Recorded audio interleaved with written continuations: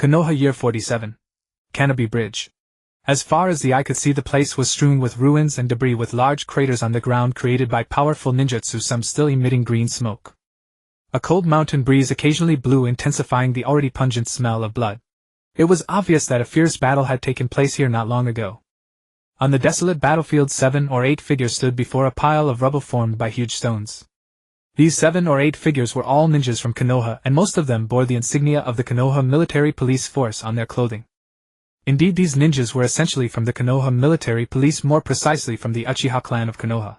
The duty of the Konoha military police was usually to maintain order in the village, but now the Third Great Ninja War was raging fiercely, and Konoha was severely short of ninjas. Even some genin just graduated from the Ninja Academy were thrown into the battlefield, let alone the Konoha military police. Kakashi, is this the place?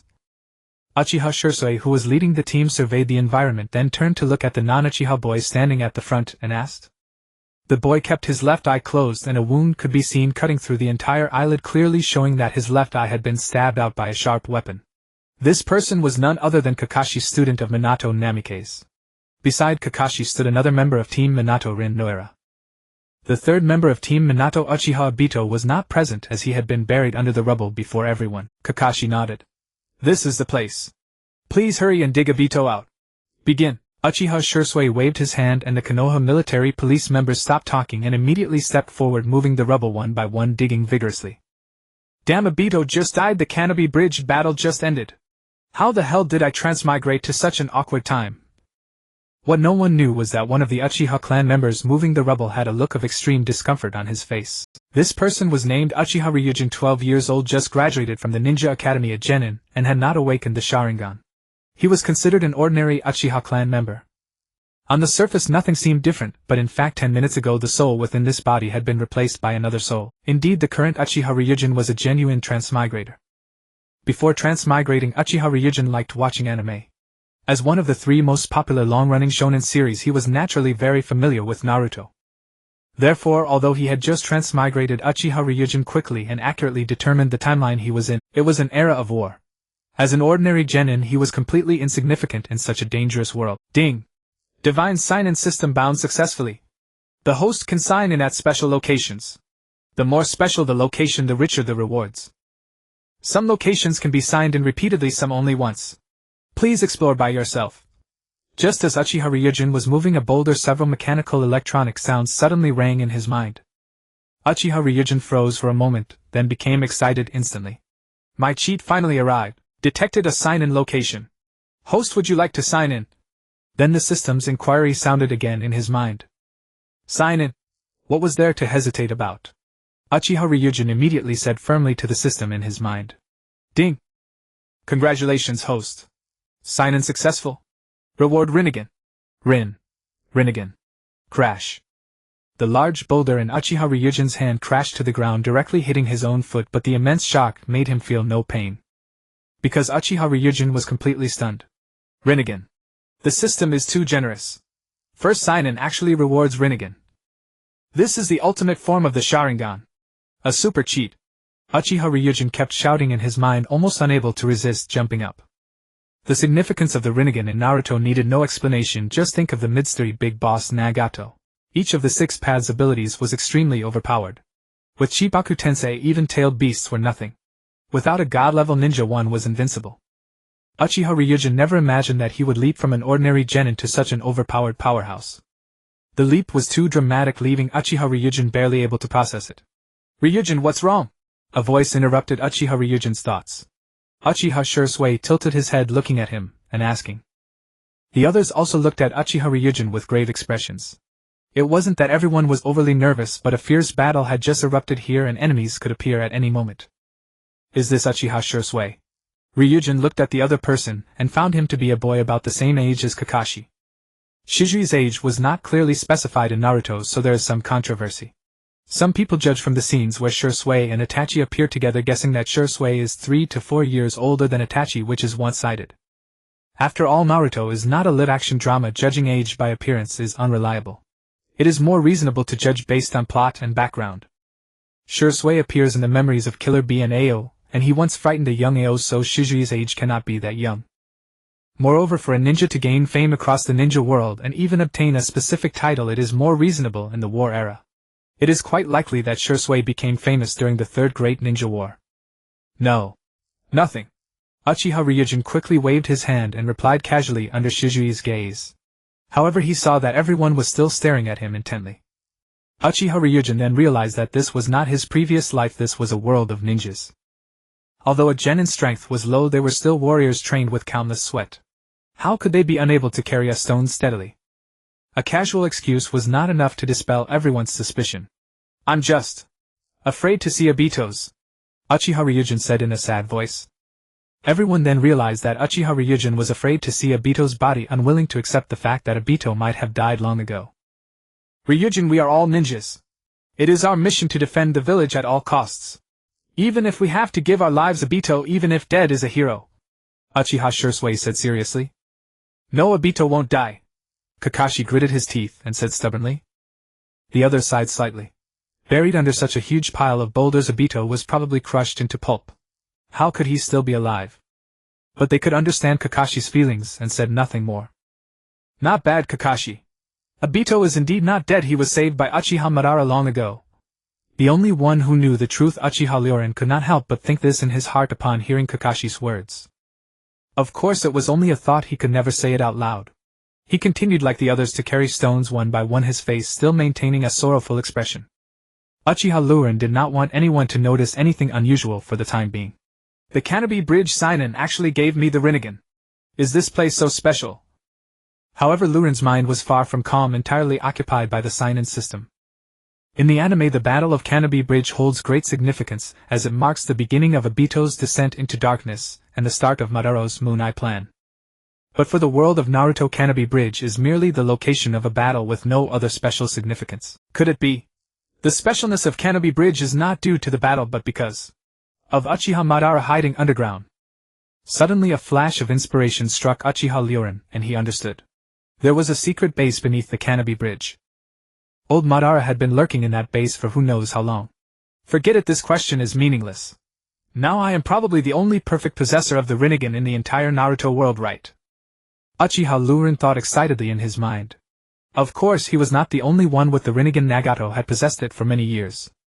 But the key issue was that Nagato was not an Uchiha, so he was not a perfect possessor. Although he was an Uzumaki with a cheat-like constitution, he still had to bear the heavy burden of the Rinnegan. Uchiha Ryorin was different, his eyes were perfectly matched so he could control them masterfully. Not only would he suffer no burden, but he could also freely turn the Rinnegan on and off. You see, although Uchiha Ryorin now possessed the Rinnegan, his pupils still appeared as ordinary eyes. They were not the Rinnegan.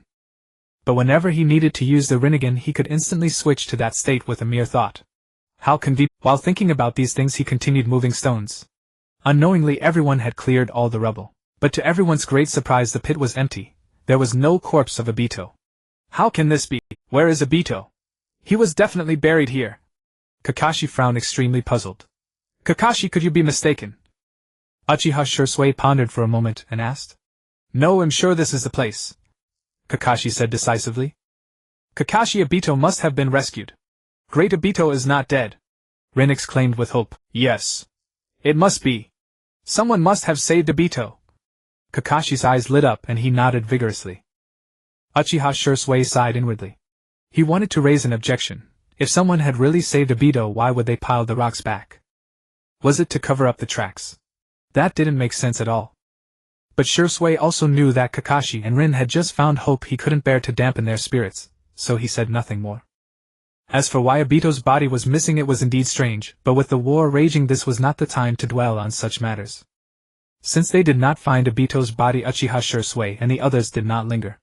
They immediately began their return to Konoha. Swoosh. They used the body flicker technique and quickly disappeared from sight. Just as they left, a liquid-like black figure emerged from a nearby tree. It was the first filial son of the ninja world, Black Zetsu. The Konoha ninja have left. They shouldn't come back to check this place. Uchiha Madara intends to have Obito carry out the Moon Eye plan, so my plan must begin too. A Wagakure ninja. This should be interesting. But it's none of my business for now. Black Zetsu murmured to himself, then sank back into the tree trunk and disappeared. On the same tree where Black Zetsu vanished, an IWA ninja leaped out. Shursui of the body flicker. And Kakashi. This is a great chance to eliminate Shui. Notify Lord Han immediately. During the Canopy Bridge battle, Konoha's main enemy was Iwagakure. The two sides fought fiercely, suffering heavy losses. In this process, two people became famous throughout the ninja world. One was the Yellow Flash Minato Namikaze, and the other was Shui of the Body Flicker. As for the legendary Sannin, their battlefield was the second great ninja war, not the third. At this stage among the Sannin, Jiraiya was traveling abroad searching for the child of prophecy. Tsunade had left Konoha and was missing, and the remaining one, Orochimaru, rarely appeared on the battlefield for unknown reasons. Thus the entire third great ninja war became a showcase for Minato Namikaze and Uchiha Shui. So Iwagakure was desperate to eliminate these two, not wanting to miss any opportunity. Swoosh. In the dense mountain forest, Uchiha Shui led the way, quickly returning to Konoha with Kakashi and the Konoha military police. Suddenly Shizui's expression changed slightly. Shui, did you notice something? Kakashi asked in a low voice. Enemies are coming. Everyone prepare for battle. Uchiha Shui said seriously. During wartime this was common. The team calmly gripped their weapons and became fully alert. In that moment several figures flashed by and a group of IWA ninjas appeared on the tree trunks opposite them. The leader wore a deep red hat, deep red armor, and a deep red mask. In short, he was entirely in deep red, very eye-catching. His iron tower-like frame stood there, giving an oppressive feeling. Steam Ninja. Iwagakure really thinks highly of me. Uchiha Shizui's brow furrowed. Steam Ninja. Upon hearing Uchiha Shizui's words, Uchiha Ryujin pondered silently. After a moment of careful thought, he finally recalled who this burly man was. Han, the Jinchuriki of the Five Tails Kokuo. Uchiha Ryujin felt a pang of irritation as he remembered the man's identity. Although Han was a taijutsu specialist, taijutsu was by no means weak. Might Guy's 8 gates had astonished the entire shinobi world. Not to mention that Han was also a Jinchuriki. Uchiha Shui, today is your death. Han pointed coldly at Uchiha Shui and spoke in a frigid tone. Hiss. Hiss. At the same time steam began to spout diagonally upward from the back of Han's armor neck. Uchiha Shui dared not be careless in the slightest. The moment the steam erupted, he knew his opponent was about to strike. Whoosh. Sure enough, Han's figure turned into a blur in an instant, vanishing from his spot. With lightning speed he shot toward Uchiha Shui. Crack. The branch Han had been standing on snapped instantly. Such speed! Shui of the Body Flicker narrowed his eyes slightly, not daring to be careless. His body swayed and he appeared like a phantom on another tree trunk. Boom! A loud crash rang out as the entire crown of the tree where Shui had stood was sent flying by Han's sheer force. There was no denying that Han's strength was truly astonishing. Meanwhile the ninjas Han had brought surged forward, their target not Shui but Kakashi and the others. Kakashi did not back down, stepping forward to meet them. In an instant a fierce battle erupted between the two sides. Having just acquired the Rinnegan, Uchiha Ryujin was reluctant to reveal his true strength, so he deliberately retreated toward the distance. With a few body flicker techniques he swiftly leaped out of the main battlefield. Getting separated in battle was perfectly normal. No one noticed this except for two Iwinin who chased relentlessly after Ryujin. But once far from the battlefield, Uchiha Ryujin suddenly stopped, turned around leisurely, and looked at his two pursuers with an air of ease. They were both Chunin. For an ordinary Uchiha Ryujin this would have been a near certain death situation. But now with his newfound power he regarded them with utter contempt. Kid, why aren't you running? Given up. One of the Chunin sneered, a cruel smile curling at the corner of his mouth, as he coldly stared at Uchiha Ryujin. Fia, this is an Uchiha, don't underestimate him. The other Chunin frowned and warned. The Sharingan of the Uchiha clan was renowned across the shinobi world. Even a genin of their bloodline could not be taken lightly. Who knew if he possessed the Sharingan? Who could say whether he might awaken the Sharingan in the heat of battle? According to the latest IWA intelligence, during the battle at Canopy Bridge not long ago, an Uchiha brat had suddenly awakened the Sharingan and killed several people. With that lesson, IWA dared not underestimate any Uchiha. Earth release Earth Spear. Fia was not truly reckless, he did not underestimate Uchiha Ryujin at all. His hands swiftly began forming seals and he let out a soft shout. SHK. SHK. From the ground beneath and around Uchiha Ryujin a cluster of earth spikes thrust outward, completely surrounding him. This technique was quite formidable. Kuratsuchi had once used it to break Naruto's multiple shadow clone technique. Let alone Uchiha Ryujin, who was still a genin. He might not even be able to dodge it with the body flicker. The reason was simple. In conventional ninjutsu duels a genin was no match for a chunin. But at this moment Uchiha Ryujin had no need for the body flicker. The eyeballs in his sockets rotated and the Rinnegan emerged.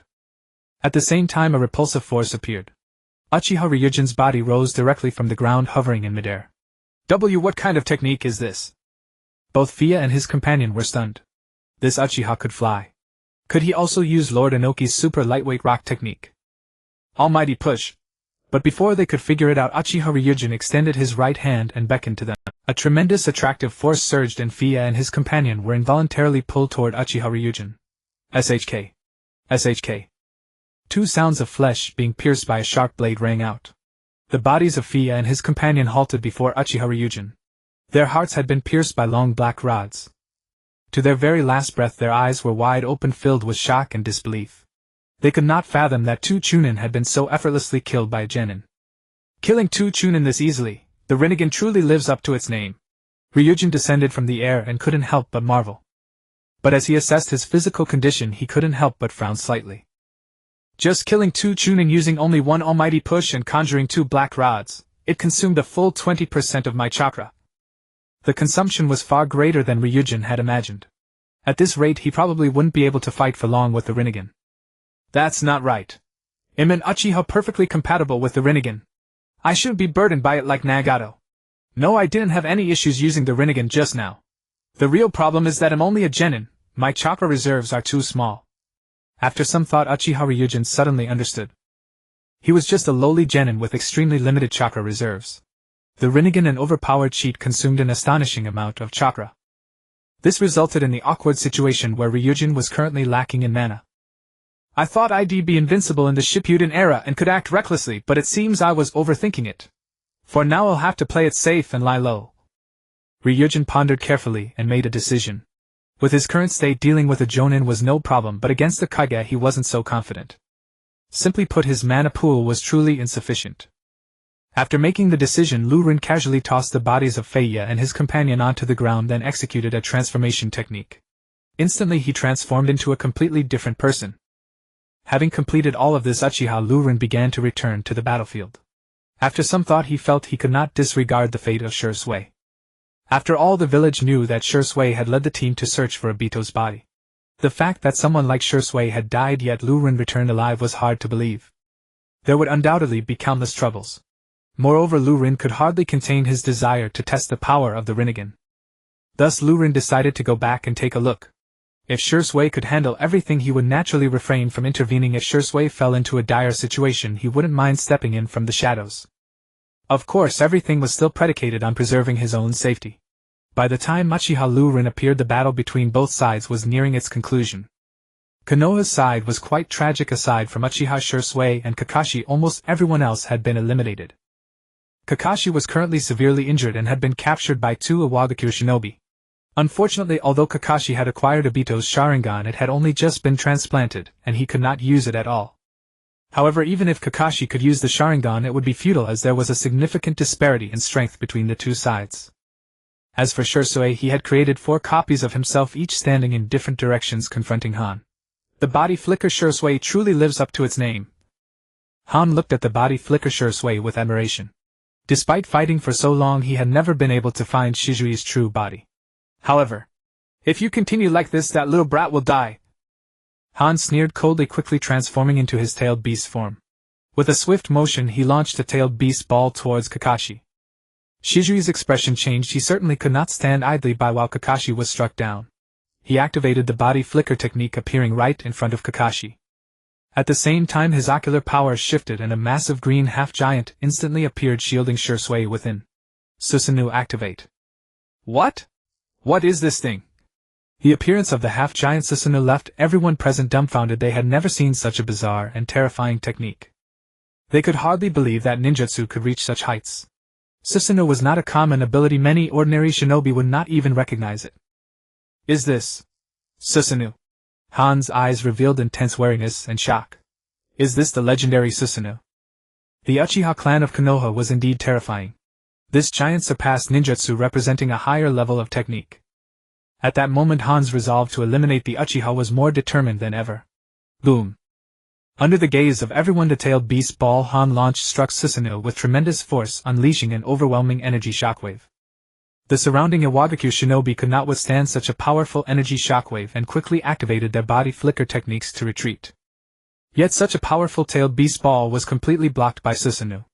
All it managed to do was shake Susanoo slightly, leaving a few cracks. However, with the shift of Shijui's ocular power, the cracks on Susanoo quickly began to repair themselves. Han's expression shifted slightly, and the chakra of the tailed beast surged wildly within him. Then he unleashed wave after wave of tailed beast balls towards Uchiha Shursui. Han's goal was simple: to use Kakashi as a distraction to bind Uchiha Shursui while continuously bombarding him with tailed beast balls to wear him down. He didn't believe that while Susanoo could block one tailed beast ball, it could withstand an unending barrage. Han's scheme was quite effective. In order to prevent the tailed beast balls from killing Kakashi, Uchiha Shursui had no choice but to stand in front of Kakashi, engaging in passive defense. Soon Susanoo began to crumble. Not good, my eyes. However, to make matters worse, just as Uchiha Shursui felt his ocular power dwindling, his Sharingan also began to show signs of overuse. Blood trickled out from his eye sockets. If this goes on, I fear I won't be able to hold on much longer, Uchiha Shursui thought anxiously. Han doesn't appear often in the Hokage, yet he turns out to be so cunning. What Shursui did not know was that while he was struggling to fend off Han's attacks, a shadow had quietly emerged in the nearby bushes. Not just Shursui, everyone's attention was completely captivated by the battle between Shursui and Han, with no one noticing Uchiha Luren's arrival. Uchiha Luren watched Han unleash his might, unable to hold back his disdain internally. Forget it, given the situation, Shursui may not be able to handle Han. I won't wait any longer. Uchiha Luren made a secret decision. He had initially planned to refrain from acting and not reveal himself if Shursui could escape safely, but now it seemed his plan was on the verge of falling apart. Without any further ado, Uchiha Luren targeted Han, who was wildly attacking Shursui, and unleashed the most powerful sealing technique he could perform. Planetary Devastation. Planetary Devastation is a dojutsu, not a ninjutsu, and is unrelated to shinobi rank. It can be used as long as one perfectly masters the Rinnegan. The idea that it would drain all chakra upon activation is also a misconception, after all, which shinobi cannot control the size and strength of their techniques. Would Luren die if he wanted to seal a small tadpole and only created a 10-centimeter ball? That would be laughable. In summary, one can control the size of their technique, while the chakra limit determines the upper limit of the technique, nothing more. Faced with such a massive creature as the Five Tails, all Luren could do was exhaust all his chakra in a desperate attempt. However, he could not guarantee how large the earth ball he created would be, nor whether it could seal Han. It all depended on fate. As Luren executed his technique, an immense suction force suddenly emerged, pulling Han's massive body into the air. Simultaneously, the ground around them began to crack incessantly, with stone after stone being drawn in by the suction surrounding Han. Ultimately, countless fragments converged into one place, forming a sphere. This sphere was significantly smaller than the one Nagato produced, barely covering Han, with numerous cracks on its surface. It was hardly a masterpiece. Yet it fulfilled its purpose, managing to seal Han securely inside. Though it seemed unlikely that Han would remain sealed for long, the fact that he had managed to contain the Jinchuriki was already quite impressive. Phew! This half-finished planetary devastation has completely drained my remaining chakra. The consumption is simply terrifying. Luren gasped for breath, filled with immense shock internally. Frightened, he quickly stuffed a soldier pill into his mouth, which eased his mind a little. No way, once I return to Konoha, I must train furiously to increase the chakra volume within me as soon as possible, otherwise it would be too embarrassing to be unable to use even a jutsu if I get caught. Luren silently thought to himself. What? What kind of ninjutsu is this? While Uchiha Luren was lost in thought, everyone present was utterly stunned and dumbfounded. Whether ninjas from Konoha or Iwagakure all looked up with wide eyes, murmuring as they stared at the earth's sphere floating in the sky. In their understanding, the tailed beasts were the most powerful beings in the ninja world. Once a Jinchuriki underwent tailed beast transformation, no matter how strong a ninja was, they could not defeat it. Unless they also used the Jinchuriki to counter it.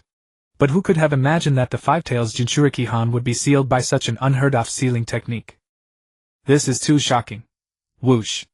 A figure flashed, and the two ninjas who had captured Kakashi only saw a blur before they could react. Kakashi was rescued by Shursui. Then Shursui unleashed the body flicker technique, once again splitting into 4 copies of himself, moving with incredible speed among the Iwagakure ninjas. With screams one after another, the Iwagakure ninjas fell continuously. Only a few remained, either out of fear or realizing the situation. They began to quickly flee and retreat. Shursui did not pursue them relentlessly. Shursui, what kind of technique is that? Kakashi asked Uchiha Shursui with a shocked expression. Uchiha Shursui also shook his head in bewilderment. I don't know either, but this technique is too terrifying, practically unheard of. The two exchanged a few words and then wasted no time quickly inspecting the battlefield, assessing the casualties on Konoha's side and checking for any other survivors. At the same time, they were also searching for the mysterious expert who had intervened in the shadows to save them. The result was beyond doubt. They didn't find a single trace of him. Instead, they found the only two survivors, Uchiha Lurin and Noira Rin. The three of them began to quickly return to Konoha. Fortunately, the rest of the journey was calm and uneventful, and they arrived safely at Konoha. Kakashi, Lurin, Rin, don't go back just yet. Come with me to see the Hokage. Upon returning to the village without even a moment's rest, Uchiha Shursui hurriedly led Kakashi and the three others straight to the Hokage's office. They were to report on the mission.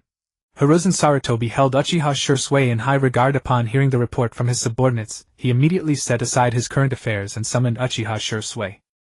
Uchiha Lurin, for the first time since his rebirth, stood inside the Hokage's office. What a pity the check-in system only allows one check-in per day, otherwise I could try checking in at the Hokage's office and see what kind of reward I would get. In the solemn office, Uchiha Lurin was lost in such idle thoughts. Shursui, how did it go? Did you find Obito's body? The third Hokage took a puff of his pipe, sitting on the Hokage's throne, looking down at Shursui as he asked. Kakashi had received a Sharingan from Obito, which was a significant event in Konoha. The third Hokage was also alerted, and later Shursui led a team to search for Obito. The third Hokage was well aware of this. Lord Hokage, I did not find Obito's body, Shursui answered truthfully. On the battlefield, a considerable number of the deceased had their bodies missing, but Obito was different. He was a member of the Uchiha clan who had awakened the Sharingan. We must see him alive or his body if dead. If the Sharingan on his corpse fell into the hands of another nation, it would be quite troublesome. Thus the third Hokage inquired in detail about the situation at that time, and aside from instructing Shursui to continue paying attention to this matter, there was no other course of action. Lord Hokage, there is another matter I need to report. After finishing the topic about Obito, Uchiha Shursui suddenly spoke with a very grave expression. The third Hokage did not find this strange. After all, if it were just a mission report about Obito, Shursui could have come alone. But now Shursui had not only brought Kakashi but also brought Noira Rin and another genin, clearly indicating there was something else. Speak, said the third Hokage. On the way back we were ambushed by a group of Iwagakure ninjas, an elite squad led by the Five-Tails Jinchuriki Han. The Five-Tails Jinchuriki. The third Hokage, who had always been as calm as a mountain, finally showed a look of surprise. Even a Jinchuriki had been deployed. Wasn't Iwagakure's move a bit too extravagant? It was known that Iwagakure's other Jinchuriki had left the village long ago due to disagreements with the Tsuchikage. Under these circumstances, how could they dare to send out their only Jinchuriki so easily? They certainly had guts. But could Shursui now even deal with a Jinchuriki? Shursui, you faced the pursuit of the Five-Tails Jinchuriki and still managed to lead Kakashi and the others to escape successfully. I was right about you. In the third Hokage's tone there was a hint of admiration, but also a hint of wariness. Shizui's strength was too formidable. Aside from the extremely powerful genjutsu of Kodohama Tsukumi, his actual combat ability was also astonishing. Fortunately, this man was on the village's side, otherwise the consequences would be endless. No, Lord Hokage, the reason we were able to escape safely this time is that someone else came to our aid, Shursui said instead. Without waiting for the third Hokage to ask further, Shursui took the initiative to tell him in detail what had happened. The third Hokage was almost speechless with astonishment. You mean that person used a very strange sealing technique to seal Han, who was in a half-tailed beast form? The third Hokage couldn't help but be startled. He couldn't imagine who in the entire ninja world besides the Uzumaki clan could seal a tailed beast. This completely exceeded the third Hokage's understanding. Shursui, take me there immediately. After a brief pondering, the third Hokage quickly made this decision. That was the Five-Tails Jinchuriki, and he was sealed. This was a once-in-a-lifetime opportunity. Without any further ado, the third Hokage summoned Minato Namikaze and Kushina Uzumaki along with a contingent of the Umbu and hurriedly set out with Uchiha Shursui. As for Kakashi, Uchiha Lurin and the others, Shizui's original intention in bringing them was to report on the engagement with the Iwagakure during the return journey. But now Shursui had already made everything clear, and the third Hokage and his team were in a hurry to capture the Five-Tails Jinchuriki, so the mission report from Kakashi and the others was naturally no longer needed. Swish. Swish. Swish. Several figures swiftly darted through the forest, none other than Uchiha Jishui and his companions. Under Zishui's lead, the third Hokage Buffing Shuiman and others soon arrived at the scene of the incident. But at this moment the massive sphere that had sealed the Five-Tails Jinchuriki had shattered into several scattered fragments on the ground. The Five-Tails Jinchuriki once sealed within was nowhere to be found. It seems we are too late. The third Hokage shook his head with a regretful sigh. If they had captured the Five-Tails Jinchuriki to use as leverage against the Rock Village, the latter might have conceded defeat outright. That way they could have ended the war prematurely. What they didn't know was that Luren's incomplete version of the Chibaku Tensei was ultimately flawed. Shortly after their departure, the Five-Tails Jinchuriki managed to break free through sheer force. Even so, Han was thoroughly shaken. Could he really be sealed even while half-transformed into a tailed beast? It was utterly inconceivable. Lord Hokage, when Han attacked me here, the ground suddenly began to crack. Chishu recounted the events to the third Hokage. The third Hokage, Bufing Sherman, and the others were deeply astonished. Someone could seal a half-transformed Han remotely without even appearing, using no scrolls or sealing tools. They all drew a sharp breath. What kind of sealing technique was this? It was utterly terrifying. Whoever it was, they must be an incredibly formidable existence. The few present exchanged glances, racking their brains to deduce the identity of the mysterious figure. But even after straining their minds to the point of bursting, they could not recall a single clue. It was completely elusive. The only consolation was that the mysterious expert had saved Jishui, suggesting a strong possibility of ties with Konoha. Konoha. A teenager, his eyes filled with a hint of curiosity and a spark of excitement, strolled leisurely through the streets of Konoha. It was none other than Uchiha Luren. After the third Hokage and his group left, Luren had nothing further to do, so he and Kakashi and Yayu and Lin left the Hokage building one after another. Logically, since Zish's team had been dispatched to the Canopy Bridge to search for Daida's body, a mission assigned to the Konoha police force, Luren should have reported to the police force upon his return. But as a reincarnated fan of Naruto now standing genuinely within Konoha village, Luren could hardly contain his excitement and thrill. Naturally, he wanted to savor the experience of the village first. After all, he was just a freshly graduated genin, so no one would notice. Reporting a bit later wouldn't matter. This is Konoha. It's like a dream. Gazing at the familiar yet unfamiliar buildings around him and the exotic figures walking the streets, Luren still felt an overwhelming sense of unreality. In a daze, he had become part of this strange world. Oh well, in my previous life I was a 996 corporate slave, nothing but work with no meaning to life. Since fate has granted me a second chance, I will seize it and live brilliantly. Live meaningfully. Only then will this reincarnation not be in vain. As his thoughts swirled, Luren's gaze gradually grew resolute.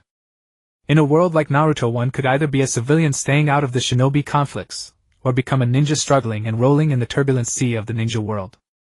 There were only these two choices.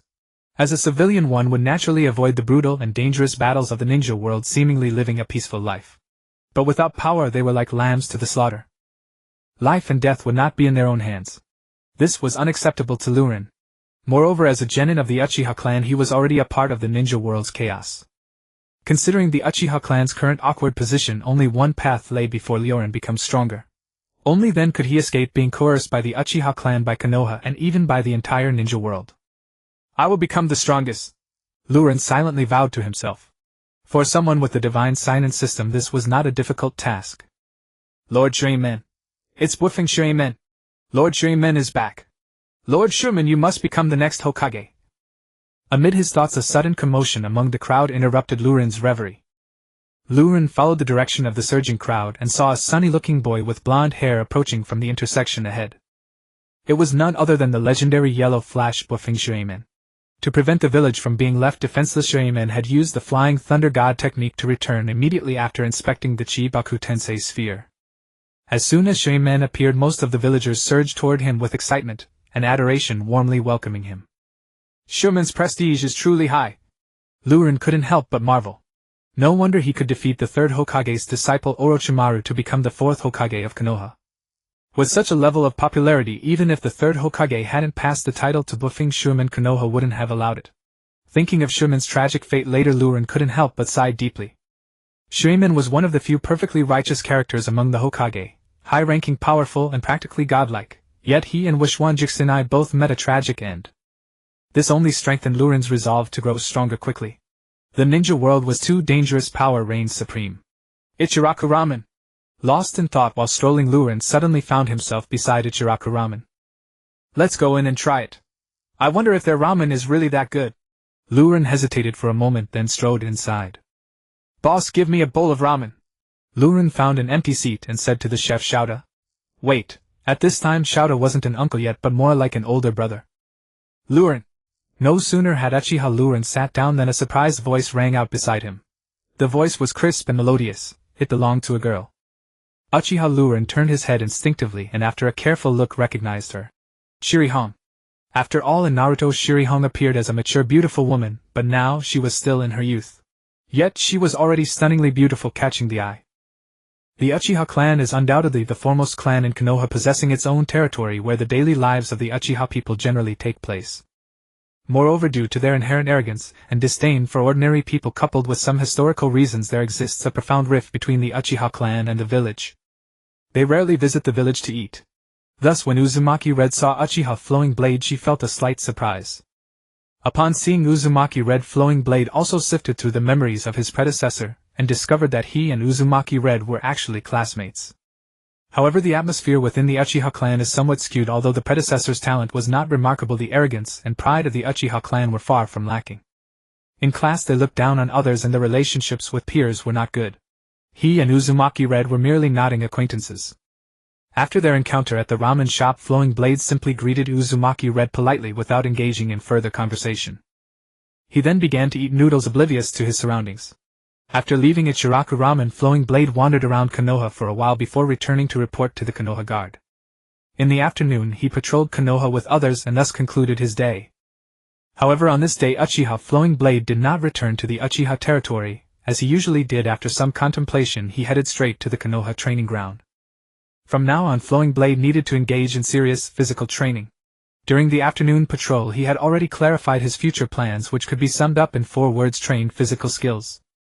After all, this was the only way to increase the chakra within his body.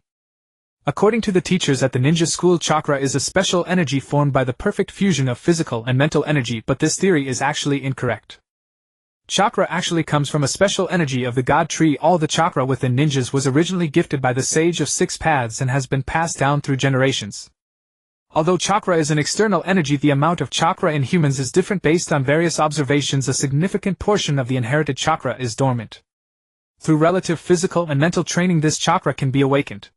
This is the truth of the current chakra theory. In the entire Naruto world, few understand chakra better than Flowing Blade. However, despite the current theory of ninjutsu education being incorrect, it has nonetheless produced some effective results. Physical training is indeed useful for enhancing chakra. Since class time had long passed when Flowing Blade arrived at the training ground, it was quite empty, with only a few individuals still training. Whoosh! Bang! One youth dressed in green with a mushroom hairstyle and thick eyebrows that seemed to have mutated instantly caught Flowing Blade's attention. My guy! This is another overachiever in Konoha. Flowing Blade couldn't help but silently marvel. As is well known, the world of Naruto operates on a bloodline theory. Without some Indra or Ashura bloodline, it is challenging to become a true powerhouse. At most, one could reach the level of a Hokage. Yet a few exceptional individuals can break this rule. Minato Namikaze is one such individual. His Flying Thunder God technique has placed him in an invincible position. Might Guy's 8 Gates technique is undoubtedly another. When fully unleashed, it can even severely injure the Sage of 6 Paths. That would be considered a miracle. However, the current Might Guy is far from that high point at present. He is merely a waste subjected to ridicule and disdain. Red. Seeing Might Guy at the training ground did not surprise Flowing Blade, but seeing Uzumaki Red here was unexpected. After all, Red is an illusion-type ninja. What is she doing training physical skills? Could it be that Uzumaki Red is training her chakra control, or is her chakra volume insufficient? Flowing Blade couldn't help but speculate in his heart. In the world of Naruto, the principle of casting illusions is to interfere with and control the flow of chakra in the opponent's brain, causing them to fall into illusions. Illusion-type ninjas must have much more precise control over chakra than ordinary people. Of course, these thoughts merely flashed through Flowing Blade's mind. He did not delve deeper into them. Regardless of why Uzumaki Red came to the training ground, it had nothing to do with him. Might Guy and Uzumaki Red also exchanged surprised glances at Flowing Blade, as Uchiha clan members rarely came to the training ground. Flowing Blade nodded at the two as a greeting and then began his training, focusing solely on himself. Bang! Bang! Whoosh! In an instant, only such sounds remained in the training ground. Iwagakure. In the Tsuchikage's office. The Tsuchikage Inoki, known as the second Tsuchikage of the 2 scales, was floating in midair using the super light heavy rock technique. There was no choice. Inoki's stature is notably small. If he were to sit quietly in a chair, he would likely be blocked by the desk, making it impossible for others to see him. In front of Inoki were high-ranking members of the Wagakure, including Kuratsuchi Akatsuchi, and Wenyao, with Han, the host of the Five Tails, also among them. Everyone in the office appeared very serious. The Kamui Bridge has been destroyed, our material support cannot be delivered, and the ninja forces stationed in the Land of Grass can only last for 3 days at most. If we continue the attack without material support, there is no way we can penetrate Konoha. They don't even need to engage in direct combat, merely stalling us can exhaust us. But if we retreat, we are likely to lose this war. Lord Tsuchikage, please make a decision quickly. Wenyao spoke to Inoki with a hint of urgency. The others also directed their gazes toward Inoki. Everyone understood that the war had reached a critical juncture. It was time to determine whether they would win or lose. Inoki, floating in midair, crossed his arms and remained silent, deep in thought. After a moment, he suddenly looked down, his gaze filled with determination. All troops advance fully and cross the Land of Grass at the fastest speed. Launch a fierce attack on Konoha. Hiratsuchi Akatsuchi and the others could not help but be surprised. Lord Tsuchikage's actions would lead to heavy casualties. Those troops would face not only the fierce resistance of the Land of Grass but also the direct counterattack from Konoha. More critically, without logistical support they wouldn't last long. Lord Tsuchikage, if we do this, I'm afraid it might be inappropriate. Wenyao frowned carefully, choosing his words to express his opinion. Inoki's plan indeed seemed as reckless as it could be. Inoki, however, waved his hand at this moment, cutting off Wenyao's words, and continued. Don't rush, let me finish. Our troops have been fighting far from home without logistical support. That alone is tantamount to defeat. The only difference is whether it happens a few days earlier or later. So I never intended for our forces to defeat Konoha's army hidden. That's impossible. Though I hate to admit it, I have to concede that once the Kamui Bridge was destroyed we were already defeated. However, it's not completely without a chance to turn the tables. The only opportunity now is to take a risky move and employ a cunning strategy to reverse the defeat. As Inoki spoke, his eyes shimmered with brilliance, radiating such vigor and commanding presence. This full-scale assault is actually a feint. I intend to create the illusion that Iwagakure is launching a desperate last-ditch counterattack. When Konoha sees our massive advance in the grass country, they will surely dispatch a large army to prepare for battle. At that time, Konoha's defensive forces will be left empty. If my guess is correct, the Yellow Flash and Sure Sway the Body Flicker will undoubtedly head to the battlefield, while the Third Hokage will remain in Konoha as usual to hold the fort. Then I will personally lead a team to infiltrate Konoha and deal with the Hokage. If we can capture the Hokage, we won't have failed. Inoki slowly revealed his plan, and the people in the Tsuchikage's office suddenly came to a realization, one by one, filled with utmost admiration for Inoki. To penetrate the enemy's stronghold and capture their commander, what boldness! Lord Tsuchikage, wouldn't that be too dangerous? Kitsuchi couldn't help but ask with worry. After all, it was Konoha's main base, the most powerful village in the shinobi world. Konoha's strength is far from what it used to be. The Sannin have stepped down, the White Fan committed suicide, and Hiruzen Sarutobi has passed his prime. As long as we lure Minato Namikaze and Sure Sway the Body Flicker away, there is great potential. Inoki's momentum grew even stronger. The others gradually became convinced by Inoki, increasingly feeling that this plan was feasible, especially given Inoki's formidable strength. He was not only the only Kage among the 5 who could fly, but also the only shinobi who had mastered the dust release, which surpassed the Kekkai Genkai. If the timing was right, even Hiruzen Sarutobi couldn't withstand one of Inoki's original world-stripping techniques. Lord Tsuchikage, there is one more person you need to pay special attention to. At this moment, Han, who had been silent all along, suddenly interjected. That mysterious person who instantly sealed me when I was in a half-tailed beast transformation. The mention of that person once again plunged the office into silence. Han had already submitted his mission report on the interception of Sure Sway the Body Flicker, and everyone, including Inoki, was shocked. They had never seen such a bizarre and mystical sealing technique that used a large boulder to perform the seal. Even Han, in his half-tailed beast state, was sealed without any resistance. Across all of Iwagakure, apart from Inoki, who could use the dust release to escape, no one else could claim to be able to handle it. This person's strength is unfathomable. In all the intelligence we've gathered before, there has never been any information about this individual. We don't know who this person is, what methods he uses, or even if he is a Konoha shinobi. This person is an enigma. This person might pose an even greater threat to us than Hiruzen Sarutobi. Very well, let's take this opportunity to see if this person is indeed from Konoha. Inoki pondered for a moment, then slowly spoke these words to everyone. Seeing that Inoki had made his decision, the others said no more and began to discuss the details of this operation. Konoha evening. After training for 2 hours, Ryujin, exhausted and drenched in sweat, dragged his tired body back to the Uchiha clan compound. Though it was late, the compound was still quite lively, with Uchiha clan members scattered everywhere chatting and strolling around. There were also couples on dates. "Ryujin, why are you back so late today? Ryujin, I heard you went on a mission outside the village with Shursui today." Along the way, clan members who were familiar with Ryujin greeted him warmly, and Ryujin responded with a smile. "Ryujin, you're just in time. Hurry up and wash your hands, dinner is ready." Back home, a woman who looked very gentle and virtuous smiled and waved at Ryujin. Meanwhile, another dignified middle-aged man knelt by the table reading a newspaper. These were Ryujin's parents, Uchiha Zhuohua and Uchiha Jinchuan. "Oh."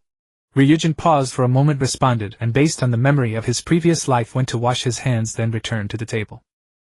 Uchiha Jinchuan put down the newspaper and the family began to eat. Like in his previous life, Uchiha Jinchuan was a gentle and caring mother, constantly asking about Ryujin's trivial matters. Uchiha Zhuohua didn't talk much, only asking about Ryujin's work in the police force and his training. Ryujin could feel the care from his parents in this life. This is what family means. A warmth welled up in Ryujin's heart. After dinner, Ryujin returned to his room and closed the door. Only then did he finally have a moment to examine his Rinnegan. Of course, it wasn't to test the abilities of the 6 paths of the Rinnegan, since this was a perfectly compatible Rinnegan, and there would be no issues in that regard.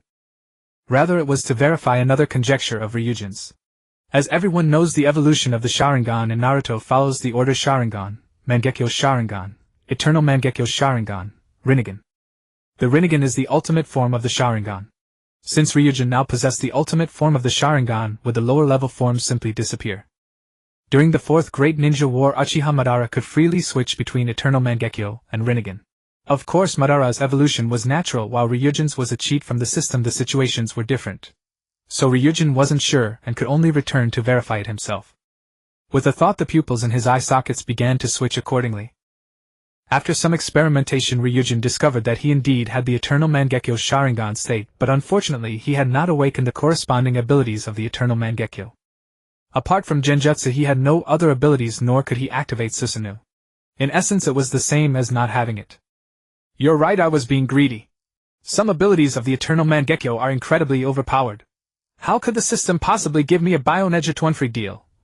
After the experiment, Luren shook his head with a self-deprecating smile, and didn't dwell on it. Following the method from his predecessor's memory for training mental strength, he engaged in meditation exercises. After another 2 hours, he finally fell into a deep sleep. Early the next morning, Luren's body had long formed a biological clock. He automatically opened his eyes as the first rays of sunlight filtered through the window. There was no such thing as lying in bed. "System, give me." Initially, Luren instinctively wanted to check in, but after a moment's thought he suppressed the urge. The system had said that the more special the location for checking in, the richer the rewards. Naturally, Luren wanted to obtain even more generous rewards. So what special locations existed within Konoha? The Hokage building, Hokage Rock, the Ninja Academy. These landmark places flashed through Luren's mind. Finally, he considered the Uchiha clan grounds and the territories of other major Konoha clans. Forget it, I'll try checking in at the Hokage building today. After a brief deliberation, Luren made this decision. After all, as a member of the Konoha military police, his duty was to patrol the village. Going anywhere was perfectly fine. After breakfast, he greeted his parents, and headed to the Konoha military police to clock in and begin his patrol around the village. Notably, Luren had deliberately put on a large pair of sunglasses before leaving, mainly as a precaution. If any unexpected situation arose requiring him to use the power of the Rinnegan, the sunglasses could conceal the Rinnegan in his eye sockets, preventing enemies from discovering it. After all, this was wartime. As he passed by the Hokage building, Luren entered the system with a hint of excitement. "System, check-in at the Hokage building." Ding! Congratulations to the host for successfully checking in. Reward obtained: Flying Thunder God Technique. Minato Namikaze's Flying Thunder God Technique. Luren couldn't help but feel excited again, his body trembling slightly. This was a game-changing jutsu in the world of Naruto. To put it bluntly, with the Flying Thunder God, as long as Luren wanted to leave, who in the entire ninja world could stop him? Not even Kamuya space-time jutsu could compare. This incredibly overpowered strength jutsu didn't even require hand seals, making it incredibly convenient. Haha, with the Flying Thunder God, even if I'm just a genin, my safety is guaranteed. If I can't win, I can always run. Luren was in high spirits. During the subsequent patrol, even his footsteps seemed lighter. All Konoha military police personnel returned to headquarters immediately for a meeting. After patrolling Konoha about 3 times, Luren suddenly received an urgent message from headquarters. Could it be because of a change in the war situation?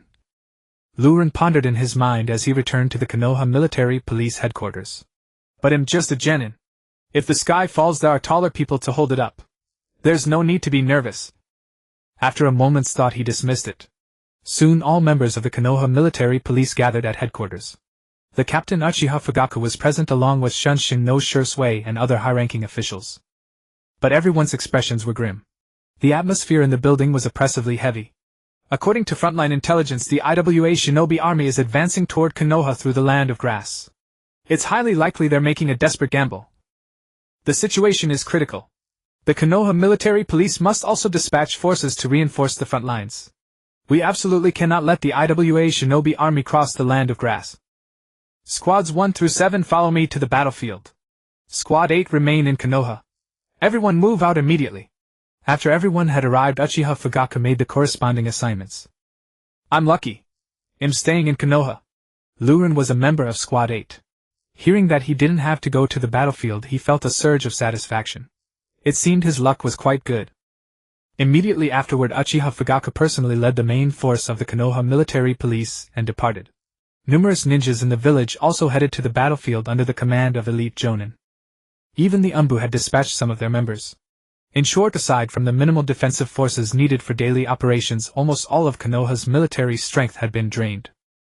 After all, the IWA village had unleashed their full power, and the momentum was truly intimidating. If they allowed the enemy to cross the land of grass and engage in battle on Konoha's territory, even a final victory would be a Pyrrhic one. But these matters had nothing to do with Luren anymore. He just needed to lie low in Konoha, coasting along, and avoiding trouble. Amid the tense atmosphere enveloping the village, Luren continued his patrol as if nothing was wrong. What Luren didn't know was that in a small forest to the west of Konoha, crack, crack, the faint sound of breaking earth came, and the ground suddenly became as soft as quicksand. Several heads emerged from beneath the ground.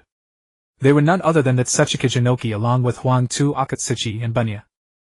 They had used a spy planted in Konoha to kill the barrier team ninjas, then employed the hiding in rock technique to travel underground, silently passing through all of Konoha's sentry posts and infiltrating the village without anyone noticing. Several heads turned left and right, making sure it was absolutely safe before they fully emerged from the ground. Following them, other elite ninjas continuously jumped out of the earth. Yash! We've infiltrated Konoha. Step 1 of the plan success, Bunya said with slight excitement. Alright, proceed according to the plan. The 3 of you will take your teams and cause chaos in Konoha to divert their attention. You'll go find Hiruzen Sarutobi.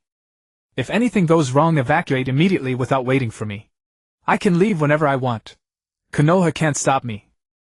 Inoki spoke to Huangtu and the others with great authority. As the only Kage who could fly, Inoki indeed had the confidence to say such words. Alright, disperse. At Inoki's command, Huangtu and the others activated their body flicker jutsu, vanishing instantly, each moving through Konoha village. However, Konoha had entered a state of emergency an hour earlier. Not a single person could be seen on the streets. Everyone was hiding in their homes with doors closed. Even the shops along the streets had closed their doors to customers. Seeing this, several IWA ninjas were secretly delighted. Konoha's strict vigilance proved that their plan was working. Konoha had taken the IWA feint seriously. I hope this plan succeeds, Bunya thought to himself as he carefully moved through Konoha. At a time like this, as the Hokage Hiruzen Sarutobi is probably stationed at the Hokage building, he'll head there first. Inoki thought this and used the super lightweight rock technique to fly quickly toward the Hokage building. But just as he turned a corner, Inoki unexpectedly encountered someone, a member of the Konoha military police. However, he soon relaxed as it was just a child. There was no doubt the Konoha security force member whom Inoki encountered was none other than Uchiha Ryujin. Ryujin had just completed his daily sign-in and received the Flying Thunder God technique as a reward. His excitement was palpable, when without warning an intruder appeared before him. And not just any intruder, a flying one. And then, what in the world? He's flying! Ryujin was utterly startled upon seeing Inoki. For ordinary shinobi, flight remained an almost mythical feat. Across the entire shinobi world, only a handful possessed such capability. Hovering midair unaided, reminiscent of Inoki's ultra-lightweight earth release. No, wait, the slender frame, that prominent nose. Damn it! This is Inoki in his middle age. After studying Inoki for a moment, Ryujin suddenly recognized him, and recoiled in shock, cold sweat breaking across his brow. Was this some cruel joke? Konoha was currently at war with the Wagakure, yet that Tsuchikage himself had materialized within the village walls. Even now wielding the Rinnegan, a power of unparalleled magnitude, Ryujin dared not confront Inoki Hiden. Thank the heavens, I've just acquired the Flying Thunder God technique. If I can't win, I can still flee. Ryujin silently breathed a sigh of relief at his newfound advantage. Yet that relief swiftly curdled into dismay, because the instant Ryujin attempted to activate the Flying Thunder God, he realized with crushing despair that he hadn't yet placed a single spatial marker. The Flying Thunder God could only teleport to pre-established markers. Damn it! Ryujin fell silent, but this was no insurmountable obstacle. Though time had run out to set markers, replicating Minato Namikaze's Flying Thunder God second stage remained viable. He could inscribe the technique seal onto a kunai and launch it toward a distant target. And then as this plan formed in his mind, Ryujin reached for his kunai, only for Inoki ever the Tsuchikage to strike first. His strength dwarfed Ryujin's beyond measure. Before Ryujin could even move his hand toward the kunai, Inoki, suspended in midair, flicked his wrist, sending 3 kunai streaking toward him. Shishishi. And then the air shrieked as razor-sharp chakra sliced toward Ryujin's face, pressing down on him with suffocating intensity. Then everything blurred. A wave of primal danger washed over him. And then he couldn't even trace the trajectories of those kunai. And then this was the power of a Kage. Overwhelming. Utterly overwhelming. Against Ryujin, a mere genin, the disparity was absolute, crushing. And NHSS. In that instant every hair on Ryujin's body stood rigid, his muscles locked tight, his entire being snapping into hyper-alert readiness. He abandoned the kunai entirely. He knew, any hesitation, even a heartbeat's delay, would mean death by Inoki's Flying Thunder God. Without thought, instinct took over. Ryujin thrust both palms forward before him, and then Shinra Tensei, a repulsive force erupted instantly. And then Shishishi. The 3 kunai Inoki had launched were violently deflected, slamming sideways into a stone wall with sharp metallic clangs and sparking bright flecks of fire. Inoki's expression shifted to stunned disbelief. And then what kind of technique was this? Requiring no hand seals, yet unleashing such inexplicable power. Azura Path. And then seizing Inoki's momentary shock, Ryujin acted without pause, granting the Tsuchikage no respite, and activated the Azura Path's power of the Rinnegan. Whoosh, whoosh, whoosh. And then 3 guided missiles launched straight at Inoki. And then, it bears noting, the Azura Path requires no physical modification of the user's body. It is purely a dojutsu ability of the Rinnegan. Otherwise, non-scientific individuals awakened to the Rinnegan would be unable to wield the full 6 paths powers, an absurd notion. Would Hagoromo Otsutsuki then have been blind in 1/6 of his vision? Moreover, in his era, warfare relied solely on cold weapons, not heat-based ordnance. Was Hagoromo's Azura Path merely launching arrows? A far clearer example lies in Nagato at the moment of his death, broken by Naruto's words. He was emaciated, ribs starkly visible, arms half the thickness of an average man's, truly skin stretched taut over bone. Clearly his body remained entirely his own, unmodified. And Nagato always controlled the 6 paths from afar, channeling chakra while keeping his true body hidden, further confirming this. Yet even the Edo Tensei animated Nagato wielded the Azura Path flawlessly, proving beyond doubt that it is an innate Rinnegan ability not dependent on mechanical bodily transformation. Whoosh, whoosh, whoosh. And then the missiles closed the distance in a flash. Though Inoki had never witnessed such weaponry, he sensed its terrifying potency. Instinctively he veered sideways midair, attempting to evade, but quickly realized evasion was futile. The missiles tracked their target relentlessly. Escape was impossible, especially at such close range. In the blink of an eye they struck before him. And then, Doton Rock Clone. Inoki's expression tightened. Suspended aloft, many earth-based techniques were unavailable to him, so he slammed his palms together and exhaled sharply. A torrent of clay erupted from his mouth, rapidly coalescing into 3 identical clones that formed a solid shield around him. In that same lightning-swift instant, the Azura Path's 3 missiles detonated against the clones. And then, a deafening explosion roared forth, unleashing blinding fire and a violent shockwave that rippled outward in all directions. Inoki's 3 clones shattered instantly under the blast, not only obliterated, but the sheer concussive force hurled Inoki himself backward like a cannonball.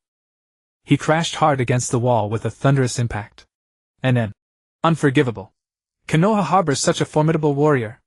Who is this person? And an astonishment flooded Inoki's face. Before him stood merely a teenage boy, yet within moments he had reduced the Tsuchikage himself to utter disarray. Was this the depth of Konoha's hidden strength? And then had he not experienced it firsthand, Inoki would never have believed such a thing possible, even if threatened with death. Where did he go? And then once Inoki regained his composure, he found the youth, who had so effortlessly bested him, had vanished without a trace.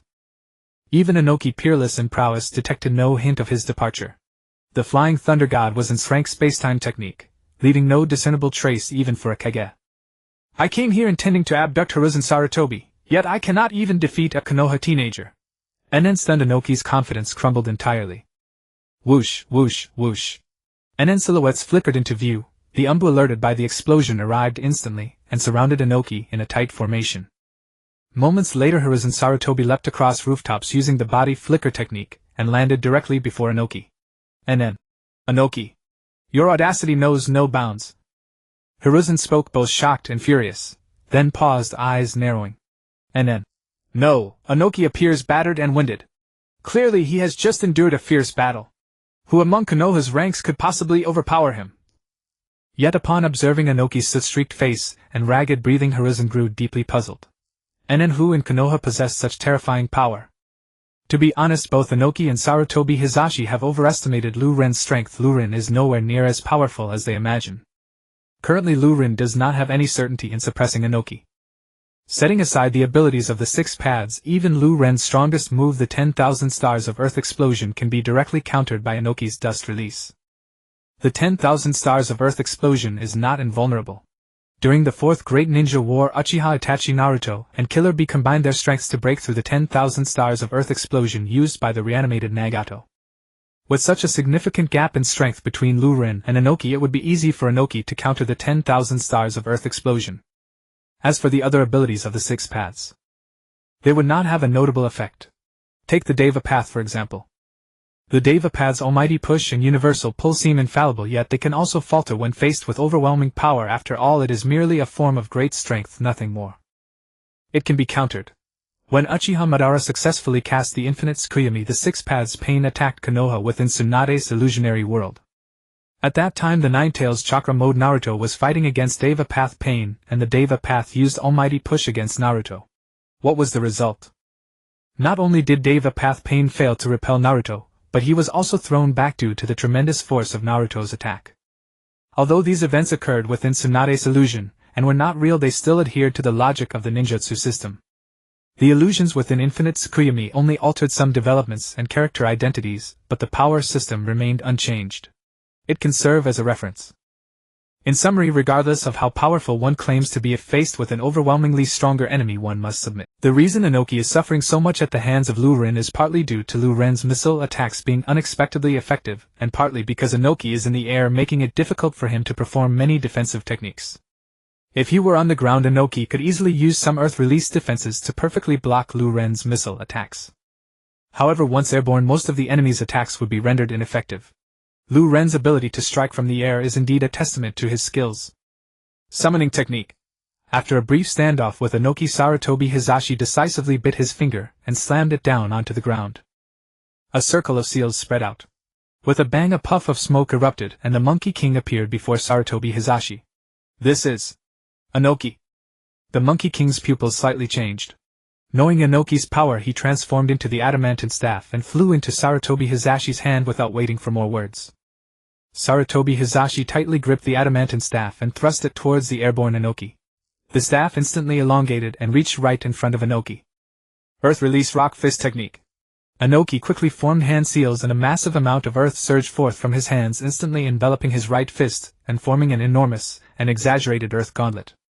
Then Inoki swung that exaggerated fist and delivered a powerful blow to the adamantine staff. Boom! Amidst the flying rocks and soil, the adamantine staff was easily deflected. Earth Release Heavy Rock Technique. Afterward, Inoki formed a single-handed seal, and the adamantine staff that had been struck transformed into several times its original weight, clattering down to the ground. Sarutobi Hizashi could barely hold it. Whoosh!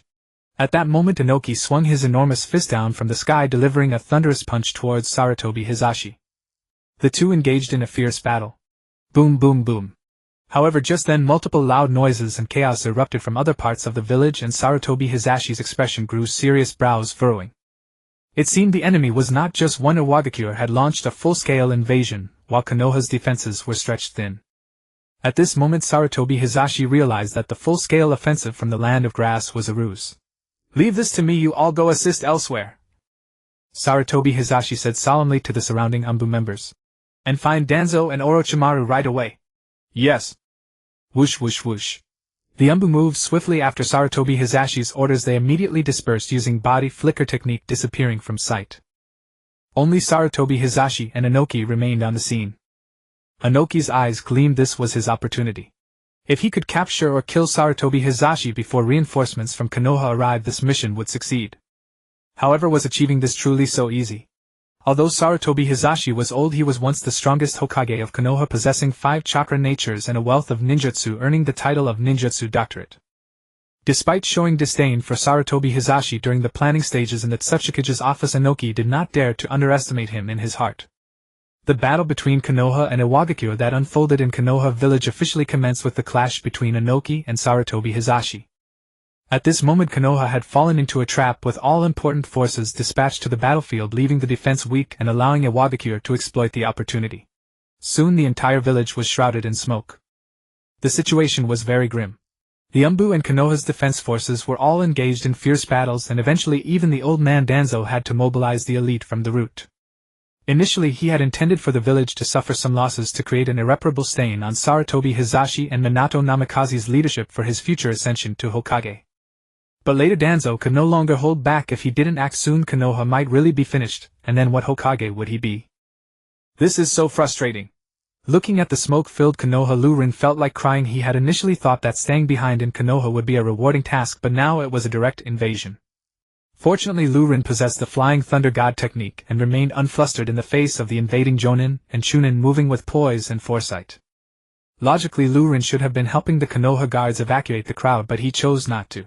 After all, this was a once-in-a-lifetime opportunity to hone his combat skills. To grow rapidly, practical experience is always the most effective way, and Lurin did not want to be someone who only talked big without practice. Moreover, it was not yet the battlefield. The enemy was scattered across Konoha, making it the perfect time for practice. With the Flying Thunder God as his safety net, he had no fear, though his only drawback was the rapid consumption of chakra, so he would need to eat more soldier pills to replenish. Smack. In a deserted corner, a figure transformed into an Umbu mask-wearing man, Liorin, reached out and slapped the ground. He left behind a Flying Thunder God technique. "Alright, the marks I've left are already sufficient, and with 3 more Flying Thunder God Kanai it should be enough." Lurin pondered for a moment, took out a soldier food pill and stuffed it into his mouth, quickly recovering the chakra he had consumed. "Next it's time for me to show my skills."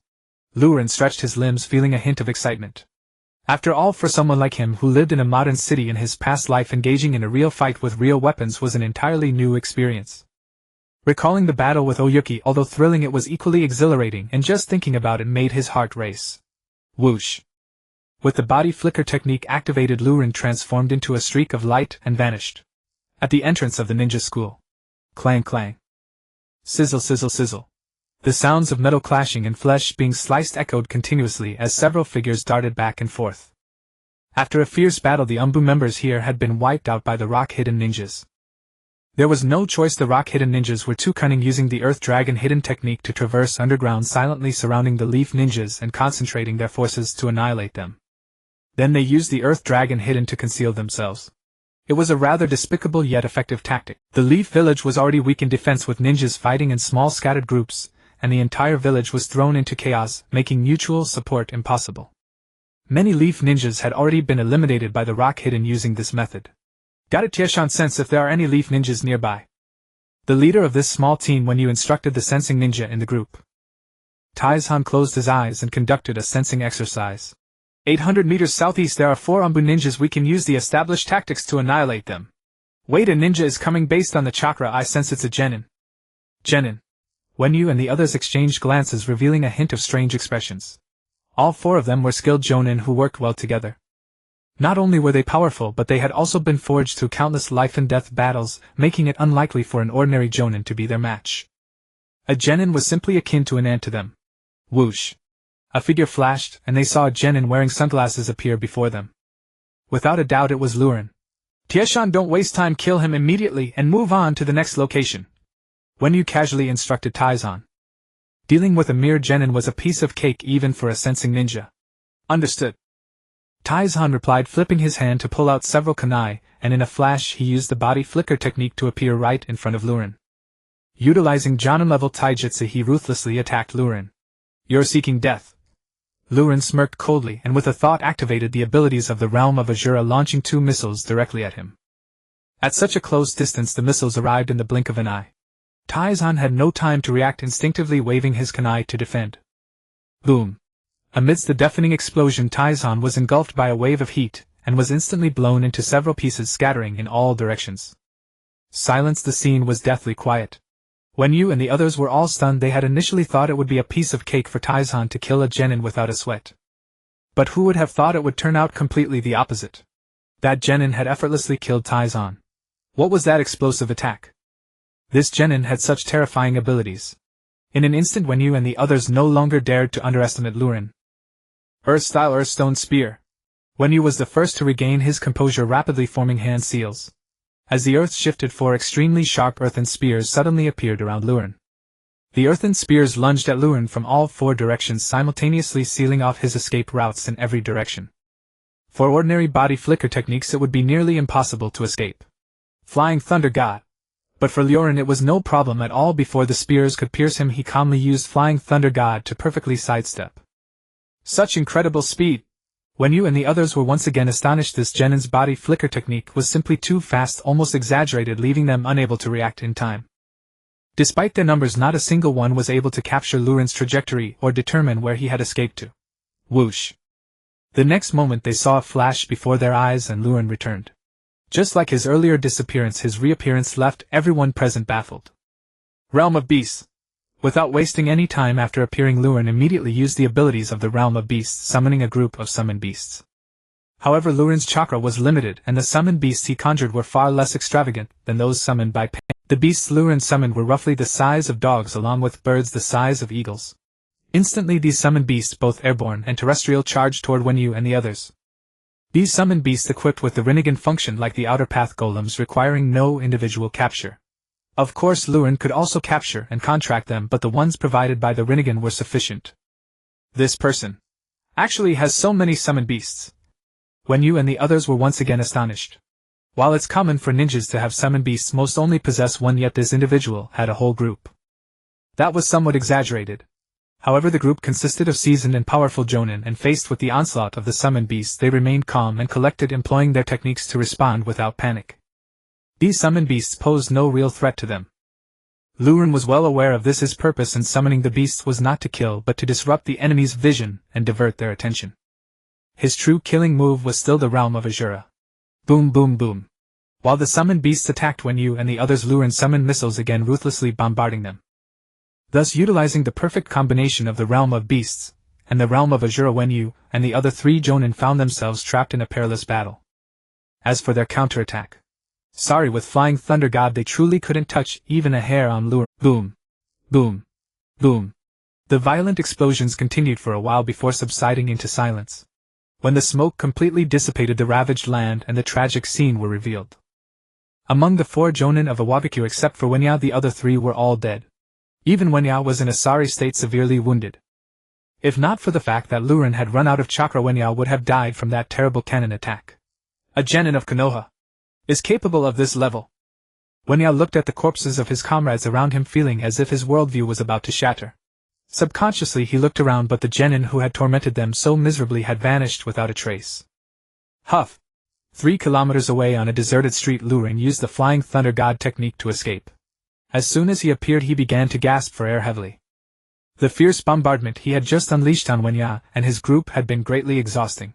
He had even consumed a military ration pill in the middle of it. Even so, he had not managed to kill all of Wenya's group, which showed how weak his current chakra reserves were. Military ration pills cannot be taken too many times in a row. I've had enough excitement. Next they'll find a place to lie low. Luren made his decision and silently used the Flying Thunder God technique to return to his own room. From then on he decided not to interfere in Konoha's affairs and wait for the situation to develop. Even if Konoha were truly destroyed by Iwagakure, it would have nothing to do with Luren. However, speaking of which, given Iwagakure's current strength, it was simply impossible for them to destroy Konoha. Konoha would eventually drive all these IWA ninjas away. It was only a matter of time. Luren's guess was correct. When Hiruzen Sarutobi realized that they had fallen for Iwagakure's trick, he immediately ordered someone to send a message to the battlefield. Minato Namikaze immediately used the Flying Thunder God technique to rush over, while Shursui, the heads of the Ino Shikacho clans and others also returned with their troops. This invasion by Iwagakure ultimately ended in failure. Inoki led the elite of Iwagakure and hastily fled Konoha. Soon after, the large IWA ninja force in the Land of Grass also began to withdraw, retreating back to Iwagakure village. When the news was received, everyone in Konoha was extremely excited. Iwagakure had paid a heavy price and spent a long time to finally push their army into the Land of Grass. Now they had all withdrawn at once. Didn't this mean that the war was about to end? And the victor was Konoha? Both ninjas and civilians alike were in high spirits. The atmosphere in Konoha these past few days was quite lively. Only Luren remained indifferent. For one, he had just been reborn not long ago, and had little sense of belonging to Konoha. Secondly, as a time traveler, Luren knew that after the war with Iwagakure ended, Kirigakure was still waiting. However, these matters had nothing to do with Luren. The Hokage building. The third Hokage, Hiruzen Sarutobi, senior advisors Hamura Mitokado and Koharu Yuditane, along with Fugaku Uchiha, the heads of the Ino Shikacho clans, and other high-ranking officials of Konoha were all present. Of course, that old scoundrel Danzo Shimura was also present. The IWA ninja forces have all retreated back to Iwagakure. Apart from that, they have made no other moves. According to our intelligence, Iwagakure's resource consumption is too high. The Land of Earth is very dissatisfied with Iwagakure and no longer supports them continuing the war. Our spies in Iwagakure village have also sent word that the call for a ceasefire is relatively strong within the village. Barring any accidents, it shouldn't be long before Iwagakure proposes peace talks to negotiate a ceasefire treaty. Shikaku Nara, under the gaze of everyone, reported to Hiruzen Sarutobi point by point. Hearing Shikaku's news, everyone in the office was greatly encouraged. At times like this, we must not be careless. Shikaku continued to closely monitor Iwagakure's movements. Until the ceasefire treaty is signed, we cannot afford to relax. Hiruzen Sarutobi spoke slowly. Shikaku Nara and the others all nodded in agreement. After discussing some other matters, everyone dispersed. Only Hiruzen Sarutobi remained in the office. The old smoker took out his pipe, took a few puffs, and slowly walked to the outside balcony. Then he softly called out, "Come!" An ANBU member immediately appeared using the body flicker technique and knelt down. "Hokage-sama, I want you to conduct a secret investigation. Does Konoha have any hidden powerhouses, at least at the level of elite jonin?" Hiruzen Sarutobi instructed. That day, all of Konoha's elite had been dispatched to the battlefield inside the village. Aside from Orochimaru and Danzo, there were no other experts. However, Hiruzen Sarutobi knew that the one who had acted was either of these two. Even if they had acted, they could not have made Inoki so miserable. The one who had acted must be someone else. But within Konoha, who else could have accomplished such a feat? Since Inoki's failed invasion of Konoha, the village had fallen into a brief period of calm.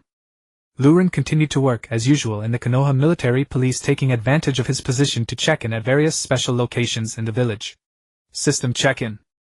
That day, Luren patrolled to the door of the Konoha archive, stopped, and decisively checked in. Ding! Congratulations, host, on a successful check-in. You have obtained the multiple shadow clone technique. The multiple shadow clone technique was indeed a powerful jutsu, but unfortunately it was not something that just anyone could use. With Luren's current chakra reserves, he could barely sustain 2 shadow clones. This technique seemed tailor-made for someone with a constitution like Naruto's. This thing, if I later check in and obtain a sage body, I can use it, otherwise it's just a decoration. Luren thought to himself and continued to patrol as if nothing had happened. After finishing his day's work, he habitually went to the training ground to practice taijutsu with Might Guy. And so days of work, check-ins, and training passed, and half a year flew by in the blink of an eye. During these 6 months, Iwagakure and Konoha held multiple negotiations and finally signed a ceasefire. However, Konoha had barely enjoyed peace when Kirigakure began to stir restlessly. Friction between the two sides continued, truly a season of turmoil. Ryorin, on the other hand, had reaped rich rewards. He checked in at the Uchiha clan compound and obtained Dojutsu Amaterasu and Dojutsu Tsukuyomi, which completed his originally nominal Eternal Mangekyo. Now Luren's Eternal Mangekyo had become a true Eternal Mangekyo, and he could also activate Susanoo. Not only that, but Luren also persisted in daily check-ins and obtained many ninjutsu such as the Rasengan Shadow Shuriken clone technique, as well as sealing techniques like the 4-symbol seal and the 8-trigram seal. Even the heaven-defying taijutsu like the 8 gates was obtained. Moreover, the amount of chakra within Luren had greatly increased, reaching the level of a chunin. His overall strength compared to half a year ago was a earth-shattering leap. However, Luren had not yet obtained a sage body through check-ins. The Senju clan compound simply did not offer such a reward, and the same went for wood release. Luren could only guess that neither the Senju compound nor the Valley of the End had the body of the first Hokage. Even so, if Luren were to face Inoki again now, he could easily take him down, as he had many other heaven-defying means at his disposal.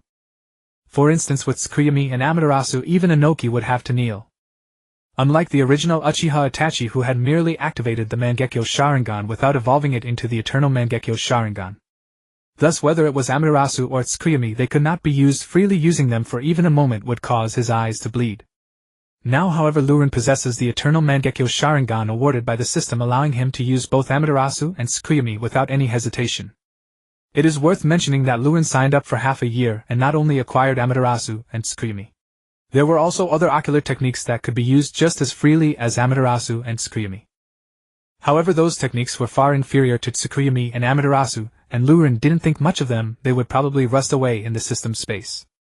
I wonder when he'll receive the reward for the Shizui's Kodo Amatsukami technique and the God of Shinra Tensei from Obito. As Luren strolled into Ichiraku Ramen after his patrol, he pondered. Luren, you're here. Same as always. The chef greeted him warmly, having seen him nearly every day for ramen over the past 6 months, making him a regular. Same as always, a bowl of ramen. Luren waved at the chef. Soon a steaming bowl of delicious ramen was served, which Luren enjoyed thoroughly before paying and leaving. Chef, I'm off. Luren stood up and waved goodbye. Are you going for taijutsu training again? The chef casually asked. Of course. Luren replied. Haha, you really are an Uchiha slacking off. The chef joked with a smile. Over the past 6 months he had noticed that this Uchiha Luren was different from other Uchiha members. He was not arrogant or overbearing, but rather very approachable. He even dared to joke around with Luren. Throughout this time, Luren had spent every available moment training in the training grounds, and the whole of Konoha had heard about it, calling Luren the Uchiha slacking off. After all, as a member of the Uchiha clan, if you weren't training ninjutsu or genjutsu, what were you doing with taijutsu? Were you out of your mind? Many people mocked Luren behind his back. Even within the Uchiha clan they had quite a few complaints, believing that Luren was bringing shame to the Uchiha name. Luren paid no mind to these rumors, continuing his taijutsu training as always. This was also a crucial reason for the rapid increase in his chakra levels. He was simply training hard. He dedicated all the time others wasted on ninjutsu to taijutsu training. Luren, hurry up and come join me in sweating youth. Just as he arrived at the training ground, Might Guy shouted energetically at Luren, flashing a wide smile with what seemed like a sparkle in his teeth. Over the past 6 months Luren had been training taijutsu with Might Guy daily, and the two had become good friends, very familiar with each other. Don't be fooled by Might Guy's initial shyness and timidity around others. In front of familiar faces he was a completely different person. Huff. Huff. Bang. Bang. The two began an intense training session. Luren, I knew you would be here. Not long into the training, Yugao approached, bustling with excitement. Over the past 6 months Yugao had also been coming to the training ground every few days, sometimes training taijutsu, other times practicing genjutsu and ninjutsu, working hard. As they interacted more, they became quite familiar with each other. Moreover, both were skilled in genjutsu and would exchange insights and experiences in that area. Their friendship was solid. Yugao, what brings you here? Luren paused to wipe the sweat from his forehead and asked. What do you mean? Can I come find you if there's nothing wrong? Yugao rolled her eyes at Luren. Of course you can, but looking at you it's obvious something's up. Luren smiled, suddenly realizing, and stared at her. It wouldn't be that you've mastered your 3 great cherry blossoms, would it? That's boring, you guessed it right away. Yugao pouted in response. She was much livelier as a child than she was now. Boss, your smile is so wide it's almost reaching your ears, it's written all over your face. Luren remarked speechlessly. So what do you say, want to let me try out this technique of yours? Yugao looked at Luren eagerly with her face full of anticipation. I knew it, I'm going to be your little test subject again. Luren shook his head and sighed, though he was just joking. During this time he and Yugao had exchanged genjutsu techniques frequently, especially whenever she learned a new genjutsu she would rush to have Luren test it out. This time I will definitely make you fall for it. Yugao puffed out her cheeks and waved her little fists. Alright, bring it on, let me see the power of your 3 great cherry blossoms. Luren stood firm, took off his sunglasses and waved at Yugao. After all, he was someone who had already awakened the Rinnegan. Would he be afraid of her genjutsu? You better be careful, this technique is very powerful. Seeing Luren's nonchalant attitude, Yugao felt a bit defiant. Got it, I'm just pretending to be calm, I'm actually scared to death right now. Let's hear, here it comes. With Yu-Gi-Oh's playful scolding, Luren suddenly saw cherry blossoms falling around him, creating a rain of cherry blossoms. As he rotated his Sharingan slightly, the surrounding cherry blossom rain vanished into thin air. However, seeing Yu-Gi-Oh approach him with various movements to test him, Luren remained still, pretending to have fallen under her genjutsu. Haha, Luren, this time you have finally fallen for it, right? Even the Uchiha has fallen for my genjutsu. It's such a sense of achievement. After trying for a bit, Yu-Gi-Oh laughed happily. However, Luren took advantage of her moment of inattention to play pranks on Might Guy. Oh really, you never learn? Might Guy shook his head with sympathy, as Yu-Gi-Oh had once again been outsmarted by the shameless Luren. After trying out so many of my genjutsu, I finally succeeded. Once I lift the genjutsu, I'll make sure to show off to him. Actually, you can show off right now. But the genjutsu hasn't been lifted yet. What? Luren, you jerk. The training ground echoed with Yu-Gi-Oh's murderous voice. Haha, don't worry, I won't tell anyone about what just happened. Might Guy exaggeratedly laughed out loud. Feeling the murderous glare from Yu-Gi-Oh, he hurriedly waved his hand, saying, No. I was just training and didn't see anything. You better not have seen anything.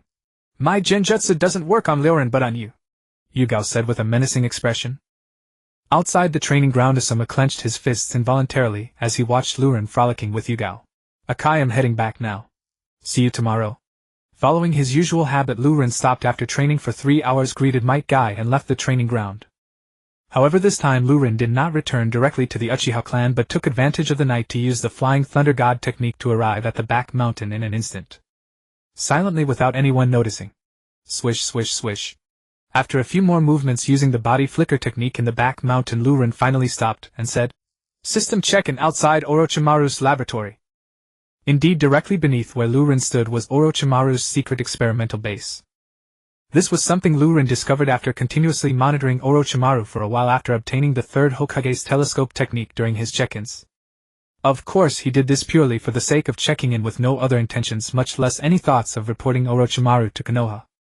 After all, in the past 6 months, apart from a few constant check-in locations, Luren had completed all possible check-ins in Konoha.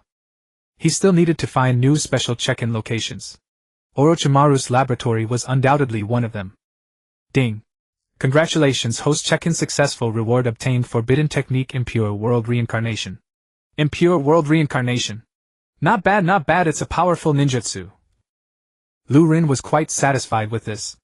If he resurrected Hashirama Senju and Madara Uchiha, who below the 6 paths level could stand against him.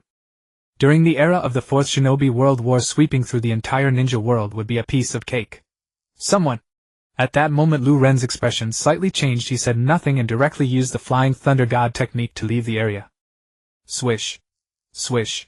Just after Luren left, 2 figures appeared using the body flicker technique. They were indeed root ninjas.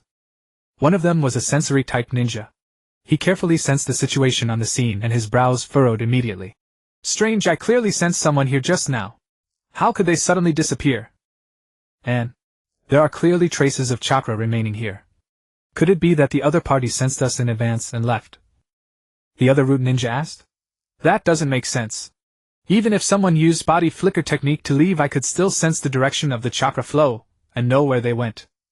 However, this person is not the same. Their chakra is only this residual trace and hasn't spread out. It's as if they suddenly vanished rather than fleeing. The sensory-type ninja said, somewhat puzzled. The Flying Thunder God is a space-time ninjutsu, not a body technique for instant movement. How could it leave behind chakra movement traces? However, there are indeed no other ninjas present here. Mukimura, go fetch Lord Danzo. The sensory-type ninja then said to another ninja. Mukimura nodded and quickly disappeared using the body flicker technique. Shortly after, he appeared here with a one-eyed man leaning on a cane. Danzo. After Danzo appeared, he didn't wait long before the agreed time arrived. Another figure, cold and snake-like, silently emerged in the night. Orochimaru.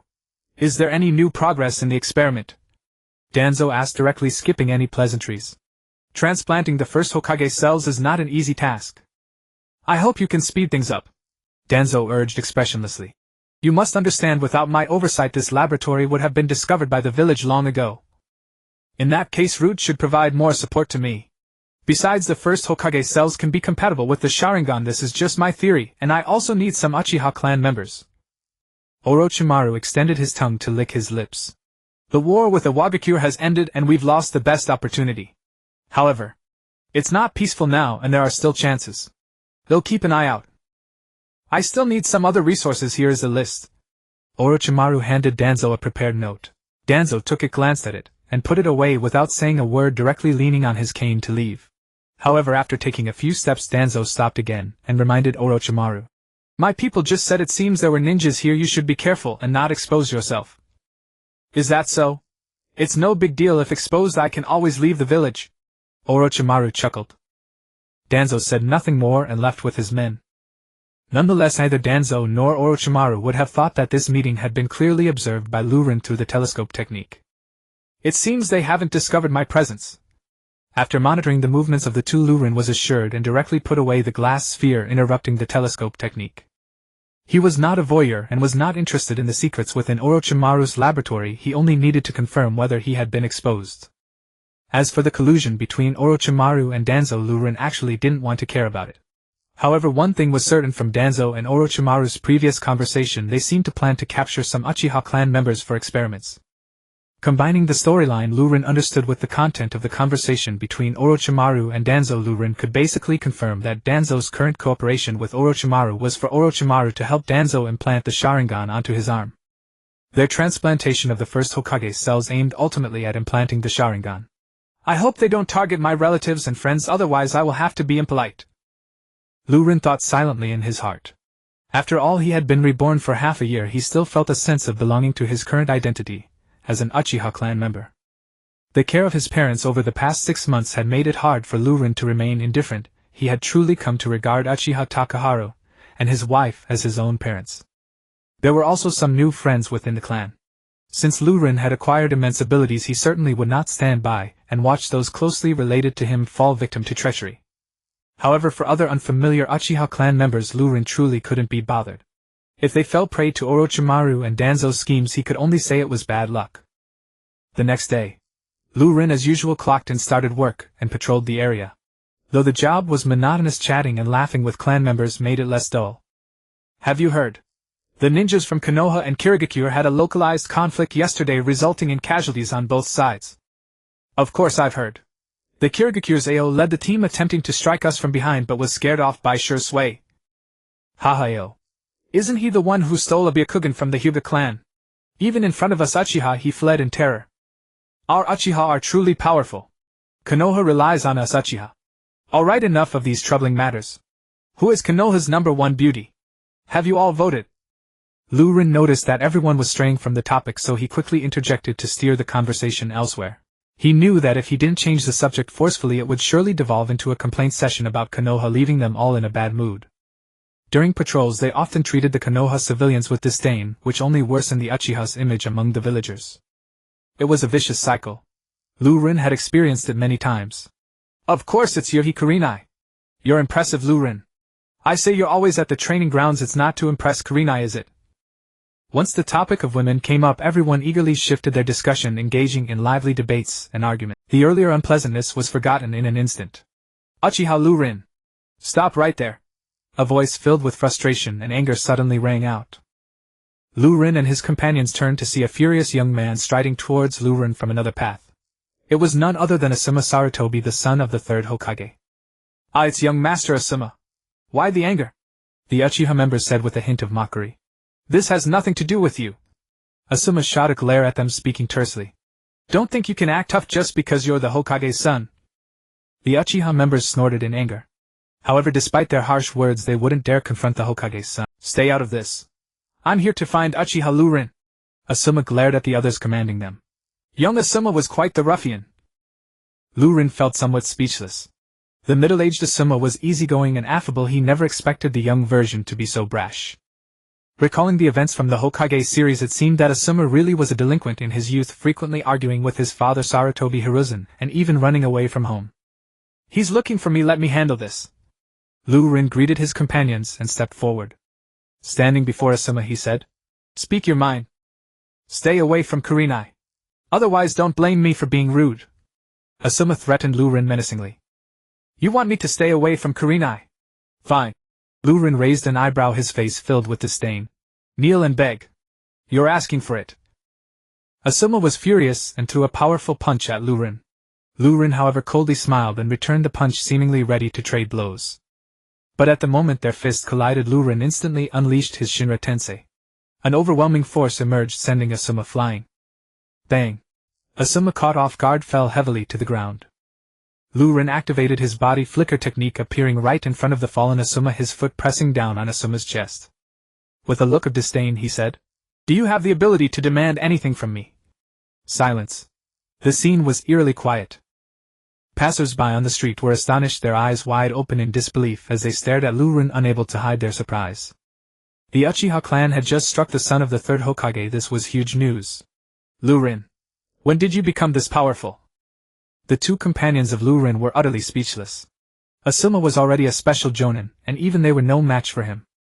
Lurin, known for his status as a genin, surprisingly managed to overpower a special jonin in an instant. "It's not that I'm strong, it's just that he's too weak." Lurin stepped firmly on Asuma, declaring. Asuma strained with all his might to escape Lurin's grip, but Lurin not only relied on physical prowess to suppress Asuma but also infused some of his Shinra Tensei's power to keep him down. "You who I have underfoot dared to demand I stay away from Kurenai." Lurin stepped on Asuma a couple more times before leaving with a mocking smile. "How could this be? How could this be?" After climbing to his feet, Asuma knelt on the ground, looking up at Lurin's departing figure, his face filled with disbelief. He was a special jonin. Aside from geniuses like Kakashi and Shursui, no one could compare to him in terms of talent. Yet now he had been utterly humiliated by a mere genin from the Uchiha clan. Asuma's mentality collapsed. Due to the sensitivity of both their identities, the clash between Lurin and Asuma spread like wildfire throughout Konoha. Within 2 hours the entire village knew about the Uchiha troublemaker who had beaten Asuma Sarutobi like a dog. Lurin, who had always kept a low profile, suddenly became a notable figure in Konoha and a hot topic within the Uchiha clan. After all, Lurin had severely beaten the son of Sarutobi. It truly brought honor to the Uchiha clan. Of course, most of the praise for Lurin came from the younger generation, while figures like Uchiha Fugaku and other higher-ups were quite troubled by it. The Uchiha clan already had a rift with the village. Lurin's actions only exacerbated the conflict between the Uchiha and the village. It would only make the Uchiha's situation more difficult. Upon receiving the news, Uchiha Fugaku immediately called for Lurin. "Ryujin, you acted rather rashly. The villagers already harbor prejudice against our Uchiha clan. This only fans the flames." Fugaku's temperament remained comparatively mild. Though deeply vexed, he refrained from harsh reprimand and instead furrowed his brow, calmly reasoning with Ryujin. "If the village seizes this incident as pretext to further suppress the Uchiha clan..." A trace of concern flickered across Fugaku's face. "Clan head, rest assured, I left no incriminating evidence. It was Asama who struck first. I merely defended myself and every villager witnessed it." How could Ryujin fail to anticipate precisely this? During his duty shift with the Konoha security force, Asama assaulted a fellow officer without cause. Even if brought before the third Hokage, justice would clearly lie with us, and under security force regulations arresting Asama would be not only justified but morally imperative. Hearing this, Fugaku's expression softened slightly. This boy executed every move with flawless precision. Even the third Hokage would struggle to find legitimate grounds to oppress the Uchiha. Yet, even so, though Hiruzen Sarutobi could take no overt action, the rift between the Uchiha clan and the village deepened inexorably. Were Ryujin privy to Fugaku's inner thoughts, he would dismiss them entirely, for in just a few years Konoha would annihilate the Uchiha clan. What did lingering discord matter now? That very certainty emboldened Ryujin to confront Asama without hesitation. After all, Konoha had already sealed the Uchiha's fate. Whether he incurred greater or lesser enmity made little difference. Ryujin, avoid further conflict with Asama. And for now, refrain from your security force duties, remain within the clan compound and focus on cultivation. Fugaku added this counsel with genuine concern, fearing that village agents might seek retribution against Ryujin in the shadows. "Understood, clan head," Ryujin replied indifferently. Having struck Asama openly, he welcomed whatever consequences followed. To speak plainly, Ryujin possessed more than enough strength to justify such audacity. Indeed, across all Konoha no one remained his equal in combat. Though he habitually embraced discretion, not out of fear but to avoid unnecessary entanglement, he never shrank from confrontation when provoked. Meanwhile, within the Hokage's office, as Fugaku and Ryujin spoke, a different dialogue unfolded. "Hokage-sama, this is precisely how the incident transpired," reported an ANBU operative, recounting in meticulous detail the clash between Asama and Uchiha Ryujin. Upon hearing the account, Hiruzen Sarutobi's brows knotted tightly. He paused, genuinely startled. "You claim Ryujin defeated Asama using no ninjutsu, pure taijutsu alone? And in a single strike?" Recently Hiruzen had personally questioned Asama, But the humiliation ran too deep. Asama refused to speak of it, stormed out mid-argument, and slammed the door behind him. Hiruzen thus dispatched investigators. Fortunately, numerous witnesses made verification straightforward. To onlookers, Ryujin had simply landed one punch, sending Asama flying. None perceived the hidden force of Shinra Tensei concealed within that blow. Hokage-sama, this is confirmed beyond doubt. All eyewitnesses corroborate the same account. The ANBU agent spoke with unwavering certainty. Uchiha Ryujin has devoted himself to taijutsu training daily. Could he truly have mastered something extraordinary? Hiruzen murmured, baffled. The thought barely surfaced before he dismissed it. Impossible. Taijutsu cannot achieve such dominance. Unless... A sudden insight pierced his mind, startling him. Has Uchiha Ryujin awakened the Mangekyo Sharingan? If Ryujin had first ensnared Asama in a genjutsu via the Sharingan, the entire sequence became plausible. Otherwise, how could a mere genin instantly overpower a special jonin? Ordinary Sharingan were commonplace among the Uchiha, requiring no concealment, thus Ryujin's eyes likely bore the far rarer Mangekyo variant. Hokage-sama, Ryujin has worn sunglasses consistently for the past 6 months. Could this be deliberate concealment of his Sharingan? The ANBU operative suddenly grasped the implication and ventured to guess. Though slightly askew, the conjecture edged close to truth. Ryujin concealed not the Sharingan, but the Rinnegan. In fact, even if his Sharingan were exposed, Ryujin would hardly care, merely enduring heightened scrutiny and inconvenience at most. But the Rinnegan. That was a secret he guarded fiercely.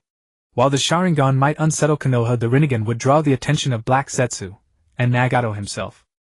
After all, the Rinnegan was the linchpin of Madara Uchiha's resurrection. Nagato alone possessed its sole known manifestation across the entire shinobi world. Exposure would unleash endless peril.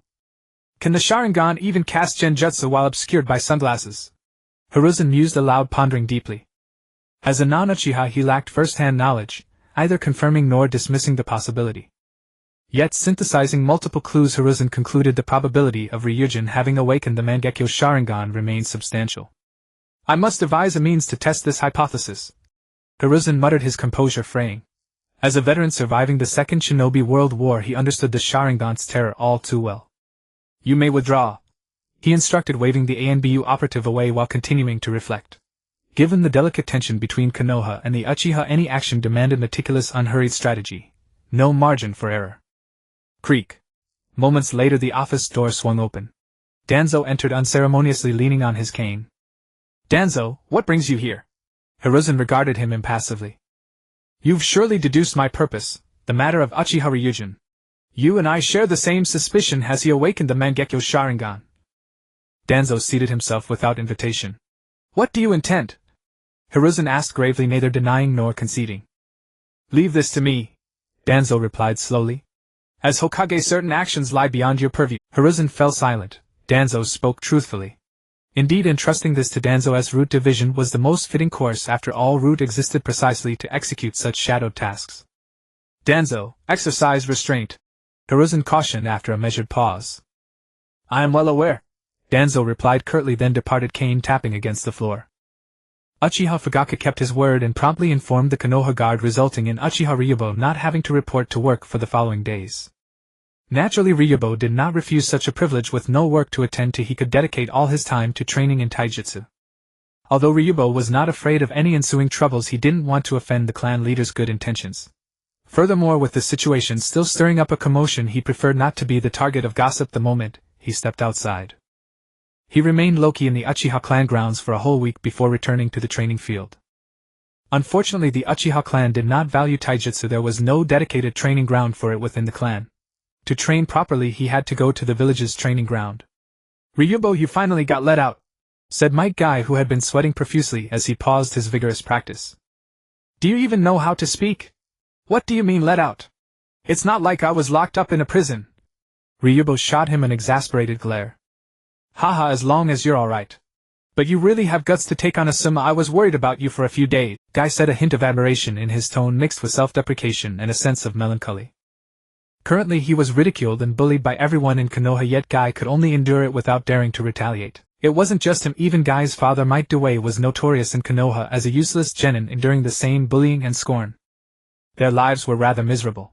Not to mention being the Hokage's son, Guy didn't even dare to retaliate against the bullying of ordinary ninjas. Thus Ryubo's feat of beating Asuma had a significant impact on Guy. Are you still worried about me? Don't worry, Asuma made the first move, I was just defending myself. The village won't do anything to me. Ryubo said nonchalantly. That's true. But Ryubo, I heard you defeated Asuma using taijutsu. Asuma is a special jonin now, is your taijutsu really that impressive? Guy said with a hint of envy, feeling somewhat disheartened. Unlike Ryubo, who came to train for 3 extra hours every evening after work, Guy devoted all his efforts to taijutsu. But who would have thought that despite all this, Guy's taijutsu still lagged far behind Ryubo's. He was still at the level of a genin, and couldn't even defeat a single genin in an actual fight, let alone a special jonin. Even a chunin could easily overpower Guy. AKA, don't belittle yourself, you will become an outstanding ninja in the future. Ryubo patted Guy on the shoulder, looking him in the eye with utmost sincerity. Guy was taken aback. All along he had been treated as a waste of burden, and no one had ever acknowledged him like this, let alone praised him as a genius. However, Guy could sense that Ryubo was not mocking him, he was genuinely sincere.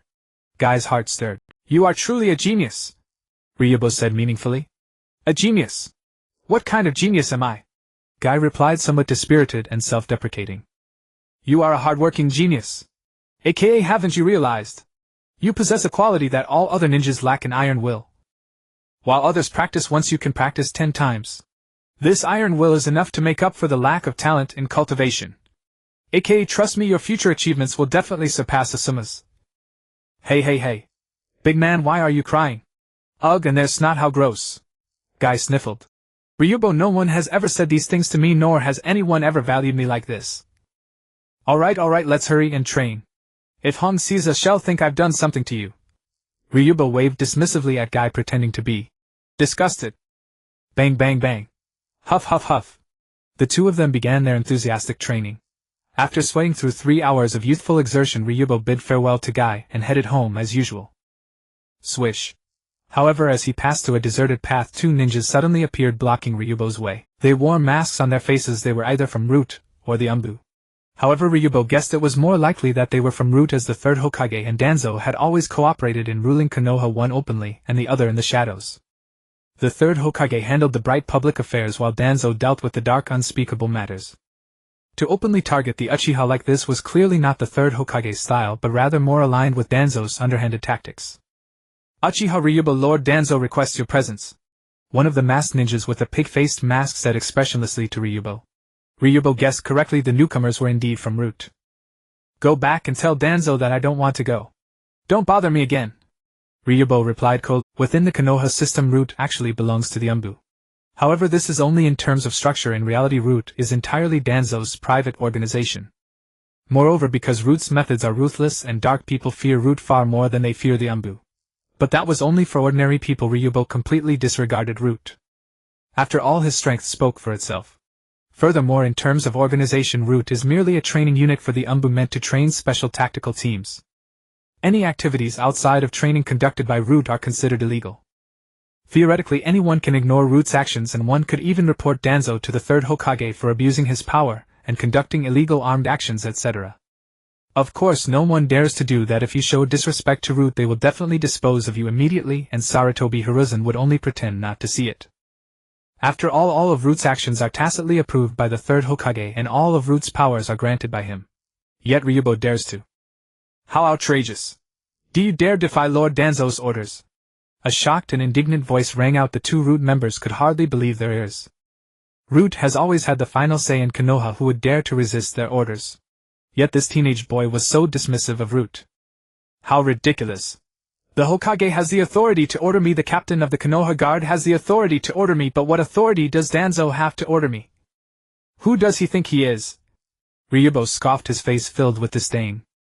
How dare you! You're asking for death. The 2 Root members roared in fury, nearly driven to death by Lu Ren's blade. Since you're so ungrateful, don't blame us for being rude. The pig-masked ninja snorted with anger, then activated the body flicker technique, appearing beside Lu Ren in an instant, reaching out to grab him. Get lost! Lu Ren abruptly swung his hand toward the pig-masked ninja, unleashing the power of Shinra Tensei, once more striking hard. Bang! The pig-masked ninja's body shuddered violently as if struck by a wave, and he was sent flying backward. It was a miserable sight. Attack together. The pig-masked ninja and the cat-masked ninja exchanged a glance, quickly making a decision. Then they each drew their ninja tools, splitting into 2 directions, and began charging toward Lu Ren. Do you really think I'm afraid of you? Lu Ren sneered coldly. He knew that the old fox Danzo was surely observing from the shadows, so he decided not to use the power of the Rinnegan. After all, Lu Ren had plenty of tricks up his sleeve. Even without the Rinnegan, crushing 2 special jonin from root was no problem. It was also a good chance to test some of his new techniques. 8 gates, first gate of opening open. 8 gates, second gate of rest open. 8 gates, third gate of life open. 8 gates, fourth gate of injury open. Lu Ren opened the 8 gates all the way to the 4th gate in one go, though he didn't shout each gate's name aloud like in the anime. That would be idiotic and embarrassing. So he silently opened the 4 gates. Once opened, Lu Ren became a terrifying energy center with violent energy whirlpools surging all around him. The energy was so intense that the 2 root members felt suffocated. What? This power! Horror appeared on the faces of the 2 root members. Whoosh! At that moment, Lu Ren used the body flicker technique and vanished from his spot. The 2 root members hadn't even reacted. Not good. Instantly both sensed an extreme danger. Lu Ren had appeared behind them, both fists wreathed in fierce energy whirlpools like 2 meteors from the heavens, slamming ferociously toward the 2 root members. The 2 root members, being special jonin, were skilled. In the nick of time, they twisted their bodies in midair and countered with their ninja tools. But their ninja tools never even touched Lu Ren. They were first sent flying by the vast energy engulfing Lu Ren's body. Bang! Bang! With 2 violent impacts, the root ninjas' bodies trembled, and they were sent flying. Still in midair, they couldn't help but spit out large mouthfuls of blood. Then they were severely wounded by Lu Ren. Whoosh!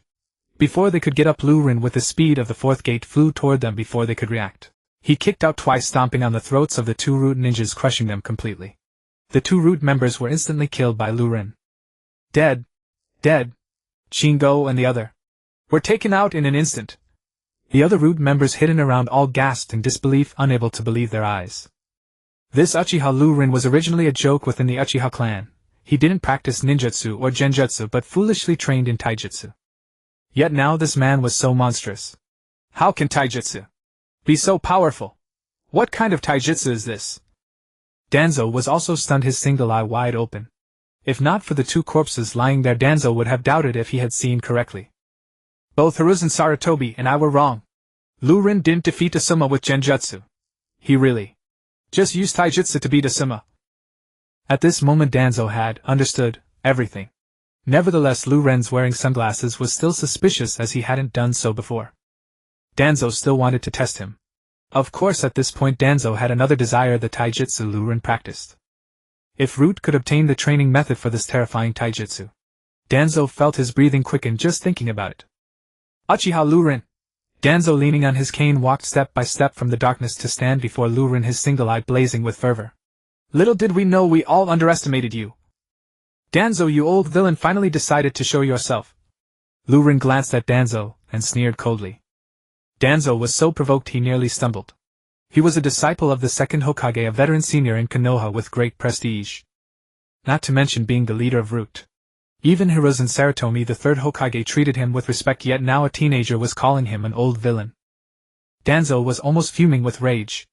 And he had wanted to lure Lu Ren into Root, and gradually schemed to obtain his taijutsu methods. Seize him. Leave him with just one breath. Danzo ordered murderously. Whoosh. Whoosh. Whoosh. Whoosh.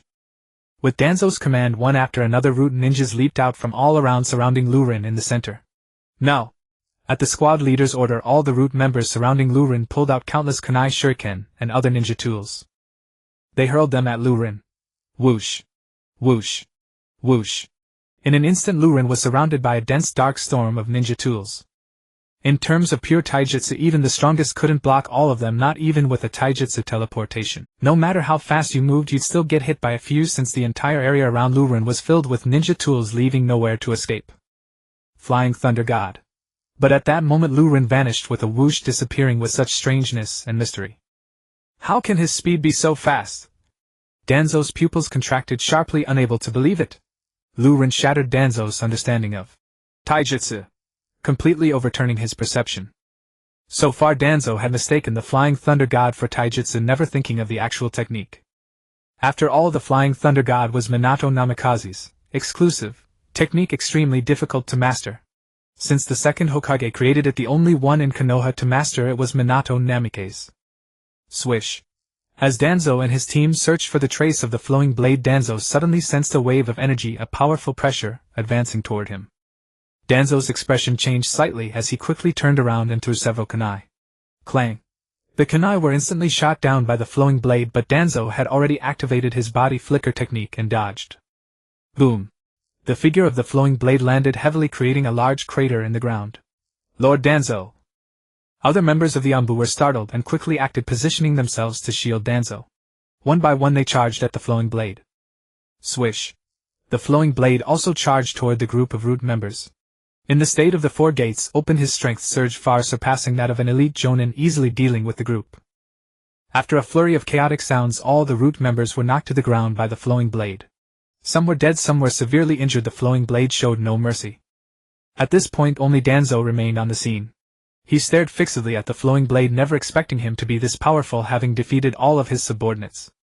Of course Danzo could summon more people at any moment, but there was no need to do so. After all, this was a covert test that shouldn't attract too much attention. You hide quite deep, let me see just how capable you are. Danzo decided to take matters into his own hands. Dealing with an old thief like Danzo requires more than just opening the four gates. After all, he is also of the shadow level. However, opening further would impose severe strain on my body, which is unnecessary. 8 gates, will try it here. Below, let's test Amaterasu. Though it would expose the Sharingan once revealed, there was nothing to fear.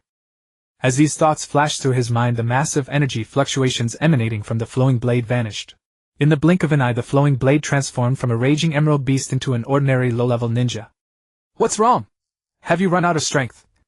Danzo said, somewhat surprised before pondering and guessing. With his experience, he understood that ordinary physical techniques could not unleash such tremendous power. This was clearly a forbidden technique.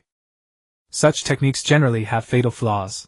A ninja's internal energy is limited, and the explosive energy of this technique was astonishing. Clearly it could not last long, or else one would be directly drained to death. Why don't you try it yourself and find out? The flowing blade crossed his arms, confidently looking at Danzo. The flowing blade's nonchalant demeanor made Danzo feel somewhat uncertain. This person was too calm, as if he had other means. At the same time it infuriated Danzo. He had never been so provoked, especially by such a young person. Seeking death. Danzo snorted angrily, quickly forming hand seals and directed at the flowing blade. Wind-style vacuum wave. Amaterasu. However, at that moment the ordinary pupils behind the flowing blade's sunglasses shifted and switched to the state of the kaleidoscope Sharingan. Facing Danzo, he launched Amaterasu directly. A feeling of extreme danger, a life-and-death crisis, surged within Danzo's heart. In that instant, Danzo instinctively interrupted his ninjutsu, hurriedly activating his body flicker technique to evade, only to feel a sharp pain in his right arm. Looking down, he saw black flames already igniting on his right arm, beginning to blaze fiercely. The sunglasses did not impede the flowing blade's vision, so they did not affect the use of Amaterasu. You dodged quite quickly. The flowing blade scoffed coldly. Danzo's speed was not as exaggerated as the third Hokage's, but it was still impressive, causing Amaterasu to miss. Danzo began to scream in agony. However, this old thief was also decisive. He gritted his teeth and directly swung his sword, severing his own arm. Sizzle. Blood splattered and Danzo's complexion turned pale in an instant. Clap clap, the flowing blade could not help but applaud, a mocking admiration on his face. That was a whole right arm you just severed. To do it so easily, Lord Danzo, is truly impressive. I admire you. Danzo's expression truly darkened to the extreme. Every word from the flowing blade pierced his heart like a blade. He had never endured such a profound humiliation. A fine Uchiha flowing blade, Danzo will remember you. Danzo glared at the flowing blade with a resentful, fearful gaze, issuing a deeply resentful growl. What significance does a dying man have? The flowing blade smiled coldly. Since this old thief sought death, he should not blame the flowing blade for being ruthless. Buzz buzz buzz.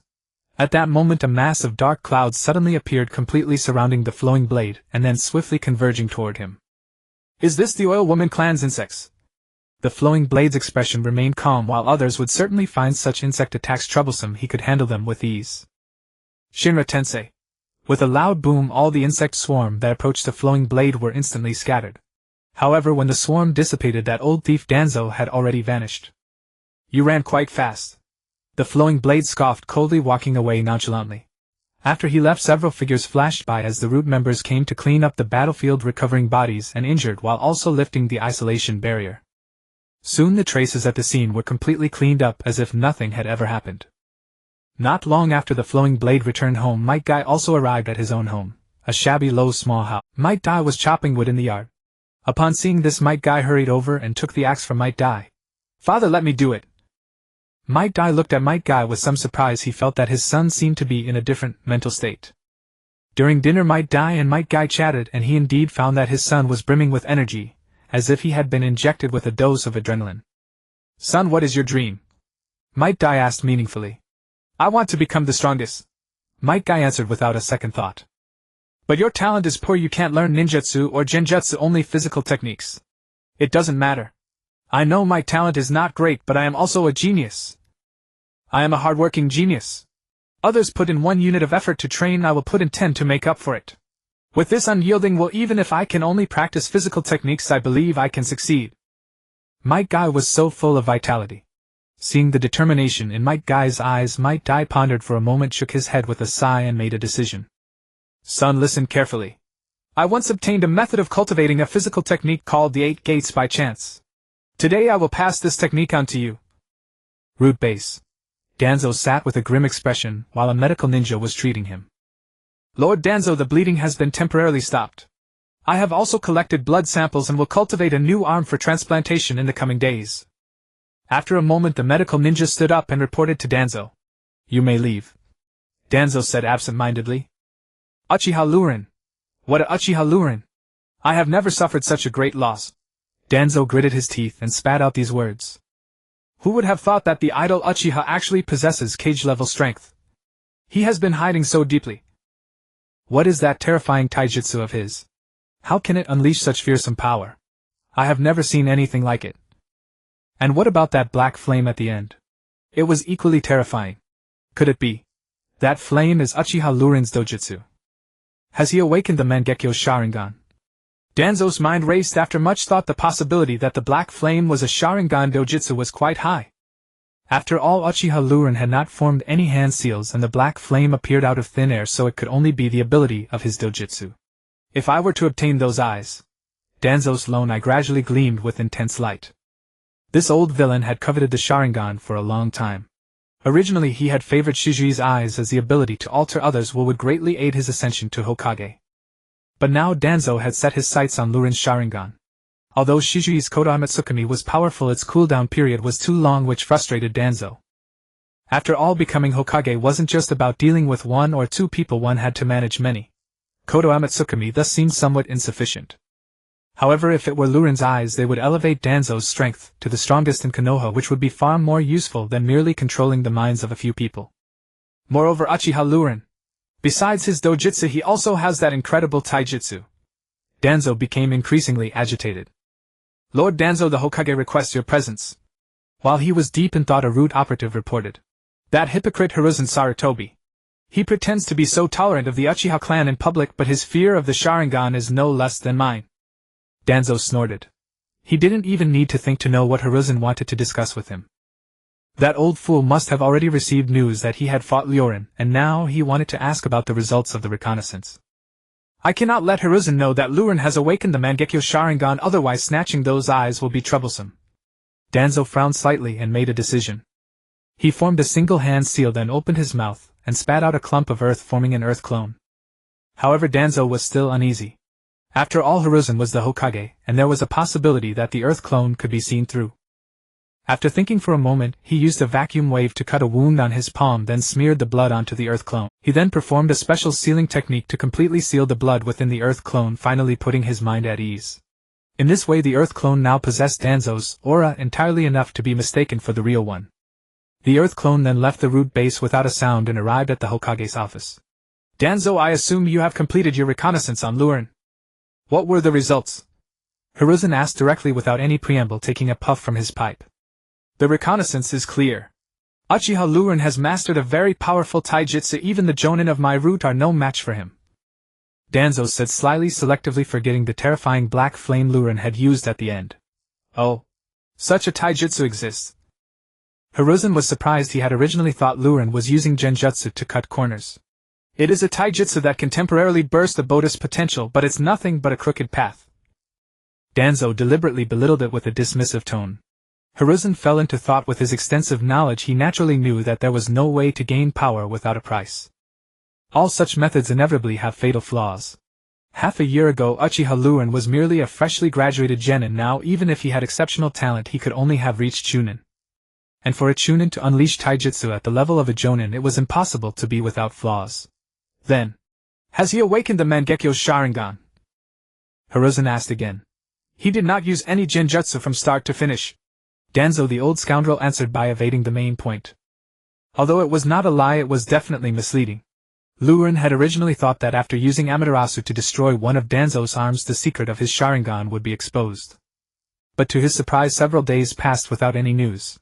It was as if he had never used Amaterasu on Danzo days ago.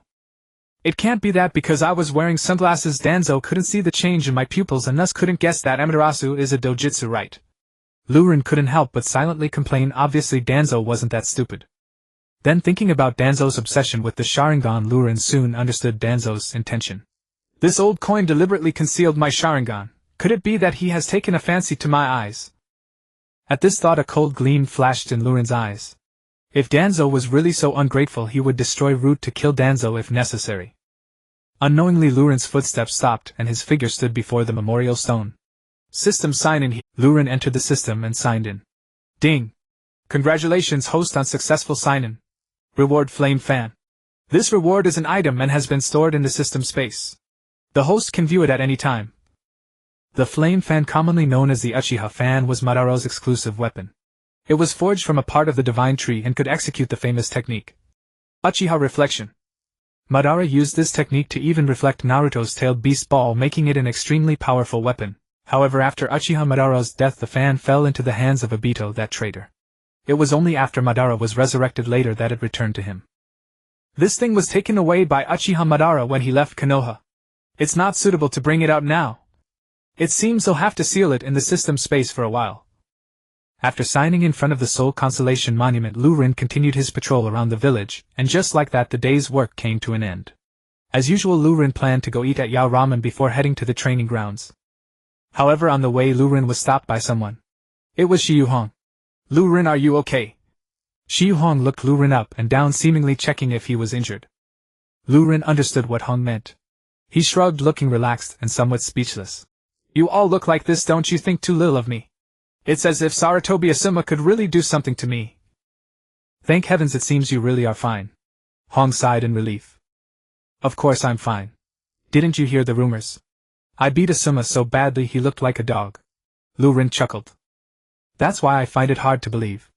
Lurin, you didn't awaken the Sharingan, did you? Hong asked in surprise, sharing the same suspicion as Sarutobi Hizashi and others. Otherwise, how could it be that every time I use Genjutsu on you it never works? Do you know what the Sharingan of the Uchiha clan is? Simply put, it's the pinnacle of Yin Release. Yin Release represents mental strength. Even if we Uchiha don't awaken the Sharingan, our mental power is still stronger than that of ordinary people, making it naturally harder to fall for Genjutsu. Lurin spoke seriously to Hong, who was momentarily stunned by his professional theory. Then why are you wearing sunglasses? Hong asked again. I'm not joking, the first time I went to battle I was actually very scared and fear was written all over my face. But the more scared I was, the more the enemy would target me, so I decided to wear sunglasses to make it harder for them to notice my fear. Not only that, but wearing sunglasses also gives me an air of mystery. Don't you think I seem unfathomable? Pfft. Hong nearly burst out laughing. You truly are a peculiar Uchiha. After exchanging a few laughs, Hong's expression turned serious. Lurin, I'm really sorry. I didn't expect to cause you such trouble. While apologizing, Hong didn't forget to curse Asuma. That bastard Asuma is just too despicable. How could he do such a thing? He's simply a rogue, a villain. Lurin found it amusing to hear Hong curse Asuma. However, seeing how much she despised Asuma now, he couldn't help but wonder if this couple would be torn apart because of him. Asuma, your wife I'll take care of. If you truly want to apologize, then treat me to barbecue, Lurin said with a smile. Once I'm happy from eating, I'll forgive you. Sure, that's no problem. You helped me practice Genjutsu, and I was just thinking of treating you to a meal to thank you. Hong's eyes lit up as she readily agreed. Let's go, I'll treat you to a great meal today. Lurin casually said to Hong, let's also bring Akai along. No problem. Hong naturally had no objections. Soon Lurin and Hong called Akai and the three went to the barbecue restaurant, ordering some drinks and grilled meat while chatting and laughing, creating a warm atmosphere. It felt reminiscent of gatherings with friends in his past life. Under the Kamikaze bridge in a secret base. Hoo. A white Setsu with a silly face was engaged in a taijutsu sparring session with a boy around Lu Ren's age. If Lu Ren were here, he would recognize that this white Setsu was the particularly annoying Akatsuki member known for his love of drawing poop named Fei. The boy was Obito, who had been missing for a long time, and was presumed dead by Konoha. After being rescued by Uchiha Madara, Obito had undergone half a year of rehabilitation and training, and he was now almost fully recovered. I must restore my strength as soon as possible, and quickly find Kakashi and the others. Obito harbored such a frenzied thought. This thought was what kept him training tirelessly from a cripple to his current state. Obito is still consumed with thoughts of Kakashi, Rin, and Konoha, completely useless to me. Fortunately, I have made preparations. Now that Obito has almost fully recovered, I can execute my plans. The aged Uchiha Madara, who was on the brink of death, watched Obito, who was training desperately to return to Konoha, and various thoughts flashed through his mind. Go inform the Mizukage to mobilize troops and launch an attack on Konoha, capturing Noera Rin. Remember, she must be alive. Uchiha Madara casually commanded. Understood. A white Setsu emerged from underground, responded, and then sank back down. Obito, immersed in training, was completely unaware of everything happening around him. At this moment, he was filled with hope for his future. Just thinking about returning to Kakashi and Rin's side soon filled Obito with vigor. Pip pip pop, sizzle sizzle. This was the sound of charcoal burning to perfection, mixed with the unique sounds of meat sizzling on the hot grill. This is truly delicious. I remember the last time I had barbecue was a year ago. Mike Guy stuffed pieces of meat into his mouth, embodying the spirit of a kimchi choji. Guy was not exaggerating. After all, his father Might Dai was a lowly genin who was often ridiculed and rarely received any missions, living in poverty. Then eat as much as you want, it's okay since I'm not the one paying. Lu Ren said mischievously, slapping the table generously. Boss, another order. You really don't hold back. Hong shot Lu Ren a glance. The three of them laughed and chatted while eating, creating a lively atmosphere. After a satisfying meal, Hong went to settle the bill and the three stepped out, planning to head to the training ground for more practice. However, they had not expected that as soon as they walked out they would find the street outside shrouded in thick fog. Why did it suddenly get foggy? Yeah, it's really foggy. Everyone was a bit surprised but didn't think much of it. After all, fog was just a normal weather phenomenon. Though not common, it was still normal. At first Lu Ren didn't pay it much mind, but soon he began to sense something was off. Because the fog was rising far too quickly. From the moment they stepped out until they reached the street corner, it had only been a few minutes, yet the fog had thickened several times over. Visibility was now just a few meters. This fog seems a bit strange. Lu Ren frowned slightly. It's just fog, what's strange about it? Mike Guy said somewhat dismissively. I hope I'm just overthinking it. Lu Ren shrugged. The thick fog that descended upon Konoha was somewhat abrupt, yet few paid it much heed. Unknown to anyone, however, beyond the village gate, shrouded in the same white mist, stood a group of ninjas. All were ninjas of the mist. Leading them were 7 individuals, each varying in stature and appearance, their attire bizarre and unmistakable, and each bore a formidable large blade in hand. Had anyone laid eyes upon these 7, they would have been utterly astonished and tense. For these 7 were renowned throughout the entire ninja world. They were none other than the elite special forces of the mist, the 7 ninja swordsmen of the mist.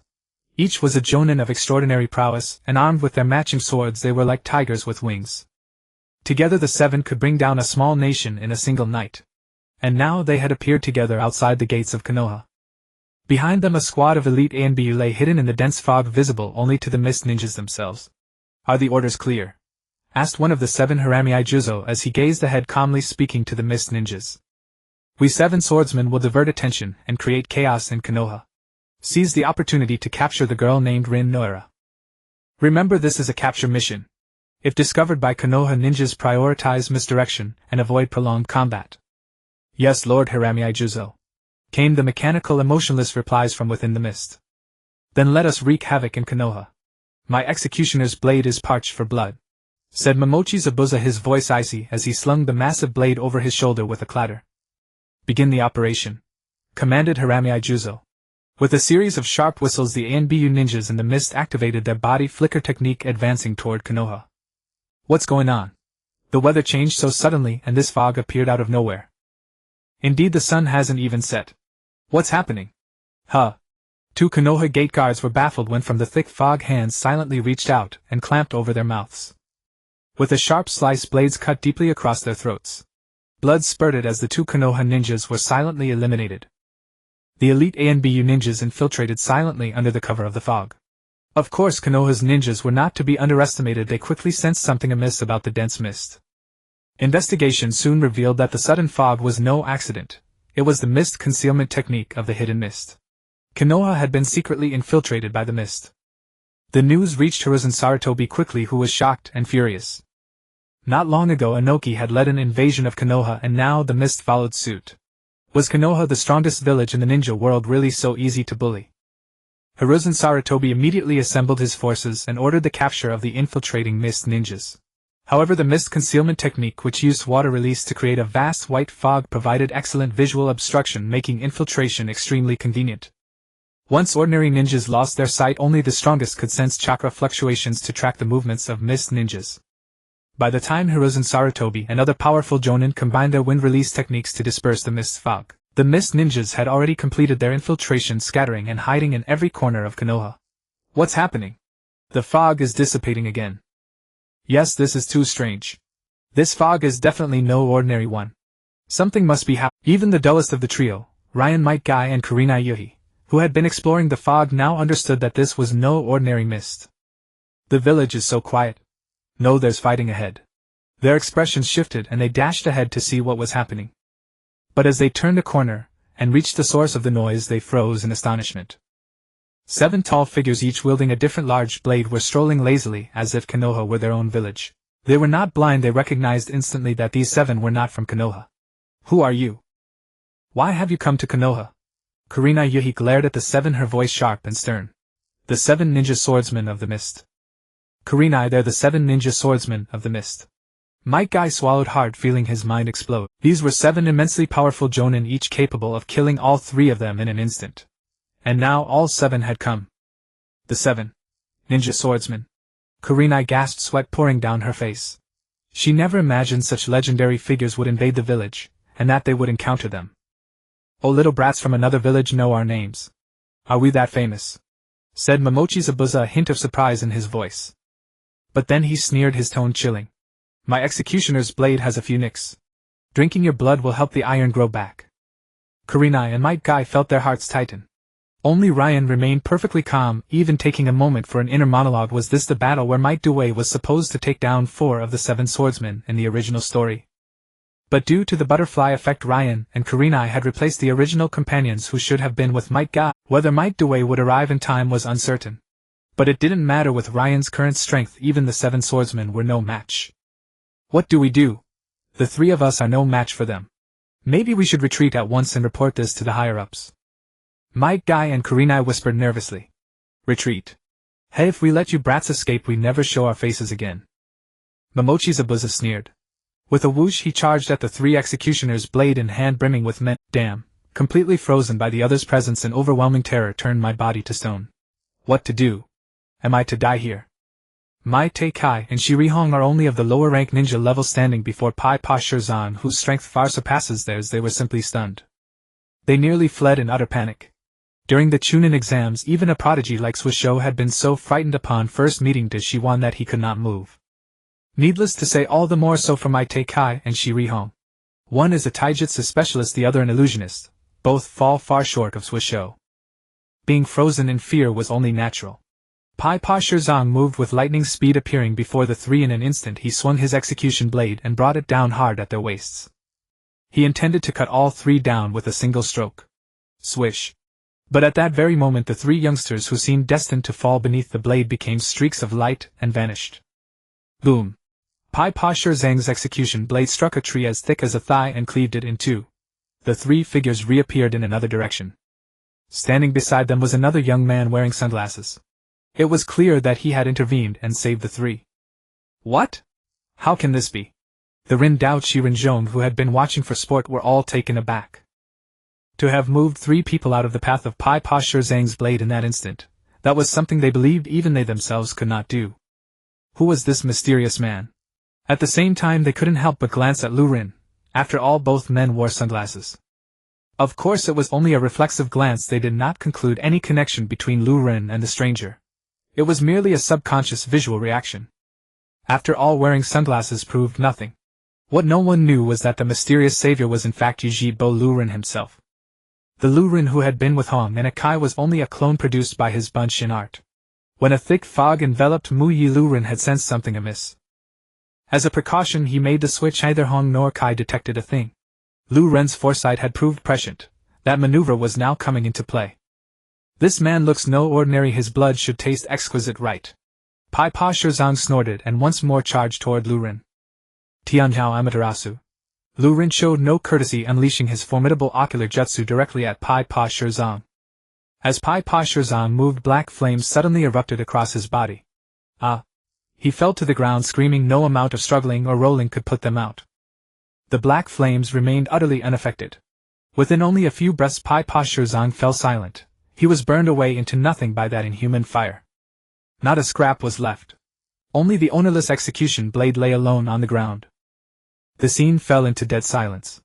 Shigua Shan He Tungui and the others of the Rindao Chi Rinzhong nearly popped their eyes out. They could hardly believe what they had seen. That was Pai Pa Shirzang, dead just like that. The black flames were terrifying. What kind of unnatural force was that? Who had struck the blow? The remaining Rindao members, stunned and bewildered, gripped their blades tightly and took up a defensive posture. They scanned their surroundings with extreme vigilance, and their gazes kept returning to the mysterious man. He was the most likely culprit. There was no other possibility. Lu Ren said nothing. Casually fixing his gaze on one of the Rindao members, he once more activated Tian Zhao. Hei Chu Lei Yatu was suddenly engulfed in black flames, collapsing and rolling on the ground. It was him. He did it. Strike now, kill him together. Shigua Shan He Tungui shouted in fury. The two occurrences of that uncanny black fire had both happened when the mysterious man turned his head. Their conclusion was certain: the black flames were his doing. The 5 remaining leapt from all directions and flew toward Yunting Lu Ren. 5 execution blades from different angles came down hard toward Lu Ren. Swish. But in that instant Lu Ren's body vanished like a spectre. The 5 blades struck the ground instead, carving a crater into the earth. He cannot be so fast. The Rindao members were stunned. They were Jounin masters of taijutsu and ninjutsu, yet his instant movement technique surpassed their ability to perceive. And he had done it while carrying 3 people. Not even the greatest could pull that off.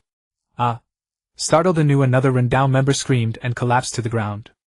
It turned out Lu Ren had silently used Fei Leishan Flying Thunder God technique to appear elsewhere, then once more employed Tianao on another man. They were struck with horror and immediately deployed their own instant movement techniques, slipping behind cover at once and refusing to expose themselves to Lu Ren again. Those terrible black flames were unnaturally bizarre, as if a single glance could trigger them. Monstrous.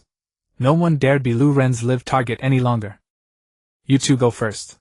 They'll take care of this, Lu Ren said with absolute composure, as he stood his ground and addressed Mai Te Kai and Shiri Hong. But Senior Yu. Hong A Kai, he's right.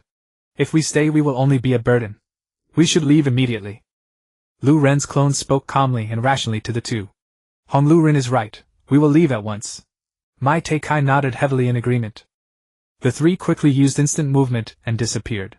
The Rindao group made no attempt to stop the 3 youngsters. To them those kids were of no consequence now. The mysterious man was the true priority. Are the Rindao members all cowards? After Hong and the others departed, Lu Ren gave the group a cold, mocking smile, his arrogance palpable. Each of the Rindao members burned with murderous anger, yet restrained by Lu Ren's terrifying presence they dared not act rashly. Do you really think that by hiding I won't be able to deal with you? Lu Ren said coldly, flipping his hand to reveal a Flying Thunder God kunai, shooting it around him. Clang clang. The Flying Thunder God kunai instantly shot throughout the entire vicinity. What is he doing? The 7 members of the Ninja Blade looked utterly confused, not quite understanding Lu Ren's actions. Do you really think you can force us out with such a weak attack? How naive. Moreover, there isn't even a hint of accuracy. Are you sure you're not just joking? It's light years off. Whoosh. But just as the 7 members of the Ninja Blade were bewildered, Uchiha Lu Ren had already vanished. In the next moment he appeared behind one of the Ninja Blade members. Not good. That Ninja Blade member suddenly felt an extremely ominous sensation. Before he could react, intense black flames ignited around him. After all, no matter how fast a person's movements are, can they outpace the line of sight? What? The remaining members of the Ninja Blade were all utterly shocked. How is this possible? They were all scattered in hidden spots quite far apart, with obstacles in between.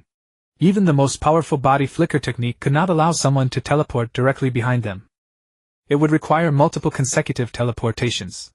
And while the opponent did that, the Ninja Blade members naturally would not sit idle, they would take corresponding measures. But who would have thought that the opponent could teleport directly? That's not body flicker, that's the Flying Thunder God technique. With a look of shock, Suigetsu glanced at the kunai embedded nearby, recognizing the technique, and instantly realizing what was happening. No wonder the opponent's body flicker technique was so outrageous and bizarre. All along it wasn't body flicker but the Flying Thunder God technique. The yellow flash, damn it, it's the yellow flash! One of the Ninja Blade members instinctively shouted in anger, as the Flying Thunder God technique is famously associated with the yellow flash. But soon everyone fell into confusion again. Isn't the yellow flash someone with yellow hair? And they hadn't heard that the yellow flash had such a terrifying and bizarre black flame technique. Could it be that the yellow flash used transformation jutsu? Or is there someone else who is equally skilled in the Flying Thunder God technique? No one could truly confirm which answer was correct, and reality didn't allow them the time to ponder. Because Lu Rin continued to use the Flying Thunder God along with Amaterasu to ruthlessly slaughter them. As long as he threw out a few Flying Thunder God kunai, no matter how cleverly the Ninja Blade members tried to evade, it was futile. Unless they hid in a place with no blind spots at all, Lu Rin would always be able to shoot kunai at their weak points. Then he would instantly slip away and take a look. A life of one of the Ninja Blade members was ruthlessly harvested. It was simply too easy. Another two screams rang out, and by now Lu Rin had already taken down 5 members of the Ninja Blade. The remaining 2 were so frightened that they lost all courage to confront Lu Rin any longer, and began to flee for their lives. Lu Rin did not pursue them relentlessly. Instead, he turned back and quickly collected all the Flying Thunder God kunai he had thrown, to avoid leaving any traces. Just after finishing all this, Lu Rin heard some noise. Without saying a word, he focused his mind, activated a Flying Thunder God technique, and disappeared. Lord Hokage, it's right here! Yuhi Kurenai and Might Guy arrived with a group of people including Sarutobi Hiruzen and several Anbu. As for Lu Ren's clone, that was merely a clone created using the most ordinary and basic clone technique. It was easy to trick Kurenai and Guy, but it might expose itself in front of the third Hokage.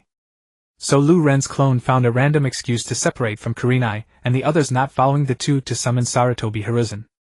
Sarutobi Hiruzen was also shocked when he received reports that the 7 Ninja Blade members had all appeared in Konoha, and he did not dare to delay for even a moment.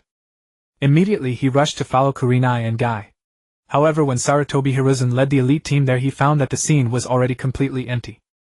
Regardless of whether it was the Ninja Blade members or the mysterious expert mentioned by Kurenai, they were all gone. Lord Hokage, it's the decapitating sword! An Anbu member reported to Sarutobi Hiruzen in shock. The decapitating sword is quite famous in the ninja world, being the signature weapon of the mist. Without needing the Anbu to report, Sarutobi Hiruzen had already seen it. He used the body flicker technique to rush to the decapitating sword, picked it up, and weighed it in his hand. The decapitating sword is left on the ground. Could it be? The owner of the decapitating sword has already been killed. Sarutobi Hiruzen muttered to himself. Lord Hokage, you are correct. The owner of the decapitating sword has been burned to death by that mysterious person using a black flame. Kurenai immediately reported from the side. Was that person killed here? Sarutobi Hiruzen asked again. Kurenai and Guy carefully examined the surroundings and then gave Sarutobi Hiruzen a very definite answer. Yes, Lord Hokage, it's right here. Sarutobi Hiruzen gasped in shock. There were no other traces on the ground besides the decapitating sword. You're telling me he was burned to death? What kind of outrageous flame could turn a person to nothingness? It can only be described as too abnormal. Immediately after, Sarutobi Hiruzen personally searched the battlefield, ultimately finding the other 4 scattered ninja blades. There are a total of 5 ninja blades. Could it be that 5 of the 7 ninja blade members have been killed by that mysterious person? Sarutobi Hiruzen felt his breath quickening. How long has it been since Kurenai and Guy reported to him? Could that mysterious person have killed 5 members of the ninja blade in such a short time? The combined strength of the 7 ninja blades is supposed to be greater than that of a Kage. But Sarutobi Hiruzen also understood the significance of the 7 blades to the mist and the ninja blade members. If they were not dead, it was impossible for them to leave their swords behind. The owners of these 5 ninja blades had a high likelihood of being dead. Just thinking about it made Sarutobi Hiruzen feel a sense of suffocation. Suddenly Sarutobi Hiruzen recalled the mysterious person who had made Inoki look utterly helpless during the Rock Village's invasion of Konoha. Could it be that these 2 people are the same person? Swish, swish, swish. In the forest outside Konoha, 2 figures unleashed the body flicker technique, desperately racing away until they had distanced themselves from Konoha before finally coming to a halt. The two men panted heavily, their faces filled with immense horror, drenched in sweat and pale. They were none other than the surviving members of the 7 ninja swordsmen Suigetsu and Kirigakure. "Didio, you think we're safe now? That terrifying fellow didn't follow us, did he?" Suigetsu instinctively glanced towards Konoha, trembling as he asked Kirigakure. "How would I know? He can use the flying Raijin technique. He might appear right in front of us at any moment," Kirigakure replied irritably. "If that's the case, then we're temporarily safe for now." Suigetsu paused, then couldn't help but breathe a long sigh of relief. Kirigakure was right, their opponent had the flying Raijin, which meant they could hardly escape using the body flicker technique. If the opponent truly wanted to pursue them, they would have caught up long ago rather than letting them flee. Since the opponent hadn't shown up for so long, it indicated they had let them go. "I never expected that Konoha would have such a terrifying figure." "Indeed. That person is far too terrifying. I never want to see him again in my life," Suigetsu echoed, expressing his sentiments. As the two spoke, they couldn't help but exchange glances, each seeing a similar question reflected in the other's eyes. "But who exactly is that person?" They have now realized that the mysterious figure was most likely not Minato Namikaze. After all, it wouldn't make sense for him to use transformation techniques against them, would it? Moreover, if Minato truly possessed such terrifying black flames, why hadn't he used them during the Third Great Ninja War? Clearly the mysterious figure was someone else. "To capture a girl they sacrificed 5 ninja swords. That's a huge loss. We must return to the village immediately and inform Lord Mizukage," Suigetsu said solemnly. As for whether the operation to capture that ninja named Rin succeeded or failed, they were still unaware. However, they had already been terrified by the flowing blade, and had no courage to return to Konoha. Although the 7 ninja swordsmen had been driven back by the flowing blade, Konoha remained restless. During the previous fog, many mist ninjas had infiltrated. These ninjas moved stealthily within Konoha, neither attacking key locations, nor assassinating important figures, nor disturbing the civilians or damaging the village. In short, they acted covertly like mice in the dark that shunned the light. Even if discovered by Konoha's ninja, they would absolutely avoid confrontation and immediately retreat. After a while, the mist ninjas unexpectedly began to hurriedly retreat. This left Sarutobi Hiruzen and the others completely bewildered, as they couldn't figure out what the mist ninjas were really up to. In the Hokage's office, Sarutobi Hiruzen sat in the seat of authority, facing his military strategist Naruto Shikaku and 2 senior Hokage advisors. Clearly this was regarding the mist invasion. The invasion by the mist has an odd aura about it. They mobilized numerous personnel this time. Even the 7 ninja swordsmen appeared in Konoha together. Yet after such a grand display, it seems they accomplished nothing, as if they merely rushed into Konoha for a quick visit before hastily leaving. "Shikaku, you are always clever. Analyze this for us. What is the scheme behind the mist actions?" After discussing without gaining any clarity, Sarutobi Hiruzen couldn't help but ask Nara Shikaku. "The mist Anbu infiltrated Konoha quietly and acted in secret, but the 7 ninja swordsmen appeared prominently in the village and all at once. From the performances of the 7 ninja swordsmen and the Anbu, it seems like the swordsmen acted deliberately to attract Konoha's attention, facilitating the Anbu's covert operations. Clearly the mist Anbu is executing a very important mission, but the specific details of that mission are still unclear based on the information we have." Shikaku couldn't deduce much either, as the intelligence currently at hand was indeed limited. The group discussed back and forth, yet all remained in the dark. "Lord Hokage, here's the list of battle losses." As they wrapped up their discussions, an Anbu member presented the battle loss report for the village. Sarutobi Hiruzen took a look and found that despite the mist's massive invasion, Konoha's losses were surprisingly minimal. The buildings were mostly intact, with only a few minor damages that were hardly worth mentioning. Additionally, there were a total of 16 ninja fatalities, 23 injuries, and 1 missing person. Sarutobi Hiruzen glanced through the list of deceased ninja, having a clear understanding and not dwelling on it too much. However, the missing person caught his attention, as it was Rin Nohara, a student of Minato Namikaze. After reviewing the battle loss report, Sarutobi Hiruzen showed it to the senior members in the office, finally landing in Nara Shikaku's hands. "1 Chunin is missing. There seems to be something suspicious about this."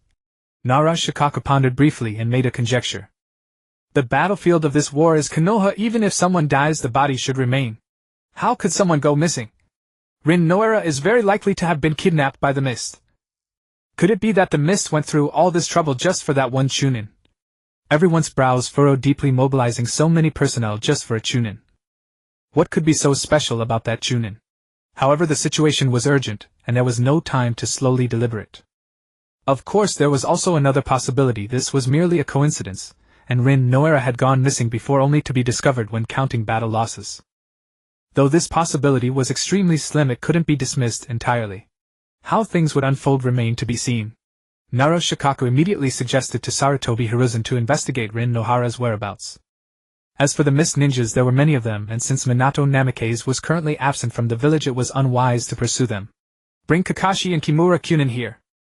Yes, Lord Hokage. Sarutobi Hiruzen added another name after a pause. And Uchiha Ryujin. One Unbu member acknowledged and disappeared using the body flicker technique. The Hokage called for me by name. Rin was still somewhat surprised when he heard the news. That Hiruzen Sarutobi had noticed him was not unexpected at all. But Hiruzen Sarutobi suddenly summoned Rin at such a time, which truly made Rin uncertain. Now that the mist had invaded Konoha, Hiruzen Sarutobi should have a mountain of mess to clean up, so why did he think of him? Could it be that he sought him out precisely for the matter of the mist? Other than that, Rin could think of no other possibility. I used Amaterasu to burn off Danzo's arm and again used Amaterasu to kill Juzo Biwa in front of Kurenai and Might Guy. They must have reported this intelligence to the Hokage. Could it be that Hiruzen Sarutobi already knows that I am the one who killed the 7 ninja swordsmen of the mist? Rin pondered deeply in his mind. However, this was purely Rin's overthinking. He did not know that Hiruzen Sarutobi had not revealed the matter of the mysterious person who killed the 7 ninja swordsmen. After all, the fact that Konoha village harbored a person of unknown identity, unknown purpose, unknown depth, and at least cage level would cause an uproar if it got out. Especially someone like Danzo, who had ulterior motives, would surely try to stir up trouble if he knew. Therefore, before uncovering any clues, Hiruzen Sarutobi intended to keep the matter confidential. And Danzo, the other person who had witnessed Ren's true abilities, had chosen to conceal Ren's Sharingan out of self-interest. Hence, for now, Ren's secret had not been leaked. With a mind full of messy thoughts, Rin quickly arrived at the Hokage's office. When he got there, he saw Kakashi and another ninja he had never seen before waiting in the office. You 3 form a temporary team and carry out a tracking mission. Without any further ado, Hiruzen Sarutobi announced directly once everyone had arrived. With the retreat of the mist ninja, Minato Namikaze's student Rin Nohara has also gone missing. We have reason to suspect that the mist ninja abducted Rin Nohara. What Rin? Kakashi's face instantly changed, and he suddenly looked up, appearing unable to accept it. Obito's death had already dealt him a heavy blow. If something happened to Rin as well, Kakashi's young heart might not be able to bear it. Rin Nohara is missing. Rin remained outwardly calm when he heard this news, but inside he could no longer stay composed. At this time, the mist capturing Rin undoubtedly meant that Madara was beginning to scheme against Obito. Obito's tragic life was about to begin. Your mission is to investigate this matter and find Rin's whereabouts. Understood. Hiruzen Sarutobi said to them. Understood. They answered in unison. However, after hearing the mission, Rin was still grumbling inward. Rin and Kakashi were both students of Minato Namikaze, and Kakashi also had ninja dogs as summoning beasts, making him the most suitable for a tracking mission. But why did Hiruzen Sarutobi specifically call for him? Could it be that because he had beaten up Asuma Sarutobi, this old man was using official power for personal revenge?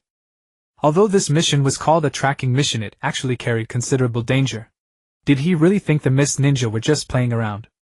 This was Rin overthinking. Hiruzen Sarutobi's character was not that petty.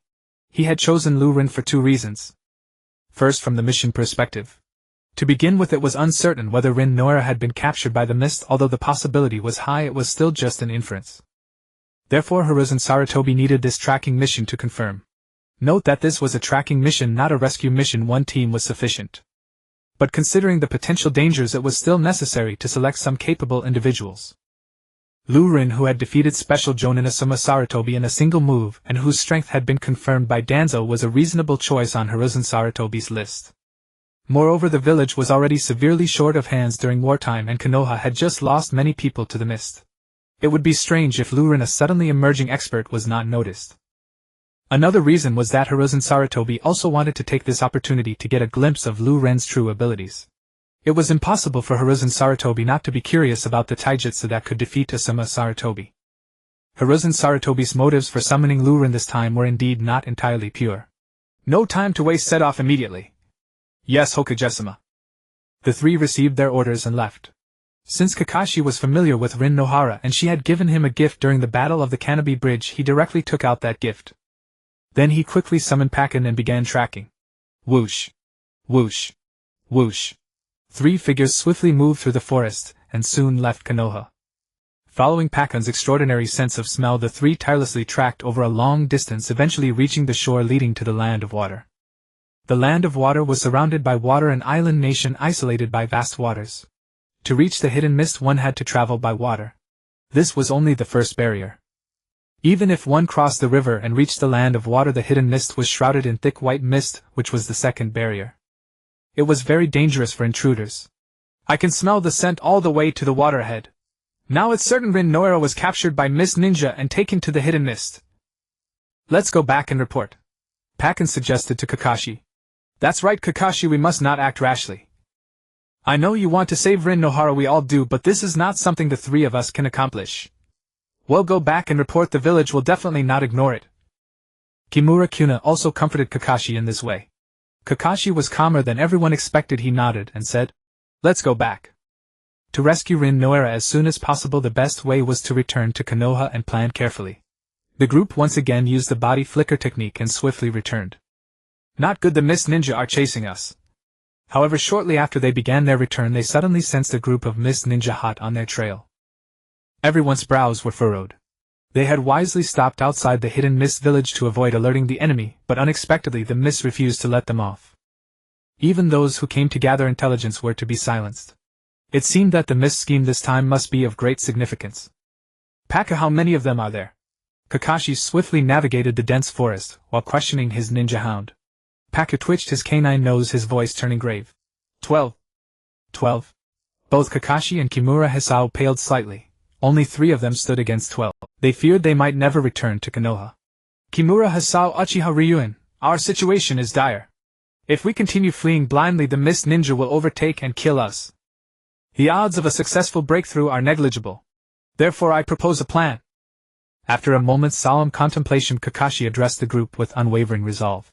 2 of us will stay behind to hold the line, buying time for the third to escape. It is our only option. Kimura Hisao nodded in silent agreement. 3 against 12, they held no illusion of victory. This was near suicidal sacrifice, yet Kakashi's grim calculus, sacrificing 2 to preserve 1, was indeed the sole viable path. Then came the crux, who would remain behind facing near certain death. Uchiha Ryuin, you will carry the message back to Konoha. We too will delay them. You must deliver it, even if it costs you your life. Kakashi and Kimura Hisao reached this decision in unison, not out of caprice but because both judged Ryuin's strength insufficient. Kakashi and Kimura Hisao were seasoned Jonin. Ryuin by contrast had but one rumored feat, defeating Sarutobi Asuma. Half a year earlier Kakashi himself had partnered with Ryuin on the mission to locate Obito, and at that time Ryuin had been merely a genin. How formidable could he possibly be now?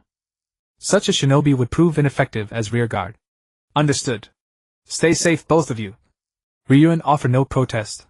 Tactically Kakashi's judgment was sound.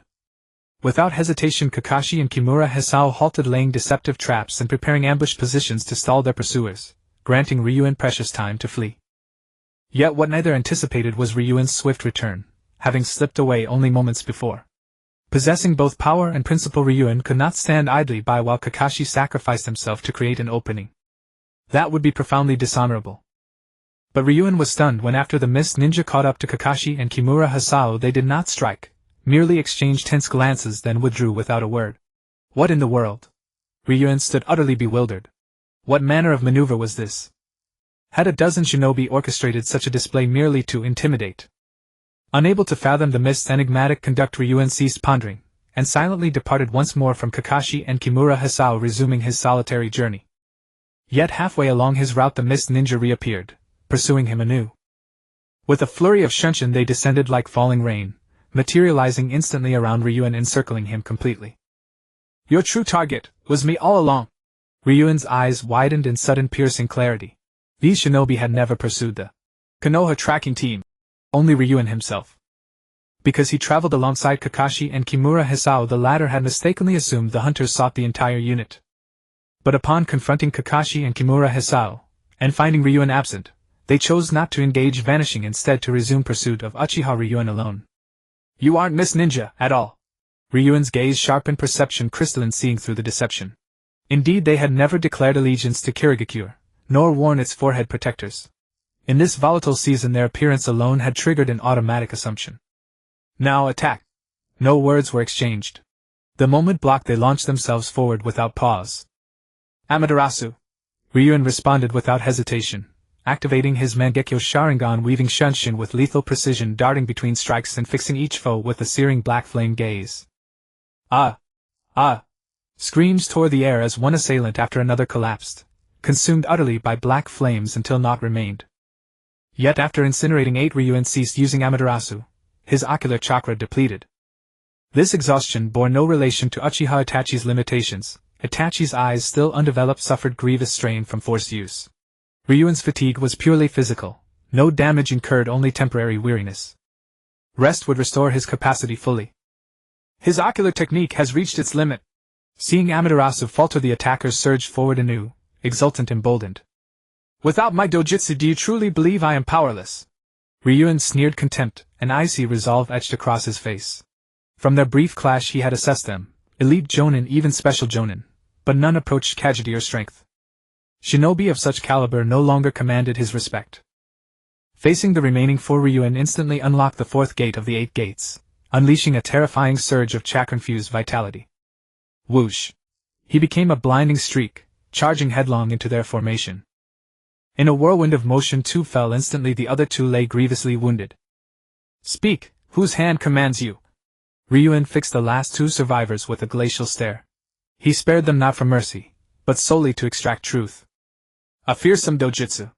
A fearsome taijutsu. Fascinating. Danzo was right, you truly are extraordinary. A uniquely rasping voice slithered forth, and from the shadows emerged a figure whose presence chilled like venomous serpents. His eyes gleamed with predatory fascination, as if beholding a rare, exquisite artifact. Ryuin felt a profound visceral dread crawl down his spine. Deshiwan! Lu Rin raised his head, looking at Deshiwan, first feeling surprise, then deeming it to be within reason. In Mai, there were 2 people coveting the eyes of the Yuzhibo clan. Not only Tanzang, but also that fellow Deshiwan, not to mention that Lu Rin had once used the telescope technique to personally witness their plan to strike against the Yuzhibo people. Lu Rin had not expected, however, that they would set their sights on him. But this was not surprising, for the Yuzhibo clan was after all the foremost clan in Mai. No one dared to blatantly seize their eyes within the village itself. Now that Lu Rin was out of the village on a mission, it presented a heaven-sent opportunity. A Yuzhibo brat that no one took seriously actually possesses such formidable power, even making Tanzang deeply wary. How interesting. Deshiwan walked step by step toward Lu Rin. The Xiaolunyan is truly a marvelous thing. The Xiaolunyan is not something you can covet. Lu Rin gave a cold smile as calm as a mountain. Even facing the 3 ninjas renowned throughout the shinobi world, he showed not a trace of panic. Your ocular jutsu can no longer be used, can it? How will you defend against me now? Deshiwan extended his tongue and licked his lips. Ridiculous. Lu Rin then tore off his sunglasses, revealing a pair of blood-red pupils within his eyes. It was none other than Lu Ren's Xiaolunyan. Since he had acquired the true eternal Mangekyo Xiaolunyan, this was the first time he had exposed these eyes to an outsider. As for why Lu Rin removed his sunglasses, naturally it was to use Yuedu on Deshiwan. Deshiwan naively thought that after using Tianzhao, Lu Rin had no more ocular jutsu left, unaware that Lu Ren's ocular jutsu were not limited to just one. Of course, Deshiwan could not be blamed, for the fellow did not have an omniscient perspective, and was extremely ignorant of the Xiaolunyan. Because the sunglasses did not obstruct Lu Ren's vision, he could still use Tianzhao even while wearing them. However, Yuedu was different. It required eye contact with Lu Rin for the target to fall under its spell. What a pair of aesthetically pleasing eyes! Deshiwan gazed at Lu Ren's Xiaolunyan, his face full of admiration. I shall gladly accept these eyes. Deshiwan raised a hand and a massive black serpent shot forth from his sleeve. Lu Rin did not dodge, but at that moment his Xiaolunyan spun. Yuedu. Without any superfluous words, he unleashed this supreme illusionary technique from the Huiying world upon Deshiwan. Smoothly and effortlessly he dragged Deshiwan into the Yuedu space far more easily than Lu Rin had imagined. In the world of Huiying Shirihong Kakaksi, Deshiwan did Allah. Countless people had fallen victim to the Yuzhibo clan's illusions, even Ertsuzi, who was himself a Yuzhibo member. The victims essentially all took the initiative to look into the Yuzhibo clan's eyes, seemingly lacking the awareness to avoid eye contact with the Yuzhibo. Only on extremely rare occasions did someone warn against looking into the Yuzhibo clan's eyes. From this it can be seen that the method to break the Xiaolunyan's illusions was not common knowledge in the shinobi world. Furthermore, consider Deshiwan alone. After joining the Shao organization, he encountered Yu, who had also joined Shao. Already covering the Xiaolunyan, he could not resist immediately making a move against Yuzhibo Yu. As a result, he fell directly victim to use illusion, the golden binding technique. This shows that Deshiwan's awareness in this regard was at least very weak. Thighs. What is going on? Deshiwan, who was in the midst of attacking Lu Ren, suddenly found that the world around him had lost all color, transforming into a world interwoven with black and white. And he who had been reaching for Yunzibo Lu Ren was somehow bound to a gigantic cross. Deshiwan exerted all his strength to break free, but to no avail. An illusion. I have actually fallen under Yunzibo Lu Ren's illusion. Deshiwan was not stupid, he realized it immediately, and up to this point he remained relatively calm. However, soon Deshiwan would encounter his nightmare. Deshiwan, do you think that because you are one of the 3 ninjas I cannot do anything to you? A voice sounded, and Deshiwan saw a vortex appear before him from which Lu Ren directly stepped out. In his hand he held a long, exceedingly sharp katana. Chi. Lu Ren thrust the katana straight into Deshiwan's belly. Ugh! Even Deshiwan could not help but let out a grunt at that moment. Although this was an illusion space, the pain was real. Is this all you've got? Deshiwan was not so easily dealt with. A mere stab did not faze him at all. He even sneered at Lu Ren with a provocative grin. Sorry to disappoint you. Lu Ren pulled out the katana with a swift motion. I will do my utmost to satisfy you. After saying this, countless Yunzibo Lu Rens suddenly emerged from all directions around Deshiwan. Shoulder to shoulder they tightly surrounded Deshiwan. Every Yunzibo Lu Ren held a sharp katana. Deshiwan. Chi. A circle of Lu Rens began to thrust their katanas mercilessly into Deshiwan in unison. Deshiwan's screams were endless. The brutal scene of Yunzibo Yu tormenting Kakashi reappeared. Kakashi could endure 3 days and 3 nights. Someone of your level ought to hold out for a week, shouldn't you? Yunzibo Lu Ren made his decision. Given Deshiwan's reputation as one of the 3 ninjas, he could not be treated less than Kakashi, otherwise who would be looked down upon. Within the Uedo space the mayhem lasted 6 full days and nights. Ultimately it was only when Lu Ren's spiritual energy was nearly depleted that he was forced to end this carnival. Thud. When Lu Ren released Deshiwan from the Uedo space, Deshiwan, like Kakashi before him, was completely drained and collapsed weakly to the ground. He could not even get up. What? What kind of terrible illusion was that? Deshiwan, as if losing his mind, could only hold that single thought in his mind. He knew that he was now in a disadvantageous position and wanted to counterattack, but he could not move no matter what. Although he had hardly consumed any chakra, his spirit was nearly broken, and he could not command his own body. It was already a testament to Deshiwan's strong will that he did not immediately lose consciousness. Tia now.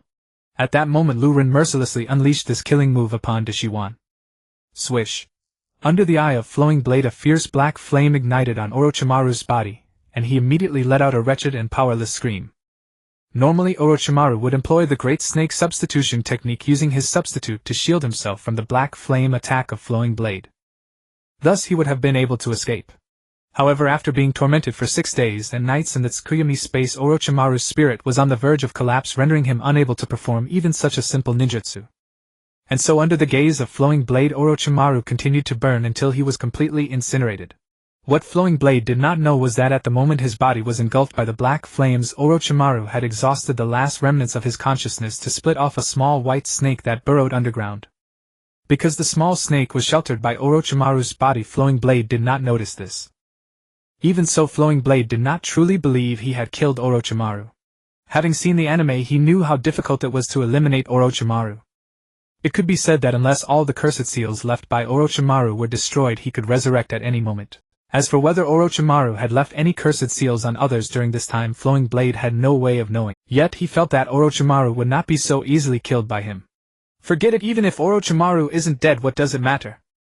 If he truly isn't dead, he'll just kill him every time he shows up. Flowing Blade smirked, clapped his hands, and immediately used body flicker technique to leave.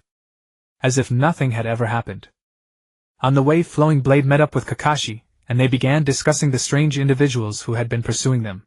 Flowing Blade only mentioned that he was traveling ahead and had not encountered anyone. Kakashi and Konoha's resident member Kumogakyu were perplexed and decided to return to the village first to report this matter. About half an hour later the 3 appeared in the Hokage's office. They relayed everything that had transpired to Sarutobi Hiruzen. The wrinkles on Sarutobi's forehead deepened like an old chrysanthemum blooming in late autumn. The situation is becoming increasingly complicated. Why would the Mist Village go to such lengths just to capture a Chunin from Konoha? What could their purpose be? Moreover, on the way back there were those who relentlessly pursued them but left without doing anything after catching up. It was a headache. Even the exceptionally intelligent Naruto found it to be a tangled mess, unable to make sense of it all. Hokage-sama, we must find a way to rescue Rin. We cannot just sit idly by. Regardless of the Mist Village's intentions, they have gone to great lengths to capture Rin, and their schemes are certainly deep. We cannot let them succeed, Kakashi said to Sarutobi, his voice tinged with urgency. Kakashi, don't worry. We will not abandon any of the villagers. Sarutobi Hiruzen reassured Kakashi. However, this matter is serious and requires careful deliberation. For now, you all go back first. We will discuss it and decide on a course of action. With just a few words, Sarutobi dismissed Kakashi and the others. But the people present were not foolish. Seeing Sarutobi's perfunctory demeanor, they knew not to have high hopes for this matter. After all, it was an operation to infiltrate the Mist Village. The difficulty was simply too great. Kakashi's only hope now lay with his teacher Minato Namikaze. If there was anyone in Konoha who could rescue Rin Nohara, it would be Minato, who possessed the Flying Thunder God technique. Uchiha Madara's secret base. The operation was successful. Rin Nohara has been captured and brought back to the mist. They will soon seal the three tails within her body. A white Setsu emerged from the ground to report to Uchiha Madara. Uchiha Madara nodded in satisfaction. Got it. However, there was a slight complication. 5 members of the 7 ninja swordsmen were killed in Konoha, and according to the 2 who escaped, there is another person in Konoha who can use the Flying Thunder God technique. Aside from Minato, is there anyone else who can use the Flying Thunder God? Uchiha Madara was quite surprised. But soon he waved his hand dismissively. No matter. Once I am resurrected, what does the Flying Thunder God matter? It won't hinder my grand plans. Everything will proceed according to the original plan. After leaving the Hokage office, Flowing Blade reported to the Konoha guard and began his routine patrol. Afterward, he naturally went to the training ground to practice physical techniques just like any other day. The matter concerning Rin had long been completely cast aside by Flowing Blade. Even though he was well aware of how events would unfold in the future, he had no desire to intervene. Kakashi, Rin, and Obito were merely people unrelated to Flowing Blade. As for Kakashi, as soon as he exited, he sought out Minato Namikaze, and upon learning that Minato was still on the battlefield, fell into anxious waiting. It wasn't until the afternoon that Minato finally returned to the village. Kakashi immediately informed him of Rin's predicament, to which Minato was taken aback. What? Rin was captured by the mist. When did this happen? Kakashi briefly explained the situation, and Minato suddenly sprang to his feet. Time is of the essence. I will go rescue Rin right now. In Kakashi's eyes there was a glimmer of excitement, gratitude, and deep feelings of shame and guilt. He knew that this action would put his teacher in danger. It was too impulsive and reckless.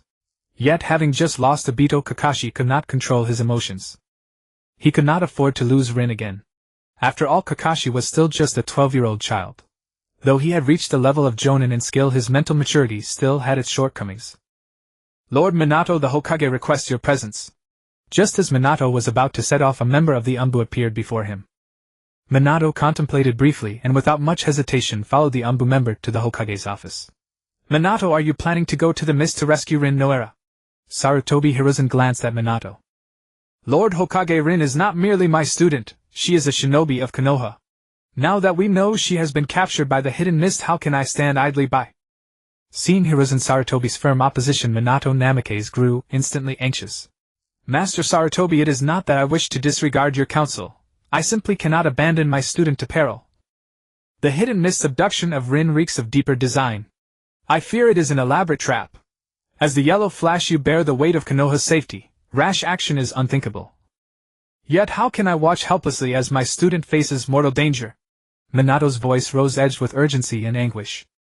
Minato, you must align your priorities. The village always comes first, always without exception. Even if Rin is your student, her life must never outweigh the security of Konoha. Leave this matter to me. As Hokage, I alone shall assume full responsibility for every shinobi of Konoha. Now withdraw, and rest well. Restore your strength. Tomorrow brings far greater duties. Maintain composure, do not let emotion cloud judgment, or jeopardize the village's fate. This is an order. Thus Minato Namikaze was forcibly halted by Hiruzen Sarutobi. Not only did the Hokage summon Minato, he also summoned Kakashi Hatake immediately after Minato departed. He instructed Kakashi not to involve Minato in any rescue attempt for Rin Yamanaka, insisting he would handle the matter personally. In essence, he appealed to loyalty, duty, and the will of fire, reinforcing it relentlessly. Understood, Lord Hokage. Kakashi replied, stepping out of the Hokage's office. Yet his gaze burned with unwavering resolve, for Kakashi had already made his decision. He would go alone to rescue Rin Yamanaka. Indeed, the Hokage spoke truth. Konoha's wartime deterrence over rival nations rested heavily upon the Yellow Flash's unmatched prowess. With the hidden mist's intentions still shrouded in uncertainty, and Rin's very survival unknown, how could he risk such a vital asset? Any misstep would brand him a traitor to the village. Exhausted from the day's turmoil, Kakashi resolved to rest deeply, gathering strength for tomorrow's mission. That night, restless minds were not confined to Kakashi alone. Danzo Shimura too lay awake in silent agitation. Root headquarters. Still no word from Orochimaru. Danzo paced slowly, leaning on his cane, his expression unreadable, yet beneath it simmered quiet anxiety and unease. Orochimaru had departed on assignment that afternoon, and never returned. Yet Uchiha Rain had returned unscathed to the village. Danzo was utterly baffled. Could even Orochimaru have fallen before Uchiha Rain? That seemed preposterous. Orochimaru was one of the 3 Sannin. Yet his absence remained unexplained, leaving Danzo profoundly unsettled. Training ground. Lee, I'm heading back. I'll see you tomorrow. After 3 hours of rigorous training, Rain Uchiha waved farewell to Might Guy and strode away with effortless confidence. Back in his quarters, he meditated for 2 more hours. By then night had deepened, the village lay hushed and nearly deserted. At last Rain retrieved a prepared crystal orb and activated the crystal ball technique, fixing his gaze upon Danzo Shimura. His intent was clear. He meant to eliminate Danzo. The old man had struck at him once before, and escaped death by sheer luck. Now he dared conspire anew with Orochimaru to destroy Rain. Had Rain lacked skill, he would have fallen straight into Orochimaru's grasp, a fate so grim it chilled his blood. To be taken by Orochimaru was worse than death itself. Such treachery would not be tolerated. If Danzo sought oblivion, Rain would grant it without hesitation. Danzo's restless pacing within Root headquarters, his mounting impatience, was laid bare before Rain's watchful eyes. So you think hiding behind Orochimaru's blade absolves you? A cold, sardonic smile flickered across Rain's lips. Danzo's elimination was inevitable, not only because he coveted Rain's Sharingan but because no one who schemed against him could be allowed to live. Yet Danzo held immense influence. Rain intended a silent, flawless execution, no ripples, no outcry. To ignite chaos in Konoha was the last thing he desired. And fortune offered the perfect moment, Danzo waiting anxiously for Orochimaru's report. Rain focused his chakra, and vanished, reappearing instantly at the foot of Mount Miyaboku's western slope. Transformation technique. With a single hand seal and a soft poof, Rain dissolved, replacing himself with Orochimaru's likeness, deliberately weakened and disheveled. Staggering unsteadily, he began ascending the mountain toward Orochimaru's clandestine laboratory. Rain had long since confirmed via the crystal ball technique that Root agents were already stationed there, monitoring for Orochimaru's return. His appearance would trigger immediate detection. True to expectation, as Rain neared the lab, a masked Root operative materialized before him in a blur of speed. Lord Orochimaru, you've kept Lord Danzo waiting. The agent knelt instantly, bowing low. They harbored no suspicion. This location was known only to Danzo and Orochimaru, sealed in absolute secrecy. That wretched Danzo has ruined everything. Rain snarled, seizing the agent's throat in a crushing grip. Why did he conceal the boy's Jinjutsu mastery? I am unaware of such details, Lord Orochimaru. For answers you must speak directly with Lord Danzo. The agent remained impassive, voice devoid of inflection. Speak. There will be no speaking until he compensates me fully, for I have suffered grievous losses. Without restitution our alliance ends now. As Rain played his role flawlessly, news of Orochimaru's return raced through Root channels, reaching Danzo within moments. Lord Danzo Orochimaru has returned, but he appears gravely wounded. In the Root headquarters, Yamanaka Fu, one of Danzo's most loyal subordinates, immediately reported the news to his master. What? Orochimaru, wounded? Danzo was utterly speechless with shock. After all, he was one of the legendary Sannin of Konoha, renowned across the entire shinobi world.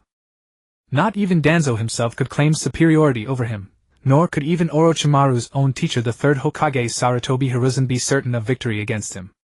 Orochimaru was indisputably among the apex warriors of the shinobi world.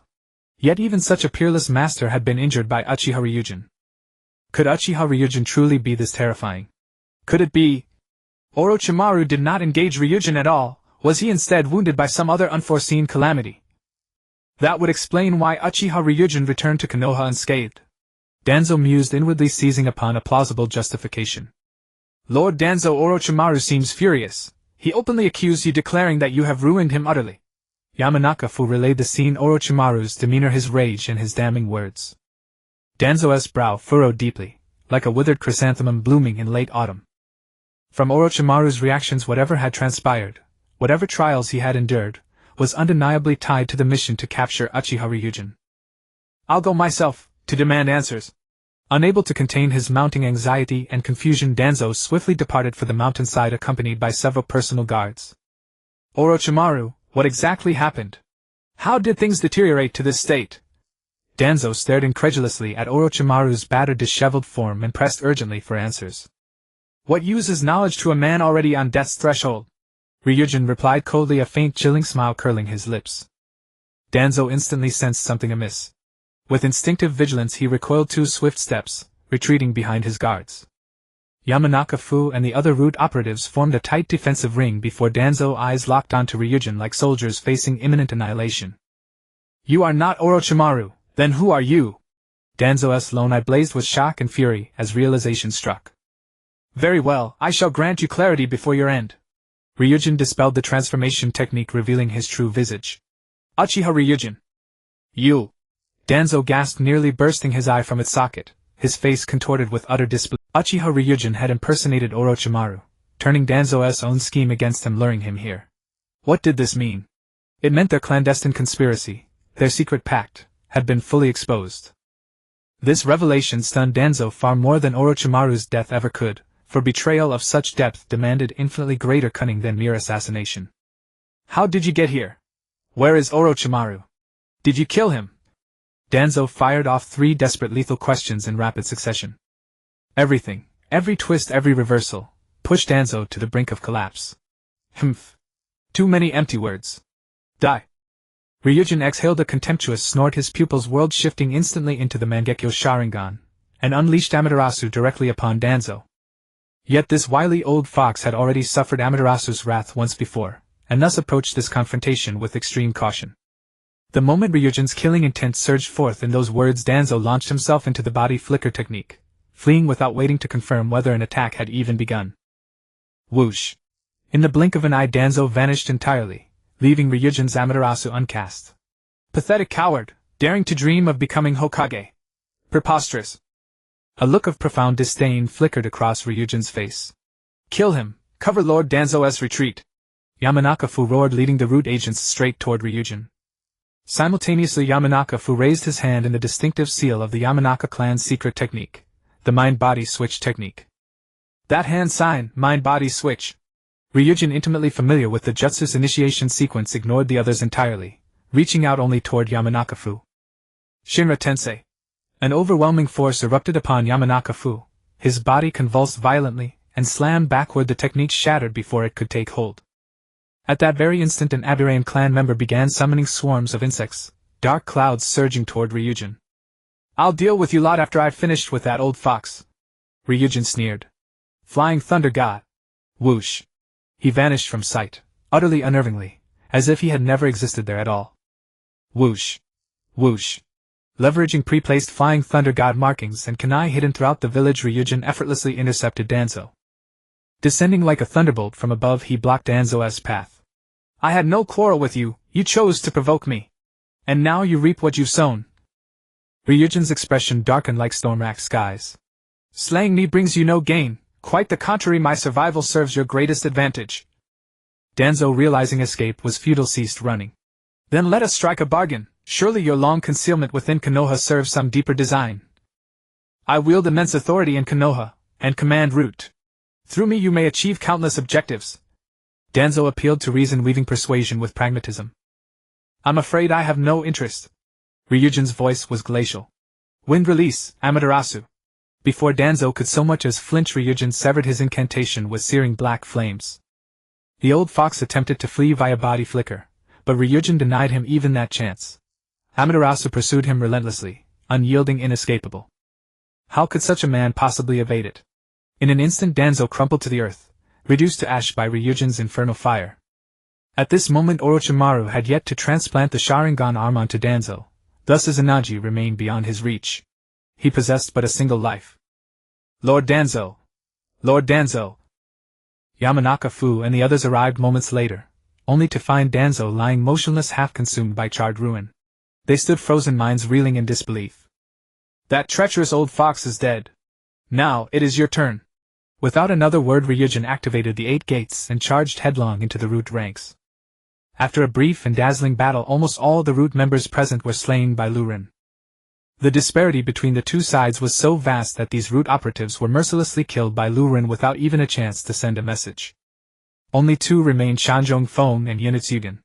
It was not that Lurin harbored any mercy toward them, rather he kept them alive for a purpose. Tuanzang held a position of immense power and prestige in Konoha, second only to the Hokage. His sudden death would inevitably shake the village to its core. Konoha would surely conduct a thorough investigation into Tuanzang's demise. And after his death, the curse seal of tongue harm eradication implanted in all root members would automatically vanish, allowing them to speak of Tuanzang's affairs. But how loyal were these root members to Tuanzang? Some were devoted to the point of death, while others, like Sai in the original story, would quickly waver in their convictions. Thus it was uncertain whether the third Hokage would learn of Tuanzang's schemes and tests against Lurin. This would indeed be a troublesome matter for Lurin. Therefore Lurin spared Shanzhong Feng and the other to eliminate this potential trouble. Uchiha Lurin, kill me if you will. Don't think you'll be grateful for your mercy. If I ever get the chance, I will avenge Lord Tuanzang. Shanzhong Feng glared at Lurin with venomous eyes, his voice filled with malice, as if they shared an irreconcilable and mortal hatred. Are you so eager to die for Tuanzang? Lurin was utterly speechless. In the original story, Shanzhong Feng died protecting Tuanzang during the 5 Kage summit. And now again. Even after the curse seal vanished. Yunitsugen beside him bore the same murderous intent, as if wanting to tear Lurin apart. It seemed the two were deeply brainwashed by Tuanzang. But this was no problem for Lurin. Without wasting words, he activated his Sharingan, and used Genjutsu to control Shanzhong Feng and Yunitsugen. From now on you two will follow my orders, Lurin commanded. Yes, Lord Lurin. Shanzhong Feng and Yunitsugen immediately responded with utmost respect. Tuanzang has just died, and the curse seal of root members will soon vanish, plunging root into chaos. I want you to immediately gather all root members who know anything about me. Whether it was Tuanzang's attack on me in the village last time, or his alliance with Orochimaru against me this time. I will wait here. Bring them as fast as you can without alarming the village. Use whatever means necessary. If anyone refuses, eliminate them. Yes, Lord Lurin. Shanzhong Feng and the other took their leave. The Shanzhong and Yuna clans were major families in Konoha, and Shanzhong Feng and Yunitsugen were Tuanzang's most trusted confidants, holding high status and power within Root. Lu Ren's task was easily accomplished. After a short wait, Shanzhong Feng returned with 8 people, and Lu Ren without any further words controlled them with Genjutsu as well. He ordered them never to speak of anything concerning him to anyone. Now clean up the traces here and go about your business. Lu Ren casually instructed those before him. After handling everything, he returned home silently, and went to sleep as if nothing had happened. Tuanzang's death soon caused an uproar in Konoha, especially among the high-ranking officials, Hiruzen Sarutobi, the 2 Hokage advisors, and the clan leaders, who were utterly stunned. Each felt a sense of unreality. Ordinary villagers who had never interacted with Tuanzang were less affected, but the high-ranking officials knew him all too well. To put it bluntly, Tuanzang was the undisputed second-in-command of Konoha. And now he was dead. What was even more frustrating was that they had no idea how or where he died. Had it not been for the curse seal of root members, they would not have even known he was dead. Amaterasu had burned Tuanzang to ashes, leaving not even a trace, so naturally nothing could be found. The fact that such a powerful figure in Konoha could be eliminated so silently sent a chill down Hiruzen's spine. Whoever did this, if they could kill Tuanzang so quietly, what about the rest of them? How much chance did they have against this hidden hand? Could it be him? Hiruzen frowned, a thought surfacing in his mind, bringing to mind a person who had troubled him for a long time. If it was that person, they certainly possessed the capability. But Hiruzen was uncertain whether it was indeed their doing. However, Hiruzen felt that this matter could no longer be concealed. Now that Tuanzang had died in such an obscure manner, if Hiruzen himself were to be killed silently one day, this secret would be buried with him in his coffin. Everyone, there is something I need to tell you. Hiruzen looked at the absolute high-ranking officials in his office, his expression grave, and slowly began. In our Konoha there has always been a mysterious powerhouse hidden. This powerhouse first appeared when Shursui led a mission to retrieve Obito's body. On their way back they encountered the Five-Tails Jinchuriki Han. That mysterious expert intervened from the shadows and sealed the partially tailed beast transformed Five-Tails Jinchuriki. Lord and Lady Minato are aware of this. The second time was 6 months ago, when Inoki led a sudden attack on Konoha. Someone secretly intervened and suppressed Inoki. The third time was today's invasion by the Mist.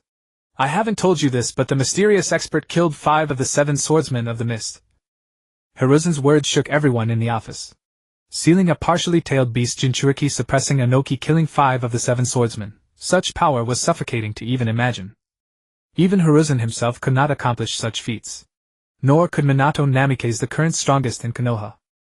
Konoha has such a hidden powerhouse. Lord Hokage, have you never known who it is all this time? Nara Shikaka asked in astonishment. Seeing Hiruzen shake his head, he mused. Then do you have any suspects, Lord Hokage? No. This person has always acted in the shadows, leaving no trace whatsoever. The atmosphere in the Hokage's office was somewhat heavy. The death of Danzo was already a tangled mess, and now the emergence of that mysterious figure revealed by Sarutobi Hiruzen only added to the chaos. Whether Danzo's death was related to that mysterious figure remained unknown to anyone. However, from now on Konoha would intensify its investigation into both Danzo's demise and the identity of the mysterious figure. On the surface Konoha appeared calm, but secretly turbulent undercurrents were already in motion. In the face of such major events, the incident of Noira Rin being captured by the Mist Village seemed to lose its significance.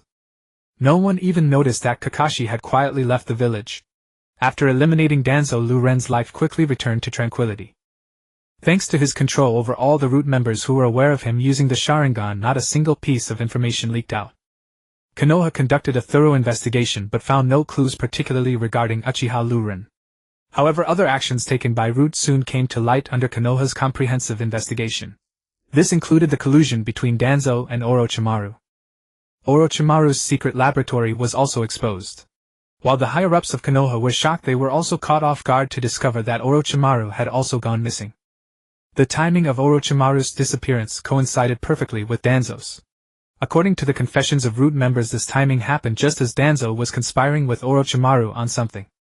However, the specific details of the conspiracy remained undisclosed, as the control by the Sharingan was related to capturing Lu Ren, leaving no one to leak any information. This made the situation clearer, yet also more enigmatic. It was clearer because compared to the previous confusion, the disappearances of Danzo and Orochimaru now had a traceable connection, evidently due to their conspiracy. Danzo's death was very likely orchestrated by Orochimaru. The possibility of Orochimaru escaping after killing Danzo was significant, especially since the higher-ups of Konoha were well aware of Orochimaru's recent activities. It was called enigmatic because more mysteries emerged, namely what exactly did Orochimaru and Danzo conspire about. The suspicion towards that hidden mysterious figure suddenly diminished to the lowest point. Indeed, with such a mess, no one suspects me. Lu Ren observed the investigation unfold through the use of the telescope technique and felt relieved when the situation escalated to the pursuit of Orochimaru's whereabouts. Orochimaru's life or death remained uncertain. Lu Ren began to patrol with ease, hearing various discussions about Danzo, as the enormity of the situation en route could not be concealed. However, Konoha managed to temporarily keep Orochimaru's disappearance under wraps, otherwise Konoha would undoubtedly be in great turmoil. Compared to the hidden root, Orochimaru's influence in Konoha was far too significant. After all, he was one of the legendary 3 ninjas. What a troublesome autumn! Lu Ren couldn't help but shake his head and sigh, showing no awareness of being the mastermind behind it all, continuing to patrol in Konoha as if nothing were amiss. 2 hours later, Lu Ren began to switch shifts with others, temporarily returning to the Konoha guard team for a break. How could it be? No way, right? That guy Kakashi has awakened the Mangekyo Sharingan. That is absolutely impossible. He isn't even an Uchiha, how could he evolve the Sharingan? Only Shursui from our Uchiha clan has awakened the Mangekyo Sharingan. Which bastard spread this rumor? This is too ridiculous. Just returning to the guard headquarters, Lu Ren heard an unbelievable uproar inside. Some were shocked, some were furious, and others were incredulous. Has that guy Kakashi really awakened the Mangekyo Sharingan? Lu Ren felt slightly surprised but quickly regained his composure, not as astonished as the others. After all, he already knew the plot and was aware of what would happen. Noira Rin was captured by the Mist Village, sealed with the 3 tails within her, and then sent back to the village. To prevent the 3 tails from causing chaos in Konoha, Noira Rin deliberately died at Kakashi's hands. This tragic scene was conveniently witnessed by Obito, who under the intense stimulation awakened the Mangekyo Sharingan, consequently synchronizing Kakashi's Mangekyo as well. Kakashi awakening the Mangekyo Sharingan means Obito must have also awakened it. He should now have officially become a pawn of Madara. Lu Run was aware of this, merely considering it a sad story as he silently sighed a few times without any other thoughts. After all, these matters had nothing to do with Uchiha Lu Run. He continued his daily routine of work, clocking in and out carefree and at ease. A year passed in the blink of an eye. During this year, through relentless training, Lu Ren's chakra levels had reached the level of a jonin. Whether it was the usage of the Rinnegan or techniques like Amaterasu and Tsukuyomi, he had significantly improved compared to before. Now Lu Ren was undeniably an invincible presence in the entire shinobi world. As for the rewards from signing in, Lu Ren was delighted to find that the eye techniques he had longed for, Kamui and Kodo Amatsukami, had finally arrived. In addition, Lu Ren also received rewards of 5 elemental chakra types, and he had essentially mastered nearly all ninjutsu sealing techniques, taijutsu and genjutsu in Konoha. His strength had once again undergone a qualitative leap compared to a year ago. During this year, Konoha also experienced several significant events. First, the third Hokage abdicated and Namikaze Minato was unanimously elected as the fourth Hokage. Unlike before, due to Orochimaru's mysterious disappearance, there was not even a single contender against Namikaze Minato, making his succession exceedingly smooth. Another major event was that the position of the root leader Danzo was taken over by the seasoned advisor Mito Kazan. Mito Kazan could almost be seen as a replica of Danzo in terms of qualifications, experience, identity, and ideology. He was highly consistent. Mito Kazan, Naro Shikaku, and Danzo were practically on the same page. The third significant event was the rise of a peace-loving ninja organization in the Rain Village known as Akatsuki, which had become quite well known in the shinobi world. They were active in this tumultuous era, aiming to persuade the various villages embroiled in war to abandon conflict and maintain peace. Compared to these events, the sporadic friction and wars between Konoha and the Mist Village seemed trivial. As for the death of Danzo and Orochimaru's disappearance a year ago, Konoha had never been able to uncover the truth, and it had to be left unresolved. No trouble fell upon Lu Ren.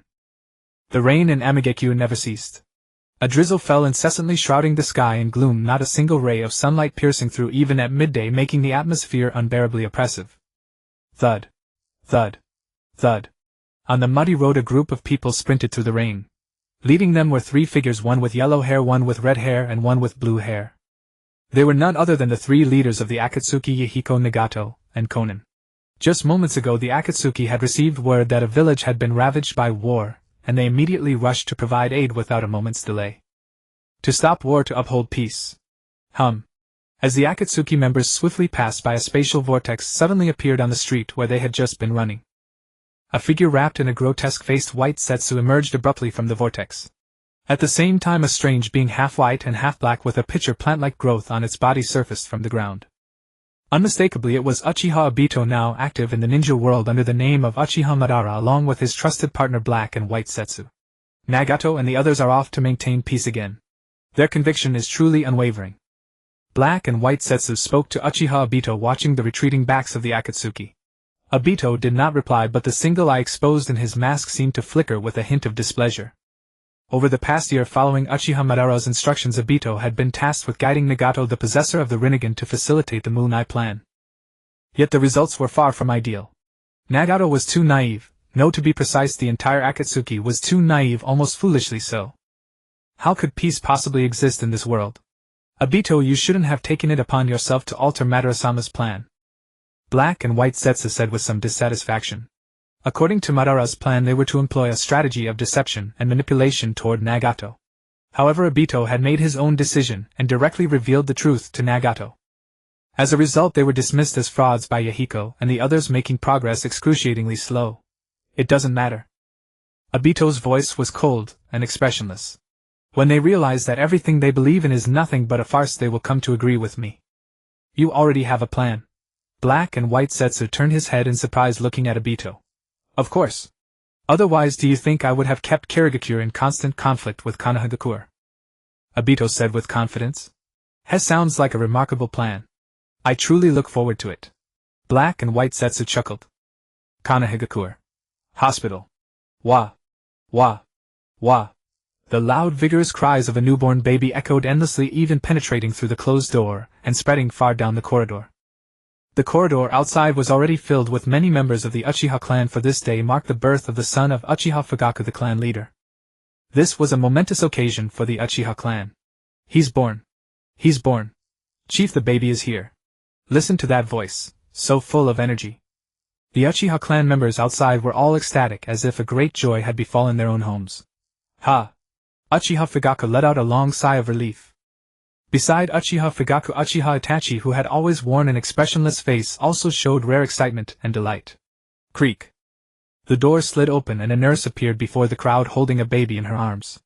Chief Uchiha, congratulations. It's a little boy. And Mikoto. How is she? Uchiha Fugaku carefully took the baby into his arms and asked the nurse with some concern. The lady is also doing well. Thank you for your hard work, Fugaku said joyfully. Sasuke is born. Uchiha Ryujin stood among the crowd gazing at the baby in Uchiha Fugaku's arms, unable to describe his feelings at that moment. For a former Naruto fan, witnessing the very moment of Sasuke's birth held an extraordinary significance. I suppose this is witnessing history, Ryujin thought to himself. Fugaku cradled Sasuke for a while, then entered the delivery room with Uchiha Itachi to see Uchiha Mikoto. The others naturally remained outside. Mikoto, look at our son. His eyes and chin resemble yours so much. Uchiha Fugaku placed Sasuke in front of Mikoto and said with a smile. Uchiha Mikoto, with tears of joy in her eyes, played with Sasuke for a moment, and then said, Fugaku, let's give our son a name. Let's call him Uchiha Sasuke. Fugaku thought for a moment and said, good, our son's name is Sasuke. Uchiha Mikoto had no objection. She stroked Sasuke's tiny face and said to Uchiha Itachi, Itachi, this is your little brother. You must protect him in the future. Don't worry, mother. I will definitely protect my little brother. Uchiha Itachi vowed solemnly. Even if it costs me my life. If Ryujin had been in the hospital room and heard those words, he would have stopped Uchiha Itachi. Flags must not be set casually. It's very dangerous. Now that Uchiha Sasuke had been safely delivered and both mother and child were well, the Uchiha clan members waiting outside quickly returned to their homes. Ryujin also returned to his post, resuming his daily patrols around Konohagakure. As always, he kept a low profile. Before he knew it, Ryujin had patrolled all the way to the Konoha archives. System check-in here. Ding. Congratulations, host, you have successfully checked in and received 1000 explosive tags. The sound of a successful check-in notification echoed in his mind. Sigh, explosive tags again. I must have hundreds of thousands of these in my system space by now. Ryujin shook his head, feeling a sense of tasteless to eat, a pity to waste. Given his current strength, did he even need such things as explosive tags? Unless they were used in conjunction with a forbidden technique like the mutually multiplying explosive tags, any random move Ryujin could pull off would be far more convenient than explosive tags. Better than nothing. Ryujin shrugged, then continued walking, circling the village. The afternoon followed the usual routine. After eating, he trained with Might Guy, and in the evening he returned to the Uchiha compound. He attended a grand banquet. The purpose of the feast was naturally to celebrate the birth of the clan leader's son, and the lively atmosphere went without saying. Ryujin, report to the Hokage building. The village has a mission for you. After several days of idleness, Uchiha Ryujin suddenly received this message. Understood. Ryujin did not refuse and immediately headed straight for the Hokage building. In his mind, he wondered if the war situation had changed again, requiring more manpower, and thus the Konoha military police force was needed to provide support or logistics on the battlefield. During the Third Shinobi World War, Ryujin had already done this several times, so he found it nothing unusual. After arriving at the Hokage's office, it did not take long before 5 Anbu operatives and 3 members of the Muyi Guard squad came to assemble. Once everyone had gathered, the Hokage Bo-Fong Shuman began to explain the mission.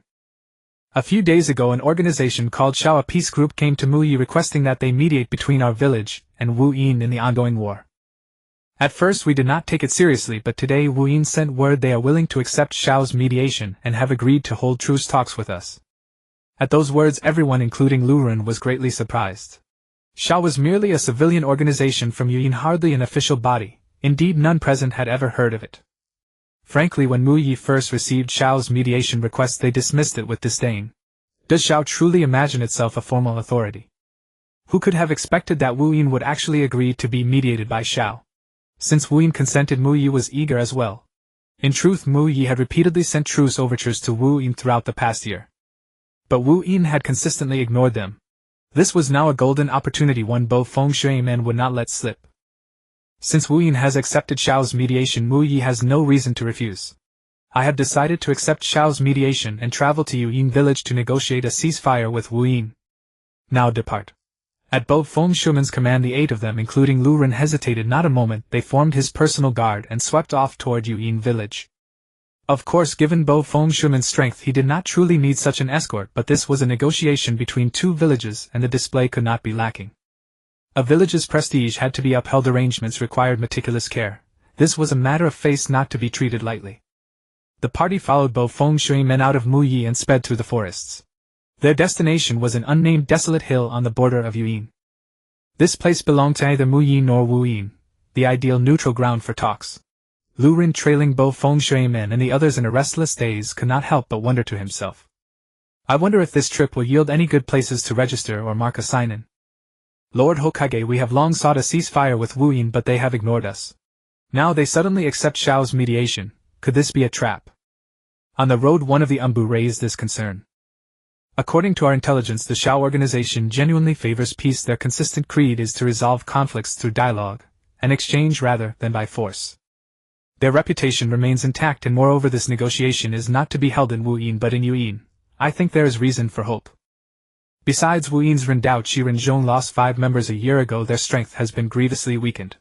Even if there is a trap, we need not be overly concerned. Bo Feng Shuimen spoke confidently. The others were reassured. Truly, with the power of the yellow flash, could Wuyin pose a threat to the Hokage. But at that moment they suddenly saw a whirl appear in the space ahead. Within the shimmering vortex, a figure wearing a strange mask that revealed only a single eye materialized before them. Bo Feng Shuimen and the others halted instinctively, each staring warily at the person blocking their path. They did not recognize him, but his arrival felt hostile. Dai Tu.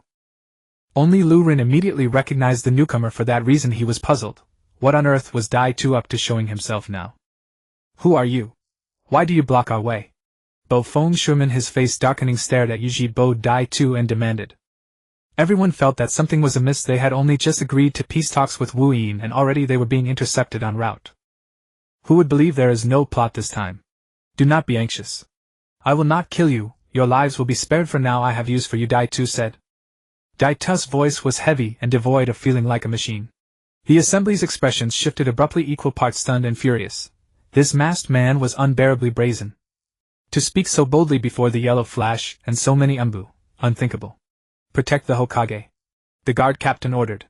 The men moved swiftly, forming a ring to shield Bo Feng Shuimen. Yuji Bo Dai Tu said nothing, as if these people did not exist. He advanced toward Bo Feng Shuimen step by steady step. How dare you? The guard captain roared. Without hesitation he drew a kunai and flicked it toward Yuji Bo Dai Tu. A barrage of kunai flew surrounding Dai Tu. Yet he seemed not to notice. He did not dodge or flinch, maintaining an uncanny calm as he continued forward. The kunai were so swift they pierced Dai Tu's body in the blink of an eye. Just as the guards were astonished, thinking this brash, mysterious fellow so easy to deal with, their eyes suddenly widened in disbelief. It was true, the kunai had lodged into Dai Tu, yet they caused no injury. Astonishingly, they passed clean through. They clattered to the ground. Dai Tu seemed merely an illusion. What is happening? Have we already been ensnared by genjutsu? The group became flustered, sweat beaded on their brows. They had never seen such a thing. Suddenly, as tension mounted, a vortex opened before Dai Tu and he vanished in an eerie instant. Where did he go? What ninjutsu was that? That wasn't ninjutsu. It's probably an eye technique. Didn't you see his eye? It was a Xiaolin Yen. The crowd murmured in alarm, searching for Dai Tu but finding no trace. As panic spread, Dai Tu's silhouette suddenly appeared behind an Umbu operative, his hand resting lightly on the man's shoulder. Watch out! Others shouted. The Umbu tried to use the body flicker technique to escape, but it had no effect. He was sucked into Dai Tu's spatial vortex entirely. He vanished completely. This is a space-time eye technique. Everyone disperse. Bo Feng Shuimen's expression was extremely grave as he gave the order in a deep voice. Faced with such an eerily bizarre space-time eye technique, ordinary ninjutsu proved utterly useless. Lord Hokage, this person is far too dangerous. Everyone disperse. That's an order. Bo Feng Shuimen bellowed again, leaving no room for dissent. The guards also knew that the masked man's strength was too bizarre, they could be of no help. To deal with him, only the Hokage might have a chance. The guards stepped aside one by one. Bo Feng Shuimen drew a kunai while Dai Tu directly retrieved a chain from the Kamui space. After a brief standoff, it was unclear who struck first, as both charged at each other almost simultaneously. In the blink of an eye they clashed. Bo Feng Shuimen's kunai thrust fiercely at Dai Tu while Dai Tu's chain swept violently toward Bo Feng Shuimen. Bo Feng Shuimen sidestepped to evade Dai Tu's chain, but Dai Tu made no effort to dodge, allowing the kunai to pierce his body. It passed straight through his body. Just as I thought. The same as before. Buffing Schumann's pupils contracted slightly, his expression turning extremely grave. Slap. The moment Buffing Schumann's hand passed through Daita's body, Daito grabbed it with his hand. At that moment a smirk curled beneath Daita's mask as he activated the Kamui, intending to suck Buffing Schumann into the Kamui space. Swish. But just then Buffing Schumann vanished without a trace, abruptly reappearing in another location. Flying Thunder God. Daito was stunned. As a former student of Buffing Schumann, he naturally knew of the technique that made his teacher famous, but he never expected that the Flying Thunder God could even counter the Kamui. That was simply absurd. As expected of the yellow flash who shook the ninja world, Daito chuckled, filled with admiration. Buffing Schumann, on the other hand, dared not be the slightest bit careless. He even felt unprecedented pressure. Having roamed the ninja world for so long, he had never encountered such a bizarre opponent. If he hadn't used the Flying Thunder God in time, he would have been sucked in. But at least the Flying Thunder God worked. That was good news. Buffing Schumann charged at Daito once more, engaging in a fierce exchange. Both moved with blinding speed, and the battle became a dazzling blur in the blink of an eye. Daito had intangibility and spatial teleportation, while Buffing Schumann possessed extraordinary combat instincts and the Flying Thunder God. For now neither could gain the upper hand. Swish. Amid the fierce battle, Buffing Schumann once again hurled a kunai at Yuzebo Daito. Yuzebo Daito paid no heed, charging at Buffing Schumann with his chain, intending to use his intangibility advantage to lock him down. But just as Daito's chain was about to ensnare Buffing Schumann, he suddenly vanished. His figure appeared behind Daito. It was Buffing Schumann's Flying Thunder God's second stage. While attacking, Daito could not remain intangible, so at that moment he was in a solid state. Not good! Daito inwardly cried out in alarm, about to turn intangible, but it was too late. Boom! A Rinnegan slammed into Daito from behind, blasting him to the ground. The Flying Thunder God's second stage is truly breathtaking. Even though he had seen the Hokage series before witnessing Buffing Schumann execute the Flying Thunder God's second stage with his own eyes, Lioren couldn't help but marvel inwardly. Buffing Schumann's combat awareness and battlefield intuition were truly beyond comparison. To devise such a masterpiece as the Flying Thunder God's second stage in such a short time was nothing short of genius. It was no wonder he had dominated the ninja world. Damn it! Daito rose from the ground, both shocked and furious. He had never imagined that even with the cheat like Kamui he still couldn't defeat Buffing Schumann. Until now Daito had subconsciously believed he could dominate the entire ninja world. He never expected to suffer such a major setback so quickly. I told you! Buffing Schumann is not so simple. At that moment another voice, extremely low and sounding as if someone had muffled its throat, rang out. Everyone present was startled. The enemy had an accomplice. They immediately scanned their surroundings with vigilance and tension, their expressions changing abruptly. Suddenly a pair of hands emerged from the ground, grabbing Buffing Schumann's feet tightly. Crack, crack, crack. At the same time a branch slithered from the ground like a viper, winding up Buffing Schumann's body and binding him completely. Would release. Everyone was dumbfounded, hardly believing their eyes. How could anyone in the ninja world still use the wood release technique? Gurgle. Amid this earth-shattering turn of events, a bizarre creature, half white and half black with a pitcher plant head, emerged from the ground. The wooden branches on Buffing Schumann were connected to this strange being. Clearly it was this creature that had used wood release to ambush and capture Buffing Schumann. Hey Baijua! While others were bewildered, Lioren immediately recognized the mysterious figure. Humph, I don't need your help. Do you think I can't use wood release myself? Daito was very displeased with Heibaijua's assistance. At that moment he also extended a hand toward Buffing Schumann, and wooden branches sprouted from his own body. Like countless tentacles they wrapped around Buffing Schumann and pulled him close. At this time Daito was still wearing the white setsu disguise, allowing him to use wood release freely. Lord Hokage! Release Lord Hokage! Exclamations of shock and anger rang out around them. Daito snorted coldly, ignoring them as his Sharingan spun in his eye. Buffing Schumann suddenly became dazed, then regained clarity, but now he felt different somehow. Stop them! But don't kill them! I still have use for them! Daito casually ordered Buffing Schumann. Yes! Buffing Schumann replied without hesitation, like a loyal subordinate. Whoosh! Then he activated the body flicker technique and charged toward the Konoha ninja. Buffing Schumann's strength was beyond doubt, and with the assistance of Daito and Heiju, in no time everyone present was knocked to the ground. This included Lu Ren. Of course, given Lu Ren's abilities, even if everyone present were combined they would not be his match, but Lu Ren did not do so. Although Lu Rin did not know what conspiracy Dai Tu was hatching, it seemed that he was definitely controlling Bufing Shuimin and others to do something. During this time perhaps he would lead Bufing Shuimin and the others back to the secret base beneath the Xinwu Pai Bridge. Would that not be a new check-in location? If he could check in there, what rewards might he obtain?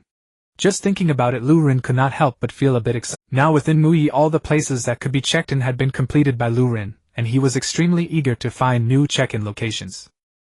And the base beneath the Xinwu Pai Bridge was where the elderly band once hid, and it was now Dai Tu's headquarters, housing the Outer Path Demon statue 100,000 by Ju and so on.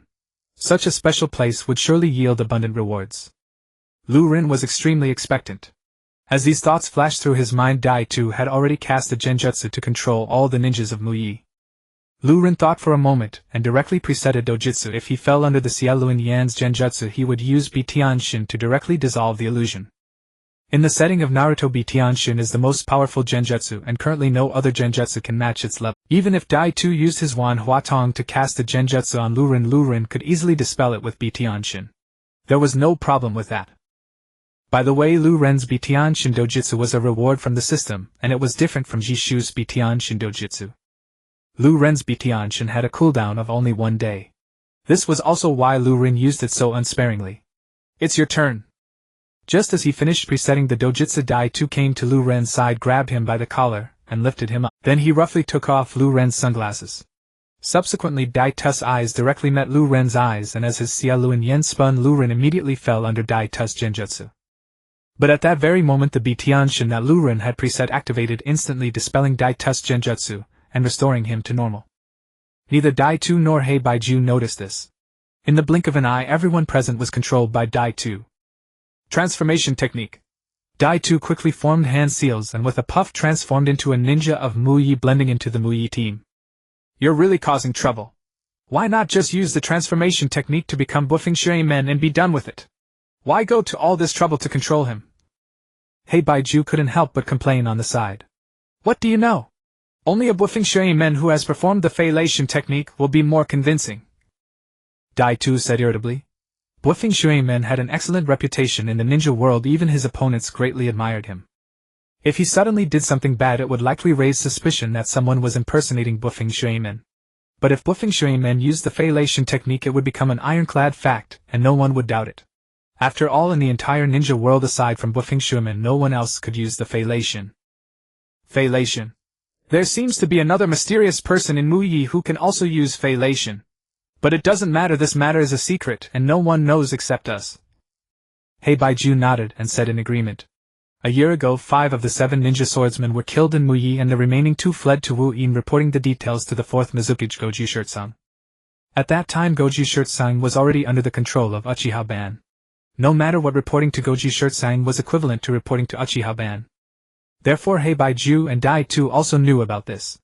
Heiju even specifically investigated the matter but found no clues at all, because even Muyi itself did not know of this person's existence. Leave the rest to me, you should not show yourself. After instructing Hei Baiju, Dai Tu then controlled Bufing Shuimin and his group to continue their journey. Under Dai Tu's lead, the group's figure soon appeared on a nameless barren mountain at the border of Yuin. Halfway up the mountain, a group of people was already waiting there. After a glance, Lu Rin saw that the group was none other than the Wu Yin ninjas led by the 4th Mizukage Goju Shirtsang, as well as the 3 members of the Xiaomi Yen, Xiao Nan and Chang Men. Wu Yin. Xiao. Isn't this the peace negotiation that Bufing Shuimin mentioned? Lu Rin was speechless. He had long known that after Uchiha Ban's death, Goju Shirtsang had long been controlled by Uchiha Dai Tu. Now even Bufing Shuimin was controlled by Dai Tu, meaning that both sides of the peace negotiation were actually Dai Tu's pawns. So what exactly did Dai Tu want? After a moment of thought, Lu Rin couldn't help but glance at Chang Men. Could it be that Dai Tu's purpose this time was Chang Men? That was probably the only explanation. Moreover, looking at the original Naruto plot, Chang Men's fall to darkness was attributed to the actions of Ban Zhang and Tuan Zhang, but there was also Dai Tu's shadow behind it. Lord Hokage, I am Mi Yen, the leader of the Xiao. I am very glad that you have accepted our mediation. I sincerely hope that Muyi and Wu Yin can understand each other through this communication, end the war between you, and bring peace to the people of both villages. As the mediator, Mi Yen very politely came over to greet Bufing Shuimin and introduce himself. Then Mi Yen, Chang Men and the others led Bufing Shuimin and his group to face the Wu Yin ninjas. Lord Hokage, Lord Mizukage, thank you both for honoring our Shao by accepting our mediation. After all the ninjas of Muyi and Wuyin were in position, Miyen was about to act as the mediator and begin the formal mediation. But before he could finish, Bufing Shuimen interrupted him coldly. Enough, stop your nonsense. Your mission is complete. With a single word from Namikaze Minato, the people he brought suddenly drew their weapons, preparing for battle. Swish, swish, swish. Meanwhile, one after another, the Leaf Village ninjas continuously used body flicker technique to descend from the sky, appearing behind Namikaze Minato. Looking around, there were dozens of them. What is Obito doing? Where did so many Leaf ninjas come from? Lu Rin was utterly speechless. Did Obito unknowingly control so many Leaf ninjas? Lord Hokage, Yahiko was completely stunned. This scene was beyond his expectations. He had initially felt joy when the Hokage agreed to his mediation, but who would have thought that the Hokage had used him? The other party never intended to engage in a peaceful negotiation but planned to take this opportunity to eliminate the Mizukage. No way, how could the Hokage be so treacherous? Namikaze Minato, I knew you were a despicable person who wouldn't be so honest. You want to take this opportunity to eliminate me. Ha ha ha, I think the same way. After witnessing the situation, the fourth Mizukage Karasuma Yagura coldly laughed. Swish, swish, swish. With Karasuma Yagura's cold laughter, many hit-and-miss ninjas descended from the sky behind him like dumplings. Lord Mizukage, even you. Yahiko could not accept it. The Hokage used him to eliminate the Mizukage, yet the Mizukage had the same idea as the Hokage. From the very beginning, both sides had no intention of engaging in any peaceful negotiations. They merely wanted to use this opportunity to eliminate each other. Lord Hokage, Lord Mizukage, please stop your war. Do you know how many people will be displaced because of the war between your two great villages? How many families will be destroyed and how many will become orphans? Do you understand the pain that war brings? Why create war? Why can't you coexist peacefully? Even in this moment, Yahiko did not give up, still firmly persuading the Hokage and the Mizukage. How naive! If there were no wars, would my leaf become the #1 ninja village? Would the ninja world know my name, the Yellow Flash? Would they know the name of Hanzo of the Salamander? Everything a ninja possesses is obtained through war. In this world there is no such thing as peace. Namikaze Minato said disdainfully. Then his eyes fixed on Karasuma Yagura across from him, filled with killing intent. Today we will take the Mizukage's life. Lord Hokage, what about the Akatsuki members? Obito asked at the right moment. Is that even a question? Kill them all, not a single one can be spared. Namikaze Minato replied coldly. Minato, how about we first eliminate these obstructive people, then we settle this matter of life and death? Karasuma Yagura suggested expressionlessly. Yahiko, Nagato, and the others were all stunned, their eyes wide and faces pale. They felt as if their long-held beliefs had suddenly shattered at that moment. Okay. Namikaze Minato agreed without hesitation. Yahiko, Nagato, and Konan each changed their expressions drastically. With the Hokage, the Mizukage, and the elite forces they each brought, even if they were only 3 people, not to mention if all the Akatsuki members came, there would be no escape. Is this the truth of the world? What we in the Akatsuki have always believed has turned out to be a joke. Yahiko said, his face pale, deeply impacted. Nagato and Konan felt the same. Their hearts were filled with boundless self-mockery and unwillingness, realizing how naive they had been. It's just a pity that they would lose their lives because of their naivety.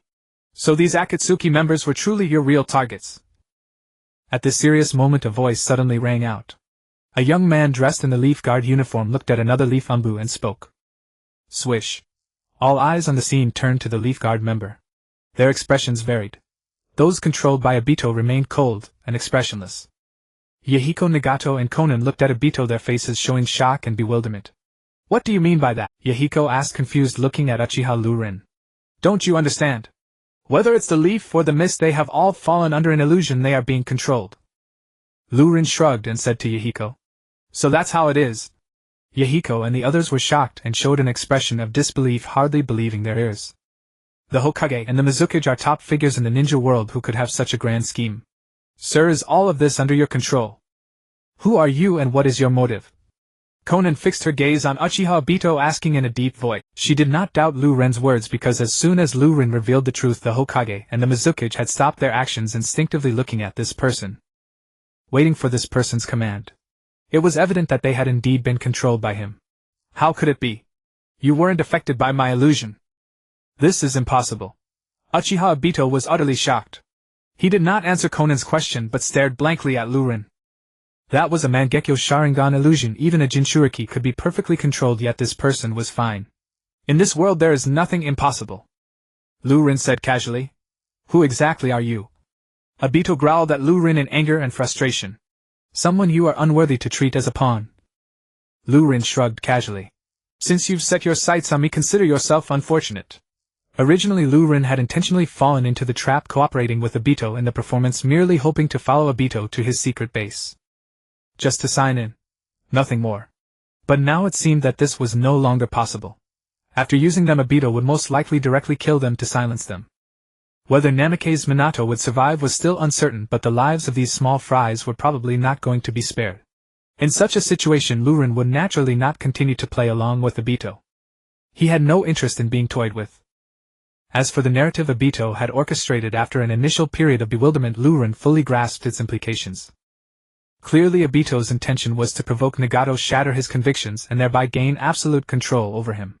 In the original Naruto storyline, Nagato's descent into darkness was triggered by the alliance between Hanzo and Danzo, which resulted in Yahiko's death. However, the true mastermind behind that tragedy was Danzo. Although Hanzo had heard of the Akatsuki's reputation, he initially paid them no heed. The root cause was that Danzo, upon witnessing Nagato summon the Geto statue with his Rinnegan, was so astounded that he became consumed by the desire to acquire those eyes. Thus Danzo began to sow discord relentlessly, eventually persuading Hanzo to join forces against the Akatsuki. Obito reaped the benefits from the shadows, fanning the flames to propel these events forward. But now, Danzo had never even had the chance to set his schemes in motion, having been eliminated by Lu Rin long before. Nagato, who should have succumbed to darkness, remained untainted. That was why Obito took matters into his own hands, devising this elaborate scheme. The Akatsuki had always championed peace, so Obito used this peace negotiation to expose the harsh truths of the ninja world, shattering their ideals. Had Yahiko and Konan perished in the process, the effect would have been even more potent. It must be said this was a brilliant stratagem. Unfortunately for Obito, his luck ran out when he encountered Lu Rin. Seize him! A sharp and low voice rang out as Uchiha Obito pointed at Lu Rin, issuing the command to those present with icy resolve. Swoosh, swoosh, swoosh. Members of the Konoha Umbu and the Mist Umbu, one after another, charged toward Lu Rin. Lu Rin flipped his hand and produced a massive shuriken, hurling it at the oncoming assailants. Simultaneously he formed hand signs. Shuriken Shadow Clone Technique. Boom! The giant shuriken split into countless replicas midair, instantly blotting out the sky with a dense rain of blades. Slash slash slash. The ninjas rushing toward Lu Rin were overwhelmed by this torrent of shuriken, unable to withstand the onslaught. Like dumplings dropping into a pot, they fell from the sky one after another. Among those struck down by Lu Rin, most transformed upon hitting the ground into bizarre pale-skinned creatures. White Setsu. No wonder so many Konoha and Mist Shinobi had appeared. Most of them were white Setsu, using their transformation technique. You don't need to bring out such small fry, do you? Lu Rin remarked with a faint smirk, his tone dismissive. Obito's expression darkened. He had already known that Lu Rin was no ordinary individual for being able to break his genjutsu, but Lu Ren's opening move still proved he had underestimated him. The Shuriken Shadow Clone technique was not something an average ninja could execute. Everyone fall back. Minato Namikaze, apprehend this man. Obito gave the order without emotion.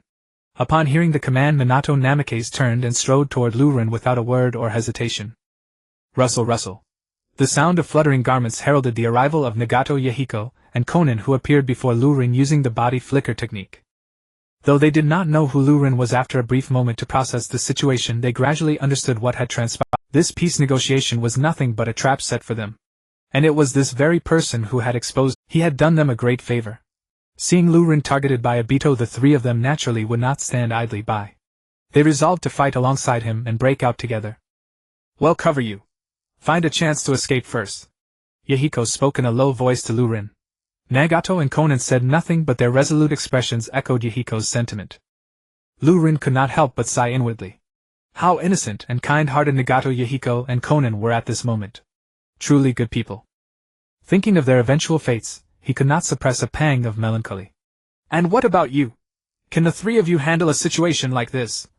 Lu Rin shrugged and asked in return. It's fine. This man went to such great lengths to set up this trap. His goal is not to kill us. Yahiko glanced at Obito, analyzing the situation with calm composure. If killing them was the aim, why go through the trouble of staging a performance instead of a direct ambush? I have some guesses about his true motive, and I'm fairly certain he won't kill us. So please leave without worry. Well, take care of the rearguard. Yahiko urged again. Thanks for the kindness, but this guy isn't worth me running away, Lu Ren replied with utter calm. Then he pushed past the three of them and stepped forward. Yahiko, Nagato and Konan exchanged glances but did not stop him choosing to observe instead. If things went awry, they could still intervene. Tap tap tap. As Lu Ren advanced, Minato Namikaze sprinted toward him. In Minato's right hand a Rinnegan materialized, glowing with brilliant light and brimming with formidable energy. In the blink of an eye he was upon Lu Ren. Boom! The Rinnegan crashed into Lu Ren with overwhelming force. Watching from the side, the hearts of Nagato, Yahiko, and Konan leaped into their throats. They had thought Lu Ren possessed some skill, but he hadn't even reacted before being struck by the combined attack of the Hokage and Mizukage. Even if he survived, he would be gravely wounded.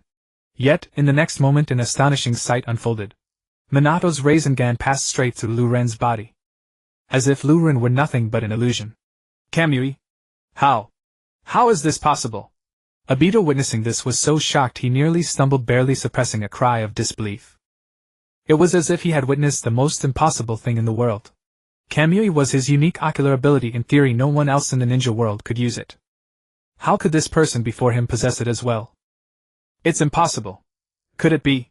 He has taken Kakashi's right eye. No, that can't be right. Even if it is Kakashi's right eye, his ocular techniques are different from mine. Daito murmured as he gazed at the flowing blade, feeling utterly disheveled, as if his entire worldview had shattered in that moment. Because Kakashi's right eye came from Daito, and that eye awakened due to the awakening of Data's left eye. It awakened through the bloodline connection and sensing between the two eyes. Thus, during the awakening, Daito was also aware of the abilities of Kakashi's eye, which was a long-range divine might distinct from the might of his own left eye. So the question arises, where does the divine might of this mysterious Uchiha come from? Could it be that he awakened it as well? But for two Uchiha to awaken identical ocular techniques, that is simply unheard of. Damn! In shock, Daito instinctively clenched his fists. It was precisely because he possessed divine might himself that he understood how difficult it could be to deal with. Moreover, just now, while the flowing blade was automatically evading the attacks of Minato Namikaze, Daito did not sense the other party's body moving into his divine might space. This indicates that the opponent's divine might space and his own divine might space are two completely different realms. This person must be captured at all costs. Daito silently made this decision. This Uchiha fellow is full of secrets and possesses an ocular technique identical to his own, which makes Daito feel extremely apprehensive. Minato Namikaze, you must not disappoint me. Daito then looked at Minato, silently thinking to himself. Minato's Flying Thunder God technique is not easy to deal with. Moreover, with another Mizukage Kurama Shinjuro present, Daito doesn't believe he won't be able to subdue this mysterious Uchiha. Clink clink. Under Data's watchful gaze, the flowing blade-wielding two kunai engaged in a fierce battle with Minato. For a moment it was truly dazzling, overwhelming the senses, genuinely exciting and intense. Although both possessed the divine might technique, the strategies employed by the flowing blade and Daito were completely different. Daito relied too heavily on divine might, fighting solely based on it. However, the flowing blade was different. He merely regarded divine might as a supplementary tool. Apart from necessary moments of phasing, his combat style relied on conventional ninjutsu and taijutsu. As for those highly damaging ocular techniques, the flowing blade did not use them against Minato. After all, Minato was under control and fully capable of self-defense, so the flowing blade would not truly harm him. Whoosh! In the midst of the fierce battle, just as Minato utilized other attacks to limit the flowing blade's responses, a kunai imbued with the Flying Thunder God technique shot towards the flowing blade. Minato's combat awareness was excellent. This kunai was perfectly timed and angled, leaving the flowing blade no chance to evade, forcing him to phase. In the blink of an eye, that kunai passed through the flowing blade's body and appeared directly behind him. Whoosh! In that critical moment, Minato's body suddenly vanished from the flowing blade's sight. The second stage of Flying Thunder God. The corners of the flowing blade's mouth curled into a faint smile. This move was utterly useless against him. At this moment, the flowing blade also produced a kunai imbued with the Flying Thunder God technique, shooting it forward, then using the technique to vanish. Boom! The Rinnegan in Minato's hand struck the ground directly. What? The Flying Thunder God technique? Minato was suddenly shocked, revealing an expression of disbelief. Besides him, is there really another person proficient in the Flying Thunder God technique in the ninja world? How could this be possible? Bastard! How could he use the Flying Thunder God?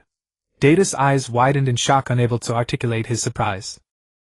Originally a divine might was already difficult to handle, and now with the addition of a flying thunder god there are hardly any people in the ninja world who could deal with this individual.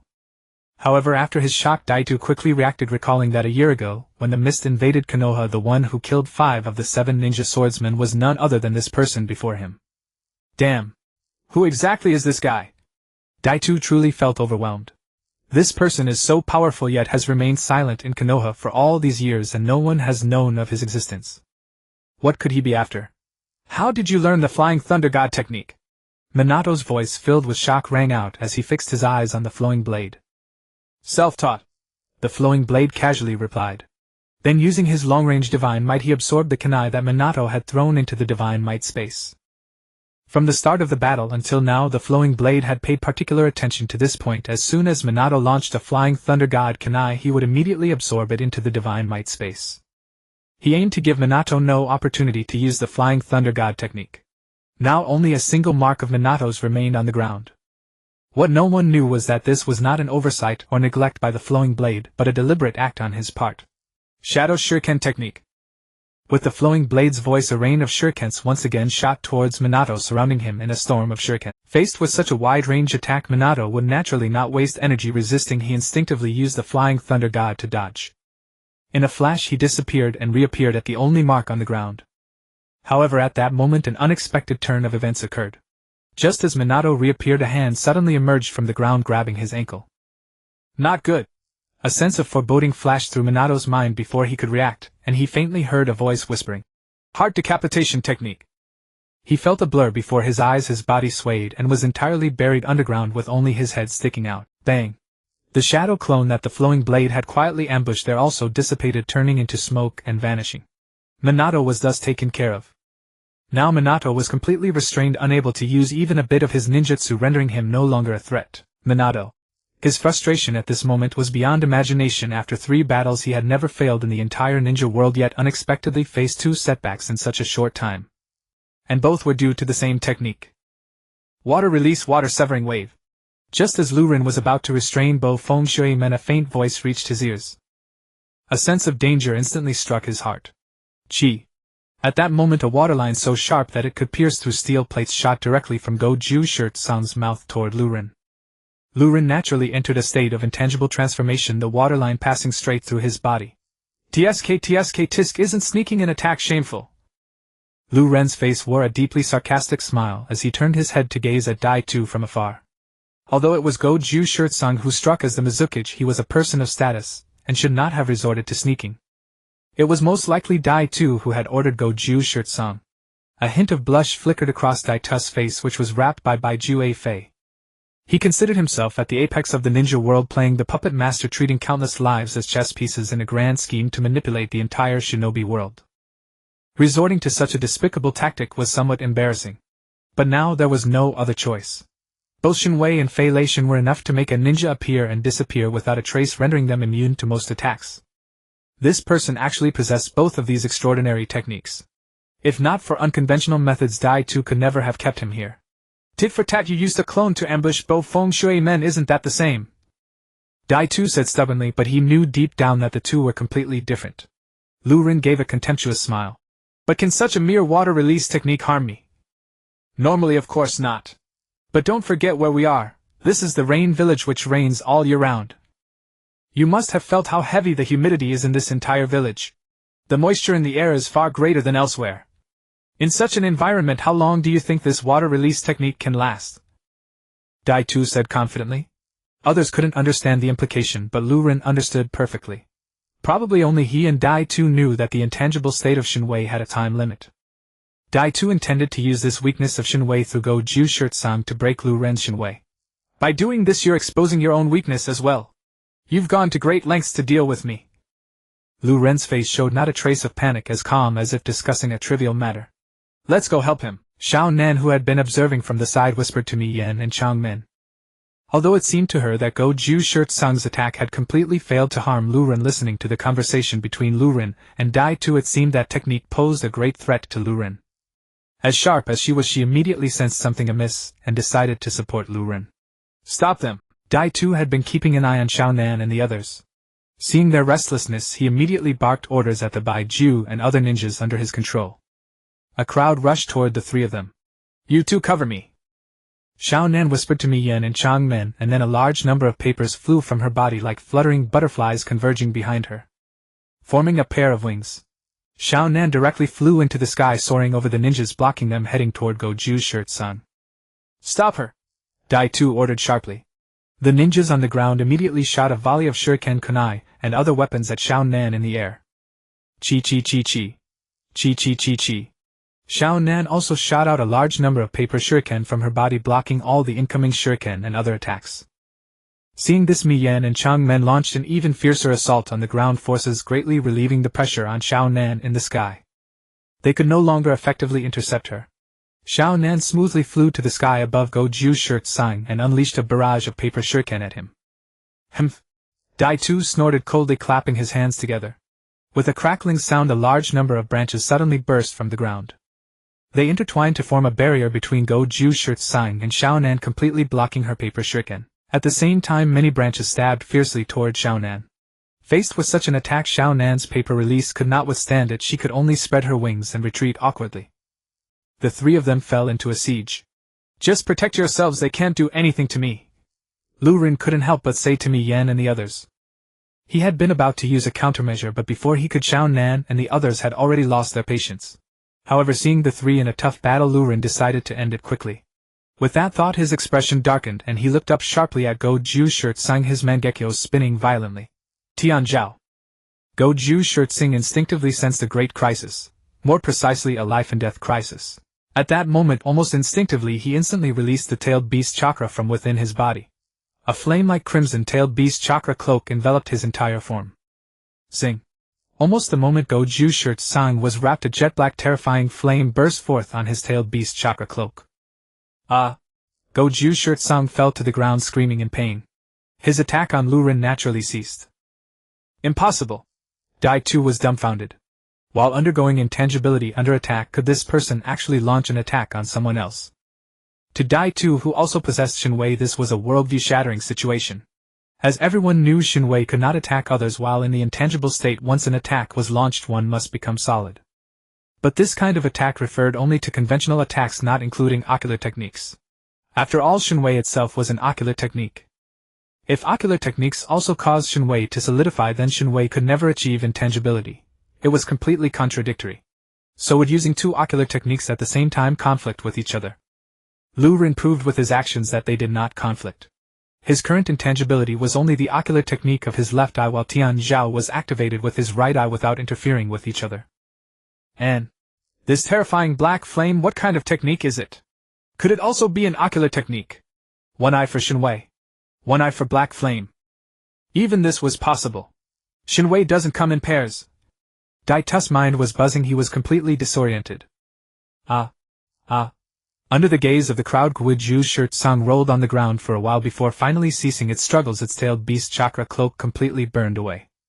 The true form of Goju's shirt Sang was revealed. At this moment he was completely unconscious, large areas of his skin severely burned, presenting a truly horrifying sight. Obito's face was rather grim. He had initially thought he had gained control over both Namikaze's Minato and Goju's shirt Sang, able to easily capture Lu Rin. But who would have thought this person's strength surpassed his expectations by a great margin?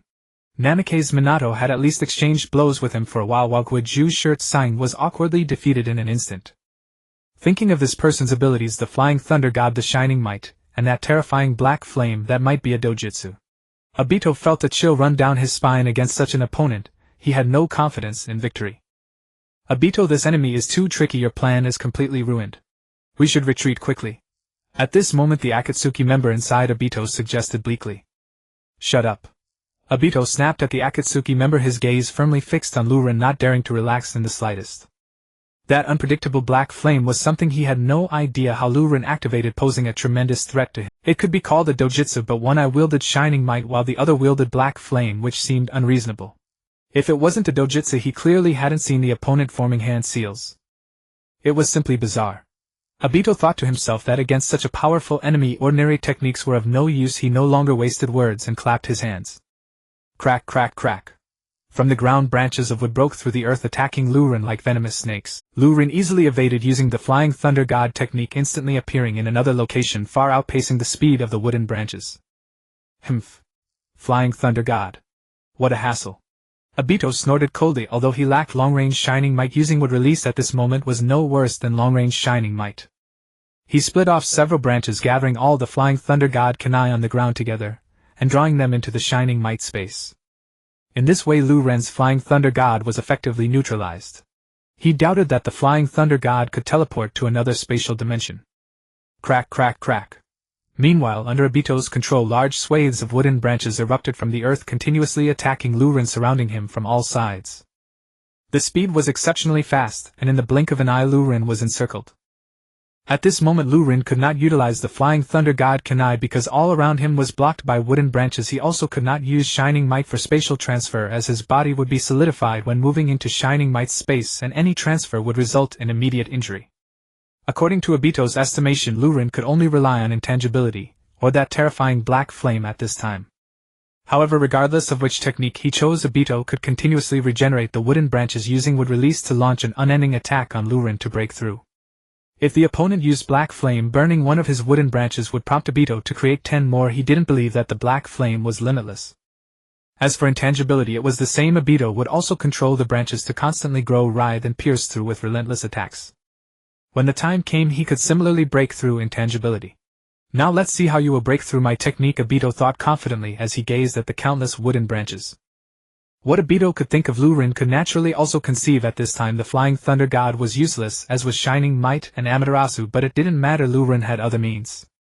Still, without considering activating Susanoo. 8 gates. First gate open. Lu Ren stood proudly in the center, surrounded by wooden branches, instantly opening the 5th gate of the 8 gates. Boom.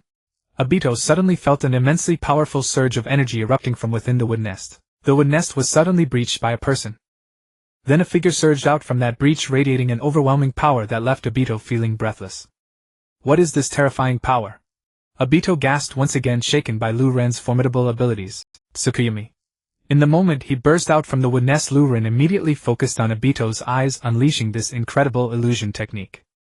Obito suddenly felt a flash before his eyes, and the world around him transformed into a black and white realm. Is this an illusion? Obito was taken aback. He possessed the Mangekyo Sharingan. How could he be caught in an illusion? Was this illusion truly beyond? At that moment Obito's Sharingan spun wildly, and the eerie and unsettling black and white world finally vanished. But at that moment Obito discovered that a terrifying black flame was actually igniting on his body. Indeed, Lu Ren's true aim in using Tsukuyomi was merely to create an opportunity to use Amaterasu on Obito. Obito, being a user of the Mangekyo Sharingan, was uncertain about how long he could be trapped in the Tsukuyomi space. Using Tsukuyomi against Obito was not a wise choice. However, one thing was certain: even Obito's Mangekyo would definitely experience a moment of distraction when facing Tsukuyomi in the real world. And under the deadly attack of Amaterasu, a moment of distraction was fatal. Ah. It hurts. At that moment White Setsu, the Akatsuki member, let out a terrible scream while the body enveloping Obito began to thrash violently. The crowd saw Obito's body begin to writhe in an indescribably eerie manner. Crack, crack, crack. Fortunately, at a critical moment, the areas where Black Zetsu was burned began to frantically split the wooden branches outward, pushing all the black flames away. Then in a timely manner he decisively severed the burning wooden branches, successfully averting this enormous crisis. So close, I almost died. The Akatsuki member exclaimed in fear. Obito's expression darkened to the extreme, and he too was filled with uncontainable fear. If it weren't for the white setsu clothing he wore, he feared he would have already perished. Obito, this person is too powerful. We should retreat quickly. I don't want to die. The Akatsuki member kept whispering in Obito's ear. Shut up. Obito was quite annoyed by the guy who, by boosting others' confidence, diminished his own authority, and he furrowed his brows as he whispered a reprimand. However, even though Obito was reluctant to admit it, he had to acknowledge that this time his plan had utterly failed, collapsing into nothing. With a gaze intertwined with unwillingness, resentment, and wariness, he deeply stared at Flowing Blade. Obito did not waste any more words and activated the body flicker technique to leave the scene. The reason he did not use the Kamui to escape was that Obito still held a glimmer of hope throughout this operation. He had only used transformation techniques, never revealing his true identity. Nagato and the others should still be unaware of who he truly was. Right. As for the mysterious Uchiha on Minato's side, although he suspected that Obito's intention was Nagato and the others, he certainly could not know what identity Obito had previously shown before Nagato. Obito still harbored the last bit of luck, that is, Nagato and the others would not uncover his true identity. Seeing Obito retreat, Flowing Blade did not stop him. Now Obito not only had Kamui but could also use would release. He was not confident enough to stop him without revealing his Rinnegan. Once Obito left, those disguised as ninjas by White Zetsu also ceased to make things difficult for Nagato and the others and began to evacuate quickly. In the blink of an eye, the previously crowded nameless wasteland was left with only Yahiko, Nagato, Konan, and a few others including Minato, who was buried underground. As for the unconscious Koki Shikamaru, sorry, this poor kid had such low presence in the Naruto universe that he was subconsciously overlooked by Flowing Blade.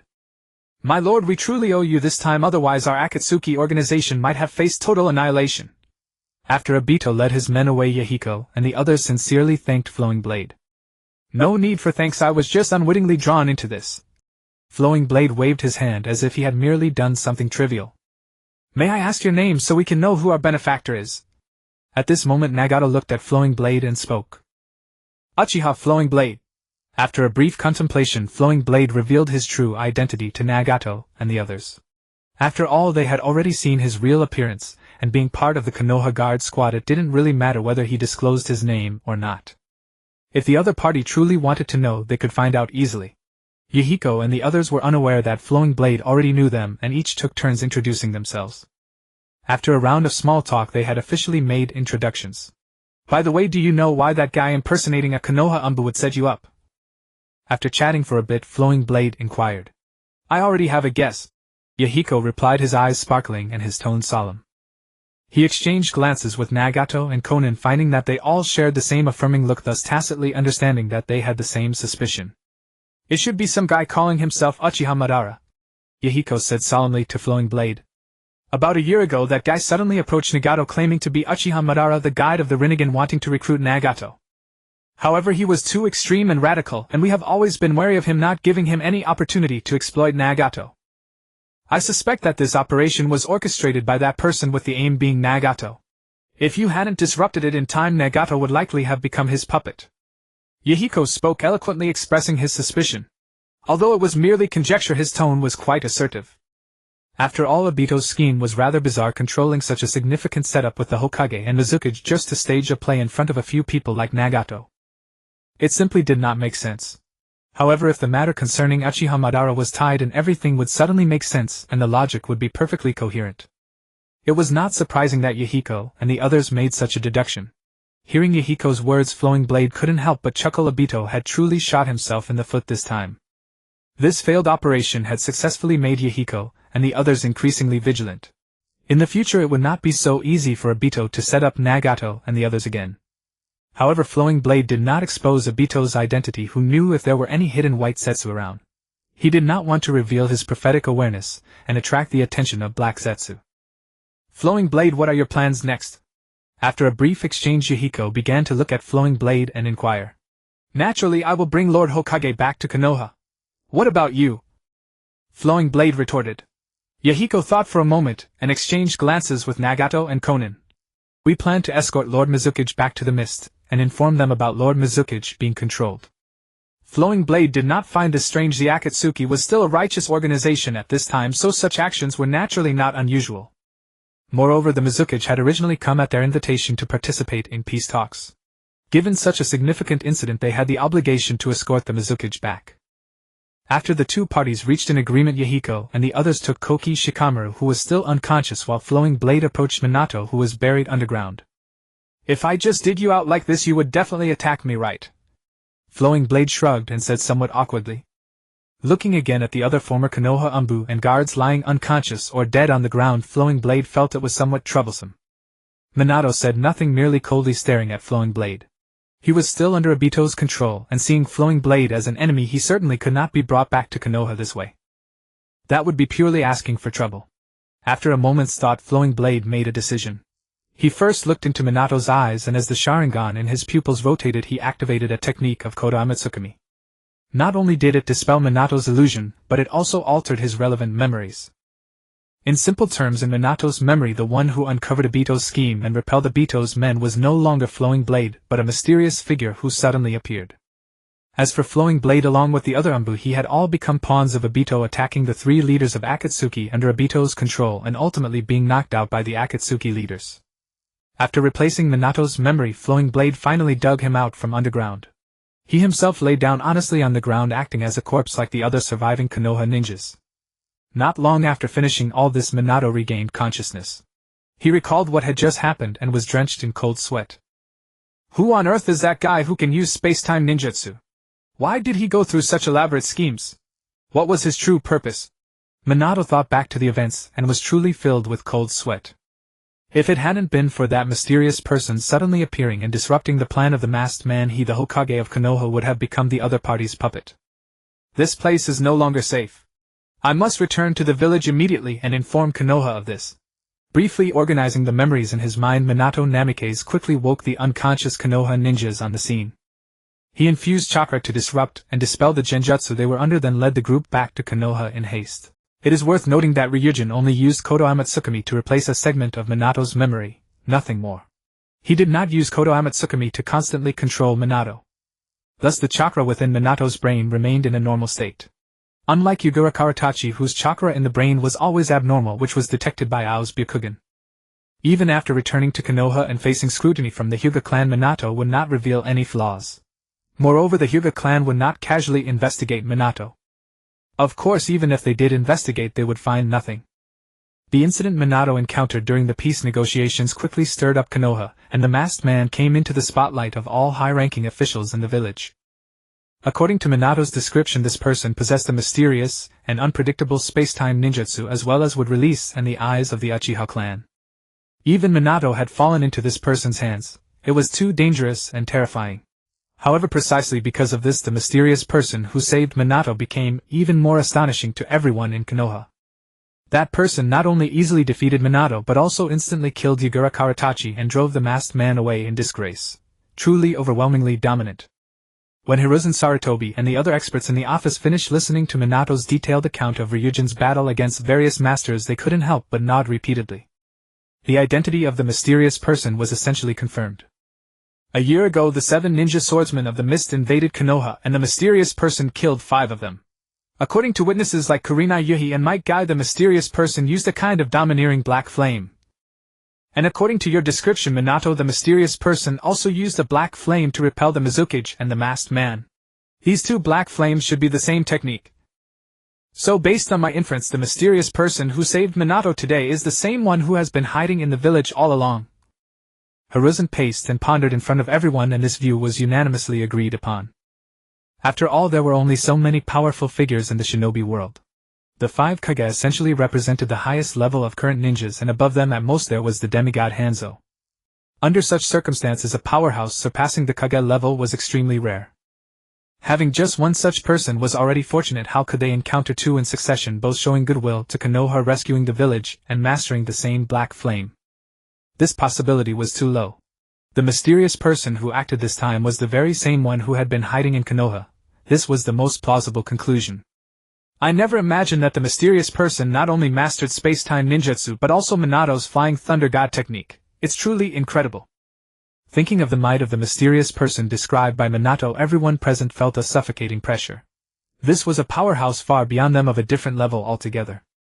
Fortunately, this powerhouse was a friend of Konoha, not an enemy. Next, the surviving members of the Umbu and the security force, including Ryujin, were also investigated by Konoha. Their testimonies were highly consistent and corroborated with Minato's, so they did not arouse any suspicion from Konoha. Those people were not so fortunate. Ryujin did not waste Kodo Amatsukami on them but merely used simple Mangekyo Genjutsu to control them. After all, they were just small fry, no one would pay them any attention. The Konoha High Command quickly shifted their focus to the masked man. In their view, the mysterious person had repeatedly rescued Konoha and was not a threat. The only danger now was the masked man. After undergoing the investigation, Ryujin rested for a while and then returned to the Konoha security force to report for duty. However, shortly after returning, he and another surviving security force member were summoned by the clan leader Fugaku Uchiha. Fugaku's expression was very serious. He stared at Ryujin and the other person and asked in a deep voice, "Can you confirm that the masked man who ambushed you on the road is a member of the Uchiha clan?" "Clan leader, we can confirm. We both saw clearly. He indeed had the Sharingan." Ryujin and the other person answered truthfully. Fugaku then carefully inquired about Obito's dojutsu and other details, seemingly trying to confirm Obito's identity. Unfortunately, the masked man had worn a mask the entire time, making identification impossible. All right, I understand. You two may return to the security force. Remember, do not speak casually about the masked man to others. Fugaku heavily instructed Ryujin and the other person. The Uchiha clan and the village had long been deeply estranged. If news spread that a mysterious Uchiha had attacked the Hokage and Konoha, the rift and conflict would intensify greatly. Even now Fugaku could feel the suspicion and doubts from the village's high command toward him. Both Hiruzen Sarutobi and Hamura Mitokado had been subtly asking if he knew the whereabouts of the masked man. Who is that Uchiha? After Ryujin and the others left, Fugaku sank into deep thought. But no matter how hard he racked his brain, he could not recall who that person was. After returning from the clan leader, Ryujin joined the Konoha security forces patrols around the village. Kurenai, I bought 2 movie tickets. Are you free tonight? Asuma, I told you to stop pestering me. I don't like you. It's okay if you don't like me now. I won't give up. You'll accept me sooner or later. I will never like you. I already have someone I love. While patrolling a street corner, Ryujin saw a man and a woman arguing in public. It was Kurenai, Yuhi, and Asuma. Asuma was still relentlessly pursuing Kurenai. Ryujin, that guy is bothering your woman again. Hey Ryujin, looks like someone didn't learn his lesson last time. Ryujin's companions flashed mischievous smiles and looked at Ryujin. Ryujin, what's your plan? Wait for me here. Ryujin casually replied, then strode over to Asuma and Kurenai. Luren. Shirihong glanced over upon hearing footsteps and saw Yuzhibo Luren approaching them. Her eyes brightened as she exclaimed. Seeing Shirihong's familiar attitude towards Luren, Asuma's face suddenly darkened. His fists also unconsciously clenched. For one, he felt envious and jealous of the relationship between Hong and Luren. For another, he involuntarily recalled the humiliation this man had once inflicted upon him. Miss, is this person harassing you? Luren ignored Asuma's murderous glare and asked Shirihong with a righteous expression. Yuzhibo Luren, don't go too far. Asuma shouted angrily at Luren. What's the matter? Just because you're the son of the Hoying, do you think you can disregard the rules of my? I'm telling you, get away from Hong immediately or I'll deal with you. Luren turned his head, glanced down at Asuma with a condescending look, and said coldly. Asuma was almost bursting with rage. Luren, forget it. Hong said, unwilling to let the matter escalate, and tugged at Luren's arm. Whether it's settled or not is not up to me. Luren said, staring straight at Asuma, the threat implicit. Asuma, leave now. Don't pester me anymore. Hong said solemnly to Asuma.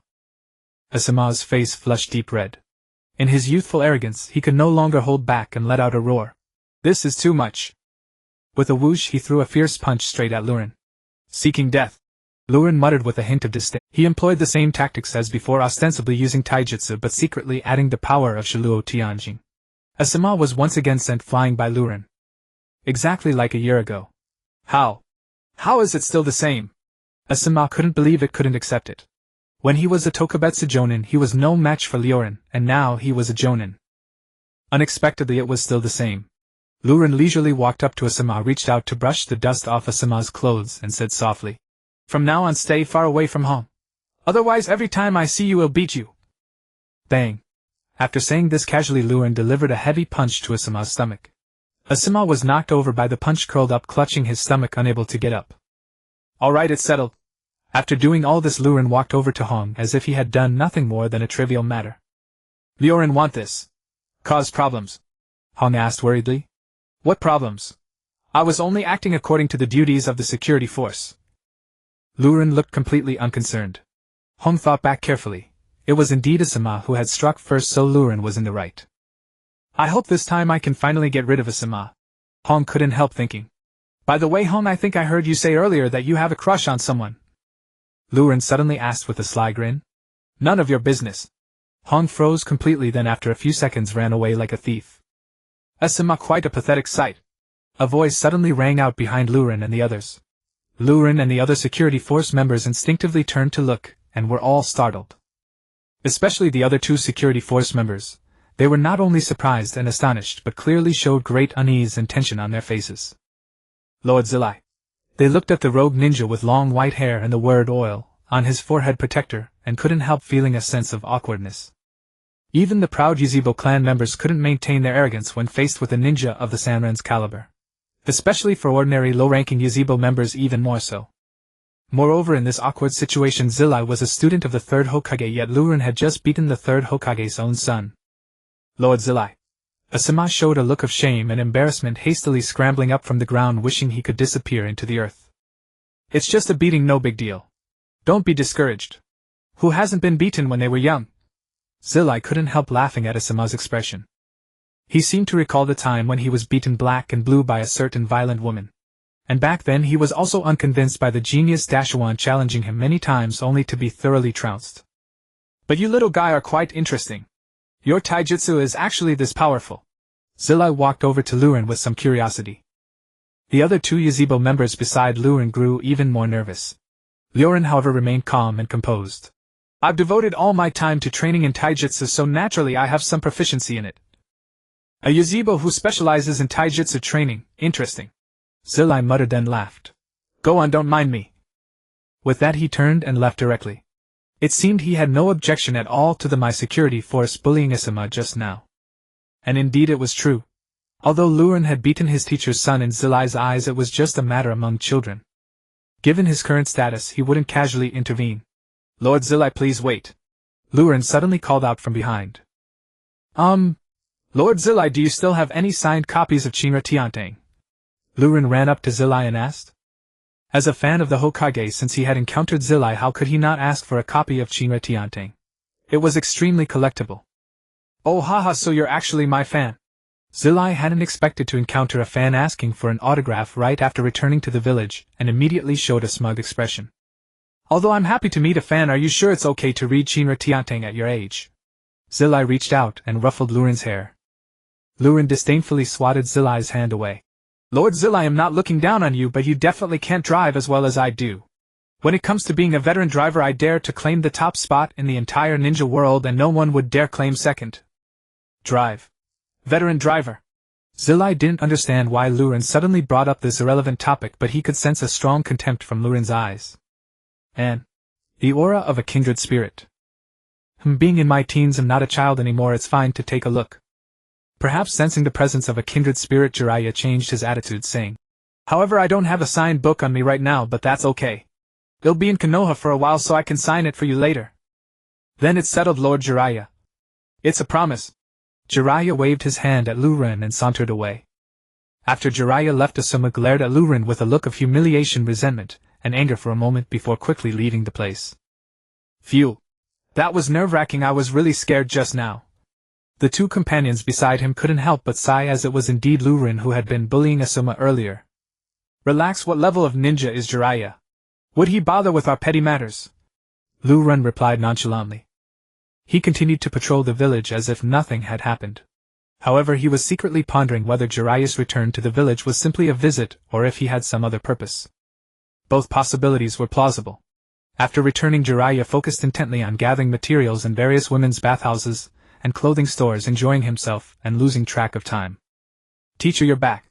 It was not until he received the news that Minato Namikaze personally came to Jiraiya's side. Minato, I heard you became the Hokage, that's quite an achievement. Upon seeing Minato Namikaze, Jiraiya reluctantly put away the telescope he was holding. It's all thanks to the nurturing of my teacher and the trust of the village. Minato Namikaze humbly replied. After exchanging a few words, Jiraiya turned serious and said to Minato. Minato, gather everyone, I have important matters to discuss with them now that I'm back. Minato's expression grew slightly serious, and without delay he took Jiraiya to the Hokage office, summoning Sarutobi Hiruzen, Nido Kazumi, and other high-ranking officials of the village. Jiraiya, everyone is here now, what important matter do you have to discuss? Sarutobi Hiruzen took a puff of his pipe and slowly addressed Jiraiya. Jiraiya's expression turned serious as he began to recount a special experience from the previous days to those in the office. A few days ago, while I was gathering materials, while I was searching for the Child of Prophecy, I was suddenly summoned to Myaboku Mountain by Sage Fukasaku. Sage Fukasaku brought me before the great Sage Toad, who informed me that the Child of Prophecy has changed. The original Child of Prophecy was a blue-eyed boy who laughed while calling upon the name of the nine-headed beast. He was destined to bring significant changes to the ninja world. However, now that boy can no longer influence the future of the ninja world. The major changes in the ninja world will be initiated by another person. That person will be the new Child of Prophecy. As Jiraiya's words fell, they immediately drew everyone's serious attention. They could not afford to take the great Sage Toad's prophecy lightly. Jiraiya, what did the great sage Toad see regarding the new child of prophecy? Sarutobi Hiruzen quickly inquired. The new child of prophecy is shrouded in a mist. The great sage Toad couldn't see anything clearly. He only saw one image, the child of prophecy standing before black flames. Jiraiya's voice sounded heavy. Black flames? Jiraiya, are you referring to black flames? Jiraiya did not expect that. As soon as he finished this sentence, several astonished voices suddenly echoed in the Hokage office. Why are you all looking at me like that? Do you know who I'm talking about? Jiraiya also felt a hint of excitement. He had searched for the first child of prophecy for so many years without any leads, yet unexpectedly there was a clue for the new child of prophecy just as he returned to Konoha. Do you think that mysterious person who has repeatedly saved Konoha could be the child of prophecy? Sarutobi Hiruzen pondered for a moment before suddenly speaking to the crowd. Minato Namikaze, Mito Kazumi, and the others exchanged glances, each revealing a thoughtful expression. As it stands, this person seemed to be the only one they knew who met the criteria.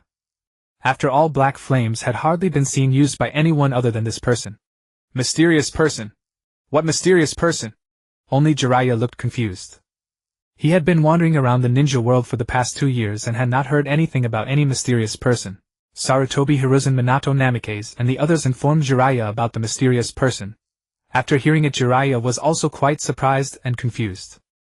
The mysterious person had sealed a tailed beast. Jinchuriki defeated Inoki, killed 5 members of the 7 ninja swordsmen, and defeated Minato Namikaze. That person's strength seemed to be no less than his own. But such a powerful individual had remained anonymous to Konoha for over a year. Great! Since he can use those black flames, perhaps he truly is the child of prophecy. Let's find this person first, Jiraiya exclaimed excitedly. The people in the office began to recall various details about the mysterious person in hopes of finding more clues. In the end, a breakthrough was found through Minato Namikaze. It turns out Yahiko, Nagato, and Konan have also seen that mysterious person. Coincidentally, those 3 are my students. I'll ask them and see if I can get more clues. And while I'm at it, I'll see them too. It's been a long time since I left the Rain Village and I haven't seen them. Jiraiya happily made the decision. Damn, I'm glad I was cautious and used the telescope technique to spy, otherwise my identity would have been exposed. Lu Rin, who had seen everything through the telescope technique, felt fortunate. Yahiko and the others had seen Lu Ren's true appearance, and they even knew Lu Ren's name. If Jiraiya just asked those 3, it would definitely lead to trouble. Of course, with Lu Ren's current strength, even if his identity was exposed, no one could do anything to him, but that would be too troublesome. He had grown accustomed to the daily life of signing in like a salted fish, accustomed to his parents' concern for him, and accustomed to bragging with his clansmen back in the clan's territory. Lu Ren did not want to change this status quo. It seems I need to take some measures now, Lu Ren silently decided. Coincidentally, I might take this opportunity to see if I can sneak into Mayaboka Mountain to sign in. After making the decision, Lu Ren appeared to be calmly working and patrolling. However, in reality he had sent out a shadow raven to keep watch over Jiraiya circling above the village. Despite Jiraiya's usually unreliable demeanor, he was quite serious when it came to important matters. He did not linger in Konoha at all. After leaving the Hokage's office, he headed straight out of the village without even drinking a sip of water. Lu Ren also said nothing and simply left a shadow clone in Konoha, quietly following behind Jiraiya. Since this mission was not particularly urgent, Jiraiya did not use body flicker technique to hurry, but instead traveled as if on a leisurely trip. Wandering around, enjoying the scenery, and even taking the time to soak in a hot spring. During this time, gathering materials was a given. Sometimes it would take several hours. Alright, Lu Ren retracted his favorable opinion of Jiraiya. At this rate of travel, who knows how many days it will take to leave the land of fire. Feeling quite speechless, Lu Ren could only return temporarily. He still left a shadow raven to monitor Jiraiya. It wasn't until the afternoon of the 3rd day that Jiraiya finally emerged from the land of fire, appearing in a desolate wilderness. Whoosh! After circling nearby, the shadow raven flew away. However, after the raven departed, a vortex appeared in that location, and Lu Ren quickly arrived using Kamui. Transformation technique. Bang! After changing his appearance with the transformation technique, Lu Ren then activated body flicker technique to track Jiraiya. Jiraiya, who was originally traveling leisurely, suddenly stopped. Being a skilled ninja himself, Jiraiya sensed Lu Ren's presence from a distance without any effort. Swish! Lu Ren landed in front of Jiraiya, blocking his path. Shameless one, where do you think you're? I'm here to settle the score with you today. Having transformed into another person, Lu Ren shouted at Jiraiya with an angry tone, as if he held a grudge over a romantic rivalry. Jiraiya was completely taken aback. He stared at Luren for a while, unable to comprehend. Sir, I don't believe we've met before. Did you mistake me for someone else? Pa Jiraiya, you're the one I'm looking for. How could I mistake you? You dared to flirt with my wife and cuckold me, so I will kill you today. Luren shouted at Jiraiya. Sir, I think there has been a misunderstanding. Cold sweat broke out on Jiraiya's forehead. I am a man of integrity, how could I do such a thing? Don't make excuses, I saw it with my own eyes. You secretly kissed my wife's face and groped her, how could a man like me tolerate that? I will kill you! Luren shouted fiercely. Swish. After finishing his outburst, Luren flipped his hand and pulled out a gigantic shuriken, hurling it at Jiraiya. The massive shuriken immediately split into countless clones, transforming into a rain of shuriken that descended upon Jiraiya. This is... Jiraiya's expression changed slightly, and in an instant he completed the hand seals and slammed his hands to the ground. Earth release, earth flow wall. Boom. A thick earthen wall suddenly shot up in front of Jiraiya, shielding him completely. All the shuriken struck against that earthen wall. Jiraiya then jumped out from behind the wall, his expression becoming somewhat serious. He fixed his gaze on Luren and asked in a deep voice. This is a ninjutsu created by my master, how could you use it? I have a nickname called the Copy Master. Any ninjutsu I see I can replicate. I learned this technique after witnessing Sarutobi Hiruzen use it once.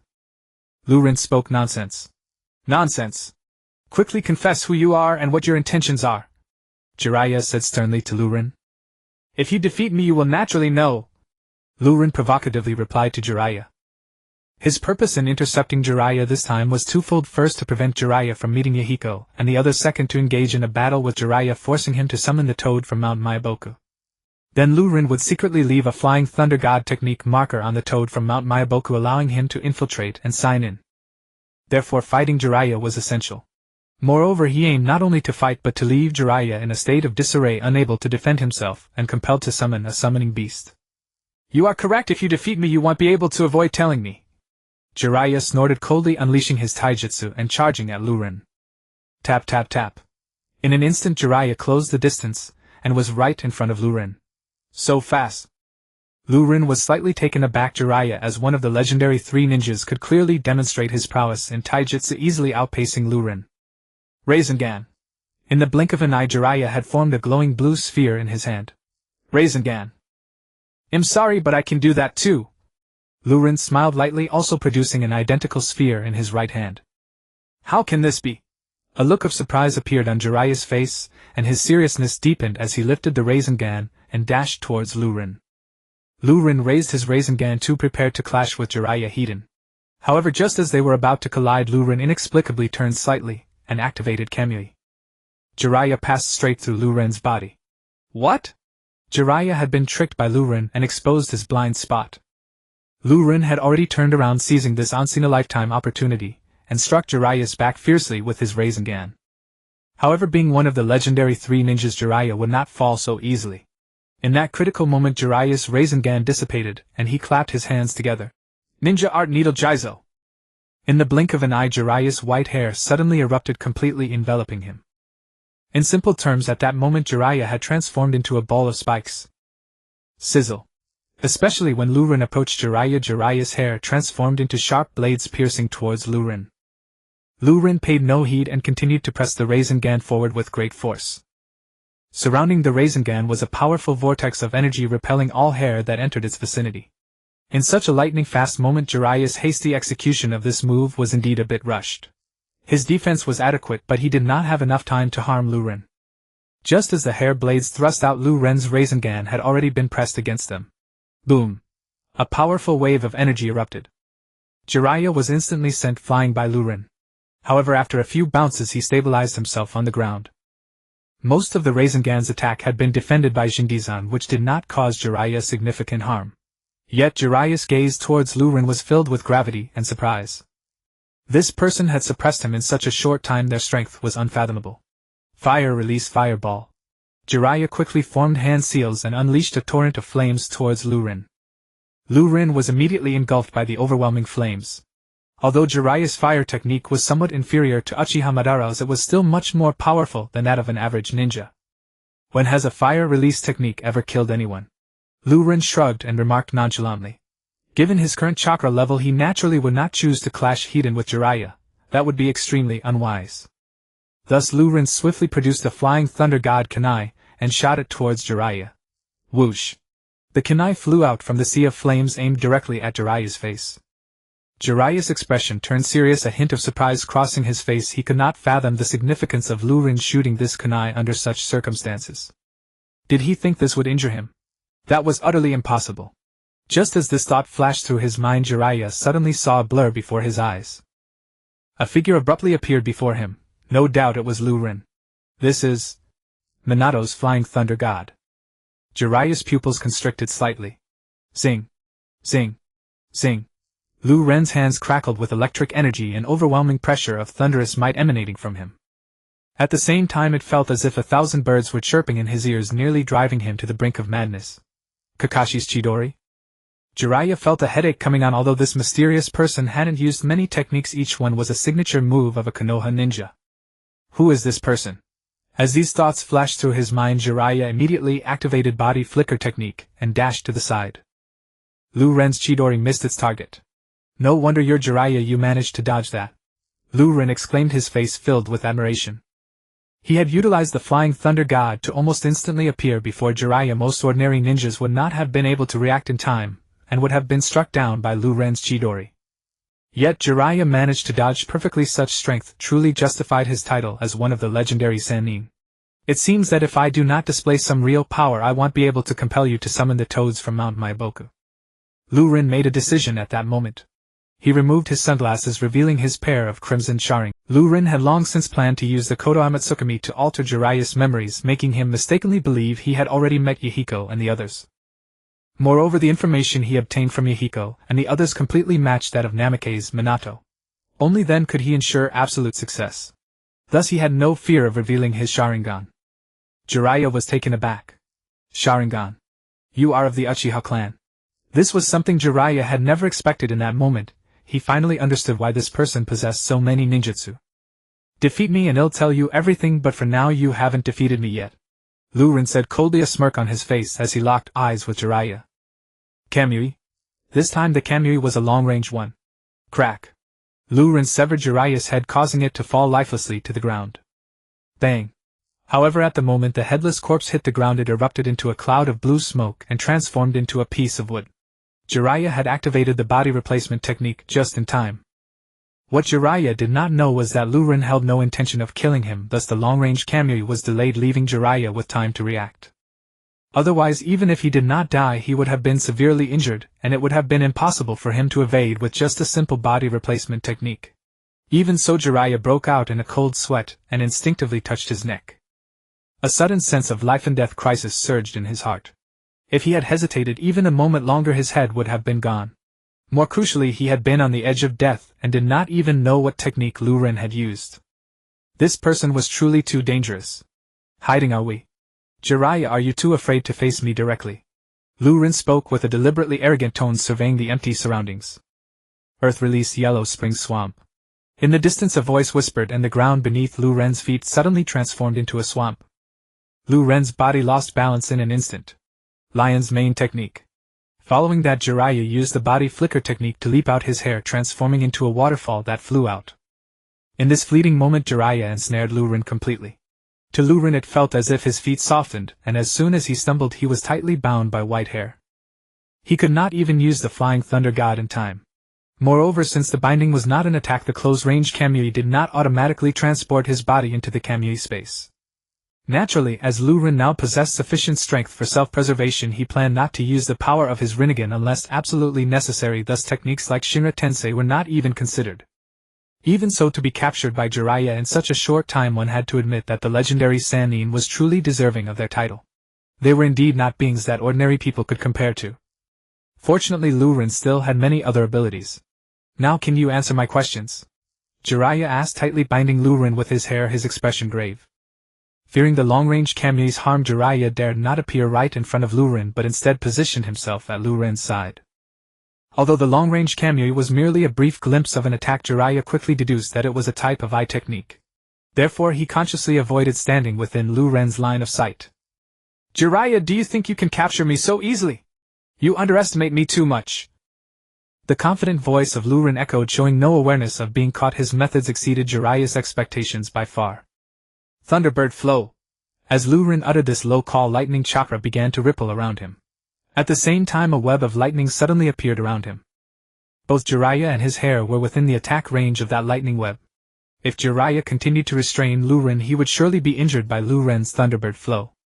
Despite his extreme reluctance, Jiraiya had no choice but to retract his hair and swiftly used body flicker technique to evade. This allowed him to avoid Lu Ren's Thunderbird flow. If he had been any slower, the lightning would have truly struck him. A lightning ninjutsu that requires no hand seals. At this moment, Jiraiya's expression grew grave. Lu Ren's power had far exceeded his predictions. The sheer number of techniques and their peculiar strength were unlike anything Jiraiya had encountered before. Divine might. Just as Jiraiya was struck with shock, Lu Ren suddenly turned his head and unleashed a long-range divine might at Jiraiya. Danger! Jiraiya once again felt a life-and-death crisis, instinctively activating body flicker technique to dodge. However, he couldn't perfectly evade this time. Divine might cut a gash into Jiraiya's shoulder, blood spurting out. Not bad, Jiraiya, you dodged again. But do you think you can dodge several times? Lu Ren said mockingly, arms crossed. Jiraiya's face was ashen. That bizarre attack was almost impossible to defend against. The moment's inattention could lead to being hit, and there were no effective means of countering it, causing him great distress.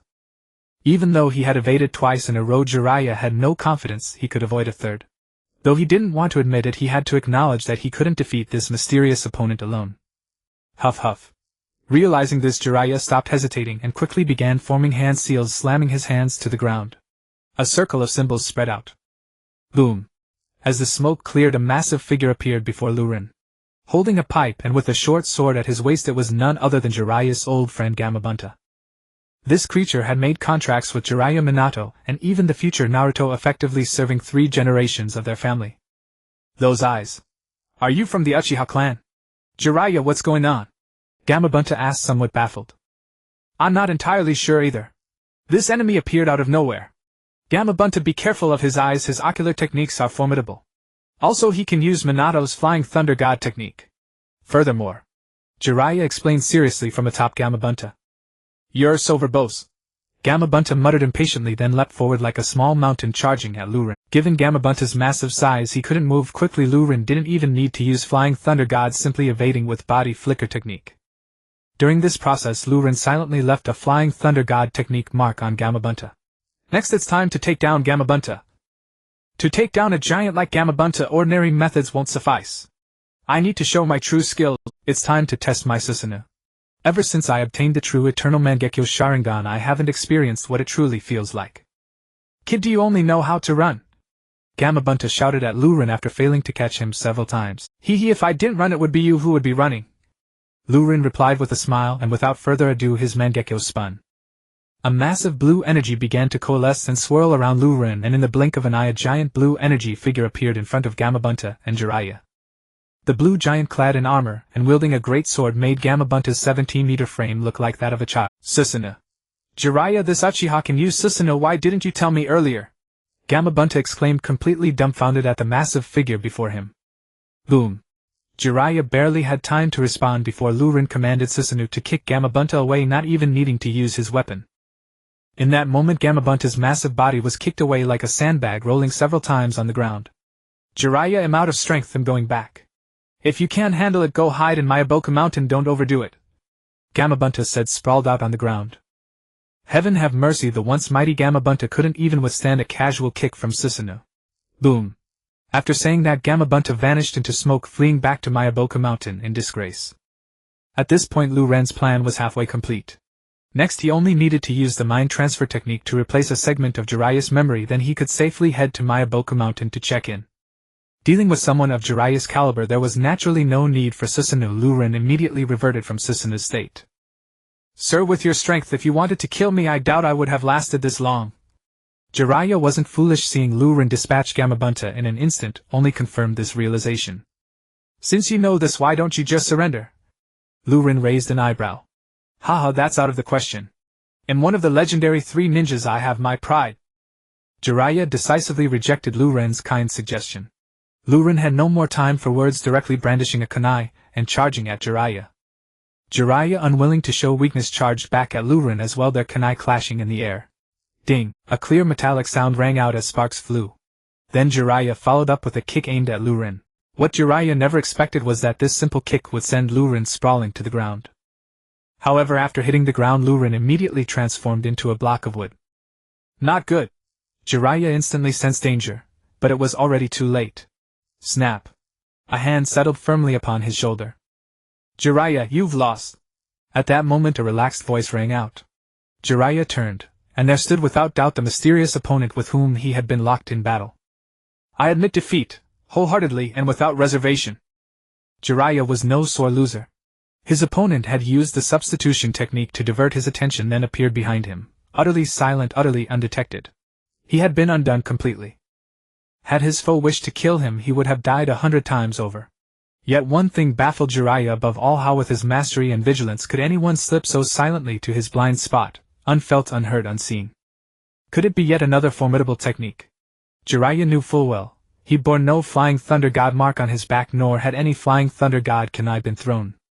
He had no way of knowing that Ryua had employed Kamui, a spatial displacement jutsu.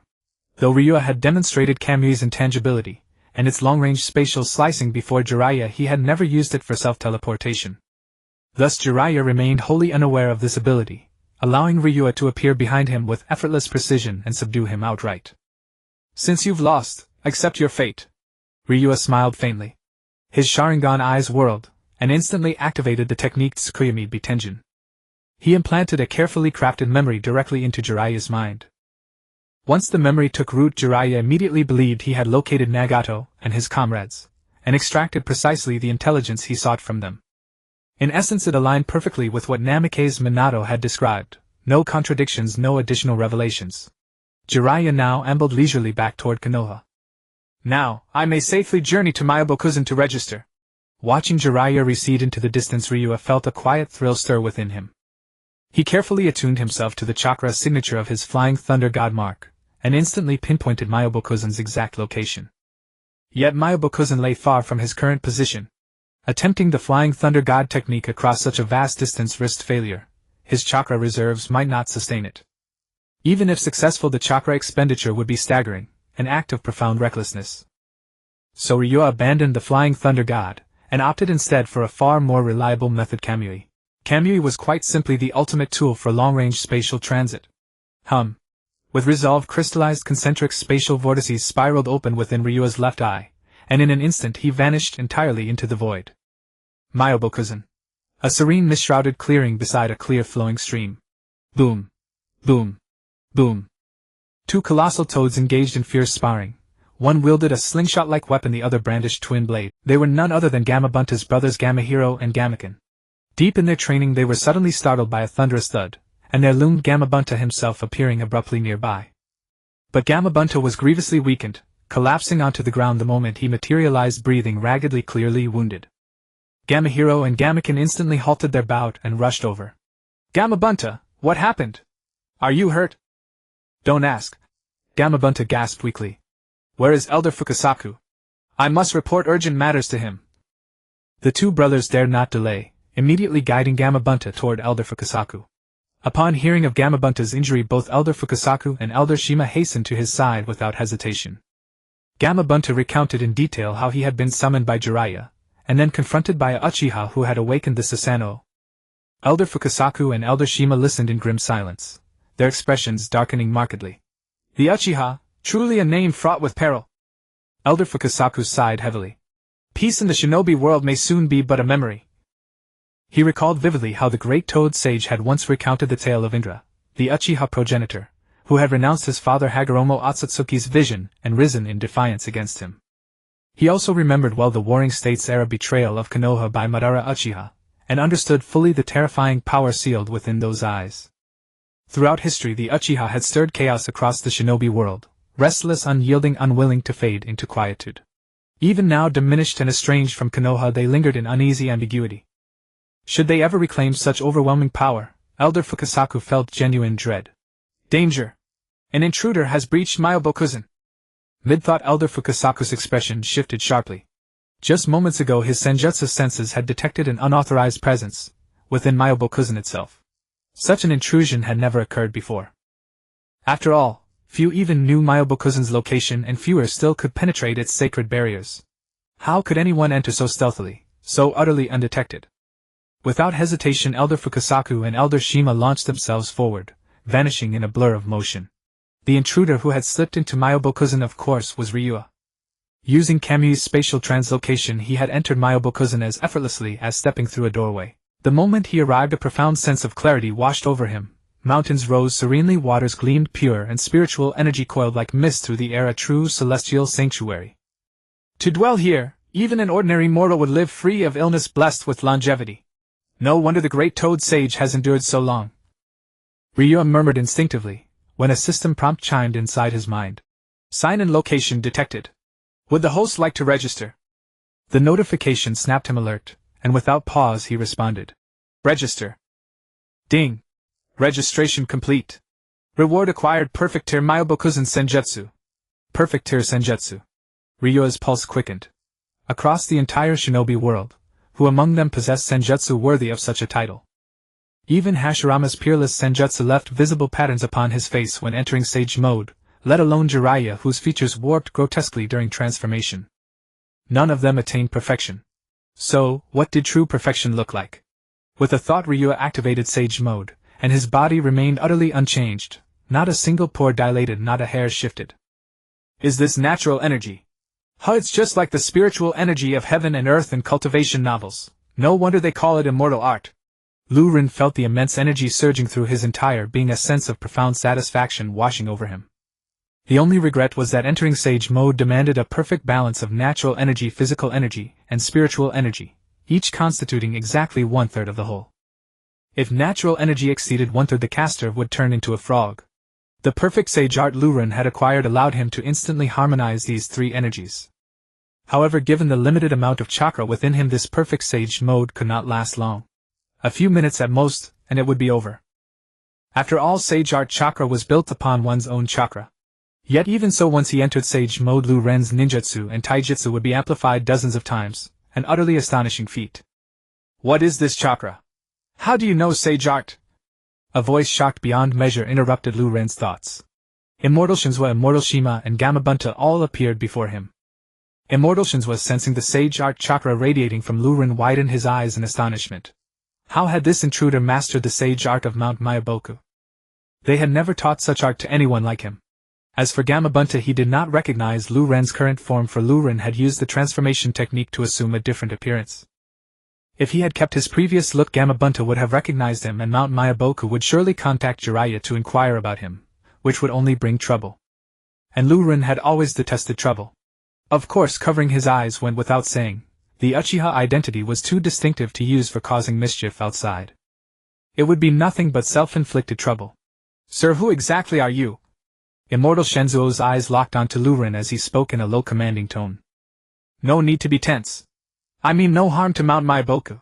As for my identity, I'm afraid I'm not ready to reveal it just yet. Lu Ren shrugged, and without further word to the assembled toads, he activated the Kamui Eye technique, vanishing before their very eyes.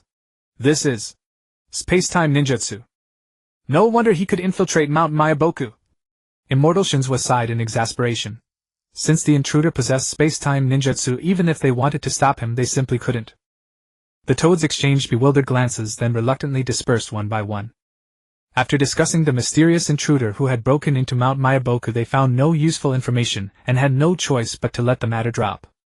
Yet none of them expected that after everyone had scattered, a spatial vortex would reappear and Lu Ren would materialize like a ghost behind Gamabunta. Who? Gamabunta jolted in alarm, feeling as if someone had patted him on the back. He leaped aside, hastily craning his neck to look around. Sure enough, he saw a spatial vortex fading away and the figure of the mysterious man slowly dissolving into the swirling void. Finally, he vanished completely.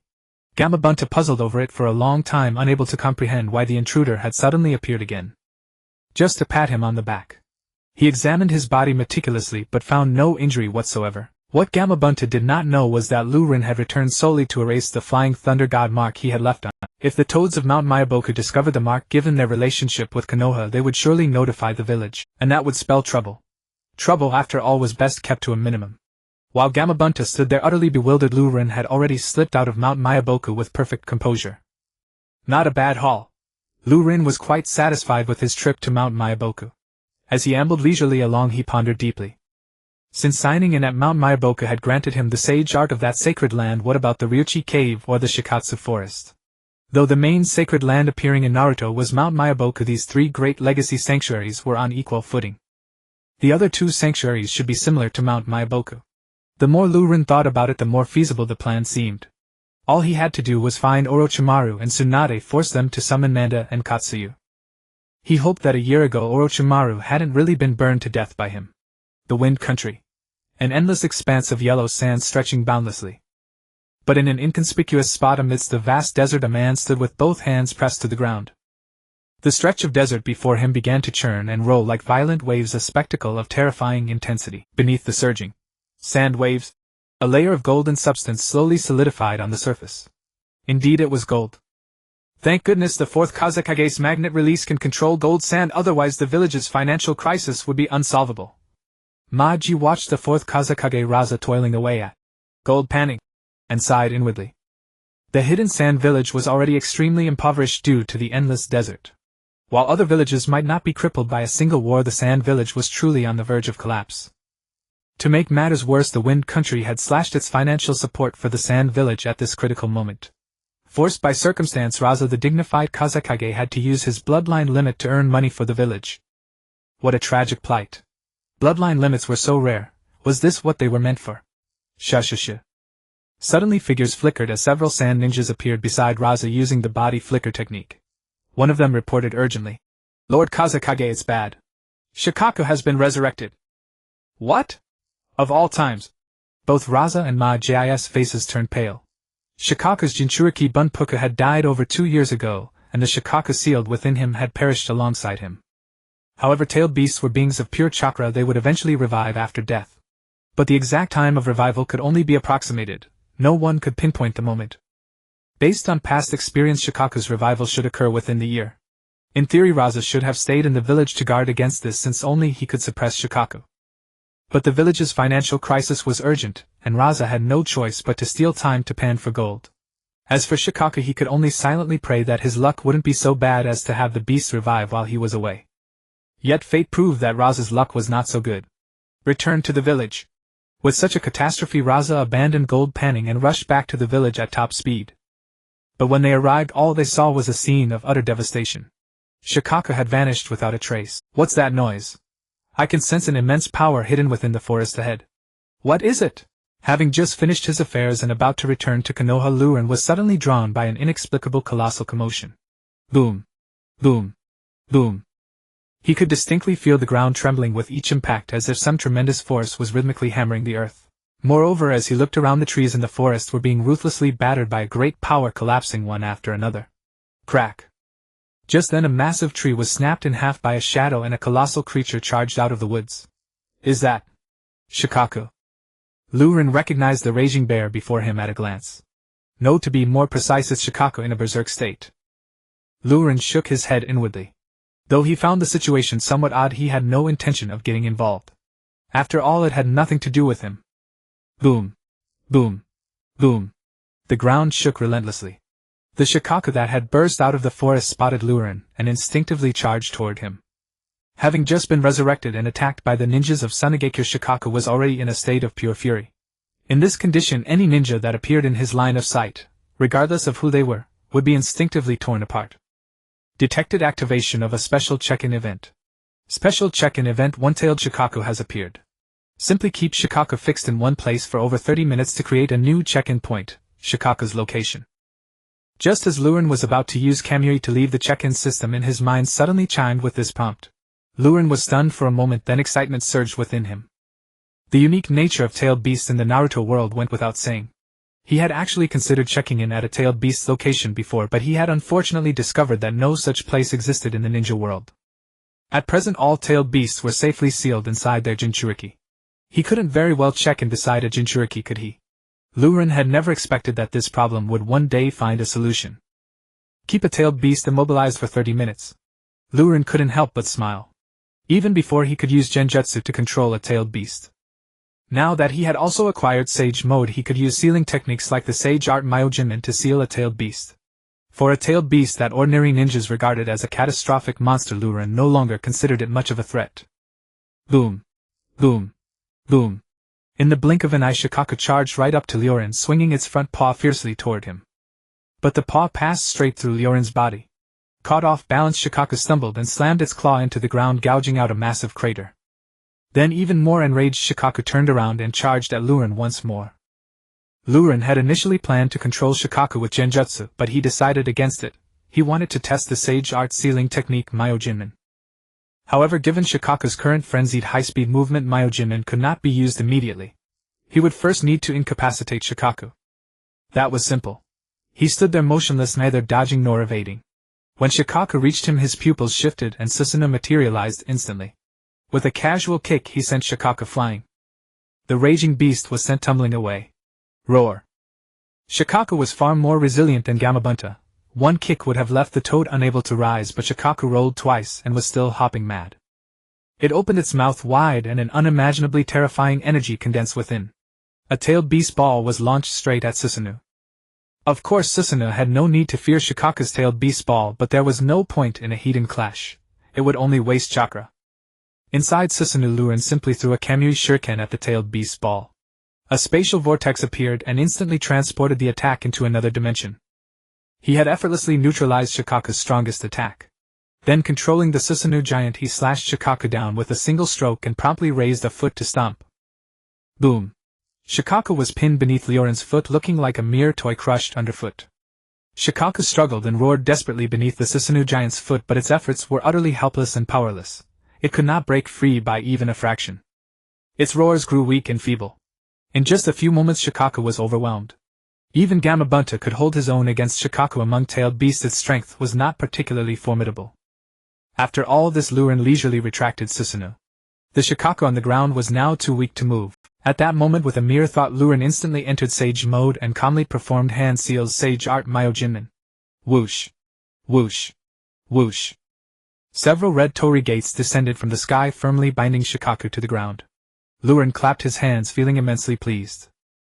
According to the system, maintaining this state for 30 minutes would allow him to check in at Shikaku's location. A tailed beast's recovery power was indeed remarkable. In just 20 minutes, Shikaku, which had been nearly beaten into submission, was once again brimming with energy.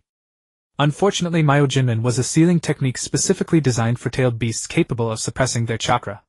Shikaku could not break free from its seal. 10 more minutes and Shikaku's location will officially be generated. Lioren's eyes were filled with eager anticipation. Swish. Swish. Swish. But just then several figures suddenly appeared, Raza the Kazekage along with a few other Sunigakure ninjas who had been tracking the beast. What's going on? Raza and the others were dumbfounded at the sight. Shikaku had been captured by this man. As ninjas of Sunigakure, they knew full well the power Shikaku possessed. Seeing a man casually sitting beside the tailed beast filled them with shock. And a hint of oddness. That was Shikaku after all. Was it really appropriate to look so relaxed? The whole scene felt somewhat dissonant. The Kazekage. This might be a little troublesome. They saw the man glance up at them, uttering the word troublesome, yet his face remained calm, showing no sign of any real concern. Don't misunderstand. I have no intention of harming Shikaku. Just wait 10 more minutes and I'll return it to you. Heaven shows mercy. Lioren's words to Luosha and the others were indeed heartfelt. As soon as the location of the Crane Guardian for signing in was established, he would immediately return the crane to Luosha. There would be no hesitation at all. However, it was a pity that Luosha and the others could never trust Lioren. In their eyes it seemed like Lioren was eyeing their sand-hidden village's tail beast. I don't care what your intentions are, return the crane to me immediately or I will have no choice but to take action against you. Luosha fixed his gaze firmly on Lioren and coldly admonished him. Foming, don't be anxious, after all your ninjas from Sand Hidden are here and I can't escape. Why not wait 10 minutes and see? He continued. If I don't return the crane to you by then, you can act against me, then it's not too late. If I hand over the crane to you by then, wouldn't that prevent a senseless war? Lioren shrugged. Lord Foming, be careful, he might be stalling for time. Maki quietly reminded Luosha. Did he really think everyone was foolish enough to fall for such a low-level delaying tactic? This was simply an insult to everyone's intelligence. Lioren. Well, from the perspective of Sand Hidden Village, he did seem to be stalling. Lioren could only shake his head and sigh, saying nothing more. After all, no matter how he explained, Luosha and the others wouldn't believe him, so he could only wait and adapt. I will count to 3. If you continue like this, I will have to be impolite. Luo Sha's voice was filled with coldness and boundless killing intent. If the other party could not provide a convincing explanation, Luo Sha truly had no qualms about killing. 1, 2, 3. Luren wore a helpless expression. I've said everything I needed to you, don't believe me, and there's nothing I can do. Humph. Luo Sha scoffed, coldly refusing to waste more words with Luren. He activated his magnetic escape technique, shooting several sand gold needles, each approximately the length of his fingers, towards Luren. Swish, swish, swish. Luren felt a flash before his eyes as several golden glimmers quickly enveloped his chest, abdomen, and limbs, vital points. The speed was simply astonishing. No wonder he was known as Fengying. Luo Sha's strength was indeed extraordinary.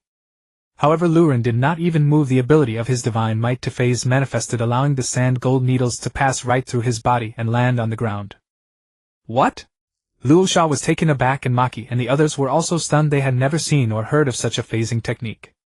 Could I have fallen under an illusion? This was Luo Sha's first reaction. But as he recalled, this person had only said a few words to them and had made no special movements. How could he fall under an illusion? Furthermore, Luo Sha carefully sensed his own condition and looked around. It didn't seem like they were in an illusion. Filled with deep confusion and profound wariness, Luo Sha focused his mind, and the magnetic escape chakra began to circulate rapidly within his body. The sand gold in the surrounding earth and stones was quickly extracted, forming a square sand gold cube above Luo Sha's head. Sizzle, sizzle, sizzle. Under Luo Sha's control, the sand gold on the cube continuously condensed into sharp sand gold blades, densely packed, wildly shooting towards Luren. However, none of them managed to affect Luren. They all passed through his body and hit the ground on the opposite side. After shooting for a while, Luo Sha stopped this futile action with a solemn face. Although he didn't know what kind of technique it was, this person looked like a phantom and seemed immune to physical attacks. However, Luo Sha could clearly sense the chakra within the other party's body, indicating that he was not a phantom but a real ninja. It was truly bizarre to the extreme. Lord Fengying, is it enjoyable? Luren stood up at this moment and began to walk towards Luo Sha step by step. Luo Sha and the others immediately showed extremely serious expressions, as it seemed the opponent was about to counterattack. Indeed, Luren was indeed planning to launch a counterattack. Although he could completely nullify any attacks from Luo Sha with his divine might, he couldn't just sit there and let Luo Sha take action against him. Sand binding coffin.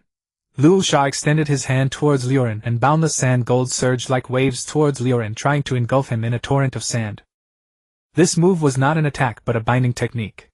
Luo had used it during the Chunin exams. First he would use sand to bind the enemy's body, and then combine it with a sandstorm barrier to generate immense pressure using the high pressure of the sand to crush the opponent. Luren was naturally very familiar with this. With sand gathering towards him from all directions, normal body flicker techniques were completely useless. However, this posed no problem for Luren. He threw a flying thunder god kunai, and in the blink of an eye he teleported outside the sand. With great momentum he charged towards Luo Sha. Luo Sha focused his mind, and amidst the swirling sand gold a gigantic sand gold fist was instantaneously formed, smashing directly towards Luren. Perfect, let me try the sage art I just learned. A glimmer of excitement flashed in Luren's eyes as he instantly entered sage mode, drastically enhancing his power. Although natural energy only accounted for one-third, this one-third brought about earth-shattering changes to Luren.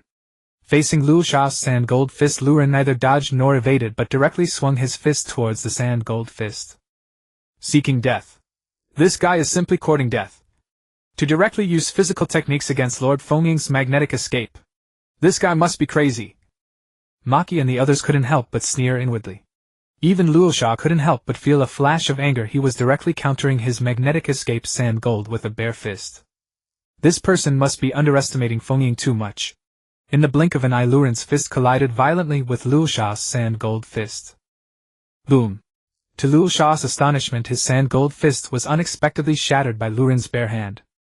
It exploded into a mass of gold sand in the air. What? This person's physique is astonishing. Luo Sha's pupils shrank sharply, and an expression of extreme shock and seriousness flashed across his face. Swish. In that moment of surprise for Luo Sha, Luren did not pause but instead unleashed a blur technique, continuing to charge towards Luo Sha.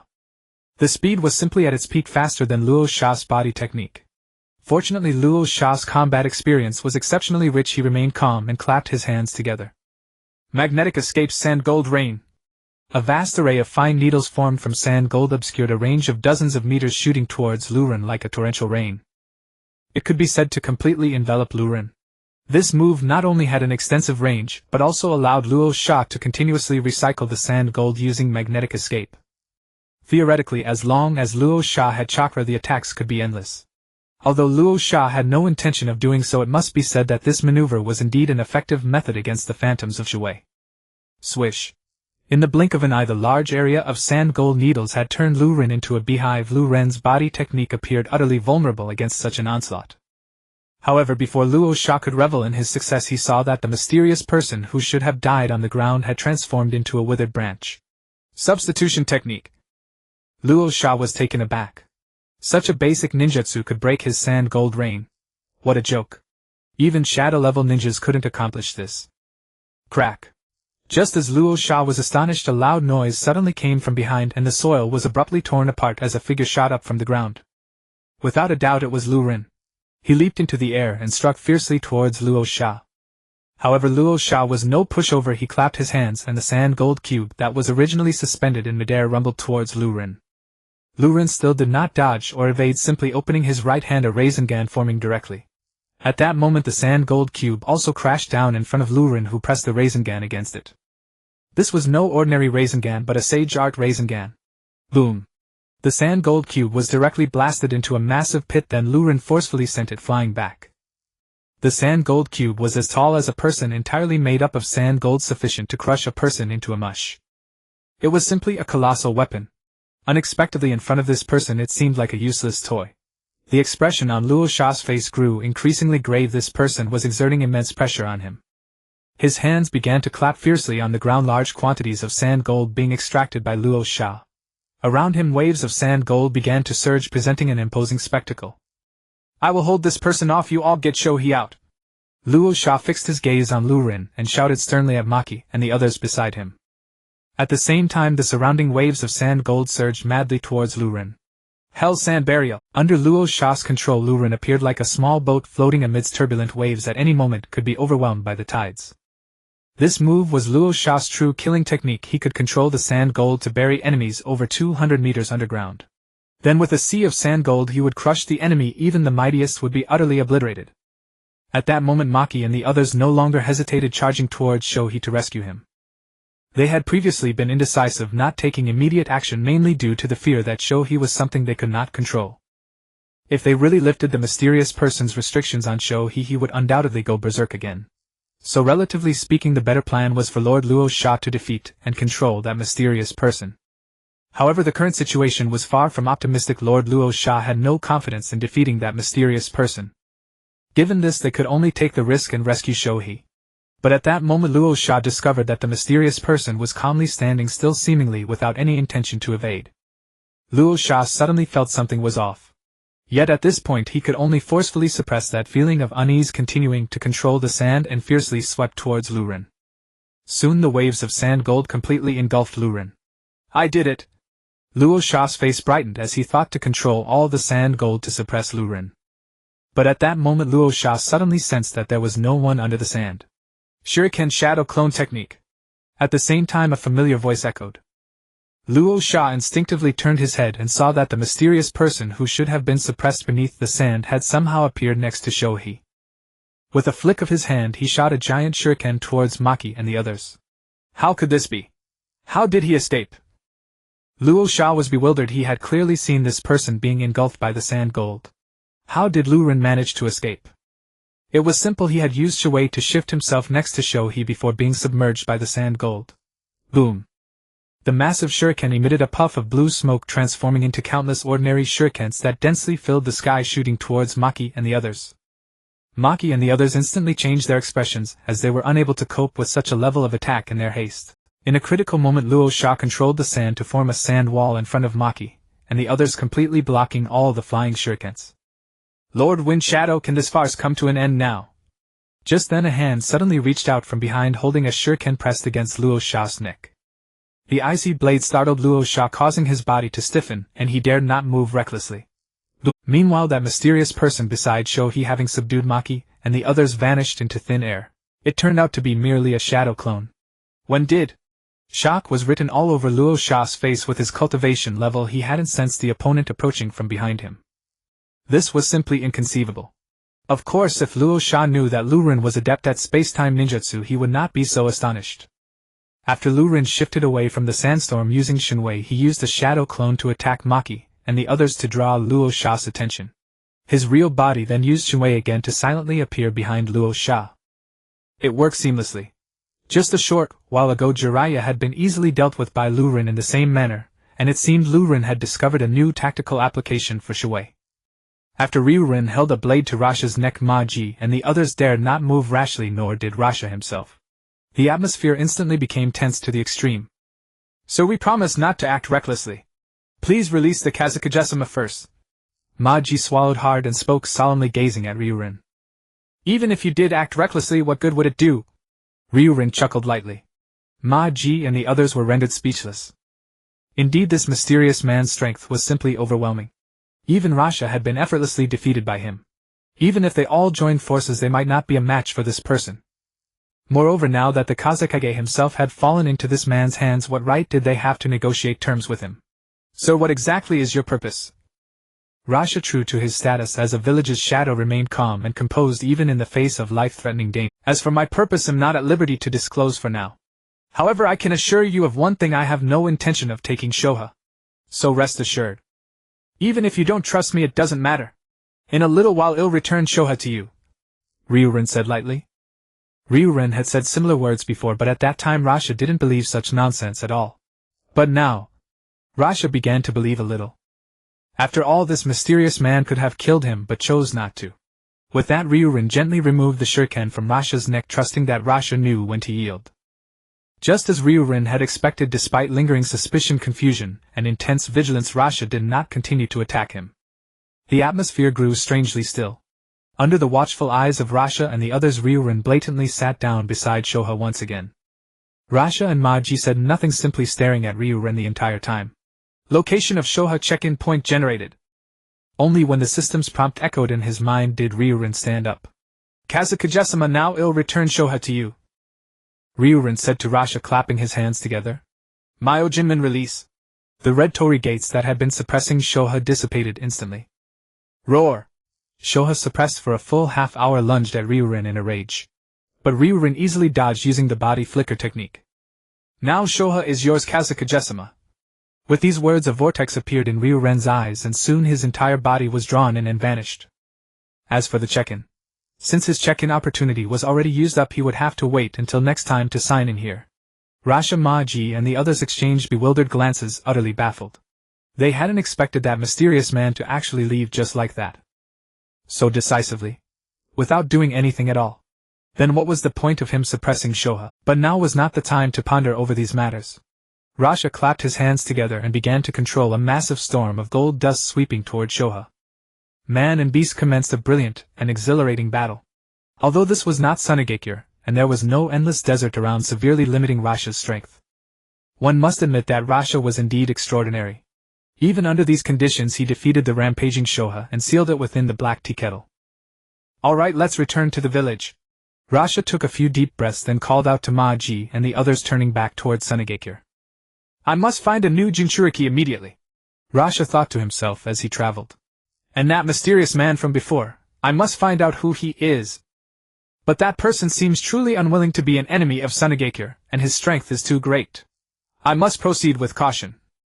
Thinking of the mysterious man who had easily defeated him, a look of gravity crept onto Rasha's face. But little did Rasha know he had already been targeted by the very mysterious man he feared. Indeed, Ryuren had set his sights on Sunagakure. Now that Ryuren had signed in at almost every location in Konoha, it was time to consider expanding his check-in business. Sunagakure was a good choice. Ryuren was quite satisfied with Rasha's magnet-release gold dust. Beneath the canopy bridge of Bito's secret base. Gulp. A white Setsu emerged from the ground and said to Obito. As expected, Nagato and the others have guessed that you were the mastermind behind the events a few days ago. They also guessed that your true goal is Nagato's Rinnegan. Another white Setsu added, emerging as well, continuing. The Akatsuki organization has placed you on their kill list. If they see you again, they will not hesitate to strike.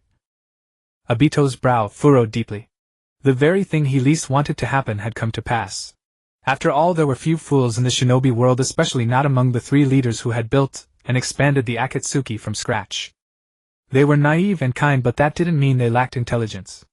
Ungrateful wretches, the Rinnegan was never his to begin with. Obito sneered coldly. They no longer trust you at all. What do we do now? The voice of black and white Setsu remained as calm as ever after all this creature had lived for thousands of years. Obito remained silent, lost in thought. The grand spectacle he had meticulously arranged had been completely ruined by his own clansmen exposing his true intentions. Now it seemed beyond repair. No matter how he tried to deceive Nagato, Nagato would never believe him again. Our plan requires the Rinnegan, not Uzumaki Nagato. After a long silence, Obito finally spoke these words. You mean? Black and white Setsu stared at Obito as if they had guessed something. Find a new owner for the Rinnegan. Obito declared solemnly, having made his decision. Do you have any candidates? Black and white Setsu asked, also agreeing with this approach. After all, Nagato was beyond saving. Since this is Madara's eye, the first consideration should naturally be us, his descendants, the Uchiha clan. Not just anyone is worthy of possessing these eyes. Obito never quite understood why Madara had entrusted the Rinnegan to an Uzumaki, but from a bloodline perspective the Uchiha were the most suitable recipients for transplantation. Evening. Inside the Akatsuki base. In a certain room. Gurgle. A white Setsu quietly emerged from the ground, carefully observing Nagato, who lay on the bed emitting faint snores. Then a satisfied smile appeared on its face as it sank back into the ground. Nagato is already asleep, it's time to act. Inform Tobi immediately. The white Setsu immediately conveyed this thought to the other Setsu at Uchiha Obito's secret base. Buzz. Soon a spatial vortex appeared in Nagato's room.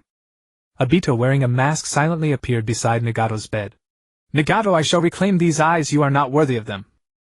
Obito scoffed coldly to himself before directly reaching out to gouge out Nagato's eyes.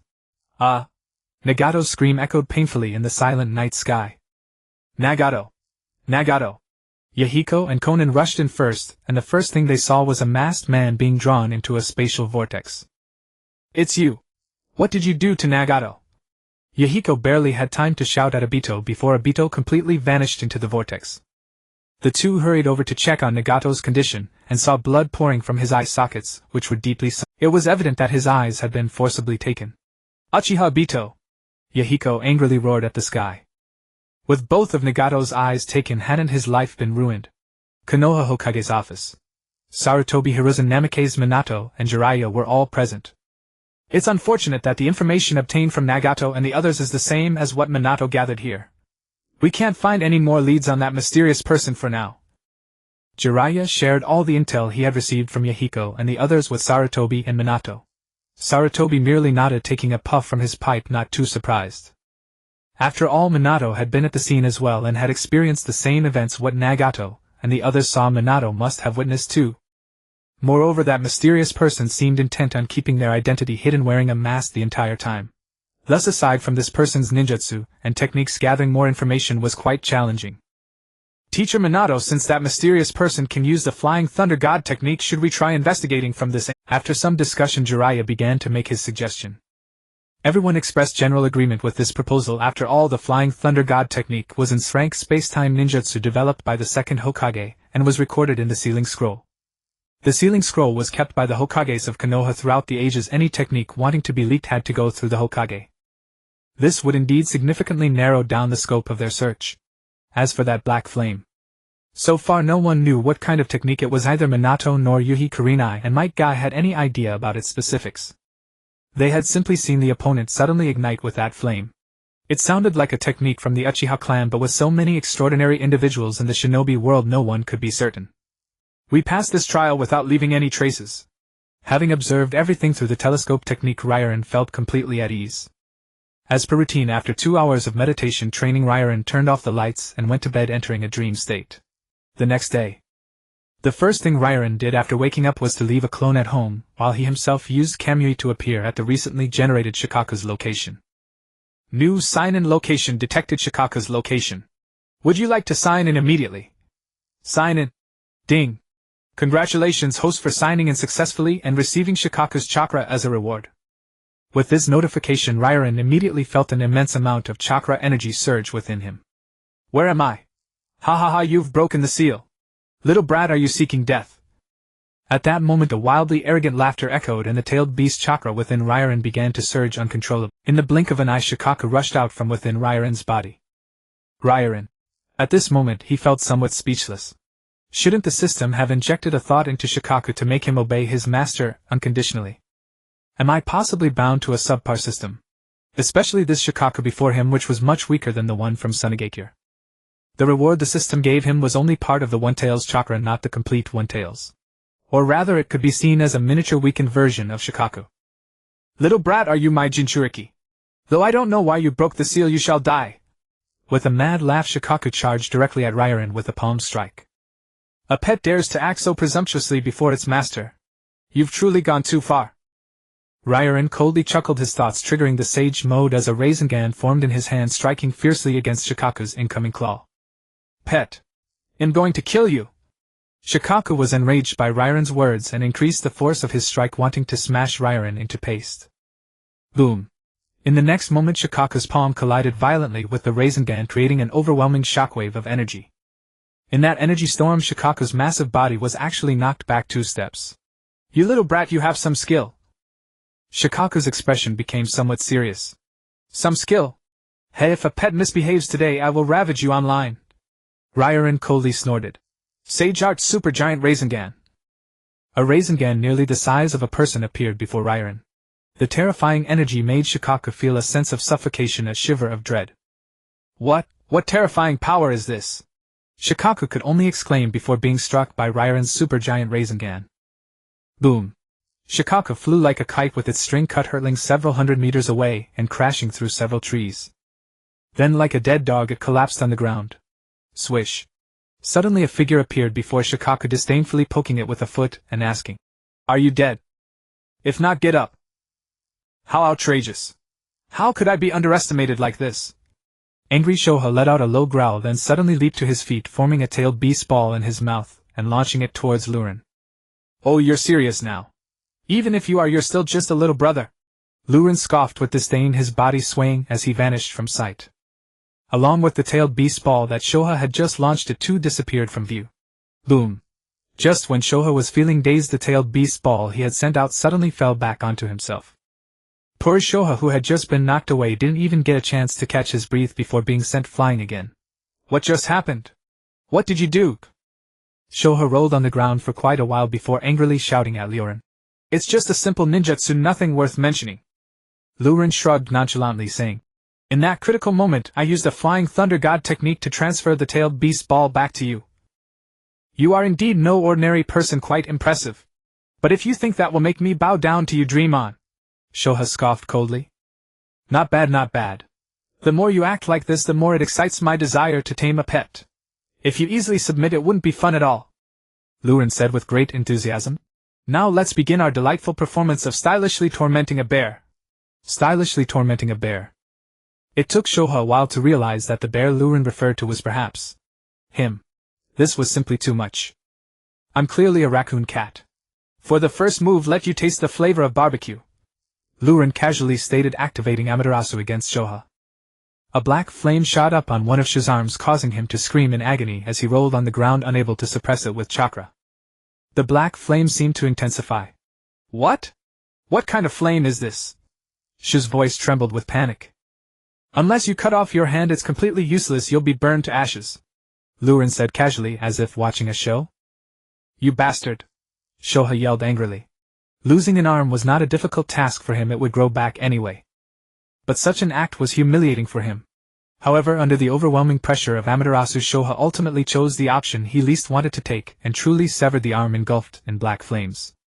Now, for the second move. Just after losing an arm, Shoha suddenly heard a voice beside him, and he felt Lurin disappear from sight. At the same time, a powerful force struck him.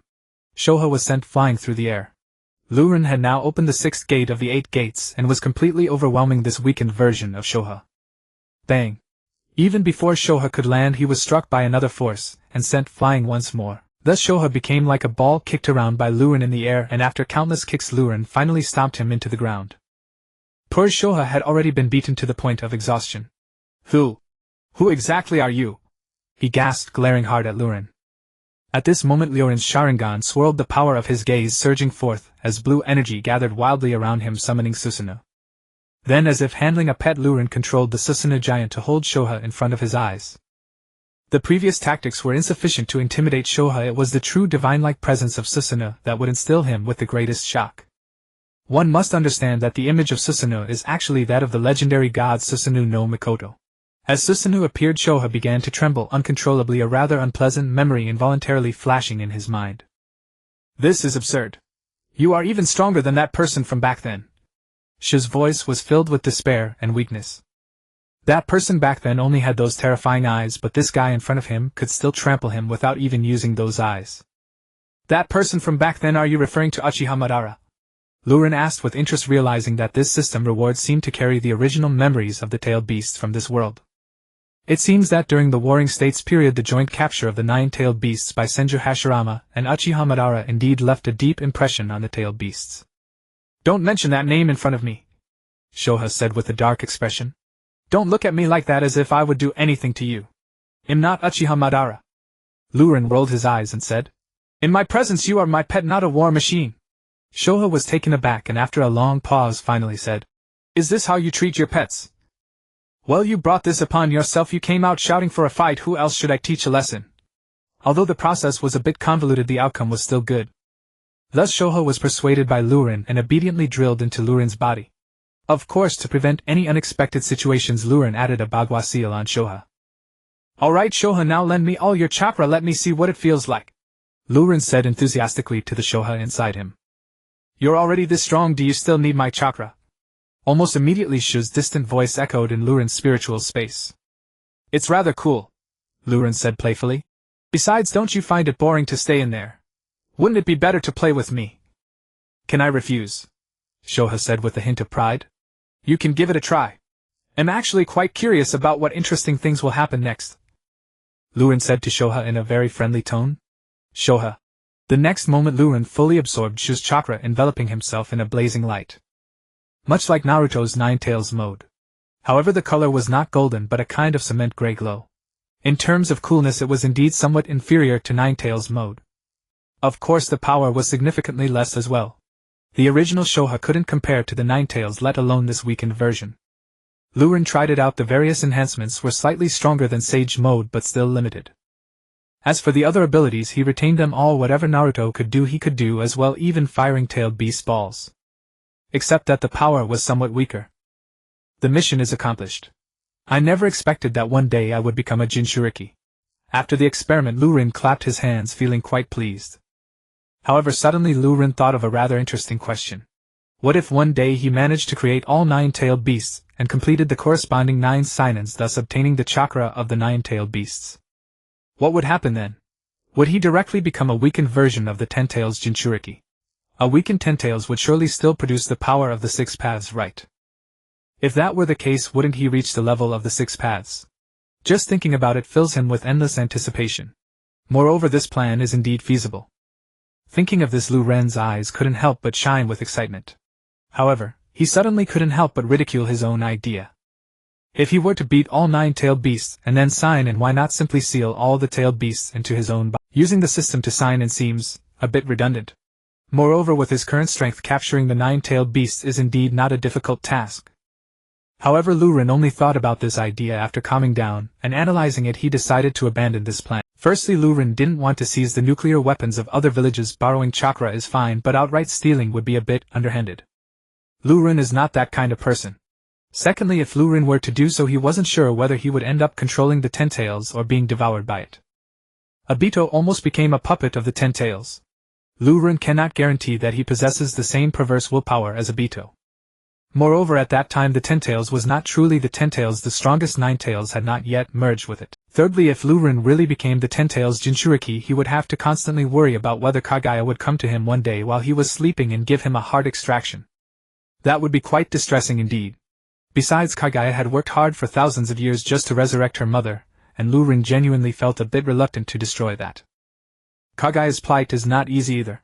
However, capturing tailed beasts and borrowing chakra is a decent plan. The only problem is if Ryorin wants to perfectly execute this plan, it seems a bit difficult to do so alone.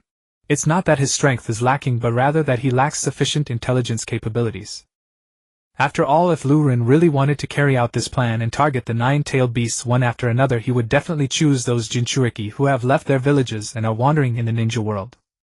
For example, the Four-Tails Jinchuriki Old Purple who left his village due to disagreements with the Tsuchikage. Or the Six-Tails Jinchuriki Bubble Man who is even weirder than Old Purple. Can you believe he's a rogue ninja from the Mist Village? These Jinchuriki would undoubtedly be Lu Ren's first choice. They are essentially rootless weeds, and if they die no one would even know. Targeting them wouldn't alert anyone. Lu Ren would just need to extract the tailed beasts from their bodies and seal them once the sign-in locations are complete. No one would die, everyone would be happy. But he has no idea about the whereabouts of those two eccentric Jinchuriki. Aside from those two peculiar Jinchuriki, Lu Ren would need to find suitable opportunities for the others as well, which also requires intelligence. Could it be that I need to recruit a few subordinates? Lu Ren couldn't help but think it seems there is indeed a necessity for this. At this moment the members of the Akatsuki organization in the ninja world flashed through Lu Ren's mind. The honest man Kisame who would rather commit suicide than leak information is so loyal and reliable. The old man Kakuzu, as long as you pay him he wouldn't bat an eye even if you wanted to poke a hole in the sky. The artistic duo, one aloof and the other silly, although both are a bit obsessed due to their pursuit of art, they still deliver on their tasks without any compromises. While thinking about it like this, it really gets me excited. This could be quite promising, don't you think? Once I return to the village I'll contemplate this further and strive to formulate a feasible plan. Lu Ren was already unable to contain his excitement. Buzz. A spatial vortex flashed by and Lu Ren's figure disappeared. Shikaku, I want to ask you a question. How is your relationship with the Nine-Tails? Lu Ren was originally thinking of returning to his body to work when he suddenly thought of this question. That annoying guy. Why are you bringing him up all of a sudden? Upon hearing the mention of the Nine-Tails, Shikaku couldn't help but snort coldly, showing a face full of disdain. It seems that this Shikaku is just like the original version. Aside from not knowing when he was captured by Lu Ren to become a Jinchuriki, everything else aligns perfectly with the original. Even their personalities are the same, consistently disliking the Nine-Tails. You seem to really dislike the Nine-Tails. Lu Ren couldn't help but ask curiously, what's the reason behind it? Did he ever abuse you? That smelly fox. Shikaku was quite displeased. What's so great about having many tails? In Naruto, Shikaku and the Nine-Tails had a very poor relationship, always fighting upon meeting. Lu Ren was genuinely curious about the reason. However, this seemed to have struck a sore spot for Shikaku, who was unwilling to elaborate further. Forget it, if you don't want to say then just let it be. But I'll tell you, the Nine-Tails is in Konoha, so control your chakra and don't let him sense you. Lu Ren earnestly instructed Shikaku. Why should I be afraid of him? Shikaku said defiantly. You certainly don't need to be afraid of him, it's just that I don't want any trouble. Lu Ren explained to Shikaku. What? What are you talking about? With your abilities the Nine-Tails is nothing in front of you, why should you worry about him? Shikaku exclaimed. You just don't understand. If life is all about fighting and killing, how boring would that be? It's the lazy life that is fun. Lu Ren smiled at Shikaku. Lazy life? Do you like eating that disgusting thing? Lu Ren replied. In any case, promise me within half a year I'll help you beat up the Nine-Tails, how about that? Lu Ren tried to persuade Shikaku. With the second child already born, at most Naruto would be born in half a year and the chaos of the Nine-Tails would ensue. This would be a great opportunity for Lu Ren to borrow chakra. Regardless of Shikaku's involvement, he would target the Nine-Tails. Then it settled. As soon as this topic came up, Shikaku became enthusiastic, agreeing without a second thought. Lu Ren. With such deep-seated hatred between them, what if they ended up fighting inside his body when a weakened version of the Nine-Tails appeared during the sign-in? Dismissing the stray thoughts in his mind, Lu Ren silently replaced his own shadow clone and continued patrolling the village as a member of the guard corps. Joking and bantering with his colleagues, earning a hefty salary just by casually strolling around the village every day, this was simply too perfect for Lu Ren, who had once been a corporate slave. While Lu Ren and his colleagues were chatting, they suddenly heard cries of alarm from ahead. Their expressions changed slightly and they quickened their pace. As they ran over, they saw a group of women rushing out of a bathhouse not far away, flustered and panicked. Some of them were even wrapped only in towels. For a moment the scene was filled with tantalizing glimpses. Whoosh! Then a figure leaped down from the window of the bathhouse and sprinted away like the wind, astonishingly fast. In the blink of an eye he vanished from sight. The guard members exchanged glances, all of them sweating on their foreheads. That person just now, was it Jiraiya-sama? Someone swallowed hard and asked. Should be, probably, maybe. Right. Another person swallowed hard and replied. Lu Ren was speechless. Jiraiya was truly a rare eccentric. But after Jiraiya returned, the village would become much livelier. After a day of patrolling ended, in the afternoon at the barbecue restaurant, Kakashi, Might Guy, Kurenai, Yuhi, and Lu Ren sat at a table. Kakashi, both of them are my best friends. Don't keep such a stern face. Youths shouldn't be so lifeless. The ever-energetic Might Guy gave Kakashi a thumbs up. As everyone knew, Might Guy and Kakashi had long been the closest friends, willing to entrust each other with life and death. Lu Ren only trained with Might Guy after work. Most of the rest of Might Guy's time belonged to Kakashi. But because he had little contact with Kakashi, Lu Ren was not very familiar with him. At this point, aside from being extremely curious about what Kakashi's face looked like beneath his mask, Lu Ren had no other thoughts. After all, this was a man who even had the statues on the Hokage monument wearing masks. A year ago, Kakashi had suffered the devastating loss of Rin Noira. Stricken with grief, he chose to join the ANBU, drowning himself in a torrent of missions. Even now, he had not recovered. Might Guy, as Kakashi's best friend, came from a humble background. He took the initiative to treat everyone to a meal and even invited Lu Ren and Kurenai to help Kakashi open his heart. Kakashi understood Might Guy's intentions, but he was truly in no mood to entertain Might Guy and the others. After simply greeting Lu Ren and Kurenai, he remained silent.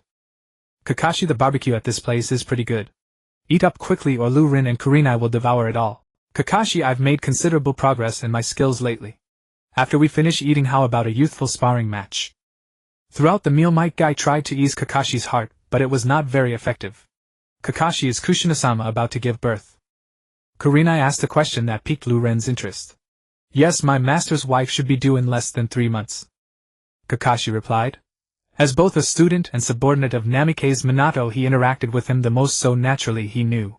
Besides, this matter was not classified and talking about it with others was fine.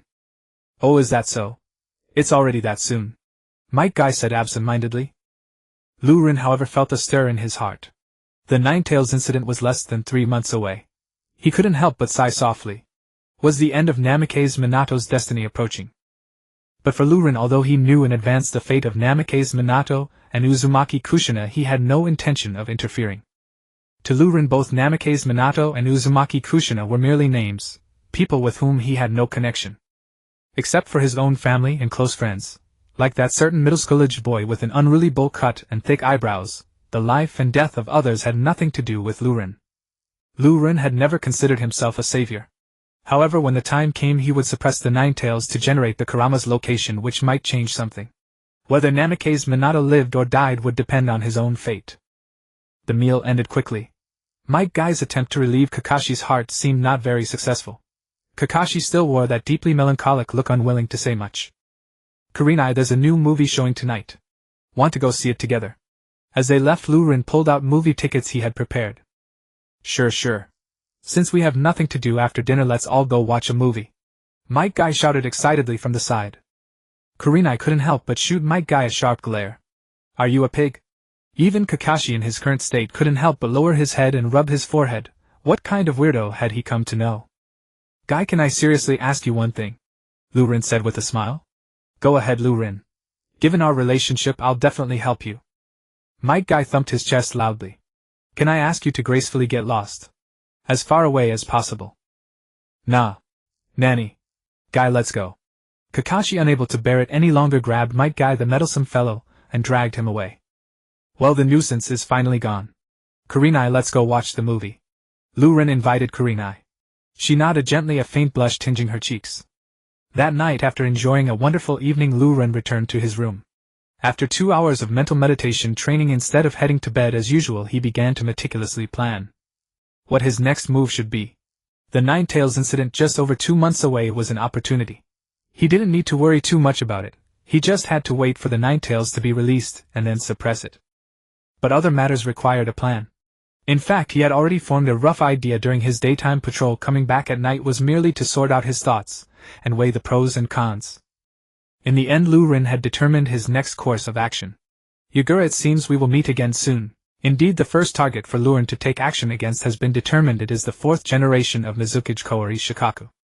Of course, Lu Ren did not make this decision lightly. He considered multiple factors before setting his sights on Shikaku. First, the geographical location of the Hidden Mist village is quite unique, surrounded by water on all sides, making it a relatively isolated village. Additionally, the cruel rule of the Blood Mist has further severed the connection between the Hidden Mist village and the outside world. Looking across the entire ninja world, the Hidden Mist feels like a village cut off from the rest of civilization. Attacking Shikaka would not make it easy for news to get out. Furthermore, Luren's visit to the Hidden Mist is not solely to deal with Shikaku, he also wants to find Kisame Hashigaki and see if he can recruit him. Kisame is quite a reliable partner. Secondly, Luren had already eliminated 5 members of the 7 ninja swordsmen in one go, and Mizukage is exerting high-pressure management over the village under Obito's control, making the Hidden Mist a place of chaos. Both the severely depleted strength of the Hidden Mist and the chaotic environment are quite favorable for Luren's actions. It's settled then. Luren made this decision with great pleasure. The next day, Luren left a shadow clone in the village to relax while he himself used Kamui to silently appear outside of Konoha. After several hours of travel, Luren arrived at a dock. Although Kamui is a magical tool for long-distance teleportation, there is a prerequisite: he must know where he is teleporting to. Since he has never been to the Hidden Mist village, he naturally cannot use Kamui like everyone else. He has to take a boat. After visiting once, the Hidden Mist village will become his backyard. At that time he could sneak in every day to sign, and just thinking about it makes him feel delighted. In fact, Luren originally planned to go to the Sand Hidden village to sign in, but the priority of this matter is evidently not as high as that of the location of the tailed beast, so he can only set it aside for now. Hey young man, do you want to take a boat? Luren stood at the dock and many boatmen quickly gathered around, eagerly asking him. Of course I want to take a boat to the land of water, the Hidden Mist village, Luren replied. To his surprise, upon hearing this, the surrounding boatmen all shook their heads and dispersed rapidly. Young man, don't you know that the land of water is a closed country? Outsiders can't go there casually. Approaching carelessly could cost you your life. The ninjas there do not welcome us. A kind-hearted uncle wearing a straw hat took the time to explain to Luren before also hurriedly leaving. Luren waited here for a while and asked many people, yet not a single boatman was willing to take him to the land of water. This made Luren chuckle. Luren Uchiha. At that moment a somewhat familiar voice sounded, and Luren couldn't help but turn his head to look, discovering that he had indeed encountered 2 familiar faces. It was none other than Yahiko and Konan. Since Luren thwarted Obito's scheme last time, effectively saving the Akatsuki organization, Yahiko and Konan were quite grateful to him. Seeing Luren, they were both very excited. It really is you. Luren, are you going to the land of water? After confirming Luren's identity, Yahiko and Konan smiled slightly and approached him. Yahiko, Konan, it's you. Luren also smiled happily, as he had a very good impression of the two. He was very willing to befriend such upright individuals. I need to go to the land of water for something, but I didn't expect that the boatmen here wouldn't go to the land of water. That's quite a coincidence, Luren. You ran into us and we happen to be going to the land of water as well. If you don't mind, why not come with us? Yahiko proposed to Luren with great enthusiasm and sincerity. You guys can go to the land of water and the boatmen will be willing to take us. No, these boatmen are very afraid of the ninjas of the land of water. They won't take anyone there. However, we have our own people. Yahiko waved at the boatman on a small boat, and the boatman immediately waved back. Most of our Akatsuki members are poor ninjas and some of their families make a living here, so we have a boat available, Konan explained to Luren. So that's how it is. Luren nodded in realization. While he was secretly glad to have a boat to the land of water, he also felt a bit of discomfort. Originally, Luren thought that no one would recognize him on this journey, so he just changed his clothes and wore sunglasses without using any transformation jutsu. However, he did not expect to run into acquaintances on the way. Moreover, they were 2 absolutely upright individuals. Yet Luren intended to do something rather unsavory. But ultimately this is just a minor inconvenience, a little bothersome, that's all. At worst, he could find an excuse to leave once he arrives in the Hidden Mist, and then use transformation jutsu to turn into someone else. In that case, I will trouble you both. Luren did not refuse Yahiko and Konan's kindness and agreed. Yahiko and Konan were both delighted, calling the Akatsuki member who was rowing the boat, and the 3 headed toward the land of water. The journey was long, perfect for chatting good poetry, so Luren began to converse with Yahiko and Konan. The 3 had good impressions of each other, and were eager to befriend one another, creating a pleasant atmosphere. Inevitably, they talked about their purpose in going to the land of water, and Yahiko enthusiastically offered their assistance. Luren vaguely brushed over the details without stating anything explicitly. Yahiko and the others were very perceptive, and did not ask further. However, they had no intention of hiding their own purpose for going to the land of water. It's truly despicable, Luren. That bastard Uchiha Obito, after you thwarted his plan last time, secretly dug out Nagato's eyes. Yahiko spoke with righteous indignation. Luren was immediately shocked Nagato's eyes were actually taken. Originally Obito was the big boss during the mid-phase of the ninja world, having killed Jiraiya, murdered the Kazekage, stolen 8-tailed beasts, and annihilated Konoha, reaching an extreme level of ferocity. Now his eyes were taken at such a young age. This was truly unexpected. However, for Nagato this might not be a bad thing, at least his life could be saved, right? Since Obito had taken Nagato's Rinnegan, he naturally wouldn't do anything to Nagato. Moreover, Luren could guess the rough reason behind Obito's actions. A few people chatted for a while, and Miyen and Xiaonan began discussing their purpose for going to Wien. It turned out to be to find Obito. After Nagato's eyes were gouged out, Miyen and the others naturally couldn't swallow this anger, and wanted to seek justice for Nagato. However, firstly, they had no idea where Obito was, and secondly, they were very wary of Obito's strength, lacking confidence. Thus they thought of Kuratsuchi, who had also been toyed with and manipulated by Obito. After their last meeting in Yunting village, Luren returned to Konoha with Minato, while Miyen and the others escorted Kuratsuchi to Wien. They revealed to Wien the truth about Kuratsuchi being controlled. The Chinyu of Wien used Byakugan to verify that Miyen and the others were telling the truth, and then Wien dispelled Kuratsuki's illusion. Kuratsuchi immediately regained her memory and began issuing orders to investigate and capture Uchiha. In dealing with Obito, Miyen and the others shared the same objective as Wien, so Miyen wanted to see if there were any clues to find Obito. Of course, if they could cooperate with Wien to deal with Obito, that would be even better. Hence this trip to Wien came to be. After hearing Miyen's account, Luren suddenly felt a bit sorry for Obito. First, due to Nagato's situation, Obito completely lost the chance to control the situation, forcing him into the desperate measure of gouging out Nagato's eyes. Moreover, the former puppet of the Fourth Hokage was now completely free from Obito's control. Luren seemed to have inadvertently caused Obito quite a bit of trouble. But this could only be blamed on Obito's bad luck. After all, it was Obito who unintentionally plotted against Luren. Throughout the journey, Luren thought a lot. He realized that the trajectory of the ninja world had begun to slowly deviate from its original path with the flapping of his own butterfly wings. What the future would evolve into was something Luren wasn't too sure of. However, this seemed to make things more interesting. How is Nagato doing now? I'll go see him another day, Luren suddenly proposed while chatting. Of course, his intention was not just to check on Nagato, that was one aspect. On the other hand, Luren also wanted to familiarize himself with the Akatsuki base for easier infiltration in the future. Not to mention, Luren had high hopes for Xiaonan's paper jutsu. Really? It would be great if you would come. Miyen and Xiaonan both exclaimed, suddenly becoming a bit excited. Since Nagato lost his eyes, he has been quite depressed, and he doesn't even want to talk to us about many things. If you go see him, it might lift his spirits a bit. Speaking of Nagato's situation, their moods also became somber.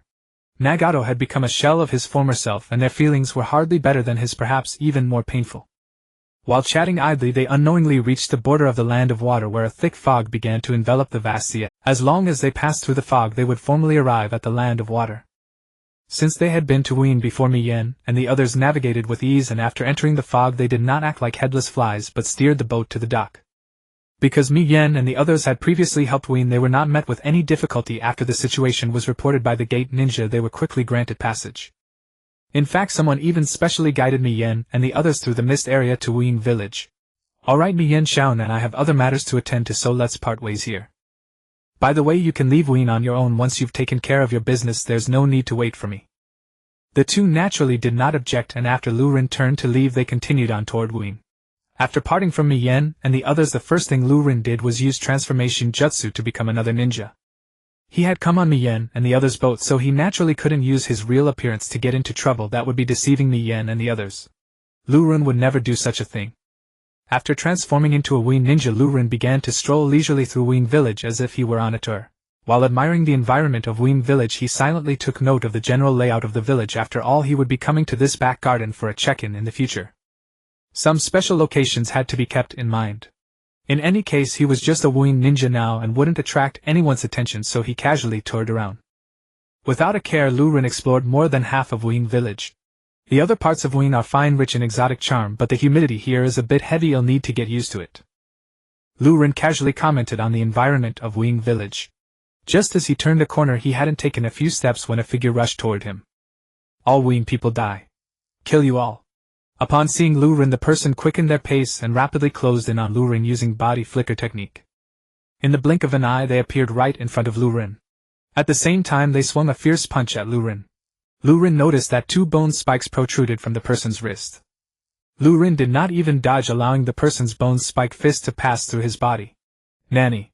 The person suddenly froze, having been tricked by Lu Rin.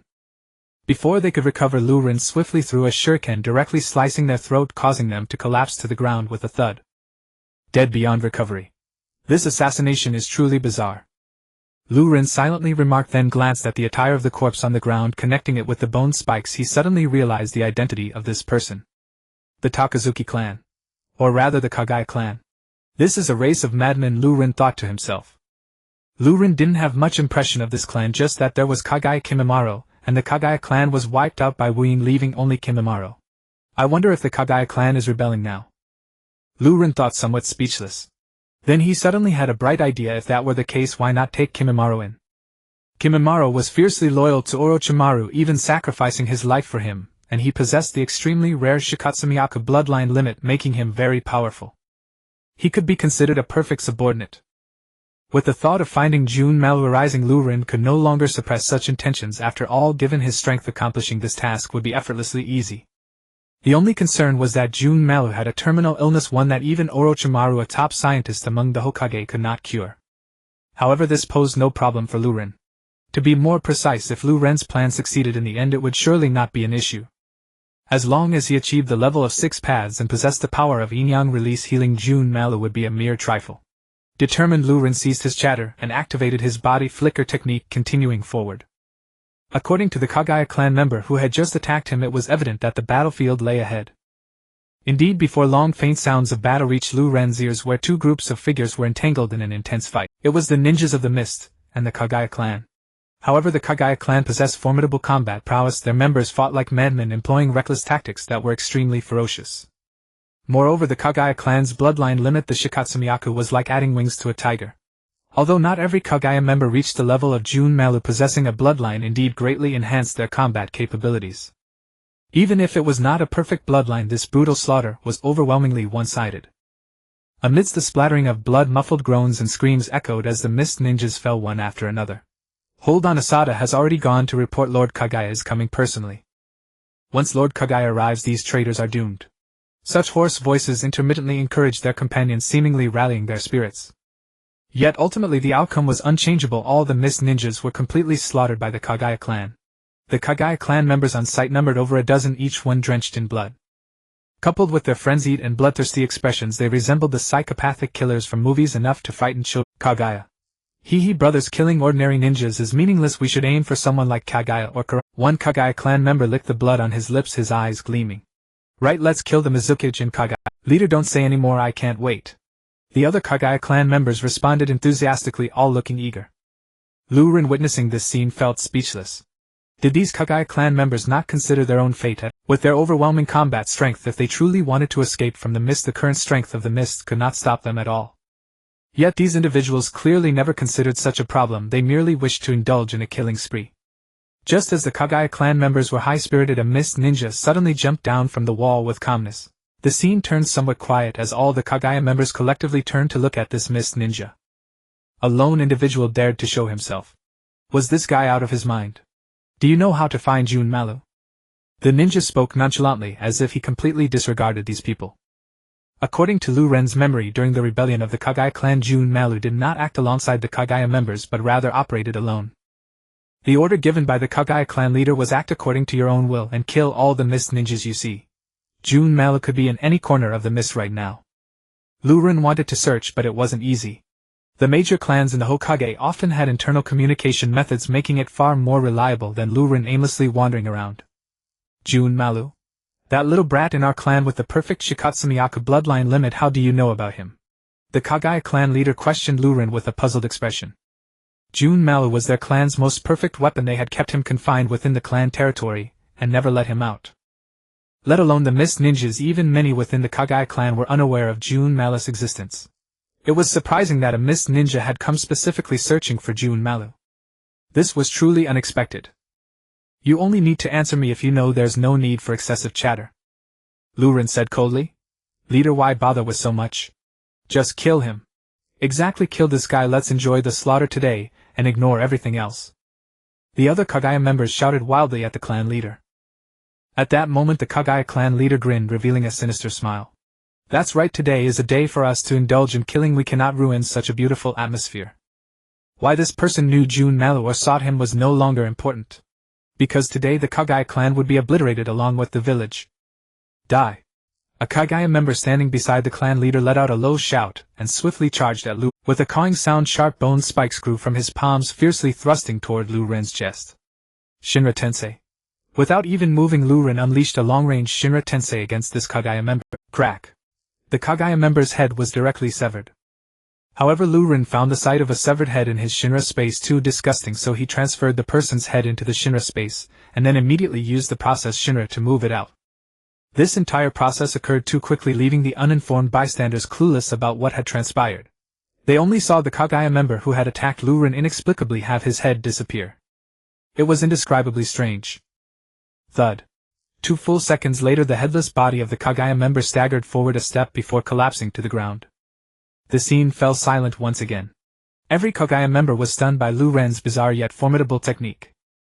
After a brief silence, the group of Kagaya members went mad, their eyes gleaming with excitement. This person is so strong. Kill him. Defeating someone like this feels exhilarating. The Thousand Birds technique used by Lu Ren in its Sage Mode form possesses a power that far exceeds the Thousand Birds of the second pillar. The group of Kagaya clan members charging towards Lu Ren was instantly electrocuted, resulting in heavy casualties on the spot. Those who survived were all severely injured, completely losing their combat effectiveness. Only one person remained unscathed, the Kagaya clan leader. At a critical moment, the Kagaya clan leader immediately utilized his bloodline limit, causing countless bone spikes to protrude from his body. This formed a hard protective shell enclosing him completely, and shielding him from the terrifying lightning attacks. As for the other Kagaya clan members, they were unable to do the same, and could only accept their fate. I have never seen such a terrifying lightning ninjutsu. Even Haishuriga wielding a lightning blade could not execute something of this caliber. You are not a ninja from the mist, who are you?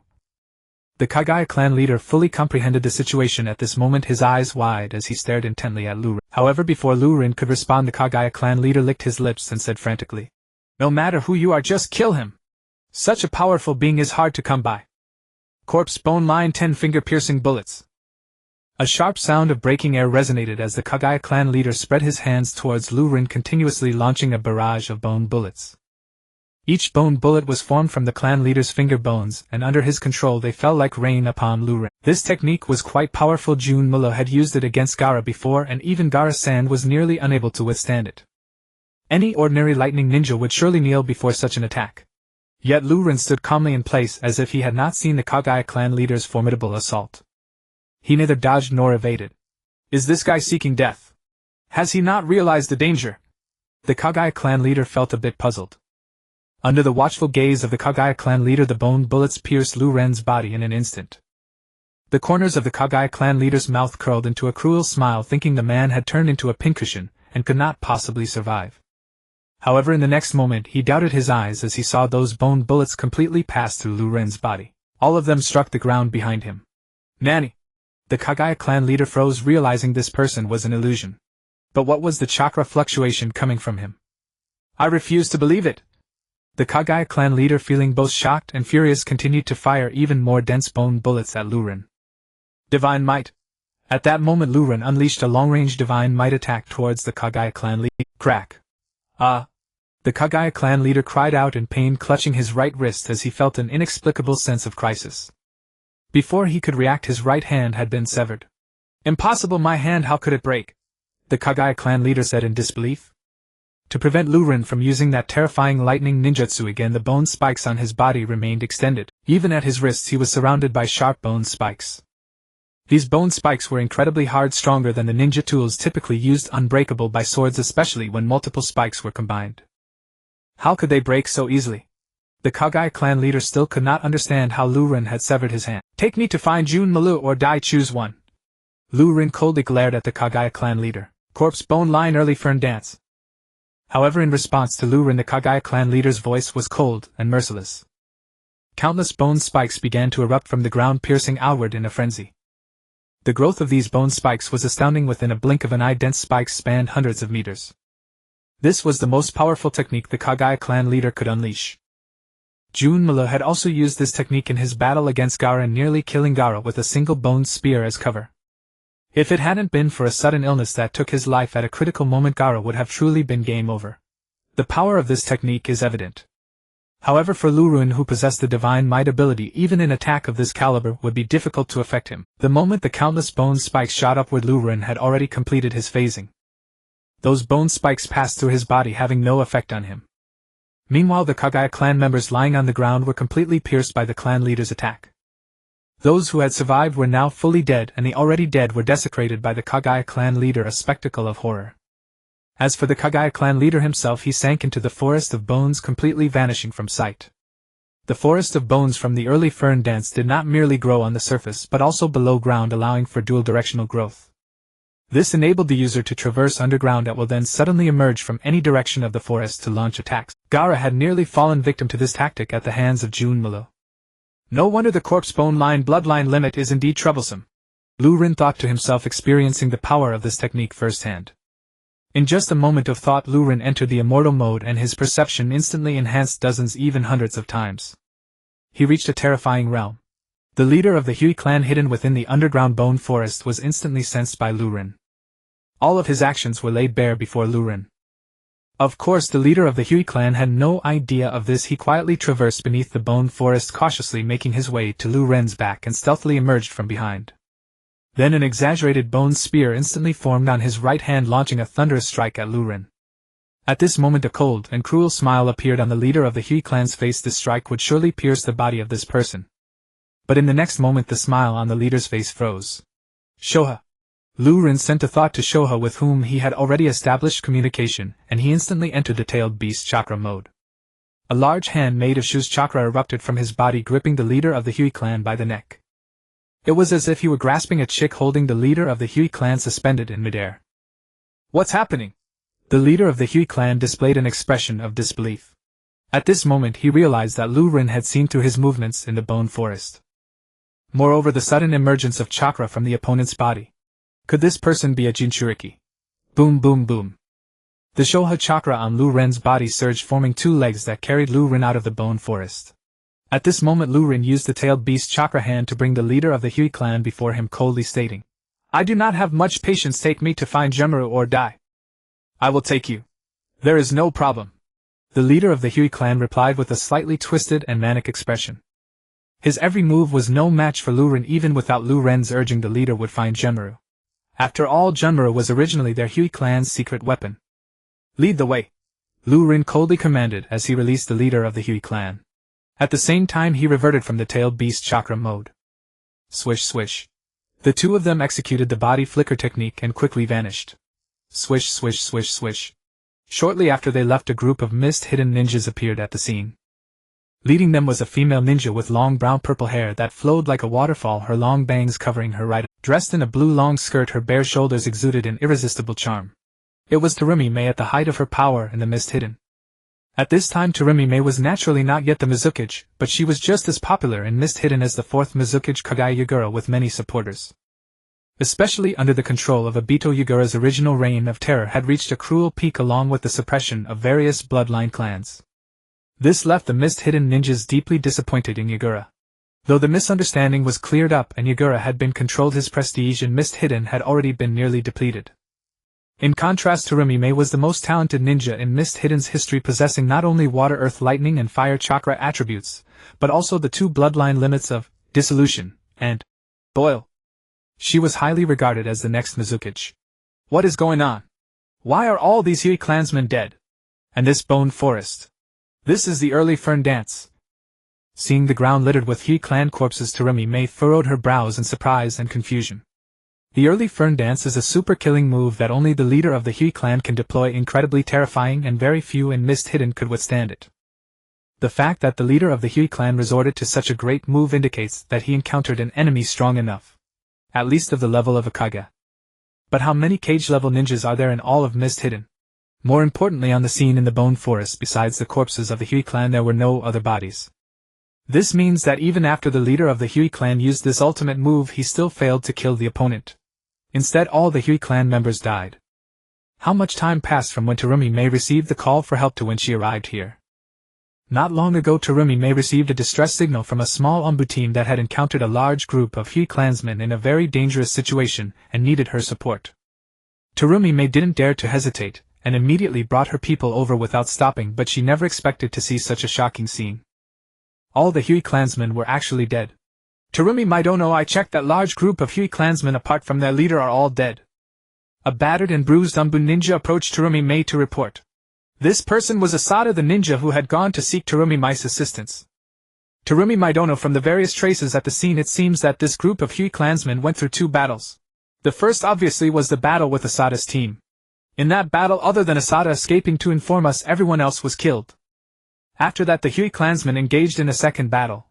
Terumi Midono, please look, these dozen or so Hui clansmen still have extremely strong lightning chakra lingering on them. If I am not mistaken, they were instantly overwhelmed by a large-scale lightning ninjutsu attack and lost their combat ability. Immediately after, the Hui clan leader used the early fern dance, and half of these Hui clansmen could not dodge in time and died under this move. The other half died directly from that lightning attack. They were already dead when pierced by the bone spikes. Before long another Ombu ninja came to report to Terumi. Terumi's face was grave, as she had already analyzed these situations herself, and did not need anyone else to elaborate. In an instant over a dozen Hui clansmen were defeated. Who could it be? Terumi's brow furrowed like a chrysanthemum blooming in deep autumn. Connecting this with the lightning chakra, the only person Terumi could think of was the holder of the lightning blade among the 7 ninja swordsmen, Kurakiri Raiga. But Kurakiri Raiga had died in Konoha a year ago. He even lost the lightning blade in Konoha. Moreover, Kurakiri Raiga could not possibly be the leader of the Hui clan's opponent. Who could that mysterious expert who struck be? Whoosh. Whoosh. Whoosh. As May the 5th Mizukage led the ANBU in on-site investigation, Ryua had already begun traversing the mist-shrouded village alongside the Kagaya clan head. They were heading toward the Kagaya ancestral grounds. Ryua's intuition proved correct. The Kagaya clan head indeed possessed a means of intra-clan communication, and he had contacted Kimimaro, summoning him back to the ancestral grounds for rendezvous. Kimimaro will return shortly. The Kagaya clan head told Ryua within the ancestral compound, his eyes gleaming with a feral bloodthirsty light. Kimimaro is the most perfect inheritor of our clan's Shikatsumiyaku bloodline limit. Kill him. Or be killed by him. Crunch. Before the clan head could finish his sentence, Ryua severed his head with a long-range Kamui strike. Having located Kimimaro, there was no reason to spare such a madman.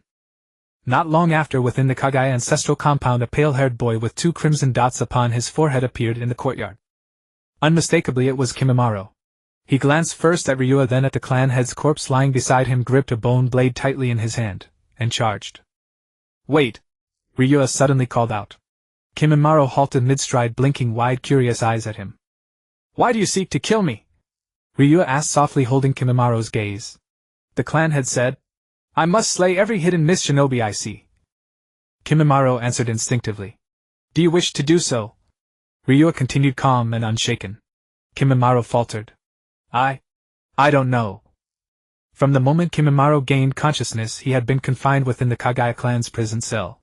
Each day a hand reached through the bars to deliver his meals, the sole contact he ever had with the outside world. He had never understood why he existed. He knew no purpose for his life. Though born of the Kagaya, he had never laid eyes upon another Kagaya clansman, not even once, before their rebellion against the hidden mist village. To him both kin and mist shinobi were equally alien. His obedience to the clan head's command to slaughter mist shinobi stemmed not from loyalty, but from a deeper, more desperate void. Without such action he could not fathom what reason he had to live at all. You strike down mist shinobi not because you choose to, but because without doing so you cannot decide what else to do. You do not know why you live. You do not know what your life is meant to accomplish, am I right? Ryua delivered this question like a soul-rending incantation. Kimimaro's pupils contracted sharply, the bone blade slipped from his grasp and clattered onto the ground, clearly struck at the very core of his being. Kimimaro, do you believe human life holds inherent meaning? Ryua asked again, voice steeped in enigmatic profundity. Kimimaro froze once more. He had no answer. For he truly did not know the meaning of his own existence. Life has no intrinsic meaning, Ryua declared shamelessly, echoing Orochimaru's own words. Yet perhaps in living one may stumble upon wonder, just as I have found you. Kimimaro, will you leave this place with me? The boy nodded. For the first time in his life he knew why he lived, and what his life meant. I still have matters to attend to in the hidden mist village, and bringing you along would be inconvenient. I carry a dimensional pocket space. I'll place you there temporarily. Ryua added this gently. The Kagaya were now traitors to the hidden mist, and if discovered Kimimaro would surely be captured. Though Ryua held no fear of the mist's power, confrontation served no purpose. He had not come to ignite chaos in the village. Kimimaro nodded again. Ryua placed a hand upon his shoulder, and with Kamui drew him into the pocket dimension. Once complete, Ryua instantly entered Sage mode, enveloping the entire hidden mist village in his heightened perception, searching for one chakra signature Orochimaru. Indeed, Orochimaru, not Gari. According to Ryua's memory, Orochimaru had been active in the hidden mist during the Kagaya uprising. This was an unparalleled opportunity to strike. Yes, Ryua intended to confront Orochimaru. First, they had been mortal enemies since Orochimaru's attack on him a year prior, a fact requiring no elaboration. Second, Ryua sought to visit Ryuchi Cave to acquire its legendary sage art. Third, Orochimaru's formidable strength made him an exceptionally capable subordinate.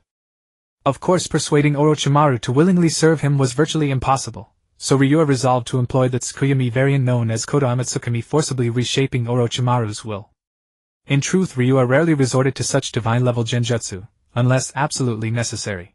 After all, wielding it was akin to activating a cheat code, devoid of genuine challenge or satisfaction.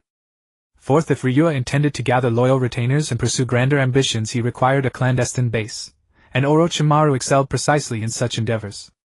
Beyond his numerous hidden laboratories, Orochimaru had even founded an entire village, an ideal match for Ryua's needs.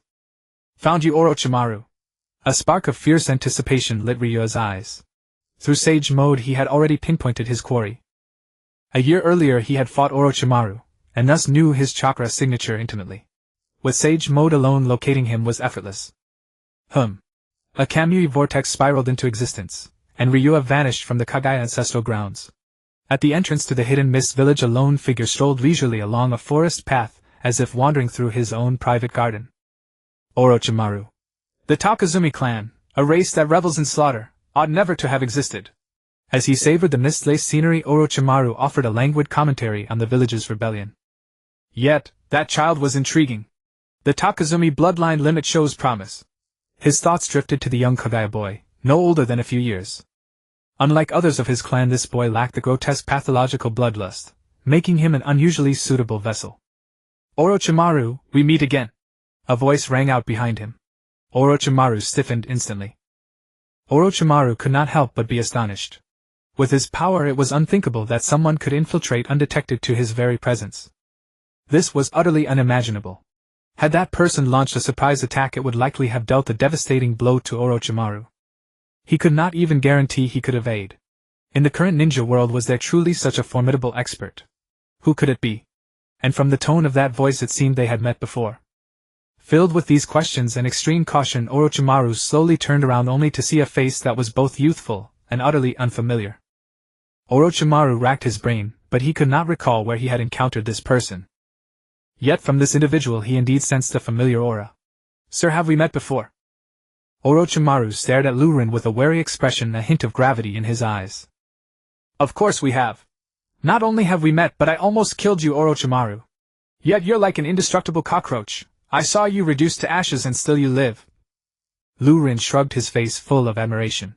This praise was genuine. Orochimaru truly was like an unkillable cockroach, no matter how hard he was struck.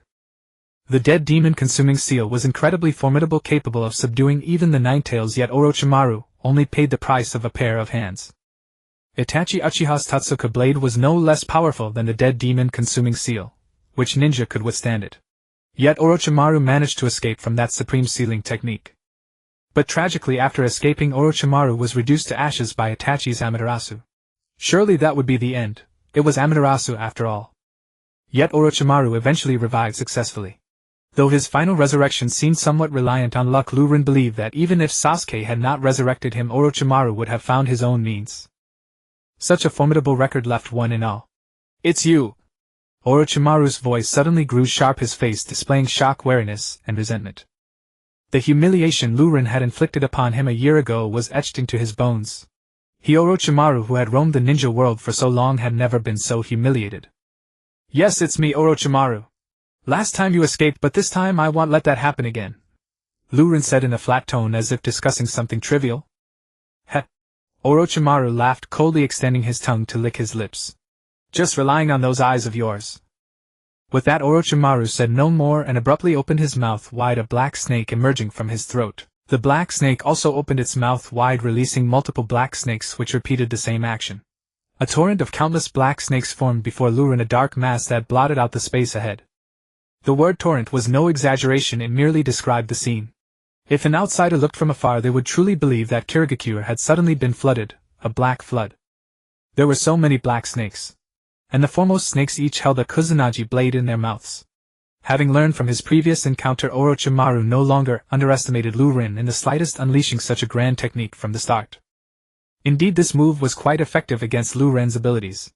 Even if the black flames were powerful, could they burn all these countless snakes? Even if the Sharingan's genjutsu were terrifying, without seeing Orochimaru's face, how could it be used? Similarly, against such a large-scale snake stream attack, most ninjutsu would prove pale and ineffective. Of course, Orochimaru could not have guessed that Lurin possessed far more techniques than he imagined. Such a level of ninjutsu truly befits the Sannin. Lurin silently admired. This level of technique was completely overwhelming for ordinary ninja, impossible to counter. Even for Lurin, breaking this snake stream attack was not so easy. Of course, it was not too difficult either, but ordinary methods would certainly not suffice. He would need to employ some significant techniques. Shikaku, lend me some chakra. Lurin called out to Shikaku, instantly entering the tailed beast chakra mode, and then condensed the tailed beast ball, launching it toward the snake stream. The tailed beast ball, carrying unparalleled momentum, crashed directly into the snake stream. Boom! A massive surge of energy erupted, and the countless black snakes were obliterated in the energy blast of the tailed beast ball. Not even a trace remained. Nani! Orochimaru was shocked, unable to believe his eyes. In an instant his technique had been broken. How was that possible? What was that immensely powerful energy attack? It looked so much like a tailed beast ball. Only then did Orochimaru realize that he had still underestimated Lurin's abilities. Clang! At that moment the sound of something cutting through the air suddenly arose from behind. By the time Orochimaru reacted, a cold blade had already sliced through his skin and pierced his flesh. It was Lurin who had used Kamui to silently appear behind Orochimaru. He drew a sword and slashed at Orochimaru's neck. Not good. The thought flashed through Orochimaru's mind. Knowing that dodging was impossible, he immediately extended his right hand forward. A thick black snake crawled out of Orochimaru's sleeve, and the snake opened its mouth, revealing another Orochimaru emerging from within. At that very moment the original Orochimaru's head was severed by Lurin's blade. Thud. Whether by coincidence or design, the head fell directly in front of the newly emerged Orochimaru, face to face with him. Orochimaru. If it were an ordinary person, that strike would have killed them for sure. Orochimaru, you really have many ways to survive. Lurin's voice, tinged with mockery, sounded in Orochimaru's ear. Head, this is nothing. My methods are far more than you can imagine. Orochimaru snorted and got up from the ground. On the surface he still showed contempt for Lurin, but in truth he was extremely wary of him. How the other had managed to infiltrate behind him without his awareness was something he had not detected at all. Spirit summoning technique. After rising to his feet, Orochimaru wasted no words, immediately biting his fingers, swiftly forming hand seals and slamming his palm onto the ground. Boom! A colossal entity materialized before Ryuin. It was a gargantuan indigo-purple serpent. Its head alone towered 2 or 3 times Ryuin's height. Its coiled body loomed like a living mountain. Even motionless, its sheer presence bore down with suffocating weight. And this was Orochimaru's summoned beast, the 10,000 snakes. And, Orochimaru, what do you want this time? The 10,000 snakes' voice dripped with disdain, cold, low, and deeply irritated, as he addressed Orochimaru. And, do not underestimate this one. He is extraordinary, and he is of the Uchiha clan. His genjutsu is terrifying beyond measure. Close your eyes, now. I have never witnessed such horrifying illusionary art. Standing atop the serpent's massive skull, Orochimaru spoke with grave intensity. Beyond genjutsu, he wields a fearsome fire-based ocular technique. Beware. The 10,000 snakes was no ordinary summon. He hailed from the Ryuchi cave, a sage serpent endowed with peerless perception of senjutsu energy. Ni's combat prowess remained unimpaired even without sight. Orochimaru, you're actually afraid of him. How utterly pathetic. The 10,000 snakes sneered, his laughter dripping with contempt. Yet despite his mockery he instantly shut his eyes. Though perpetually arrogant before Orochimaru, the 10,000 snakes was far from foolish. Indeed, he knew full well that any shinobi capable of instilling such dread in Orochimaru demanded utmost caution. After all, he understood Orochimaru's true power intimately, otherwise his pride would never have consented to such a binding contract. And yet, if even Orochimaru trembled before this opponent's genjutsu, then that art must be truly monstrous. Moreover, he possesses a devastating ocular fire technique. Guard yourself accordingly, Orochimaru added gravely. You've become quite unlike yourself, Orochimaru. This timidity suits you poorly. The 10,000 snakes rasped. Then he added sharply, 100 sacrifices, not a single one less. And when have I ever shortchanged you? Orochimaru replied with a dry throaty chuckle. Rumble. And the 10,000 snakes surged forward, his titanic body undulating toward Ryuin. And at that instant Ryuin entered Sage Mode. His body vanished in a flash of instantaneous movement. The serpent's colossal head slammed into the spot where Ryuin had stood moments before, shattering the earth into a gaping crater. And, humph, so you're just a coward who dares not face me. The 10,000 snakes sneered mockingly, yet inwardly he held Ryuin in profound respect. And for even a fleeting glimpse of that instantaneous movement revealed mastery beyond mortal reach. Very well, your wish is my command. And Ryuin laughed lightly, and charged straight toward the serpent. He had already planted a flying thunder god mark upon the 10,000 snakes during their earlier exchange, so now unleashing his full might upon the beast carried no hesitation. Dare you die! And the 10,000 snakes roared, a guttural snarl, as his immense coils surged forward to crush Ryuin beneath sheer overwhelming force. But almost immediately something felt profoundly wrong. The chakra swirling between Ryuin's palms coalesced into an orb of energy so potent it made the 10,000 snakes shudder. Impossible! The Rinnegan. And Orochimaru perched atop the serpent's head lost all composure. And, no, it's Senjutsu, the ultra big ball Rinnegan. How does he know Jiraiya's ultimate technique? Orochimaru was genuinely stunned. Could this Uchiha Ryuin truly wield Senjutsu? And but when had he entered Sage Mode? Did he require no preparation time? And no, that was impossible. Entering Sage Mode always left unmistakable physical traces, yet Ryuin bore no visible sign of transformation. And the Rinnegan. Only 2 shinobi in Konoha, Minato Namikaze and Jiraiya, had mastered it. And since when did an Uchiha possess such a technique? And Orochimaru was utterly bewildered. Yet almost instantly his eyes gleamed, not with fear but with feverish manic exhilaration.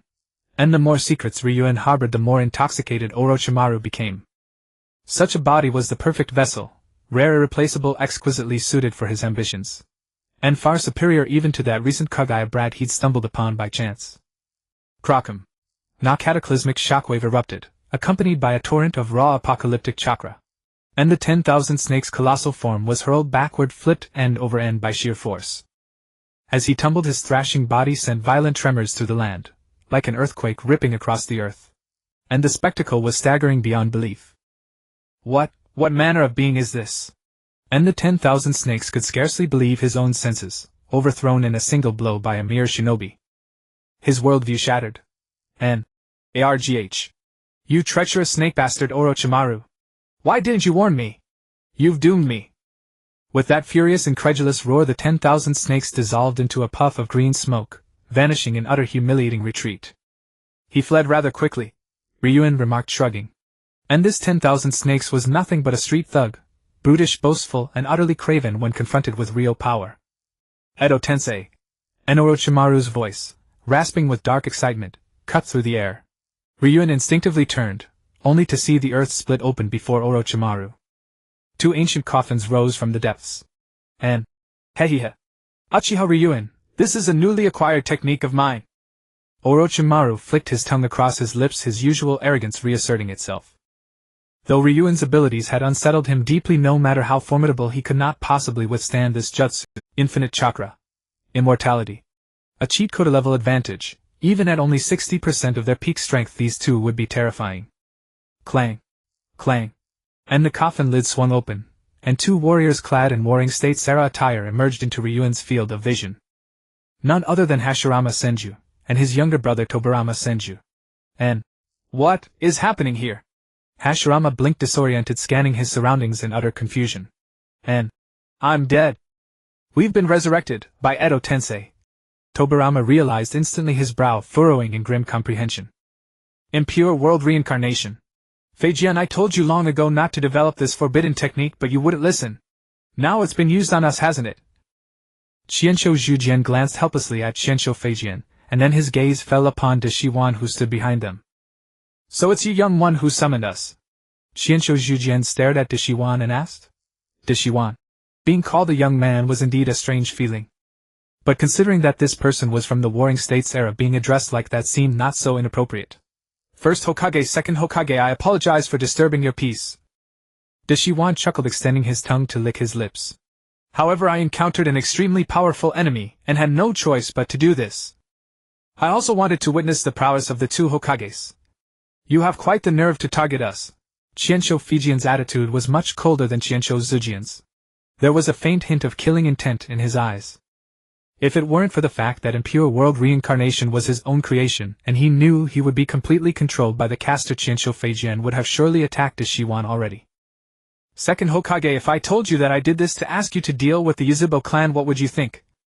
Facing Fujian's questioning and icy gaze, De Shiwan shrugged nonchalantly, his face full of confidence. He was well aware of the second Hokage's attitude toward the Yunting clan. Sure enough, upon hearing that it was about dealing with the Yunting clan, Qianzhou Fujian's expression hardened. The Yunting clan. Have they rebelled again? Second Hokage, your prejudice against the Yunting clan is quite deep. Lu Ren sighed helplessly, shaking his head. However, he fully understood Qianzhou Fujian's feelings. After all, the latter had personally experienced the betrayal of Yunting, and even his elder brother died because of it. How could he not be extremely wary of the Yunting? Miss Ninja. How is this matter related to the mist? Qianzhou Zhujian asked curiously. First Hokage, he is that Yunting clan member. De Shiwan explained. This person's strength far exceeds that of a Hokage. I even suspect if he has reached the level of Yunting from back then. This person is really that powerful. Both Qianzhou brothers were astonished, and somewhat incredulous. No one knew better than the two brothers what Yunting's strength was like. They simply did not believe anyone in the ninja world could reach such an absurd level. How strong exactly? Why don't you two Hokages see for yourselves? De Shiwan urged. Without knowing the full situation, I cannot just attack someone casually. Qianzhou Zhujian immediately refused De Shiwan. If it's a Yunting clan member, I can take action. This clan is inherently evil. Qianzhou Fujian thought for a moment, and then directly agreed. Fujian, how can you say that? Didn't I tell you not to look down on the Yunting clan? Qianzhou Zhujian immediately scolded. Brother, you are too naive. Qianzhou Fujian retorted without yielding. Although my sense of belonging to the Yunting clan is not strong, your words, second Hokage, still make me a bit uncomfortable. Lu Ren frowned at this moment and interrupted Qianzhou Fujian. After all, his surname was Yunting. How could he feel comfortable hearing someone say his clan was inherently evil right in front of him? And it's also very rude, second Hokage. Lu Ren said emphatically to Qianzhou Fujian. That tone of voice is truly Yunting-like. You do seem quite strong. It would be safer to eliminate you. Qianzhou Fujian began to walk toward Lu Ren. Fujian. I'm sorry, first Hokage, but since you won't cooperate, I have no choice but to erase your personality. Qianzhou Zhujian's words were cut off mid-sentence by De Shiwan. At the same time, De Shiwan took out a kunai inscribed with techniques, and thrust it into the back of Qianzhou Zhujian's head. Qianzhou Zhujian immediately fell silent, becoming completely De Shiwan's puppet. Although this would weaken Qianzhou Zhujian's combat power, there was no other choice since he refused to fight. Water release, water severing wave. Qianzhou Fujian's utterly cold voice rang out. His hands formed seals like phantoms, and he quickly opened his mouth to spit a water jet at Lu Ren. Although this impure world reincarnation body of Qianzhou Fujian could only exert about 50 to 60% of his original power, his water-severing wave was still much stronger than that of Goju Shirtsung from back then. It could only be said that the strength of the first and second Hokages was indeed unreasonably formidable. With a hiss, the water jet from Qianzhou Fujian directly pierced through Lu Ren's body. How could it be so easy? At the moment Qianzhou Fujian hit Lu Ren, he felt extremely surprised. Was this the level of a ninja like Yunting? Just this. Even De Shiwan was utterly astonished. With Lu Ren's strength, he shouldn't have been hit so easily, right? But in the next moment, both Qianzhou Fujian and De Shiwan's expressions changed instantly. Because Lu Ren suddenly turned into an afterimage, and the water jet passed straight through his body without causing any damage at all. Illusion. When? Qianzhou Fujian was shocked in his heart. Divine might. At that moment, Lu Ren abruptly turned his head to look at Qianzhou Fujian and activated the long-range divine might directly on him. Crack. Qianzhou Fujian's head was severed cleanly by Lu Ren. Wah! What? De Shiwan's eyes widened. What kind of technique did Yuzhibo Lurin use to directly cut off the second Hokage's head? This Yuzhibo Lurin actually possessed such a terrifying secret technique. Moon reading heavenly illumination tailed beast ball giant spiral sphere. Deshiwan had already seen too many terrifying methods from Lurin, and he thought he had truly witnessed Lurin's strength. But now it seemed far from the truth. Lurin still had even more powerful techniques yet to reveal. What kind of monster was this? How could his powerful and bizarre abilities seem to be inexhaustible? If that bizarre technique had been used on himself, would his head have disappeared as well? At this moment Deshiwan truly felt a deep-seated fear of Lurin. Orochimaru initially believed that summoning the first and second Hokage through Edo Tensei would be more than sufficient to deal with Lurin. But who would have thought that as soon as the second Hokage made his move against Lurin he would have his head inexplicably severed? If the second Hokage were a living person, wouldn't that mean he was instantly killed by Lurin? Fortunately, the Edo Tensei bodies can automatically regenerate from damage, so there was no need to worry about the second Hokage being defeated. However, at this moment Orochimaru's wariness of Lurin reached an all-time high, and he dared not be the slightest bit careless. He quickly controlled Senju Hashirama and charged towards Lurin. Suddenly Lurin flicked his hand and hurled a Flying Thunder God kunai at the headless body of Senju Tobirama, and using the Flying Thunder God technique he vanished from the spot. He perfectly evaded Senju Hashirama's attack. Flying Thunder God!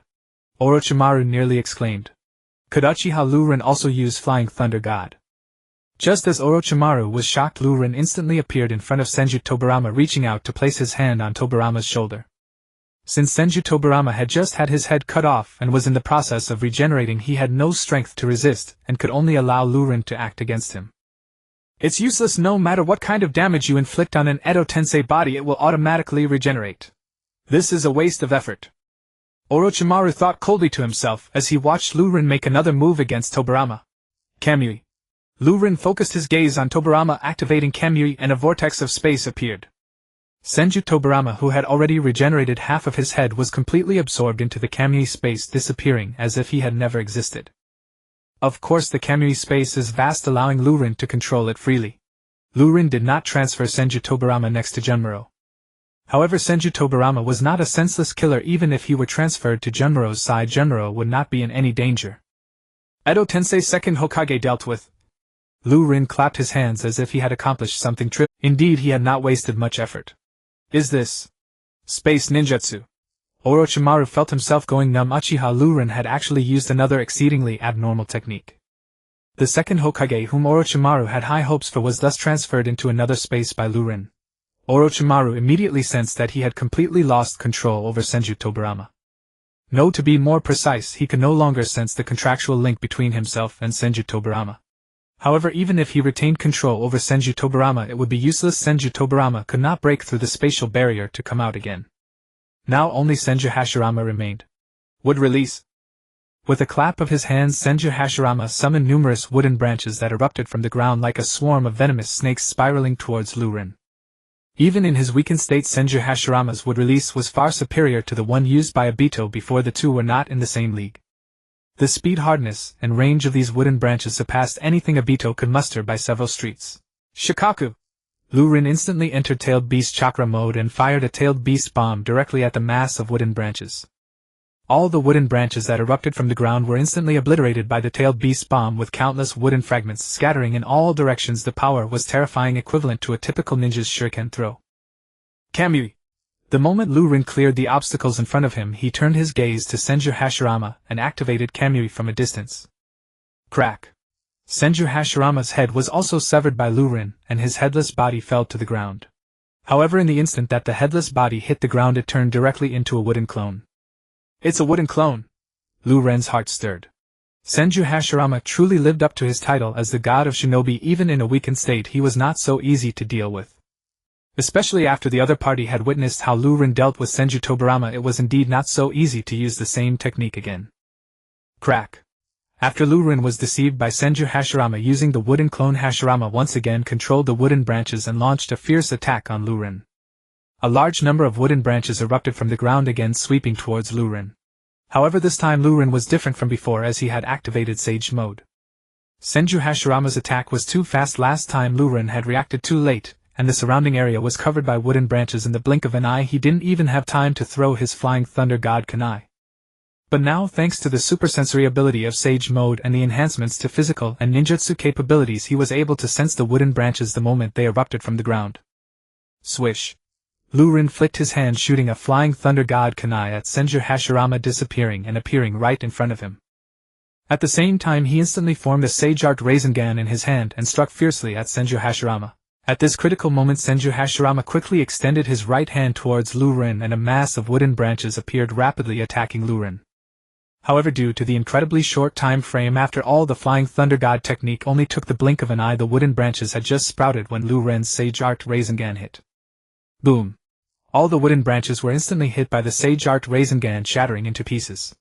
At the same time, Senju Hashirama himself was violently knocked back by the tremendous energy. Even the first Hokage cannot suppress Uchiha Lu Ren. Orochimaru felt his breath quickening. This was the first Hokage, the god of Shinobi. Even with only half of his power, he was not someone an ordinary person could handle. Senju Hashirama quickly regained his footing, clapping his palms together, as several wooden dragons appeared, beginning to twist and spiral towards Lu Ren. These were completely three incredibly powerful beasts. With each movement they could cause immense destruction. Boom! Boom! Boom! The earth shook violently, massive pits appearing one after another, and cracks continuously forming. The momentum was truly frightening. However, Lu Ren maintained his ethereal state, allowing the three wooden dragons to attack him without sustaining any damage. In just a short while, the area around Lu Ren within a few hundred meters had turned into ruins. What on earth is happening? His body has suddenly turned ethereal. Orochimaru observed from outside the battlefield, watching Lu Ren calmly withstand the attacks of Senju Hashirama, his brow furrowing like a chrysanthemum blooming in late autumn. He couldn't comprehend this scene at all. Could it be that he unknowingly fell under an illusion? But that shouldn't be the case. Ever since Orochimaru was bloodily beaten by Lu Ren in the Tsukuyami space last time, he dared not look directly into Lu Ren's eyes. Since Lu Ren appeared, he hadn't dared to make any eye contact. Logically, it shouldn't be possible to fall under an illusion. But how could the opponent suddenly become ethereal? Could it be yet another one of his outrageous techniques? Orochimaru felt his head spinning. The various techniques exhibited by Lu Ren were beyond his comprehension. Boom! Boom! Boom! The wooden dragon continued its attack on Lu Ren, who seemed oblivious as he activated his body flicker technique and dashed towards Senju Hashirama. Ignoring all attacks from the wooden dragon, he charged straight towards Senju Hashirama while maintaining his ethereal state, allowing him to move without issue, though he couldn't launch any attacks. However, his ocular technique was not hindered. Amaterasu!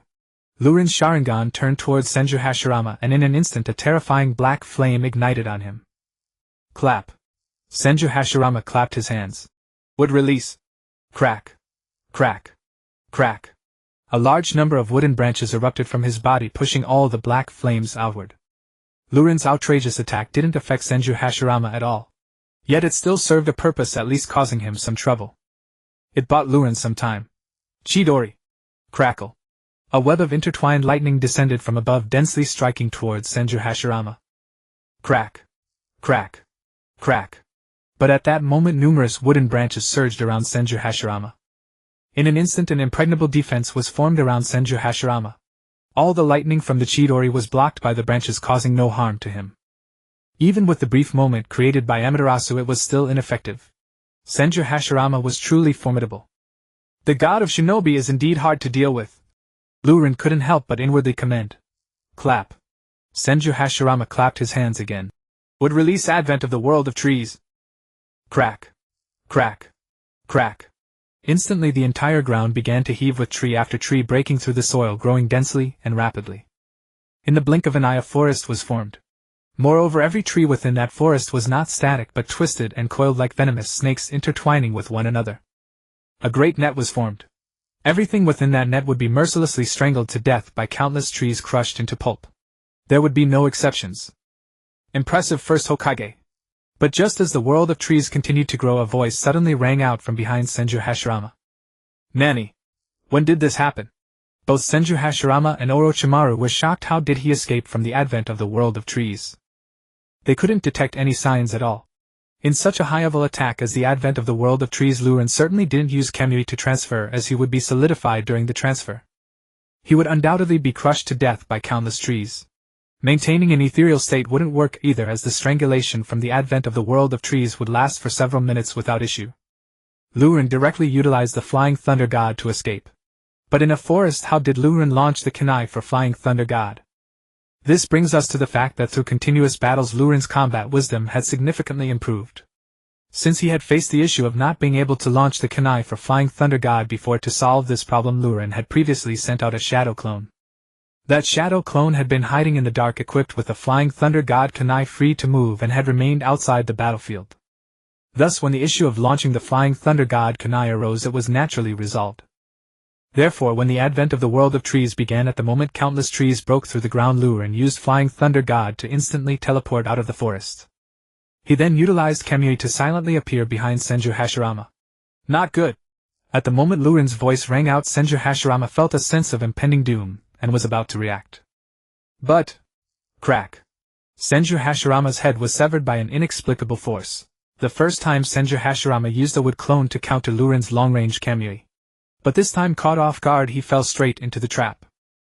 Thud. Following that, Senju Hashirama's headless corpse fell to the ground. Luren followed suit, utilizing Kamui to transfer Senju Hashirama into his Kamui space before his reanimated body had a chance to recover.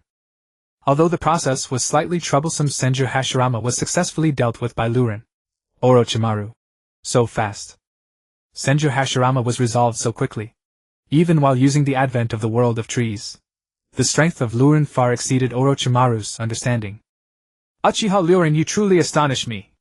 Orochimaru gazed at Luren filled with admiration and shock, exclaiming, "If you're surprised, I haven't even revealed my true trump card yet." Luren shrugged, casually speaking the truth. He hadn't even used Susanoo or the power of the Rinnegan. So does this mean I'm doomed today? Orochimaru licked his lips with his tongue. No, a person like you dying would be a bit of a waste. Suddenly a voice sounded from behind. It was Luren's shadow clone. Why not join me? Several voices echoed simultaneously as a group of Luren surrounded Orochimaru, each of Luren's eyes flashing with the crimson Sharingan. Swish, swish, swish. Without waiting for Orochimaru to say anything, the group of flowing blades simultaneously activated their body flicker technique, and rushed towards Orochimaru, instantly surrounding him with no way to escape. You guys are dreaming. Orochimaru let out an angry huff, not knowing which of the many flowing blades was the real body, and which were mere clones. But at this moment none of that mattered. Orochimaru suddenly extended his hand towards one direction. Black snakes immediately slithered out from his sleeves. Chidori flow. However, the flowing blades did not give Orochimaru the chance. All the flowing blades attacked together, and a net of electricity instantly fell upon Orochimaru. Orochimaru did not possess the same abilities as Senju Hashirama, and was quickly knocked to the ground by the electric assault of the flowing blades' Chidori flow. Countless hands grabbed Orochimaru, bringing him before one of the flowing blades, whose Sharingan spun as it focused on Orochimaru's eyes. The Kodo Amatsukami directly activated. Orochimaru felt momentarily dazed but soon recovered. Lord Flowing Blade, what is it you need me to do? Orochimaru's will had been altered by the flowing blade. He had now completely become a loyal subordinate. I want you to secretly investigate the whereabouts of the Four Tails Jinchuriki and the Six Tails Jinchuriki. The flowing blade stated his request to Orochimaru. I will do my utmost to help you find these two individuals. Orochimaru immediately replied. At that moment the flowing blade thought and summoned Genmaru from the Kamui space. Orochimaru glanced at Genmaru and smiled. So it's this little brat. Is he also one of your people, Lord Flowing Blade? Indeed, from now on Genmaru is no longer a ninja of the Mist Village. The flowing blade nodded and casually instructed Orochimaru. You take Genmaru back first, I have some matters to attend to. It seems Lord Flowing Blade values Genmaru greatly. Orochimaru reached out and patted Genmaru's small head. Genmaru, you will go back with Orochimaru for now. Train with him temporarily, and I will come to see you when I have the time. The flowing blade then spoke to Genmaru. Genmaru nodded, showing no dissent. Alright Genmaru, let's go. Orochimaru took Genmaru's hand and left. Swish. The flowing blade also activated his body flicker technique and vanished without a trace. Before long Terumi reappeared with a group of Mist Village ninjas. They were startled to see an additional patch of forest suddenly appear on the scene. Everyone was bewildered. What was going on? How did a forest grow out of nowhere in the blink of an eye? It was too bizarre. They could hardly imagine how such a situation occurred. It was an existence that shattered their understanding.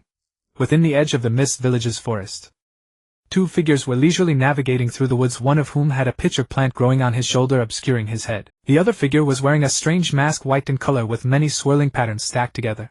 They were Heibaiju and Uchiha Obito. Obito, have you thought this through? You are now the #1 wanted criminal in the Mist Village. Coming here is quite risky, Heibaiju said casually while walking alongside Obito. Indeed, Obito's strength was formidable and his Kamui Sharingan was incredibly powerful, but it still fell short of being able to contend with an entire ninja village. Even with Kurigane Shichino on guard, Obito might not necessarily be able to defeat him. After all, he was a Jinchuriki, a figure of authority. Moreover, the Mist Village was his stronghold surrounded by water, providing a significant advantage for water-type ninjas. Just like the difference between Rasha in the Land of Wind and Rasha outside the Land of Wind, the difference between Kurigane Shichino inside and outside the Mist Village was equally pronounced. Kisame Hashigaki is quite strong, especially during these times. I need a subordinate like him, Obito replied in a low voice. During his time in the Mist Village, Obito had more than just Kurigane Shichino as a puppet, he also had Kisame Hashigaki. The difference was that Kurigane Shichino was a puppet controlled by Obito through genjutsu, while Kisame Hashigaki was a subordinate brainwashed under the Moon Eye plan. After Chin released Kurigane Shichino from the genjutsu, and he regained his memories, Kisame's identity was subsequently exposed. He was soon captured by the Mist and imprisoned in the dungeon. Obito's current visit to the Mist was to take Kisame away. There was no choice, the Moon Eye plan was far too grand and it was not something Obito could accomplish alone, he needed certain external forces. Although the White Ju were numerous, their strength was pitifully weak. Aside from one Akatsuki member, and one Heibaiju, there was hardly anyone worth mentioning. Gathering intelligence was feasible, but there was no hope for anything else. After all, Obito couldn't handle everything himself, could he? Kisame Hashigaki was the first loyal confidant truly developed by Obito, not a controlled tool but a genuine ally who identified with the Moon Eye plan. Obito valued him greatly. Obito, your insistence on taking Kisame away is also due to the threat posed by that Uchiha, isn't it? Heibaiju suddenly recalled something and spoke up again. At the same time, the image of the figure who had mercilessly beaten Obito in the Rain Village involuntarily surfaced in his mind. Obito's voice suddenly turned displeased. That person, although strong, is not someone I regard highly. When it comes to a real fight, the outcome is uncertain. How could Obito admit that his eagerness to take Kisame away was significantly influenced by the threat posed by Uchiha Flowing Blade? Heibaiju did not expose Obito, merely adding, according to the intel, Kisame Hashigaki is imprisoned in the Umbu's dungeon and someone is currently attempting to assassinate Kurigane Shichino. It's a great opportunity, Obito. Hey, even now there are still people trying to assassinate Kurigane Shichino. Obito responded with a hint of mockery. Under Obito's control, Kurigane Shichino had committed numerous heinous deeds and assassination attempts had never ceased. Although the truth had already been revealed, Kurigane Shichino had long accumulated a vast number of enemies and many did not believe the narrative that he was being controlled. They regarded it as mere excuses. Alright. Let's get started with the operation, Obito replied, and his body was directly sucked into the Kamui vortex, disappearing from sight. After parting ways with Orochimaru, Rin immediately entered Sage mode, sensing the chakra of Kaori Uchiha throughout the entirety of the Hidden Mist Village. However, the results of his perception surprised Rin. It wasn't that he failed to sense Kaori Uchiha's chakra, in fact that part went incredibly smoothly. It was just that Rin also sensed several other chakras that caught him off guard. One of them was Yahiko and Konan. These two had originally come to inquire about Obito from Kaori Uchiha, and Rin instinctively thought they should have already left the Hidden Mist by now. After all, Rin had been busy in the Hidden Mist for quite a while now, in such a long time they could have eaten several meals and Yahiko's business should have been concluded. However, Rin did not expect that they had not left the Hidden Mist, and were instead still together with Kaori Uchiha. The other chakra that surprised Rin was Obito. As for Rin's other target, Kisame Hashigaki, he was not familiar with this person's chakra beforehand and could only investigate slowly. Whether it's Kaori Uchiha or Yahiko and Konan, their chakras are all in an activated state. Around them there are also other chakras that are in the same activated state. Could it be that these few people are caught in a battle? Rin speculated to himself. Despite the significant commotion in the Hidden Mist, Rin had not seen Kaori Uchiha show his face, perhaps truly hindered by some matter. It seems that today's Hidden Mist is truly unsettled. Rin couldn't help but lament quietly as a spatial vortex appeared in his pupils, sucking him in and making him vanish. In the next moment his figure quietly appeared in an open area outside the Mizukage building, concealed behind a wall. Boom! Boom! Boom! As he looked around, Rin saw that just as he had expected, Kaori Uchiha, Yahiko, and Konan were engaged in battle with several others. The individuals they were fighting against were familiar to Rin, namely Zabuza Momochi and Haku. The other one resembled Kisame Hashigaki. Skillfully wielding the blade Samahata, Lurin had no difficulty guessing that this person was Hashigaki's short-lived brother Haku. Zabuza Momochi and Hashigaki are teaming up against Kaori Uchiha. What's going on? Lurin felt a bit surprised Zabuza had become a rogue ninja after failing to assassinate the Mizukage, and going after Kaori Uchiha made sense. However, the fact that Hashigaki was also joining the fray was somewhat beyond Lurin's expectations. But upon further thought, Lurin felt that it wasn't too strange after all. Hashigaki's backstory was never fully explained in the anime. All that was known was that he had died early, but how he died remained unclear. What was certain was that it wasn't a natural death but rather a violent one. The possibility of dying from illness was also slim. After all, ninjas generally don't get sick. Of course, some bloodline clans might suffer from bloodline diseases like Kagaya's clan, but Hashigaki clearly wasn't one of them. His brother Hashigaki Kisame showed no signs of any bloodline disease. The possibility of Hashigaki being killed was much higher. Given the brutal regime in the Hidden Mist, many ninjas had attempted to assassinate Kaori Uchiha, so it wasn't surprising for Hashigaki to take action. Furthermore, recalling the anime, during the rebellion of the Kagaya clan, Kagaya's brother had encountered Zabuza and Orochimaru in the Hidden Mist. At that time, Zabuza was clearly already a rogue ninja, so why would he return to the Hidden Mist after having failed one? Could it be because of a child like Haku with a bloodline limit? At that time, Haku was still just a kid. Now, seeing Hashigaki joining the fight, Lurin seemed to understand this point. Even the rebellion of the Kagaya clan, Lurin wasn't sure if it was related to the assassination of Kaori Uchiha, but it certainly provided an excellent opportunity for Zabuza's actions. Of course, it's also possible that Hashigaki, upon hearing news of the Kagaya clan's rebellion, called Zabuza in on what exactly happened. Only Hashigaki and the others involved would know, and Lurin was too lazy to investigate. As for Yahiko and Konan, they were likely just unfortunate to be caught up in this. If the two of them encountered someone attempting to assassinate the Mizukage, they would definitely not stand idly by. Clank clank. Boom. Boom. Boom. The battlefield was a dizzying display with waves of energy constantly exploding. Yahiko and Konan were locked in a fierce battle against Zabuza and Haku. Zabuza wielded the explosive blade, and amidst his grand displays he was incredibly imposing, relentlessly slashing at Yahiko. Originally, Zabuza used to wield the executioner's blade, but that blade had been lost in the Leaf Village. The Hidden Mist was left with only the explosive blade and Samahata, both kept by Hashigaki. After collaborating with Zabuza, Hashigaki had given the explosive blade to Zabuza. The explosive blade was an extremely heavy sword, each strike carrying immense power, making it incredibly formidable. Moreover, the explosive blade was adorned with numerous explosive tags. Once detonated, the destruction would be even more significant. This forced Yahiko to retreat step by step, too afraid to confront Zabuza hidden, and even hesitant to get close. He could only rely on taijutsu to evade continuously. Sizzle sizzle sizzle. If it weren't for Konan's paper shuriken providing constant support, Yahiko would have truly struggled against Zabuza. Zabuza was after all a genius of the Hidden Mist. During the ninja graduation exams he eliminated all the other candidates, and killed many important figures after joining the Umbu. He was known as the Demon of the Hidden Mist.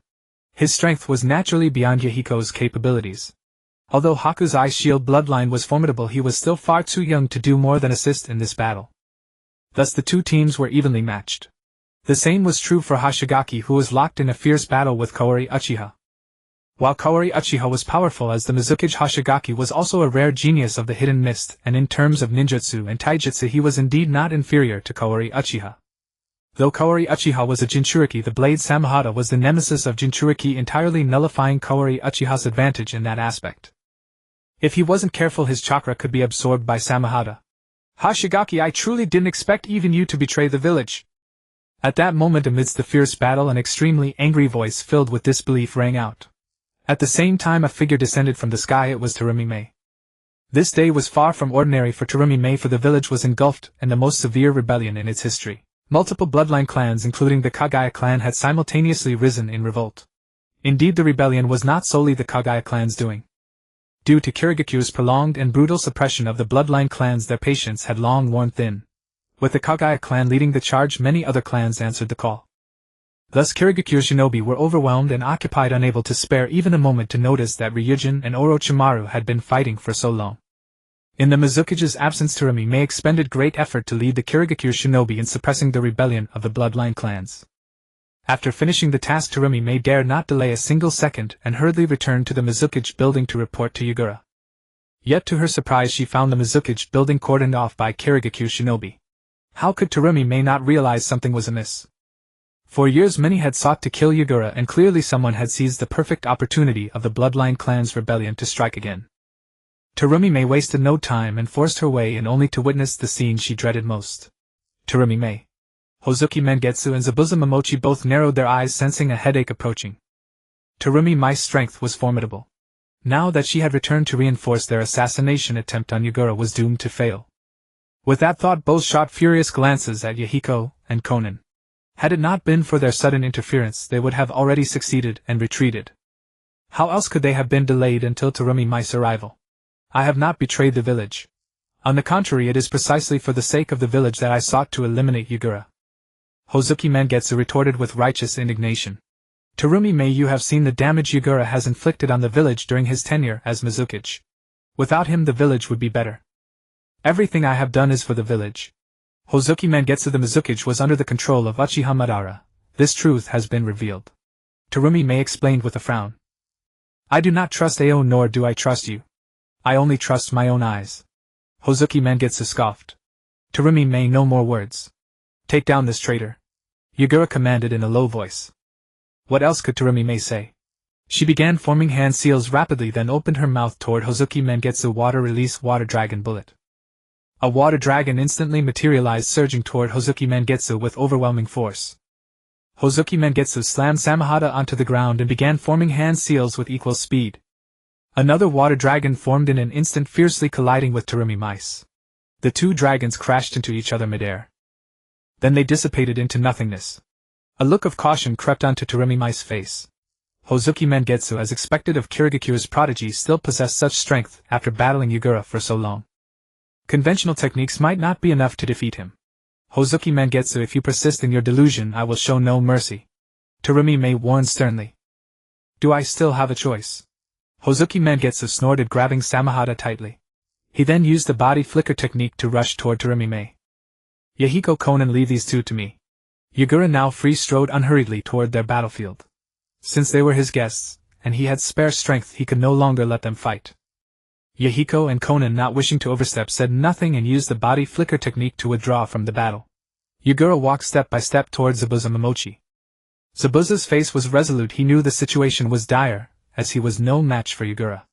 But now he had no choice but to fight. Clang! Zabuza swung his explosive blade and charged at Yagura. Haku also shot ice needles at Yagura. Yet Yagura, with a thought-entered-tailed beast mode, his body enveloped in a fiery red cloak of chakra. Haku's ice needles struck it like mere tickles, melting on contact. They could not inflict even the slightest injury. Then Yagura formed a tailed beast ball and fired it at Zabuza. Zabuza instinctively raised his explosive blade to block. Boom! Zabuza's body shuddered violently as if struck by a high-speed train, and he was sent flying backward. He crashed heavily to the ground, drenched in blood. Though not dead, he was so severely wounded that he could not even rise. At the same time, his explosive blade was knocked away with a clatter. But suddenly a hand caught the flying blade. A masked man had appeared on the scene. You dare show your face? Yagura turned to look at the figure, his eyes shooting wide with murderous intent. Uchiha Madara. He spat out the name syllable by syllable. The newcomer was none other than Obito Uchiha. Well, I only intended to take Kisame Hashigaki, but I never expected to witness such a spectacle, Obito remarked, eyeing Yagura with amusement. You are Uchiha Madara. Terumi Mei was equally startled, momentarily forgetting Hozuki Mengetsu as she stared at Obito with heightened vigilance. As for Hozuki Mengetsu, he felt a flicker of surprise. Could it be that Yagura and the others had spoken the truth? Even so, he had no way back now. Hozuki Mengetsu, so even you turned against Yagura? Hehehe, just as I said, apart from our plan, everything in this world is an illusion, Lord Madara. Another deep bass-like voice rang out. It was Kisame Hashigaki, whom Obito had rescued. The expressions of Terumi Mei and Yagura darkened further. Kisame's strength far surpassed that of Hozuki Mengetsu. Coupled with the legendary Uchiha Madara, the situation was far from favorable. The atmosphere grew unbearably tense. With the appearance of Uchiha Obito, you should have come to believe right. The expression of Kurigane Shikura was grave as he fixed his gaze on Ghost Lantern Manu, speaking in a deep voice. Considering your unwavering loyalty to the village and your ignorance of the truth, I can understand your position. I am giving you a chance to redeem yourself. If you help me kill Uchiha Obito, I will overlook everything that has happened today. Since Lord Mizukage has guaranteed this in front of me, it cannot be false. Terumi Mei added, addressing Ghost Lantern Manwe. Ghost Lantern Man fell into deep thought. If it were just Kurigane Shikura alone he would not be easily swayed, but now with Terumi Mai's assurance things were different. Ghost Lantern Man was indeed a bit shaken. There's no need to be so tense, Kurigane Shikura. I am not here for you this time. In the tense atmosphere Obito couldn't help but chuckle softly.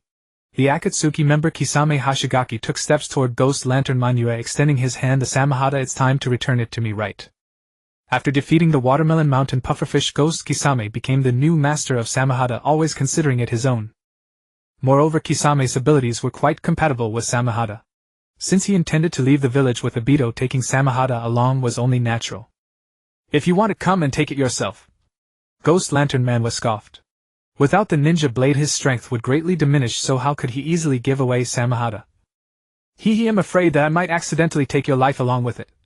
Kisame sneered, not wasting words, and charged straight at Ghost Lantern Man. Ghost Lantern Man also had no time for idle talk, swinging Samahata toward Kisame. The two began to fight. Terumi Mai, let's attack together and kill Uchiha Obito. Kurigane Shikura shouted to Terumi Mai. Yes, Lord Mizukage.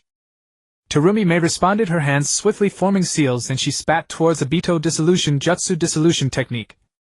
A large amount of corrosive viscous liquid was splashed towards Obito, enveloping him completely. However, to Terumi Mai's surprise, the dissolution liquid passed right through Obito's body and splashed onto the ground. It seemed as if Obito's body had turned intangible. Terumi Mai, Uchiha Obito's body can phase through attacks. All physical and ninjutsu attacks will be ineffective, Kurigane Shikura said solemnly. Terumi Mai's brows furrowed deeply. If that were the case, what methods could possibly deal with Uchiha Obito? However, this phasing ability must have a time limit. If we continuously attack him without pause, we should be able to break through. Kurigane Shikura deliberated and said this. Back when he was controlled in the Rain Village and acting alongside Minato Namikaze when they were interrupted by Flow Blade, Obito had previously instructed him to continuously attack Flow Blade with water. Though Obito did not explain the purpose of this, Kurigane Shikura was no fool. How could he not guess this point? After all, Flow Blade's phasing technique was identical to Obito's, and their dialogue at that time was quite revealing. Having regained his memories, Kurigane Shikura could easily deduce this. Obito was extremely frustrated. His Kamui phasing was supposed to be his ultimate trump card, dominating the entire ninja world with this technique, but now someone had unraveled its secret. It was all that damned Uchiha from Konoha's fault. If it weren't for him, how could the secret of Kamui be exposed? Obito was filled with rage towards Flow Blade. Water-style water wave. Water-style water surge.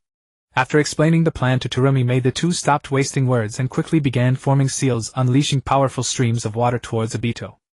Since Kurigane Shikura and the others had already discovered the secret of his Kamui, Obito naturally would not foolishly use phasing. He clapped his hands together. Wood style. Crack. Crack. Crack. A surge of wooden branches erupted from beneath Kurigane Shikura and Terumi Mai's feet, launching a frenzied attack against the two. What? Wood style. Terumi Mai was taken aback. Could it be that the strange patch of forest that had appeared in the village was the work of this person? In that fleeting moment, as those thoughts crossed her mind, Terumi Mai hurriedly activated body flicker technique to evade, causing her original attack to be interrupted. Kurigane Shikura was in a similar situation, dodging left and right in a desperate manner, barely able to defend himself. Crack. Crack. Crack. However, the wooden branches beneath them were relentless, pursuing them without mercy. They could not evade for long before being ensnared by the branches. Dissolution Jutsu Dissolution Technique. Terumi Mai spat out a large amount of corrosive liquid, instantly dissolving a section of the wooden branches in front of her. Yet at that moment an even greater number of wooden branches surged towards her, tightly constricting her neck and making it difficult for her to breathe. Her dissolution technique and boil release could not be used at all. As for Kurigane Shikura, he had entered the tailed beast mode, a vast amount of deep red chakra surging around him as he struggled desperately. However, would release inherently counter tailed beast chakra, leaving Kurigane Shikura unable to break free even in this state. The dignified Jinchuriki Mizukage and the genius of the Mist Village were so easily subdued by Obito. This was the power of wood release. It was a level of power that surpassed the existing system of the ninja world. Even though Obito's wood release was several tiers below that of Hashirama Senju, it was still overwhelmingly effective against ordinary ninjas. Damn it! Is this Uchiha Obito? To possess such terrifying power! Terumi Mai was filled with shock and fury, unable to accept it. She was among the top experts in the Mist Village, yet now teaming up with Kurigane Shikura they were so easily overwhelmed. Sizzle! Sizzle! Sizzle! In the quiet scene, the sound of slicing air suddenly rang out. It turned out that Konan had quietly flown behind Obito while he was dealing with Kurigane Shikura and the others, launching a barrage of paper shurikens at him. However, it was completely ineffective, all easily blocked by Obito using wood release. Crack! Crack! Crack! After blocking the paper shurikens, the wooden branches continued to attack Konan. Fortunately, she was quick to fly away, otherwise she would surely have fallen into Obito's grasp. Konan, are you not going to save Yahiko?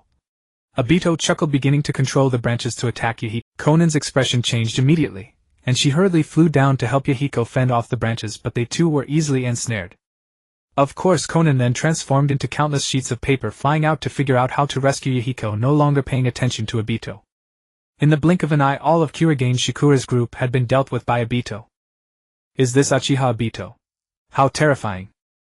In this moment of distraction, Kisame Hashigaki seized the opportunity to strike, forcing him back and snatching up the great blade Samahata. The great blade Samahata fell into Kisame's hands, quivering lightly as if in excitement. He gently stroked the blade, a glimmer flashing in his dead fish eyes. You're excited, aren't you? Hee, I'm also very happy to see you again, Samahata. With that, Kisame directly slung the blade onto his back. Alright, Lord Obito, we have Samahata. Let's go. Kisame called out to Obito nearby. Leave. Why the hurry? At that moment, a voice suddenly rang out, startling everyone present as they turned to look in the direction of the sound. They saw an unfamiliar mist ninja had appeared, though no one noticed when he arrived. One thing was for certain, this unexpected ninja was no ordinary foe. Kisame, I've come specifically for you. The ninja spoke with a casual tone, calmly walking step by step toward Kisame. Everyone, including Chojuro and Terumi Mei, looked on in confusion. They thought, has this person lost their mind, not seeing how formidable Kisame is under the command of Uchiha Obito? Is he seeking death? Oh. You came for me. Hee, I wonder what business you have with me, Kisame said, showing interest as he stared at the newcomer. Indeed, the newcomer was none other than the ninja named Flowing Blade. To subdue you. Flowing Blade bluntly stated his intention. I see great potential in you, so come join me. Kisame. The others present. Is this person insane? To try to poach from Uchiha Obito right in front of him. Thank you for your high regard, but I'm sorry, my current master is Lord Obito, Kisame said, gripping the great blade Samahata and grinning. This useless guy. Flowing Blade disdainfully glanced at Obito, clearly unconcerned. He doesn't deserve to be your master. The crowd was stirred by Flowing Blade's words. Even Uchiha Obito was called useless. Was this guy out of his mind? Lord Obito, someone actually looks down on you. Kisame also found it amusing. He had never encountered such a situation. However, Kisame's expression suddenly turned cold as he unsheathed the great blade Samahata and approached Flowing Blade. Let me eliminate this lunatic for you, Lord Obito. Hurry up, don't waste time. Obito coldly instructed Kisame, his gaze still fixated on Flowing Blade. For some reason, when this mist ninja first appeared, Obito felt an inexplicable sense of familiarity. Kisame stepped forward toward Flowing Blade, suddenly erupting with a fierce aura as he swung Samahata down with force. Kisame, known as the Tailless Beast, possessed an astonishing amount of chakra far beyond what ordinary techniques could handle. Flowing Blade instantly entered Sage mode and unleashed a lightning strike at Kisame. Chidori Stream. A network of electricity descended from above, enveloping Kisame completely. He was instantly knocked to the ground and the Samahata fell from his hands. He was left paralyzed, utterly devoid of combat capability. Such powerful lightning release ninjutsu. Chojuro, Terumi Mei, and the others couldn't help but narrow their eyes. The strength of Flowing Blade's Chidori Stream was indeed astonishing even to them. It's him. Could it be him?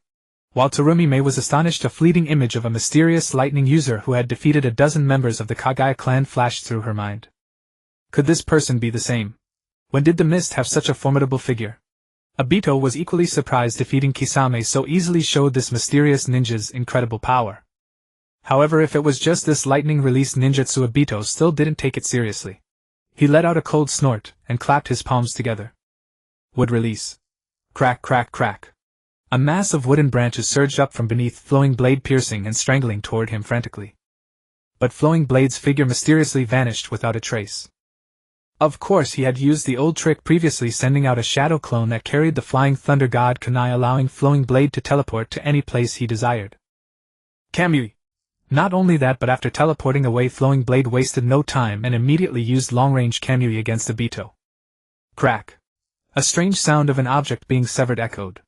Simultaneously, a strange scream rang out. Ouch, my head is gone.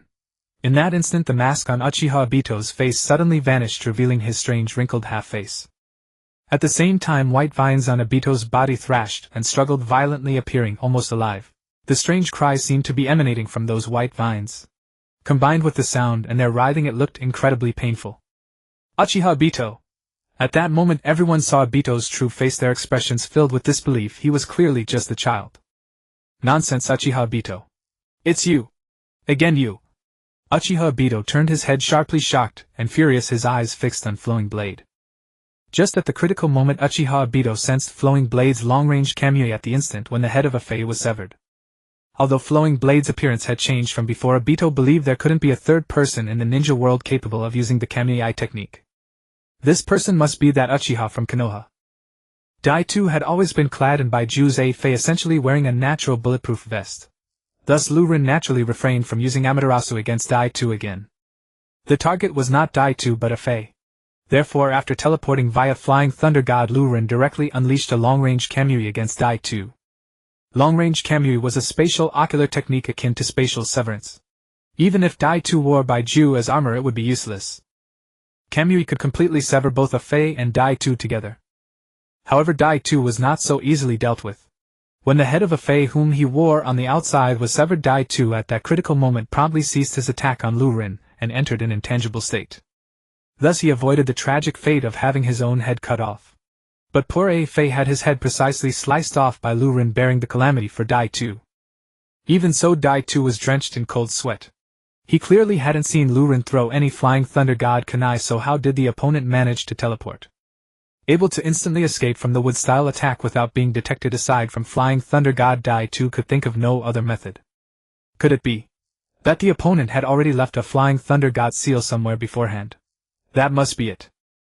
Dai-Tu understood, his expression turning extremely grave. If that was the case, then Lu-Rin would be even more troublesome for him. "A Fei, how are you?" Dai-Tu then asked in a low voice. For ordinary people decapitation meant certain death, but a Fei was not human at all. He was composed of white vine-like strands. Dai-Tu was uncertain whether a Fei had died from that fatal blow. After all, a Fei's physiological structure was entirely different from that of a human. A Fei showed no response, leaving Dai-Tu unsure if he was dead, though he could sense fluctuations of chakra emanating from a Fei. That was perhaps the only consolation. But what was more disheartening was that given a Fei's current state, wood style could obviously not be used. "Mr. Uchiha Madara, I didn't expect to meet again so soon."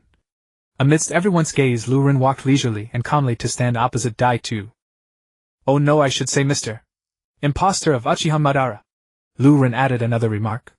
At this point, unless one had water in their brain, everyone knew that the Uchiha Madara before them was a fake. In response to Lu-Ren's mockery, Dai-Tu merely snorted coldly without refuting. Now that he had lost his wood-style ability, he was even less a match for Lu-Rin. "How did you get here? Who exactly are you and what is your purpose?" Dai-Tu's eyes fixed on Lu-Rin as he questioned in a deep voice. Last time Lu-Rin had disrupted his plans in the Mist Village, and now he had come to take Hoshigaki Kisame and was again thwarted by Lu-Rin.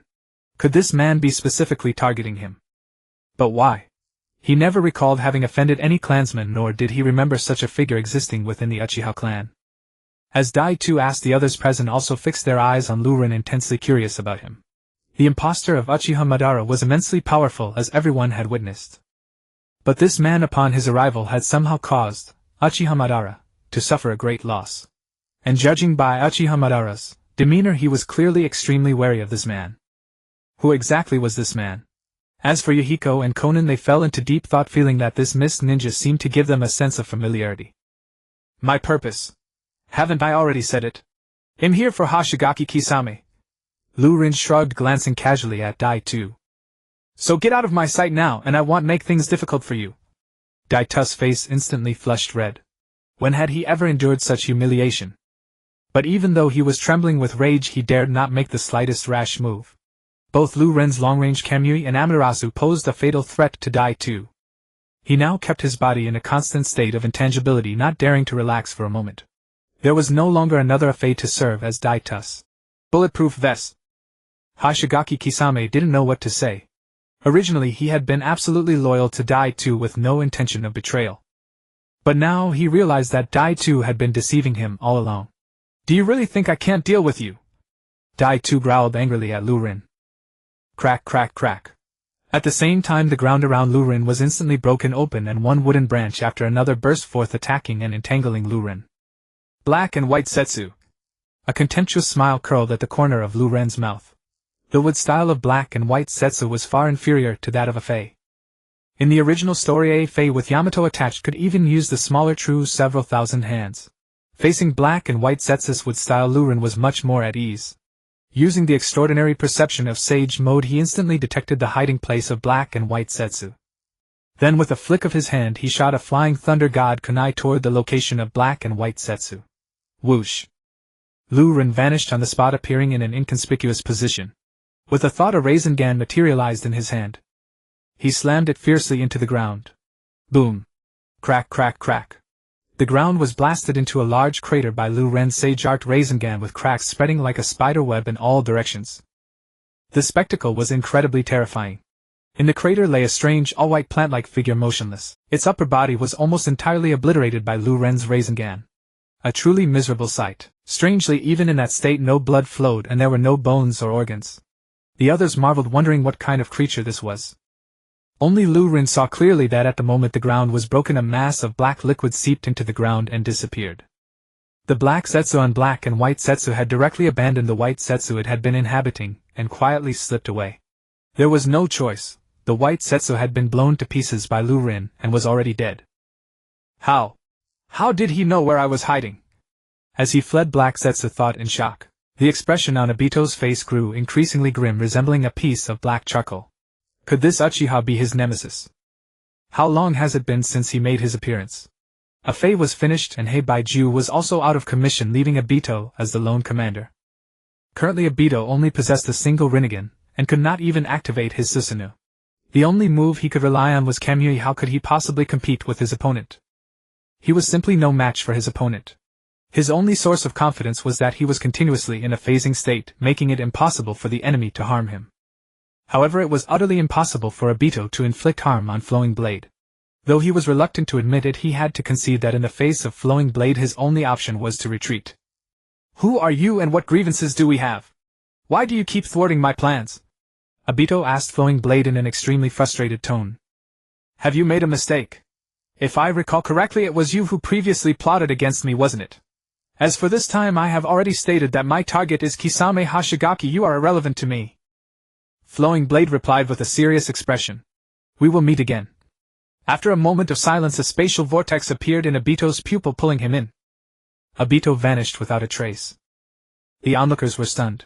They couldn't help but scrutinize Flowing Blade, wondering who this person was to have so effortlessly frightened away the Uchiha Madara. Consider how formidable Uchiha Madara was. He had directly suppressed powerful figures like Kagaya Uchiha, and made Terumi upon his appearance, shocking everyone. And yet such a being was actually wary of this mysterious person. Crack, crack, crack. Boom. In the violent explosion of energy, the wooden branches that had ensnared Kagaya Uchiha exploded. They shattered into countless splinters, scattering everywhere. After Flowing Blade severed Afei's head, the branches lost all control, transforming into ordinary soulless wood. Naturally, they could not restrain Kagaya Uchiha. With little effort he broke free and casually released Mei Terumi and Yahiko, who were also captured.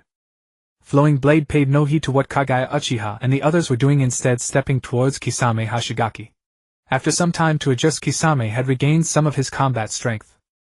He pointed his Samahata at Flowing Blade and declared, I don't care who you are, just don't lay a hand on me or I'll kill you. Firstly, you can't do that at all. Flowing Blade ignored the Samahata in Kisame's hand, calmly gazing into his dead fish eyes. Secondly, don't you want to know the truth of this world? This entire world is an illusion. There is no such thing as a so-called truth. I have become utterly disillusioned with this false reality, so do not expect to gain anything from me. Kisame was genuinely heartbroken by Obito's betrayal and had lost all hope in reality. He was someone who cherished his comrades, yet he had to personally kill many of them out of loyalty to his superior. But in the end, Kisame discovered that even his superior had betrayed the village, causing his faith to collapse completely, leading him to believe that everything in this world was false. At this critical moment, Obito appeared, revealing to Kisame the only truth in the world, the Moon Eye Plan. And he successfully won over Kisame. But now Kisame realized that even the sole truth was merely a ruse. What else in this world could possibly be real? Follow me, I will help you unveil the many veils, allowing you to see the true nature of this ninja world. If there is anyone in this world who truly knows this, then I am the one who is most likely to know, am I not? Kisame's grip on the Samahata loosened slightly. Flowing Blade's words rang true. He wasn't sure if this person knew the true nature of the ninja world, but he was indeed the most likely candidate. Furthermore, since you have already lost hope in this false world, what harm is there in following me? What do you have to lose? Worst case, you'll just be deceived once more. Kisame fell silent for a moment before putting away his Samahata. Very well, even if I am deceived, I would rather be deceived by someone like you. Excellent, then let us go together. Flowing Blade nodded in satisfaction. I will show you what the true nature of this ninja world is like. None of you can leave.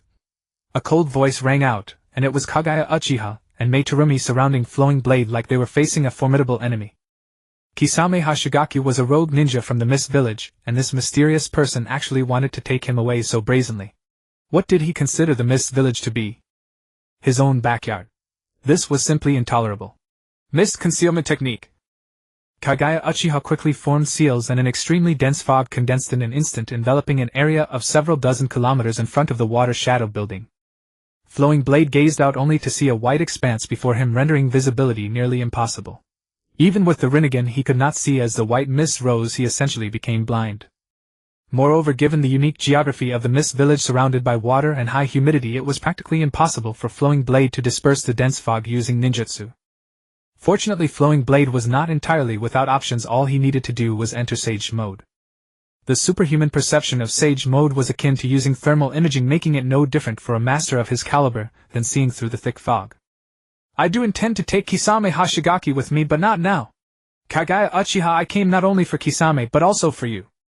Flowing Blade turned his head, glancing in Kagaya Uchiha's direction, and smiled gently. That smile appeared quite friendly, yet it made Kagaya Uchiha's heart tighten. Could it be that this person was unaffected by the fog? Kagaya Uchiha's expression suddenly turned cold as he quietly approached Flowing Blade in the mist. He then swung his unique weapon, a hook-like weapon adorned with a flower, fiercely towards Flowing Blade. Smack! But Flowing Blade calmly extended his hand and effortlessly caught Kagaya Uchiha's hook weapon. What? Kagaya Uchiha was stunned, realizing that the mist concealment technique had truly no effect on him. How could this be? The astonishment of Guizhu Shirtsung was not merely due to the failure of the mist concealment technique, but even more so because of the formidable strength of Lu Ren. Lu Ren simply held on with one hand, yet Guizhu Shirtsung felt as if his hook was clamped by a pair of giant iron pincers, immovable. He wanted to withdraw but found it utterly impossible. Guizhu Shirtsung was slightly startled, and without further ado a thick coral tail suddenly appeared behind him. With a fierce sweep aimed at Lu Ren, he shouted, "Spiral Sphere!" Lu Ren's mind stirred, and a spiral sphere of celestial technique manifested in his left palm, which he pressed directly against the coral tail without hesitation. Crack! The coral tail was utterly smashed by Lu Ren, and Guizhu Shirtsung himself was violently knocked back by the immense force. He rolled several times on the ground. In just one exchange, Guizhu Shirtsung was sent flying by Lu Ren. Without any further waste of words, Lu Ren activated the instantaneous technique and charged towards Guizhu Shirtsung once more. Water Mirror Technique. A vacuum zone suddenly appeared amidst the thick fog in front of Guizhu Shirtsung, and a mirror emerged in Lu Ren's line of sight. In the next moment, another Lu Ren charged out from the water mirror towards the real Lu Ren. Having seen Naruto before, Lu Ren understood that the mirror clone created by Guizhu Shirtsung through the water mirror technique could perform the same ninjutsu as the original with identical power. This technique was undeniably quite perverse. However, for Lu Ren it was also remarkably easy to break. He did not believe that the water mirror technique could replicate ninjutsu, but it could also replicate bloodline limits. Divine Might. Crack! The recently appeared mirror Lu Ren had its head severed, collapsing to the ground as a headless corpse. Clang! Following that, Lu Ren executed the same technique against Guizhu Shikang's water mirror, which instantly shattered into pieces. In summary, Guizhu Shikang's water mirror technique was thoroughly destroyed as soon as it was unleashed. What? What kind of technique is this? Could it be his ocular technique? Guizhu Shikang's pupils constricted sharply, filled with utmost dread towards Lu Ren. He had previously witnessed Lu Ren severely injuring Uchiha Madara with this technique, not only revealing Madara's true form but also stripping him of his would-release powers. Now experiencing it firsthand, he deeply understood the power of this technique. Because of this, Guizhu Shirtsung dared not let down his guard, and as soon as the water mirror was destroyed, he immediately controlled the thick fog to fill the previously vacated area.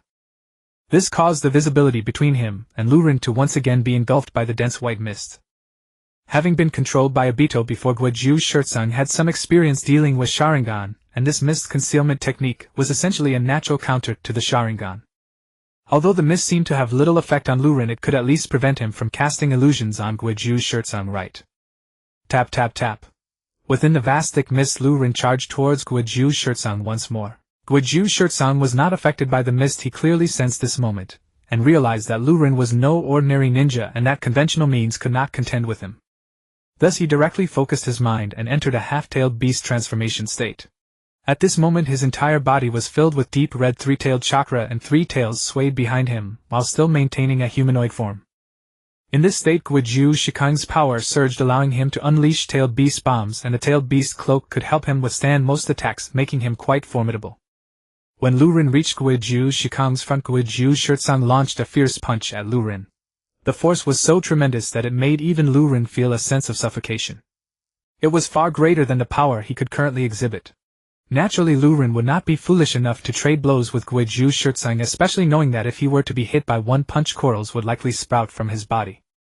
Lu Ren instantly turned from solid to intangible, his body automatically entering an ethereal state.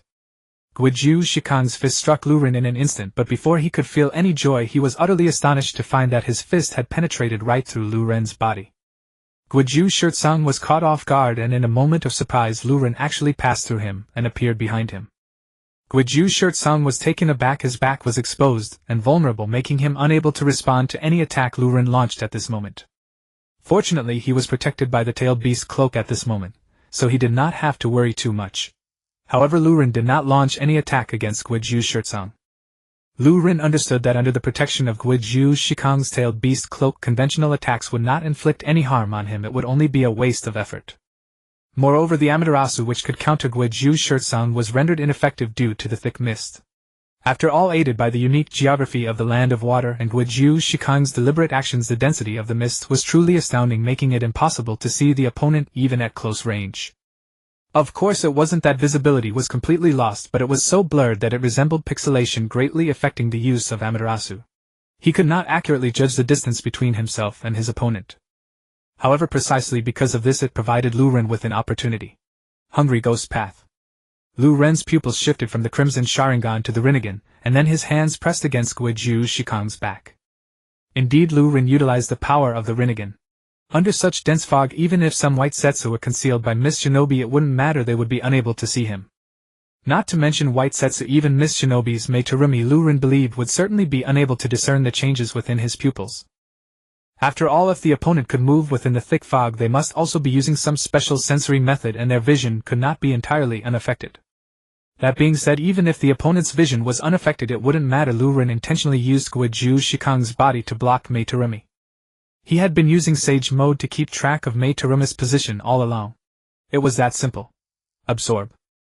Under the power of the Hungry Ghost Path, the tailed beast chakra on Guizhou Shirtsung seemed to be devoured by Lu Ren's body. The tailed beast cloak on him visibly diminished, vanishing completely in the blink of an eye, akin to how Edo Tensei Nagato absorbed Killer Bee's tailed beast cloak with ease. Damn it, how could this happen? My chakra has been completely absorbed. What kind of technique is this? Guizhou Shirtsung was utterly astounded. Bang! Lu Ren, unwilling to waste words explaining himself to Meitarumi's predecessor Mizuki, Yugura seized Yugura's wrists and slammed him violently onto the ground. Mizuki-sama. Meitarumi gasped in shock upon witnessing Yugura's swift defeat, and lunged straight toward Lu Ren. Dissolution Release Acid Monster Technique. Meitarumi opened her mouth wide and spat forth a torrent of viscous, highly corrosive fluid aimed directly at Lu Ren. Yet the acidic stream passed effortlessly through Lu Ren's body, splattering with a wet slap against the earth behind him. A sharp hissing sound followed. Instantly the impacted ground sank inward, eroded, and liquefied. Phasing. This is the same ability wielded by that imposter Uchiha Madara. How could he possess it too? Meitarumi stood frozen, astonished and furious. She had never imagined another soul in the shinobi world besides the false Madara could master such an eerie, reality-defying technique. It was utterly uncounterable, unless, as the Mizukage had suggested, one launched relentless, uninterrupted assaults. Uchiha, truly each one proves more troublesome than the last. Yugura rose slowly from the ground, his face etched with deep wariness and disbelief. Clap. Meitarumi slammed her palms together, and swiftly formed hand seals water release water shockwave. HSSSH.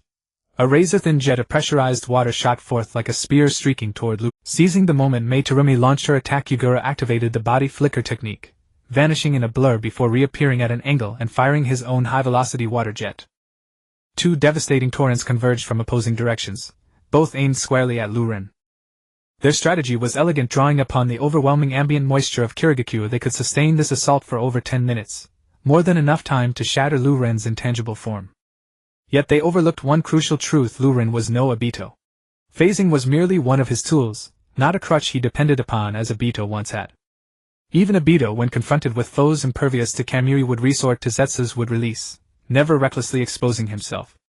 As the twin water jets neared impact, Lu Ren's hands blurred into rapid seals, his Sage Mode chakra surging through every fiber. Earth release, earth flow wall. Boom! A colossal impenetrable earthen rampart erupted from the earth, not merely a wall but a full-fledged fortress-like battlement. Its scale dwarfed any standard earth flow wall, far beyond what even elite Jonin could conjure. "Now that's impressive," remarked Kisame Hashigaki, watching idly from the periphery, his deadfish eyes flickering with genuine surprise. "Heh. Yugura, I never imagined someone of this caliber would come to kill you." Cough, cough. Zabuza Momochi, gravely wounded on the ground, wore a chilling self-satisfied smirk. Even if his assassination attempt failed today, the Mizukage would surely perish. This mysterious warrior was terrifying, overpowering Yugura as effortlessly as crushing a child.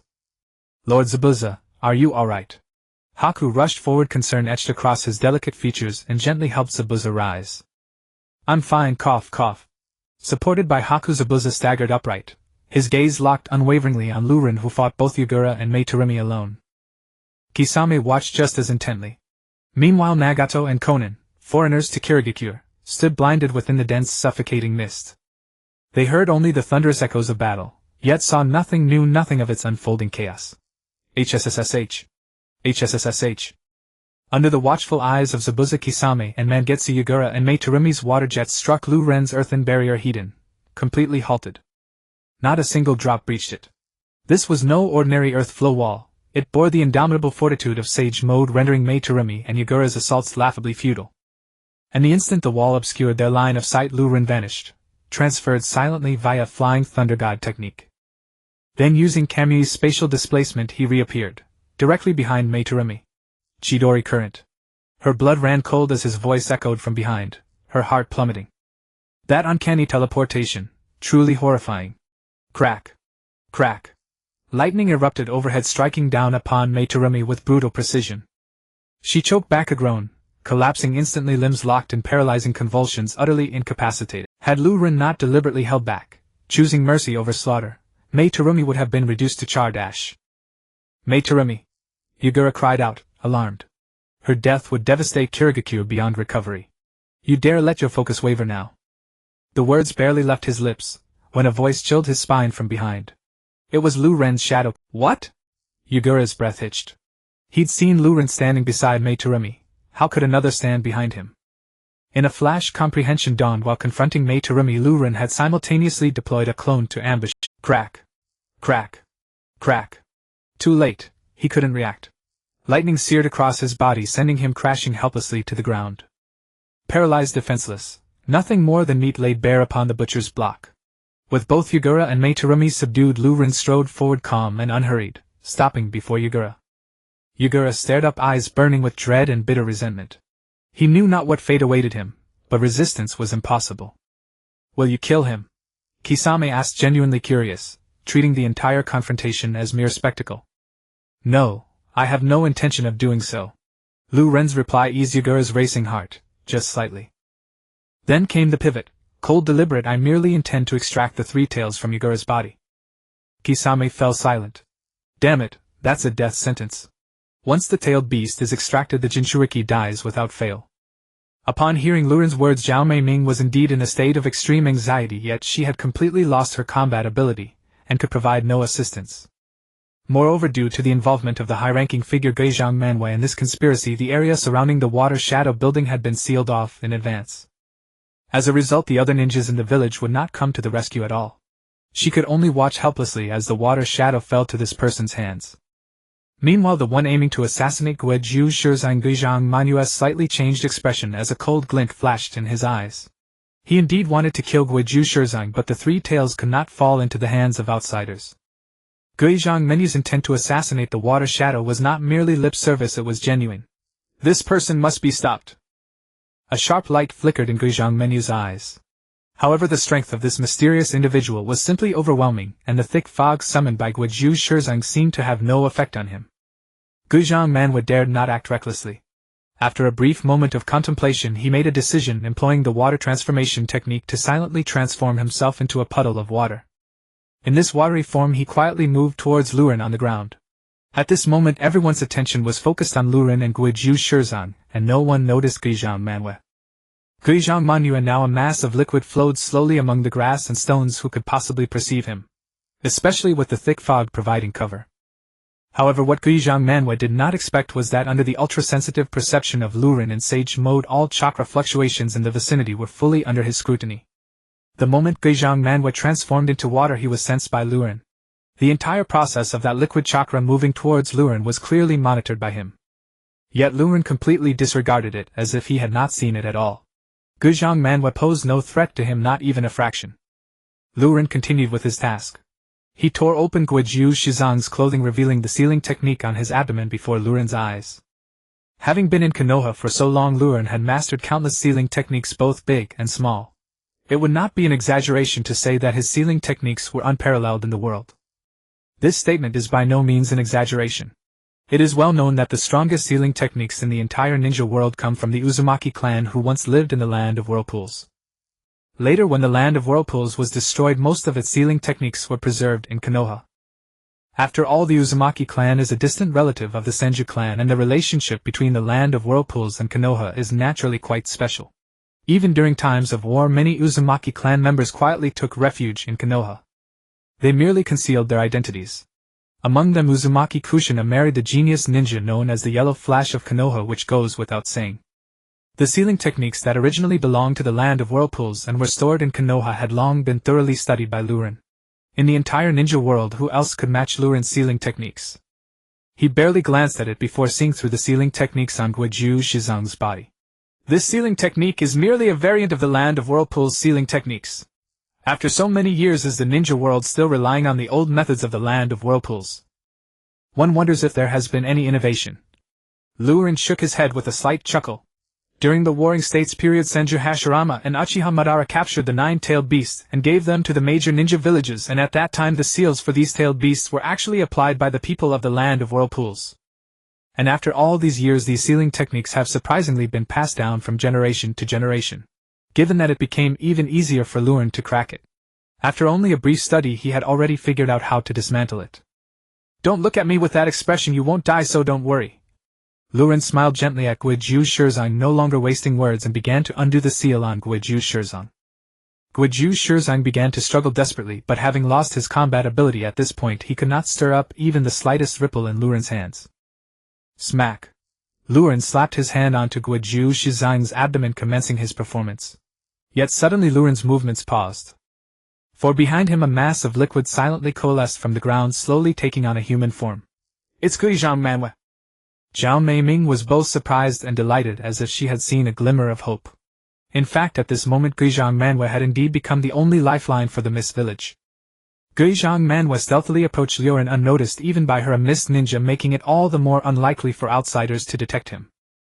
Kisame Hashigaki naturally saw Guizhang Manhwa, but he did not alert Luren. Instead, a spark of interest flickered in his dull eyes. "I wonder if you can withstand Guizhang Menyu's move," Kisame Hashigaki thought eagerly. Zabuza Momochi's face showed signs of struggle. He was not foolish, and quickly understood Guizhang Menyu's intent. However, Zabuza did not speak up to warn Luren. His motive for this second assassination of the Water Shadow was somewhat more complicated, but ultimately Zabuza also hoped for the betterment of the Mist Village. The tailed beast being captured was not something he wished to see. It worked. All eyes were on Guizhang Manhwa, who had already taken on a human form behind Luren, and a trace of joy flashed across his face. Then he extended his hands, forming the gesture of a modern handgun with his fingers pointing at Luren's head. That was the unique secret technique of the Guizhang clan, the water iron cannon technique. At this moment, Zhao Meiming, Kisame Hashigaki, and Zabuza Momochi all felt their hearts involuntarily race, as the moment of life and death was about to arrive. Crack! But at that instant several bolts of lightning suddenly struck around Guizhang Manhua, instantly knocking him to the ground. Guizhang Manhua immediately collapsed to the ground, unable to move, resembling a gelatinous substance. The Guizhang clan especially feared the lightning style. Damn it! Zhao Meiming slammed her thigh in frustration. By this point, how could she not understand that from the very beginning the opponent had already detected Guizhang Manhua's movements? But how did this person accomplish that? Even she had not sensed anything before Guizhang Manhua revealed himself. Failed. Now that's truly unexpected. Yet not unexpected at all. Kisame Hoshigaki muttered to himself, momentarily taken aback. After casually disposing of Guideng Manhua, no one else came to interfere with Lu Rin. He pressed his hands against Goji Shikang's body several times, and the seal on Goji Shirtsen was forcibly broken by Lu Rin. At that moment an overwhelming pressure emerged, abruptly shrouding everyone's hearts. It felt as if a heavy stone was pressing down on their chests, making even breathing difficult. Amid this suffocating pressure, terrifying energy fluctuations also emanated from Goji Shikang's body. Goji Shirtsen let out a sound of extreme agony. From his abdomen a grey claw extended outward. Then another claw followed by a head. The monster within Goji Shirtsen had emerged. Roar! A low violent roar burst forth from that head, as if releasing all the suppressed anger and brutality of a lifetime. The Three Tails has been released. Zhao Meiming murmured, her eyes slightly dazed as she gazed at the rampaging beast, her brows furrowed like a chrysanthemum in deep autumn. Guideng Manhua's face was also extremely grim. The worst thing he had hoped to avoid had ultimately come to pass. Soon most of the Three Tails' body had crawled out, with only Three Tails remaining inside Goji Shirtsen. At that moment Lu Rin suddenly made his move. Kamui! Crack! A spatial force instantly appeared, severing one of the Three Tails' tails. Roar! The Three Tails let out a furious roar, leaped out of Goji Shikang's body, and charged straight at Lu Rin. Swish! But at that instant Lu Rin vanished abruptly along with Goji Shirtsen, who had been beside him. The two suddenly appeared several hundred meters away. Roar! The Three Tails, having missed its target, was enraged. It looked around and sensed Lu Rin's chakra. It continued charging toward Lu Rin. Boom! Boom! Boom! The entire ground shook as if an earthquake had struck, the spectacle terrifying in its intensity. For symbol seal. Lu Rin, as if completely unperturbed, pressed his hands firmly onto Goji Shikang's body. A circle of sealing techniques spread out, sealing one of the Three Tails' tails inside Goji Shikang's body. In this way Goji Shikang's life was saved, preventing him from dying from the loss of tailed beast chakra. You really won't kill me? Goji Shirtsen was greatly surprised, having thought he was doomed when the seal was forcibly broken. Who would have thought that in a flash this man would forcibly sever one of the Three Tails' tails just to save his life? Earlier Lu Rin had said he wouldn't kill him, but Goji Shirtsen didn't believe it at all. Now, however, the ironclad facts were right before him, and he had nothing to say. Lu Rin ignored Goji Shirtsen and walked step by step toward the Three Tails, as if the colossal creature charging at him was nothing more than an insignificant little animal. No matter why you released me, no matter what your purpose, you will find that you have made a grave mistake. The Three Tails' voice was filled with gravity and killing intent. From a distance it fired a tailed beast ball at Lu Rin. Whether it was witnessing Lu Rin's mighty display while still inside Goji Shirtsen, or the inexplicable severing of its tail moments ago, the Three Tails understood that Lu Rin was no ordinary opponent. Thus it went straight for its ultimate attack. Lu Rin neither dodged nor evaded as if he hadn't seen it, but his pupils spun rapidly with the Sharingan. The power of the eyes flowed incessantly. In the blink of an eye the Susanoo appeared. Since the thick fog had not yet dispersed, Lu Rin couldn't use illusions to control the Three Tails, so he decisively activated the giant. Susanoo. The Three Tails' face contorted in terror at the sight of the giant. This was a power reserved for deities utterly beyond its capacity to resist. Who exactly was this person? Kamui Shuriken. Lu Rin first used the Kamui Shuriken to teleport the tailed beast ball away, then delivered a flying kick straight at the Three Tails. With a single casual kick he sent the Three Tails flying. Before the Susanoo, the Three Tails was as weak as a toy, a sight too pitiful to behold. Boom. Boom. Boom. Then the Three Tails began its miserable ordeal of being ruthlessly beaten, pinned to the ground by the Susanoo, and ground down, looking so wretched that everyone couldn't bear to watch. What immense power! Is this your true strength?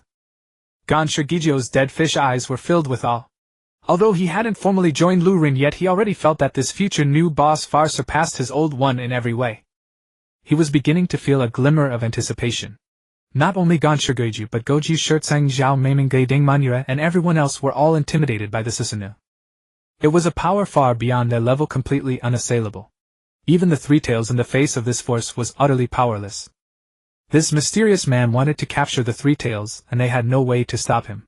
A deep sense of helplessness welled up in the hearts of Zhao Meiming and the others. Under everyone's watchful eyes, the Three Tails was soon beaten to the brink of death by the Susanoo. Lu Ren then deactivated the Susanoo. Slap. Lu Ren clapped his hands together. Sage Art Myojinman! Whoosh. Whoosh. Whoosh. Several red torii gates descended from the sky, firmly pinning the Three Tails to the ground, rendering it immobile. After doing all this, Lu Ren dusted off his hands as if he had just accomplished something trivial, his demeanor relaxed and composed. In half an hour I will return the Three Tails to you. Believe it or not, I have no interest in capturing it, Lu Ren said calmly to Goju Shirtsang and the others. They were inclined to believe him to some extent. They had witnessed Lu Ren's extraordinary abilities firsthand. With his skills, capturing the Three Tails would be far too easy. If he truly intended to take it, the Three Tails would no longer be in Kirigakure. Goju Shirtsen would also be dead. But instead of taking the Three Tails, Lu Ren had merely sealed it to the ground. Although none of them understood Lu Ren's purpose, it seemed that he truly had no intention of capturing the Three Tails. The once boisterous scene suddenly fell silent, the atmosphere turning eerie and still. Lu Ren sat casually beside the Three Tails, appearing as if he were merely walking his pet. Goju Shirtsang and Terumi Mei along with the others stared at Lu Ren with reluctance and suspicion. They had no idea what Lu Ren was up to, yet they lacked the power to stop or interrupt him. Even slipping away to seek help was out of the question. To prevent any disturbances from these people, Lu Ren swiftly acted, capturing everyone into the Divine Might space. Even Mi Yen and Xiao Nan were no exception. There was no way around it, both of them were filled with a sense of justice. Seeing Lu Ren act against the Three Tails, they could not stand by idly, and would surely try to intervene. In the vast scene, the only honest person left beside Lu Ren was Kisame Hashigaki. After all, among all the people who had been fighting earlier, only Kisame Hashigaki did not care what Lu Ren intended to do with the Three Tails. This is my first time observing the Three Tails from such a close distance, Kisame Hashigaki said, stepping up to Lu Ren and curiously eyeing the Three Tails. It truly is ugly. You little brat, how dare you underestimate me? Insult me. The proud Three Tails was instantly enraged, glaring at Kisame Hashigaki and roaring in anger. You pitiful mutt, what are you getting so worked up about? Kisame Hashigaki scoffed disdainfully. With Obito controlling the Jinchuriki in front and Lu Ren tormenting the Three Tails like a dog, the power and intimidation of the tailed beast had long since dissipated in Kisame Hashigaki's eyes. However, my lord, why do you not take away the Three Tails but merely seal it here? What is your purpose? Kisame Hashigaki inquired with keen interest. I told you wouldn't understand. Lu Ren shrugged. Kisame Hashigaki chose not to press further, and quietly stood by waiting for Lu Ren. Ding! The location of Isabu has been generated. Half an hour later, a notification flashed in Lu Ren's mind, prompting him to rise from his seat. With a single thought, all those previously captured in the Divine Might space were released in a rush. The group stared at Lu Ren with uncertainty, as if facing a formidable enemy, each of them afraid to breathe too loudly. Ming Shinman, release! With a clap of his hands, the red torii that suppressed the Three Tails vanished completely. The Three Tails is returned to you now, Goju Shirtsang. You don't need my help with the sealing, do you? Lu Ren glanced at Goju Shirtsang, who seemed somewhat incredulous at Lu Ren's words, as this person had exerted so much effort to extract the Three Tails from him only to return it without doing anything. What is going on? Could this be some sort of conspiracy? Terumi Mei and Kagetsu Mangetsu were also on high alert, their faces filled with suspicion. Lu Ren shook his head, disinterested in the matter. Each ninja village had its own methods for capturing and sealing tailed beasts, so there was no need for him to exert extra effort. Kisame, let's go. Lu Ren ignored Goju Shirtsang any longer and called out to Kisame Hashigaki, striding away. Kisame Hashigaki, carrying his sword, chuckled lightly and leisurely followed Lu Ren, slowly departing. Goju Shirtsang and Terumi Mei exchanged worried glances several times, but ultimately dared not act recklessly, watching Lu Ren and Kisame Hashigaki leave. There was nothing they could do. The strength of that mysterious person was far too great, leaving them with no chance to counter. Lu Ren and Kisame Hashigaki left the land of water with ease. On the vast surface of the land of water, a small boat bobbed gently on the lake. Lu Ren sat leisurely at the bow of the boat, having returned to his original appearance, and no longer disguised as a member of the mist. Kisame Hashigaki was seated nearby, stealing glances at Lu Ren, his dead fish eyes unable to hide his astonishment. I never expected that Lord Lu Ren is so young, just like that impersonator of Uchiha Madara. Both Lu Ren and the impersonator of Uchiha Madara appeared to be mere children. Kisame, I know you have many questions. Feel free to ask whatever you want. Lurin replied calmly, unfazed by Kisame Hashigaki's praise. I do have many questions, Kisame Hashigaki said, finally feeling free to speak. First, I'm curious about who that fake Uchiha Madara really is. His name is Uchiha Obito, just a pitiful member of the Uchiha clan who has been deceived by others. Lurin simply explained Obito's identity. Is he just another pawn of someone else? Kisame Hashigaki asked, astonished. How could such a powerful figure as Uchiha Obito be used by others? What kind of mastermind lies behind Uchiha Obito? Not only is Obito a pawn of others, but even the mastermind behind him is also a pawn of someone else. Lu Ren's words left Kisame Hashigaki speechless. The ninja world is too complicated. He is just a pawn of a pawn. How could an honest person be deceived like this? So Lord Lu Ren, what is the real face of the ninja world that you mentioned before? Kisame Hashigaki hesitated before seriously asking Lu Ren. Obito once mentioned the Eye of the Moon plan to you, right? Lu Ren casually asked in return. Kisame Hashigaki was stunned. He had never expected such a secretive matter to be known by Lu Ren. From this alone, Lu Ren's perspective must be higher than that of Uchiha Obito. To trap everyone in the ninja world in an illusion, thus constructing a world where everyone can be blissfully happy. I won't comment much on this idea as everyone has their own measures. But what Obito doesn't realize is that the Eye of the Moon plan itself is actually a massive deception. Because the outcome for everyone trapped in the illusion of the ninja world is death. They become half-human, half-plant monsters after having all their chakra drained. Just like the creature made of many white vines that Obito wears. And that fellow next to Obito with a pitcher plant on his head. Kisame Hashigaki gasped. The Eye of the Moon plan he once believed in was actually so terrifying. So, what is the truth of the Moon Eye project? Hashigaki Kisame, after digesting the shocking news for a moment, looked at Ryujin and asked. The Moon Eye project is nothing more than a great filial son of the ninja world going to great lengths to resurrect his mother. All those who fall under the genjutsu will be drained dry and their chakra will be absorbed by an old woman who has been sleeping for thousands of years. Then, that old woman will be resurrected. This is the truth of the Moon Eye project. So that's what the Moon Eye project really is. Hashigaki Kisame was stunned for a long time before shaking his head and letting out a long sigh. Simultaneously, he couldn't help but break out in a cold sweat down his back. If he had truly helped Obito realize the Moon Eye project, wouldn't that mean he had become an accomplice in destroying the entire ninja world? Even if he believed this world was false, he didn't want to go to such extremes. Lord Ryujin, what about you? Hashigaki Kisame turned to look at Ryujin and asked seriously. What is your goal? Or rather, what do you need me to do? Very simple. For now, I just need you to investigate the whereabouts of two people. Ryujin shrugged. It seems those two are not ordinary, are they? Hashigaki Kisame didn't ask further. No, they are not. One is the Jinchuriki of the Four Tails and the other is the Jinchuriki of the Six Tails. Ryujin nodded in reply. Lord Ryujin wants to find Hako. That guy has been a rogue ninja for many years and the Four Tails Jinchuriki. If I remember correctly, he also defected, didn't he? Finding these two won't be easy, but since Lord Ryujin has ordered it, I will do my utmost. Hashigaki Kisame was quite reliable and accepted Ryujin's orders without hesitation. And for Ryujin, who had finished watching Naruto and knew Kisame well, he felt very assured and trusting this to him. Once this man decided to pledge allegiance, he would never betray. It's fine. You're not the only one doing this. Orochimaru is also my man, Ryujin said casually. As expected of Lord Ryujin, you've even subdued the Sannin of Konoha, Hashigaki Kisame said with admiration. Ryujin then took out a black rod and handed it to Hashigaki Kisame. If you need to contact me in the future, inject chakra into it, and I will sense it. This black rod was exactly the one Ryujin created using the Rinnegan. Nagato used such rods to control the 6 paths of pain. Hashigaki Kisame said nothing more and directly put away the black rod. At that moment a spatial vortex appeared in Ryujin's pupils, instantly sucking him in and completely vanishing. On the vast expanse of water, another small boat. A middle-aged man, extremely pale and without a trace of color, was slowly rowing. At the bow sat a white-haired boy who seemed very introverted.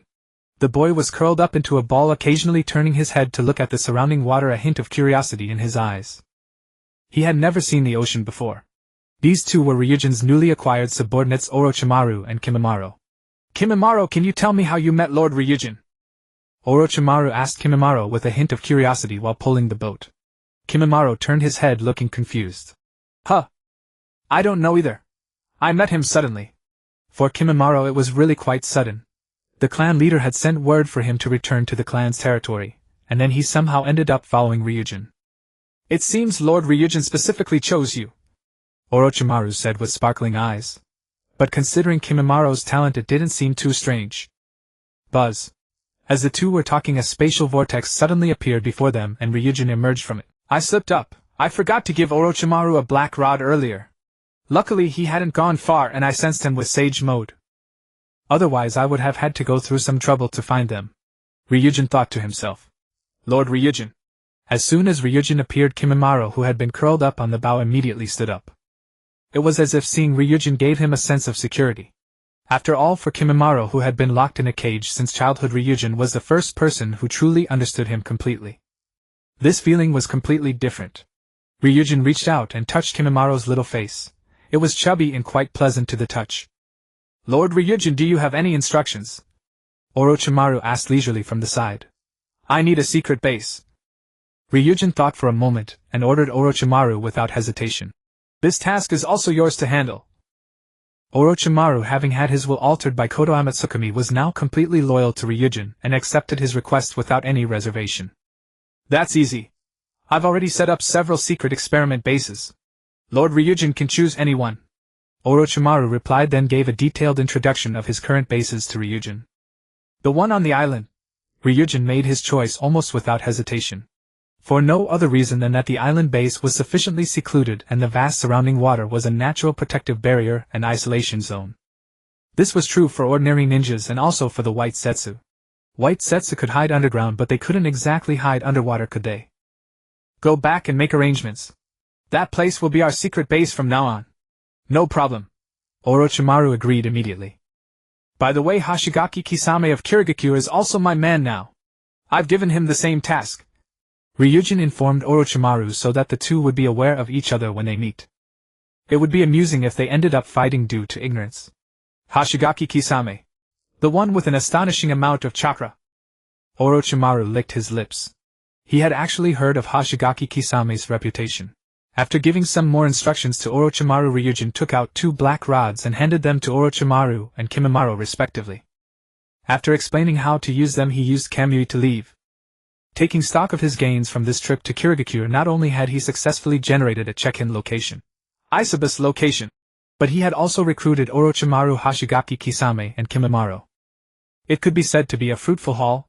Ryujin was very satisfied. The secret base beneath the Shinwubichiao. Daitu was studying a scroll surrounded by many other scrolls scattered around his feet. "So complicated. Damn it, how on earth did Obito manage to transplant this for me?" Daitu exclaimed, slapping his forehead in frustration after looking at it for a while. Not far in front of Daitu was a high platform formed from earth release upon which lay a headless corpse of Baiju. Undoubtedly it was the unfortunate Ah-Fei. Ah-Fei was not truly human. After his head was severed by the flowing blade, he surprisingly did not die. However, he was completely incapacitated, occasionally conveying some disordered consciousness. He didn't even utter his usual nonsense, indicating that his mind was truly broken. "Don't rush, Daitu, take your time. I believe you will heal Ah-Fei." Heibaiju encouraged Daitu from the side. Indeed, Daitu was studying the knowledge left by Obito, planning to heal Ah-Fei. Currently, Daitu needed Ah-Fei's power more than ever.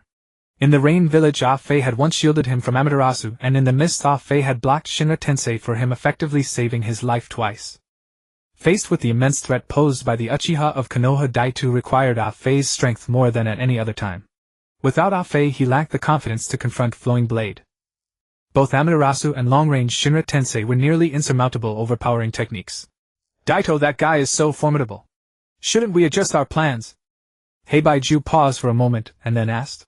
"Otherwise, should we postpone going to Konoha?"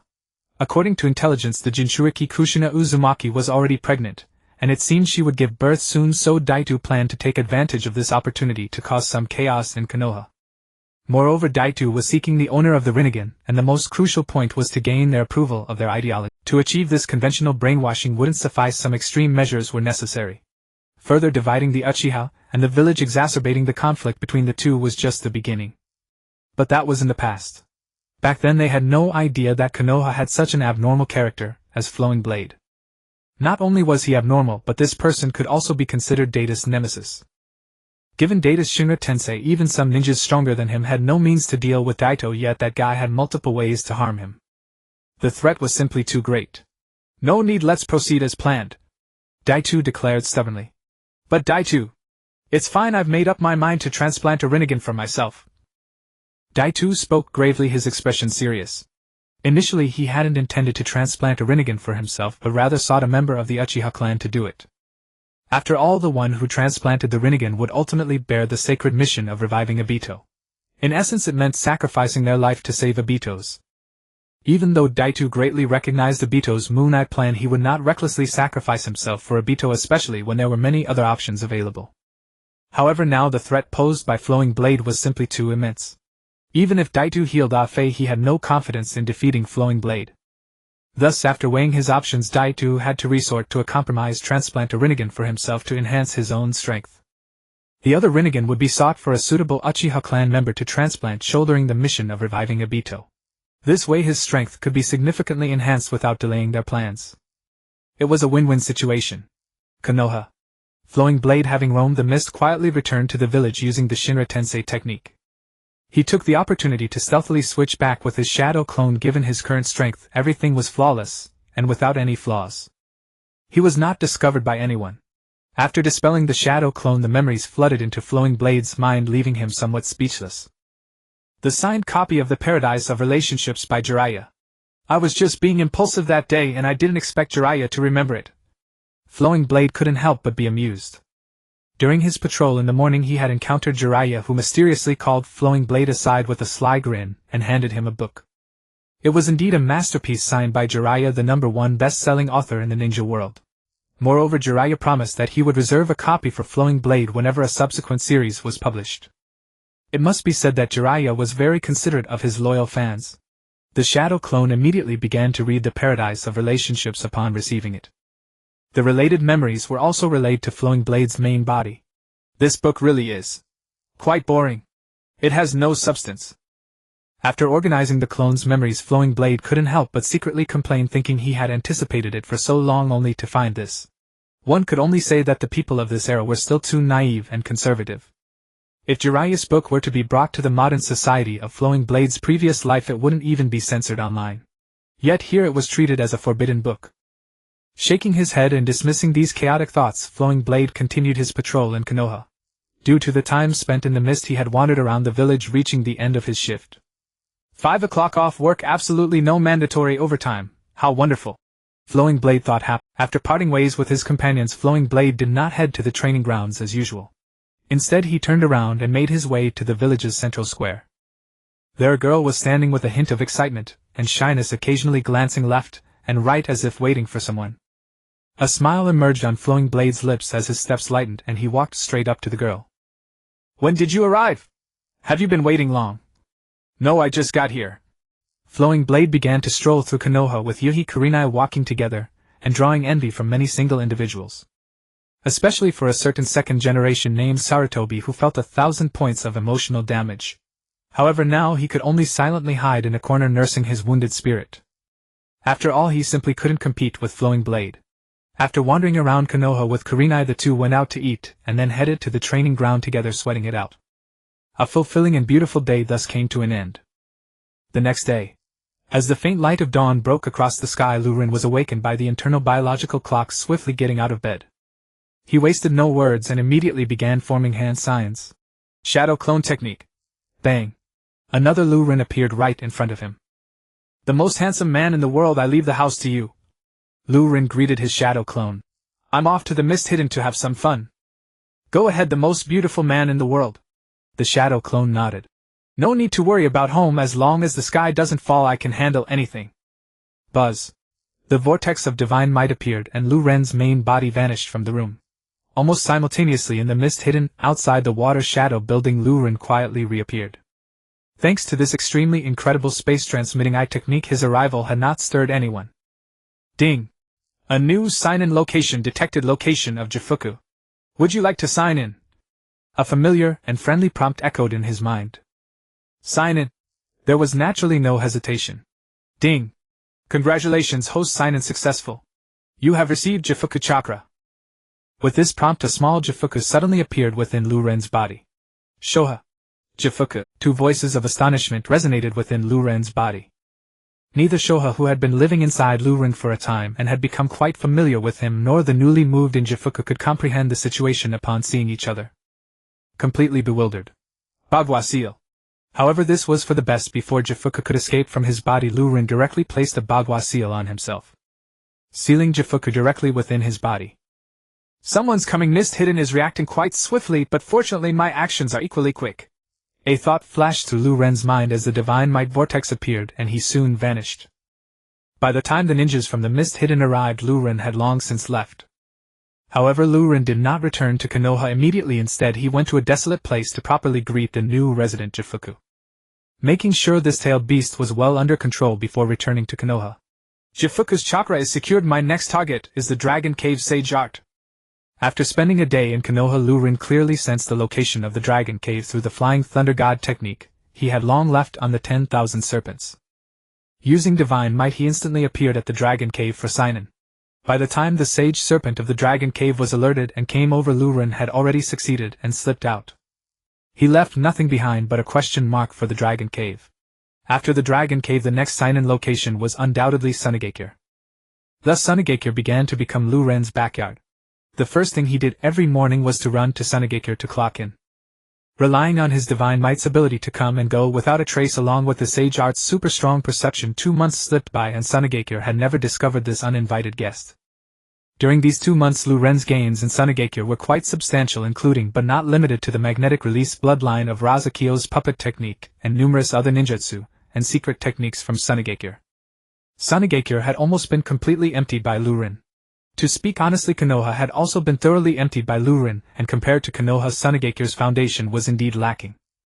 In this matter, no one had more say than Lu Ren. There was no other way who asked Konoha's ancestors to be so powerful.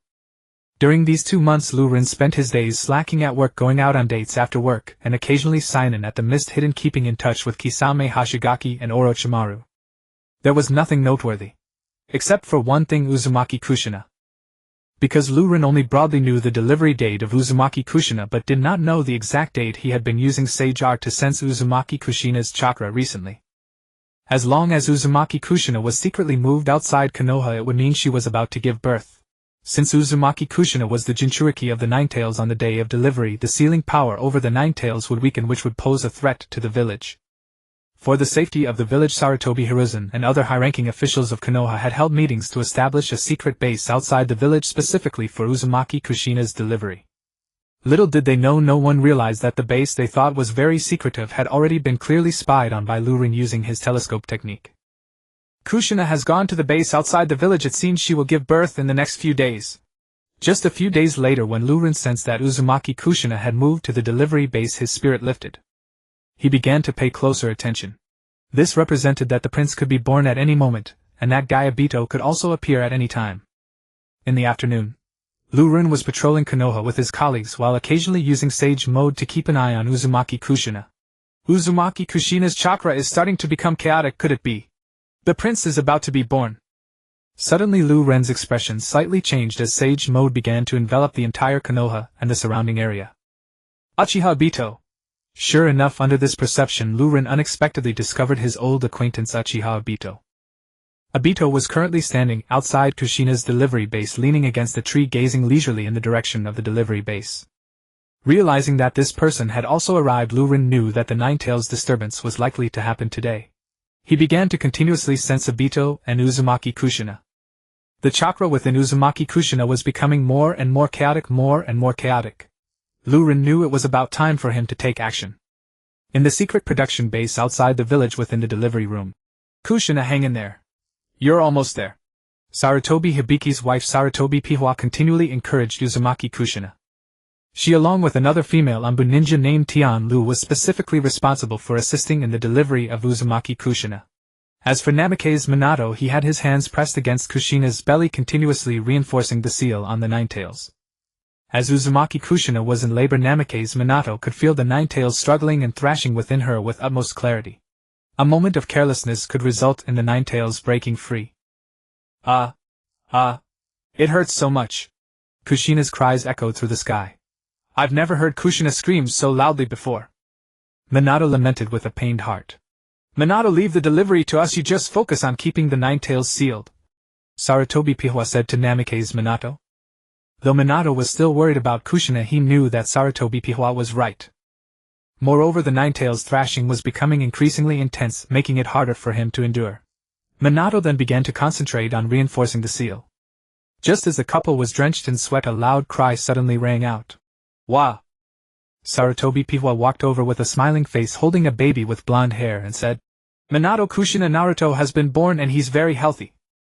Both Minato and Kushina were overjoyed, with tears even brimming in Kushina's eyes.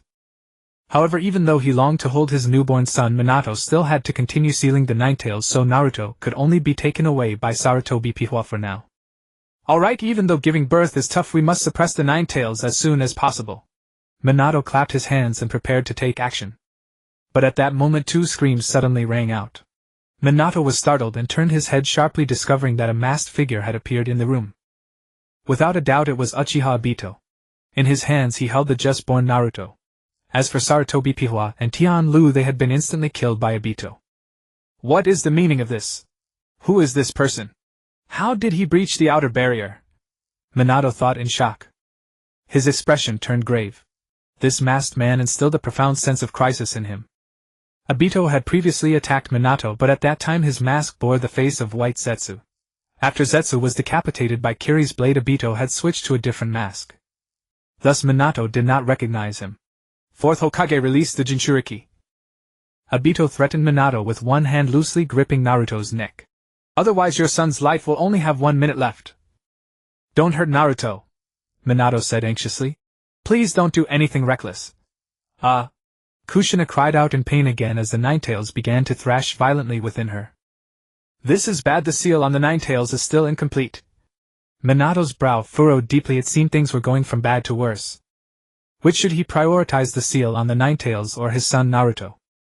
However, Obito did not give Minato a chance to consider. He coldly said, I told you to release the Jinchuriki. Do you not care for your son's life? After saying this, he suddenly threw Naruto up into the air. With a flash of yellow light, Minato used the Flying Thunder God technique to catch Naruto.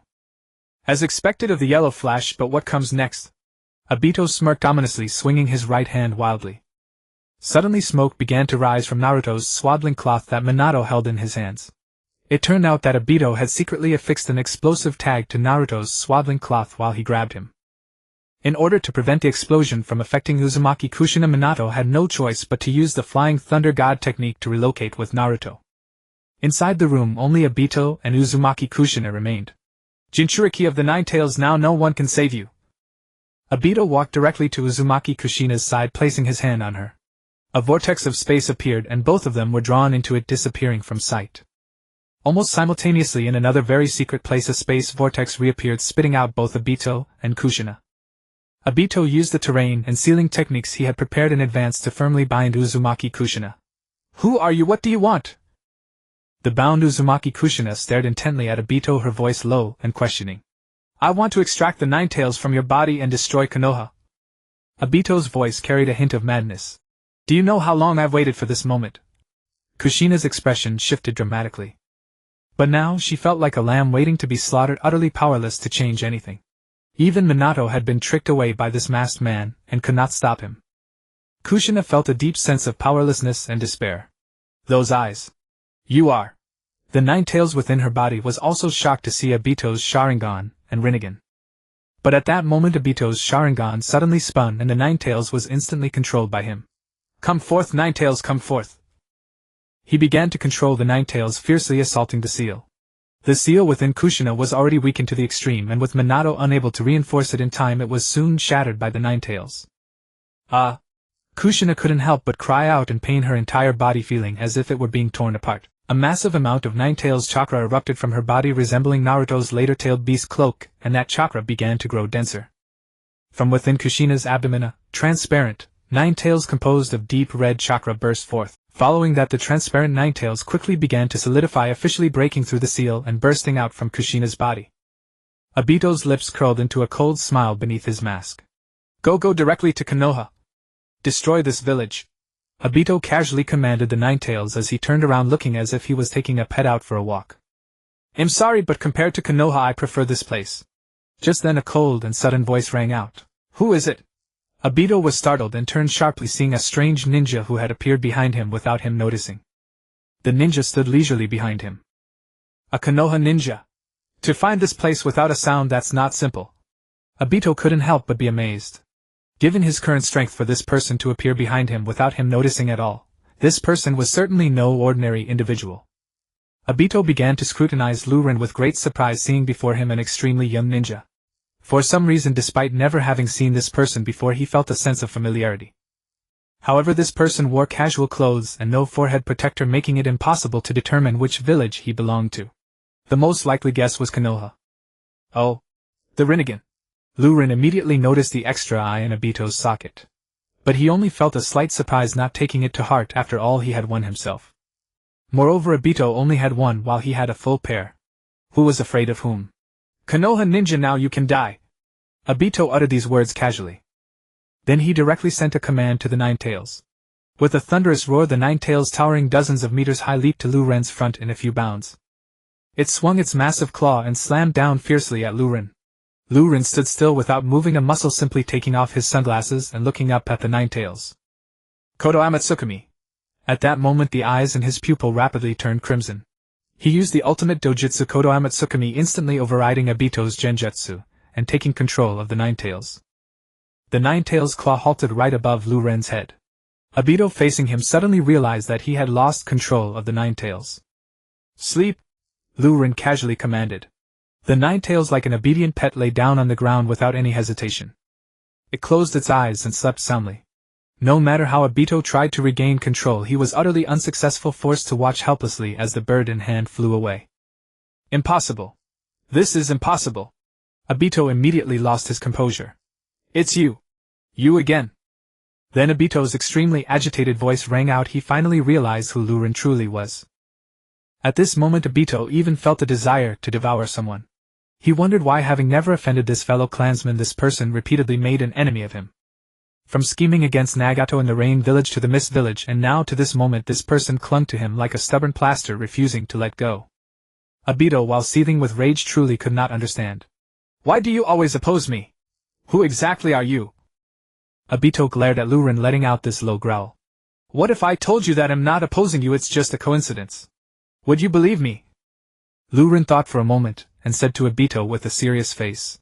He wasn't lying. The first two times were indeed pure coincidence, 100%. As for this time, Obito's plan to unleash the Nine Tails coincidentally created an opportunity for Rin to generate a check-in point, so Rin seized the chance to ride on Obito's coattails. But it wasn't 100% coincidence. Rin had taken advantage of Obito. After all, Rin didn't want to generate a check-in point inside Konoha, as he didn't want to cause chaos in the village. Regardless, generating a check-in point took as long as half an hour, which was not suitable in Konoha. He couldn't just guard the Nine Tails and fight the entire Konoha for half an hour, could he? And the place Obito chose to release the Nine Tails was outside the village, sufficiently secluded, as if tailor-made for Rin. Rin accepted it without hesitation. You think he'll believe your nonsense? Obito was furious. Was this man taking him for a fool? Let's settle old and new scores together. I'm not afraid of you now. A sharp light flashed in Obito's eyes. Just because you have one more Rinnegan, Rin said dismissively. How could you possibly understand the power of the Rinnegan? Obito snorted, then extended his hand toward Rin. Bansho Tenin. A sudden suction force surged toward Rin. How could Rin fall for that? Whoosh. Rin used Flying Thunder God to instantly appear behind Obito. With the thought lightning released chakra spread out. Chidori stream. Crackling with electricity. A net of lightning descended from above, striking toward Obito. Obito turned around unhurriedly, letting the lightning pass through his body, and glanced at Rin. Save your energy. Such techniques are useless against me. Rin shrugged and dismissed the Chidori stream. So what's the point of us fighting? After all, we can't really kill each other. If Obito didn't have the Rinnegan, Rin's Chidori stream would indeed pose a threat. With Rin's current abilities backed by Sage Mode and Tailed Beast Chakra, he could sustain the attack for several minutes without issue. But now Obito had the Rinnegan, which could absorb all that energy. If it were a physical attack, he could also repel it. As for using Kodo Amatsukami to control Obito, Obito himself was an Uchiha, and had once been caught in Rin's Tsukuyomi, so he had been on guard against Rin. He simply refused to meet Lu Ren's eyes, giving no opportunity. Of course, Lu Ren's absolute strength was now greater than Obito's, and he had far more abilities, so it wasn't impossible to kill Obito. In the course of battle, an opportunity would always arise. It was just a bit troublesome. However, Lu Ren was not set on killing Obito. After all, Obito had never provoked him, and this time it was he who had schemed against Obito. Should I find an opportunity to tell Obito the truth, as compensation for scheming against him this time? The thought even crossed Lu Ren's mind. Lu Ren's words left Obito unable to refute. Lu Ren possessed both Kamui and Flying Thunder God, two overpowered techniques. If he wanted to leave, who could stop him? Even with the Rinnegan now, it would be difficult. Moreover, Obito had only recently transplanted the Rinnegan, and hadn't fully adapted to it. He was far less at ease than he appeared. Damn it! Obito cried out in frustration. Time and time again was he really powerless against this guy. How outrageous! Afei hasn't recovered yet, can't use would release. I still lack confidence in facing this person alone. Obito thought resentfully. Afei had indeed survived thanks to Obito's timely treatment, but he had not fully recovered. Aside from regaining an interest in feces, he had no combat capability.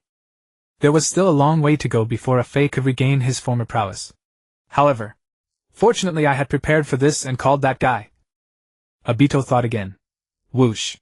Another figure flashed by.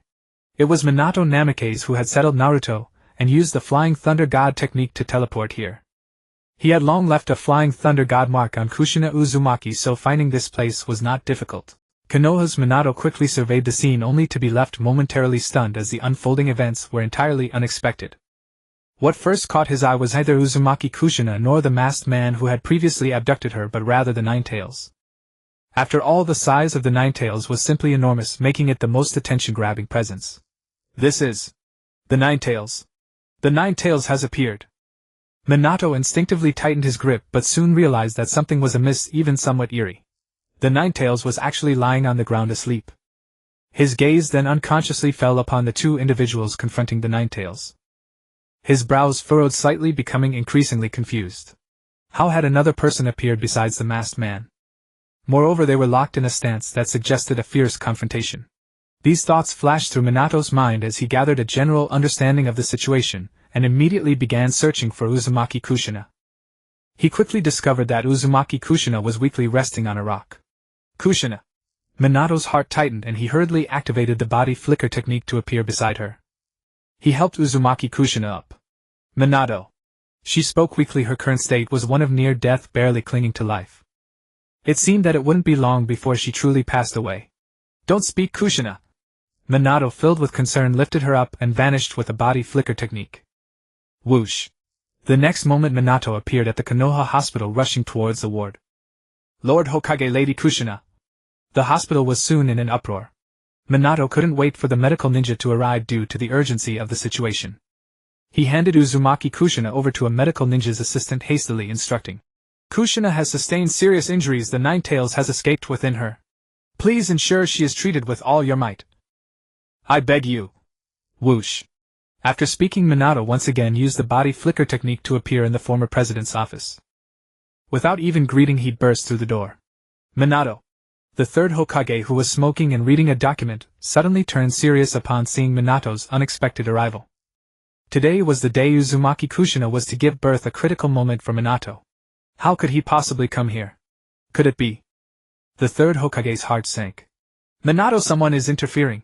The Ninetales has escaped. It's at the production base outside the village. What? An unexpected incident has truly occurred. The third Hokage was horrified, his brows furrowing deeply. That was the Ninetales, the strongest of the tailed beasts, which would cause extremely serious destruction to the village. Whoosh! After reporting the situation to the third Hokage, Minato could not afford to wait for any instructions and vanished again with the body flicker technique. Outside Konoha village, near the production base by the side of the Ninetales. Bang! Bang! Clang! Two figures were fiercely entangled in battle. Obito and Uchiha Flowblade each wielded a ninja tool, engaged in a battle that was incredibly intense. In the heat of the confrontation, Flowblade's kunai clashed violently against Obito's, producing a shower of sparks. At that moment, Obito's body was solid. Amaterasu! Flowblade unleashed this powerful ocular technique against Obito. Whoosh! Black flames suddenly erupted around Obito. Back when they were in the Hidden Rain village, Flowblade used this move to leave Obito in a dire state. If not for Kakashi's intervention, Obito might have perished. But now, facing this move again, Obito remained calm and unfazed. Shinra Tensei. A repulsive force instantly manifested, sending the black flames flying away. What was originally an unavoidable Amaterasu for Obito was instantly nullified. Kamui. This did not exceed Flowblade's expectations. As Obito used his Rinnegan to repel Amaterasu, Flowblade once again employed long-range Kamui against him. Unfortunately, this once devastating move that had taught Obito a harsh lesson was now ineffective. Obito swiftly entered into a phasing state. The spatial cutting of long-range Kamui cannot be completed instantaneously, just as Kakashi had taken time to cut off Deidara's arm. Even if the technique was initiated, it would still require a certain amount of time to take effect. Of course, at that time Kakashi had not yet fully mastered the Sharingan, which played a significant role. However, the cutting of long-range Kamui is after all a cutting technique that indeed requires a process. Flowblade, as the wielder of this ocular technique, had the most authority to speak. His long-range Kamui's cutting speed far exceeded Kakashi's, but it still could not compare to the instantaneous nature of Amaterasu.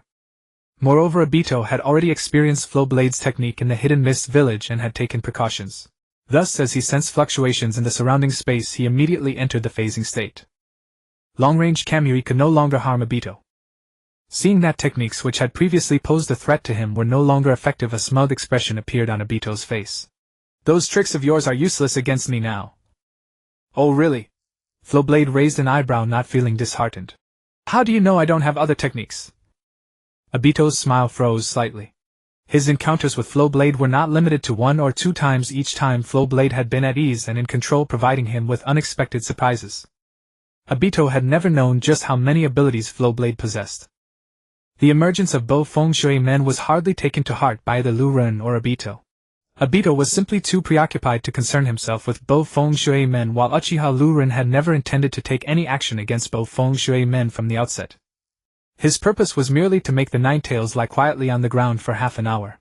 As long as Bo Feng Shui Men did not interfere with him, Lu Ren would not make a move against Bo Feng Shui Men. As for Bo Feng Shui Men, he refrained from rashly attacking Lu Ren and Obito for the time being. Regardless of who these two were or what their true intentions might be, it was not the most pressing issue at the moment. The most critical matter was the Ninetales. Moreover, for some unknown reason, these two were opposing and fighting each other, which was a favorable situation for Bo Feng Shui Men. This presented Bo Feng Shui Men with an opportunity to use the Fei Lei Shin to relocate the Ninetales. However, this opportunity was not yet ripe, because Bo Feng Shui Men still had no understanding of the situation before him. He did not know why the Ninetales had suddenly lain down and fallen asleep, and could only surmise that someone had used the Xylunian's illusion technique to control the Ninetales. Using the Fei Lei Shin to move the Ninetales would be easy, but what then?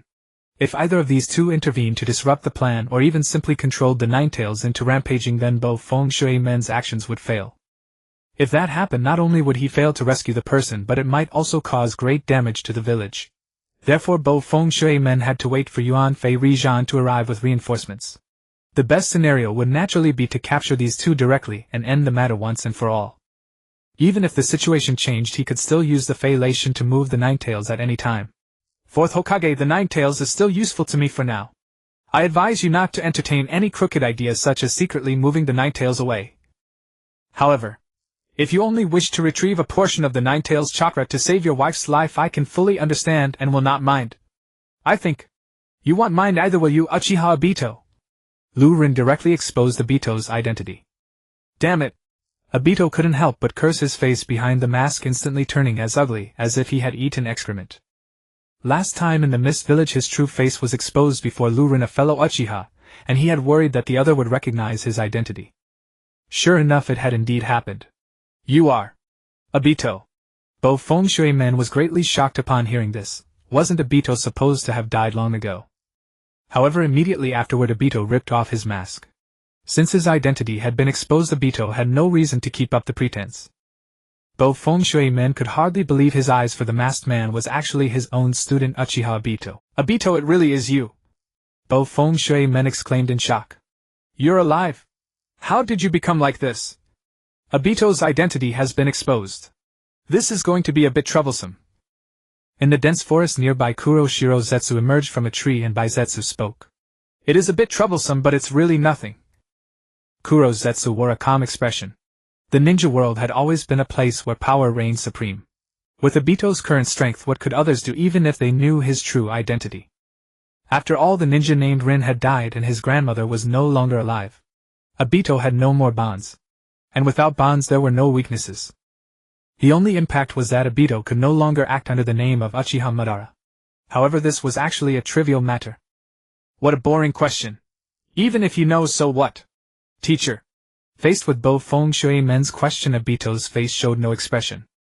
After all, this world was already irrelevant. He was ultimately going to create a truly perfect world, so what was the point of anything in this decaying world? Obito no longer cared at all. Seeing Obito like this, Bo Feng Shui-men felt both bewildered and pained. In his memories, Obito was a naive, optimistic, and kind-hearted person. He must have suffered some great agony to have changed so drastically. Although he desperately wanted to understand what had happened to Obito, now was not the time. The other person fighting against Obito reminded Bo Feng Shui-men that moving the Nine Tails away now was somewhat risky, but taking a portion of the Nine Tails chakra to rescue Kushina was worth attempting. Bo Feng Shui-men then ignored Uchiha Obito and the other person, taking out a scroll and beginning to prepare some sealing technique materials, distributing them around the Nine Tails. Obito merely cast a casual glance at Bo Feng Shui-men's actions, then looked away, paying no heed at all. He showed no intention of stopping him. For Obito now, his greatest enemy was Lu Rin. The life of Uzumaki Kushina was insignificant. Whether she lived or died made no difference. As long as he defeated Lu Rin, he could regain control of the Nine Tails and carry out his plan. Swoosh. Obito gripped a kunai tightly in his hand, activated the Shunshin Shu, and charged at Lu Rin once again. Lu Rin did the same. The two figures collided fiercely, intertwining with each other. While busy sealing a portion of the Nine Tails chakra, Bo Feng Shui-men observed the two uninvited guests locked in combat with extreme vigilance, in case any unforeseen event occurred, such as one of them trying to stop him. Fortunately, the two had been engrossed in their own battle, paying no attention to what Bo Feng Shui-men was doing. Only after Bo Feng Shui-men successfully sealed a portion of the Nine Tails chakra into the scroll did he let out a long sigh of relief. Shwa. Using the Fei Lei Shen, Bo Feng Shui-men vanished instantly. The next moment his figure abruptly appeared inside the hospital ward. Several medical ninjas were all gathered around Uzumaki Kushina, sweating profusely as they used medical ninjutsu to treat her.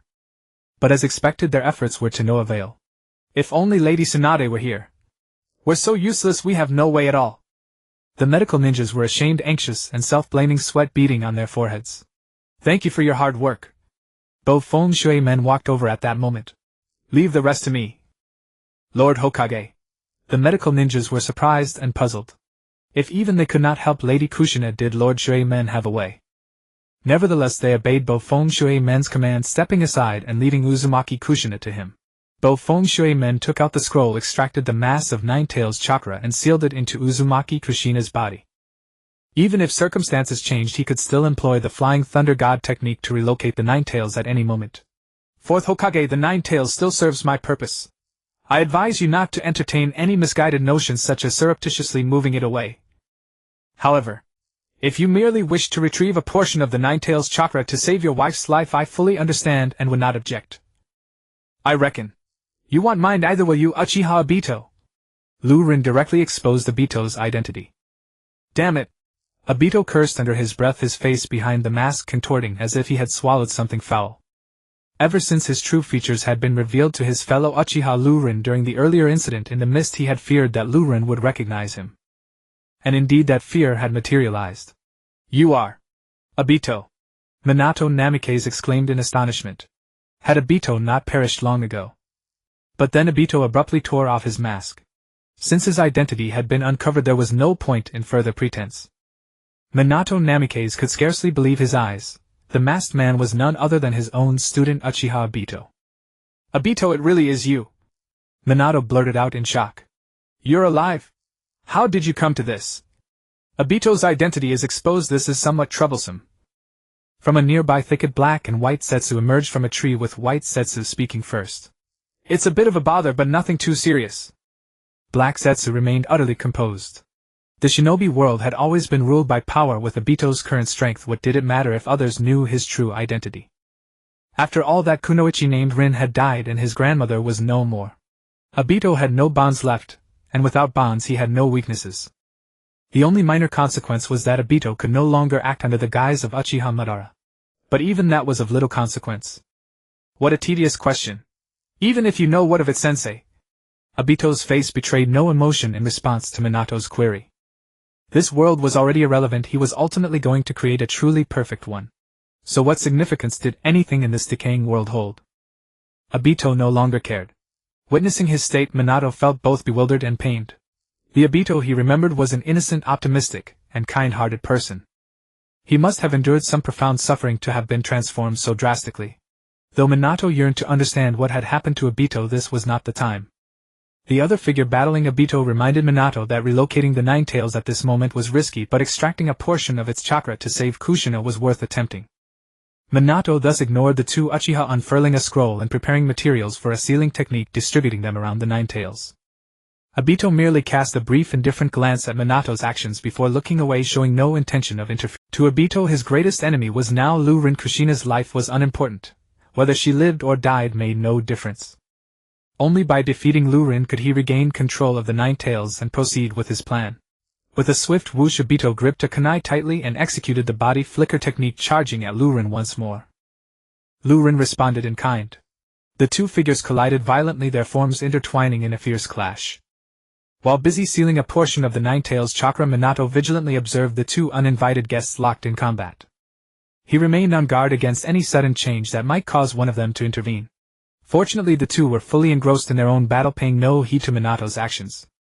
Only after successfully sealing a part of the Nine Tails chakra into the scroll did Minato heave a long sigh of relief. With a flicker of the Flying Thunder God technique, he vanished. The next moment, Minato's figure materialized in the hospital room. Several medical ninjas were clustered around Kushina, drenched in sweat as they desperately applied medical ninjutsu to save her. But predictably their efforts were futile. If only Lady Tsunade were here.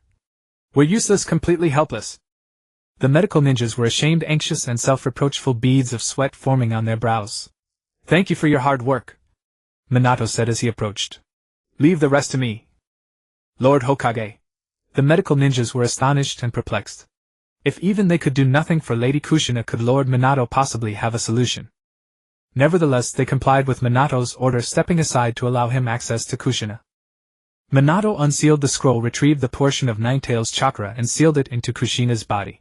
On the other side, Rin and Obito were still locked in fierce combat. Clang! Amidst the intense battle, their ninja tools clashed violently, marking a rare moment when Obito materialized. Boom! The ground behind Obito suddenly shattered as a shadow clone of Rin, which had been lying in ambush, swiftly reached out and grabbed Obito's foot. The art of decapitation from within, the shadow clone uttered. Obito distinctly remembered this technique. It was how Rin had buried Minato Namikaze in the ground before. But now this technique was entirely ineffective against Obito. Shinra Tensei. With the thought, he unleashed the power of the Deva Path, producing a powerful repulsive force that sent Rin's shadow clone flying. The immense force even created a large crater in the ground. Undoubtedly, the art of decapitation from within was forcibly interrupted and achieved nothing. Bang! The shadow clone that was sent flying by Obito transformed into a wisp of blue smoke and dissipated in midair. You think such a technique can deal with me? You must be underestimating me. Obito scoffed disdainfully, a hint of irritation creeping into his voice. How dare Rin use such a low-level technique against him? Does he think Obito would be as incompetent as his teacher? Rin merely let out a cold laugh, saying nothing further. He naturally did not expect the mere art of decapitation from within to defeat Obito. Obito was no ordinary person. Even if he were buried in the ground, what could it accomplish? Even if his hands were unable to form seals and his body was restrained, he could still use his ocular techniques. It was meaningless. Rin had only used the art of decapitation from within as a cover, leaving a Flying Thunder God technique on Obito instead. And it had already succeeded. The moment his shadow clone contacted Obito's physical body, this technique was left behind. Once this technique was left behind, it marked the beginning of Obito's downfall. Clang clang. Rin and Obito were still engaged in fierce combat. The moment he seized Obito's materialization, his shadow clone instantly appeared next to him using the Flying Thunder God technique. Holding a kunai, he stabbed fiercely at Obito. Shinra Tensei. But Obito seemed to have predicted this scene, unleashing a repulsive force that sent the shadow clone flying. Already prepared. Obito, you've grown since the last time. Rin remarked with slight surprise, realizing that Obito had been aware of his earlier trick. You left a technique on me with your earlier shadow clone, did you really think I wouldn't notice? Obito sneered. You truly underestimate me. Had he not known that Lu Ren possessed the Flying Thunder God technique, he might not have suspected the art of decapitation from within at all. But now Obito was well aware that his opponent had this technique. After the contact with Lu Ren, how could he not be vigilant and check? It could only be said that Lu Ren's strength was still too great. Obito had avoided physical contact with him at all costs, yet he still fell into the trap. However, even so, Obito did not take it to heart. What if he was caught? He had the Kamui and Rinnegan. It wouldn't be that easy for his opponent to injure him with the Flying Thunder God. Bang bang bang. The two resumed their fierce battle, crashing into each other once more. Sizzle sizzle sizzle. At that moment, countless fine needles suddenly appeared in the sky, raining down on Lu Ren incessantly. The needles were so densely packed that at first glance it looked like a black cloud approaching. In the blink of an eye it loomed over Lu Ren's head. Magnet release iron sand. Is that the red sand scorpion? In that moment a flicker of astonishment and surprise crossed Lu Ren's eyes. Those countless fine needles were unmistakably magnet release iron sand. As someone who had mastered magnet release gold sand, he could not be mistaken. Who else in the ninja world could possibly use magnet release iron sand? Only the red sand scorpion. But when did this guy team up with Obito? These thoughts flashed through Lu Ren's mind, but he had no time to delve into them now. A playful smile crossed his face. With a thought, he activated magnet release gold sand, forming a mass of golden sand that shielded his head. Sizzle sizzle sizzle. All the iron sand needles were completely defended against by Lu Ren's golden sand. Nani! Magnet release gold sand! Obito nearly popped his Sharingan and Rinnegan out in disbelief, unable to believe his eyes. Indeed, he knew that this guy had once again given him a surprise.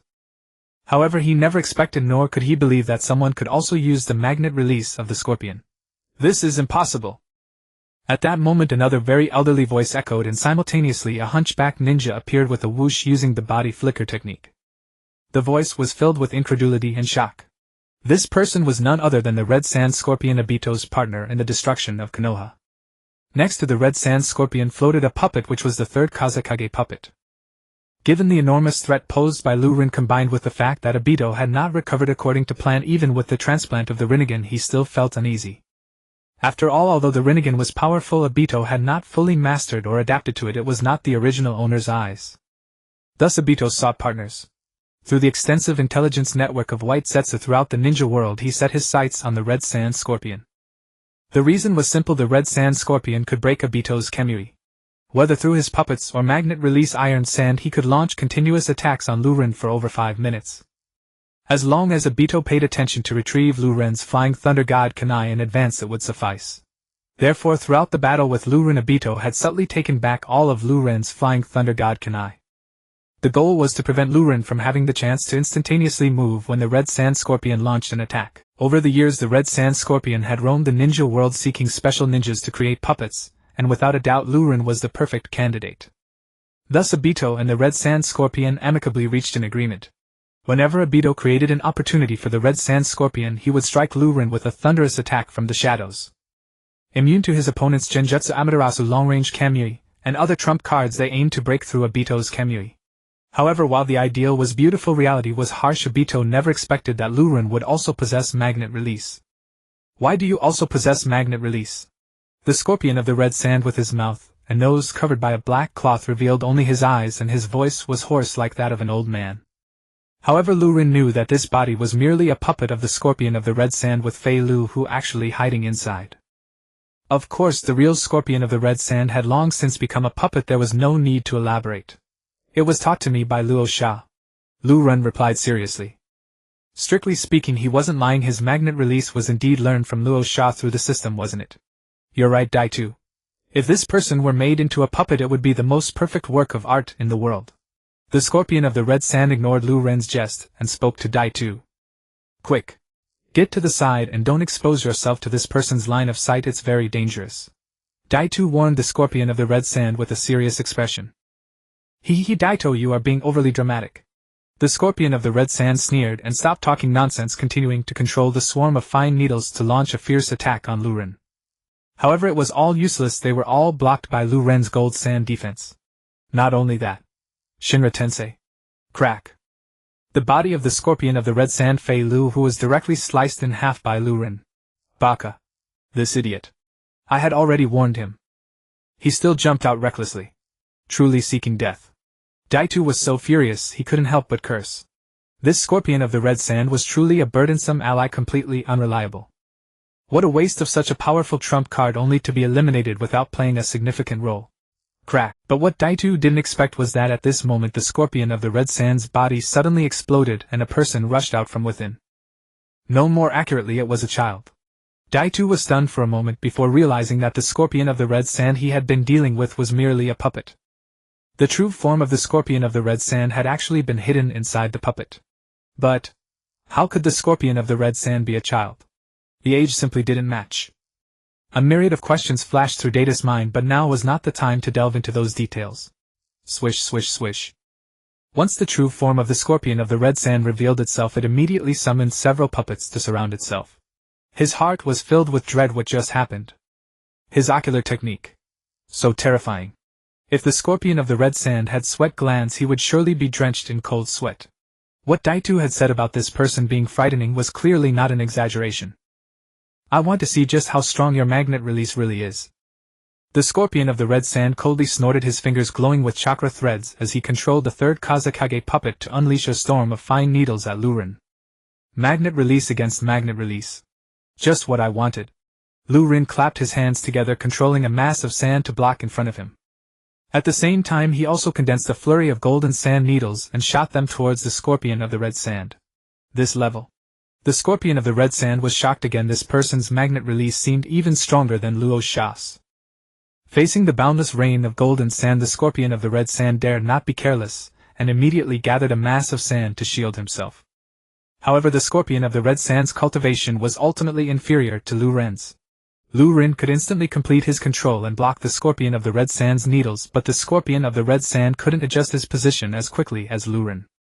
Before his sandy defense was fully formed and still riddled with holes, a number of golden sand needles had already pierced through. The scorpion of the red sand hurriedly controlled another puppet to shield himself. Clang, clang, clang. In an instant that puppet was shot into a beehive, thoroughly obliterated. Whoosh, whoosh.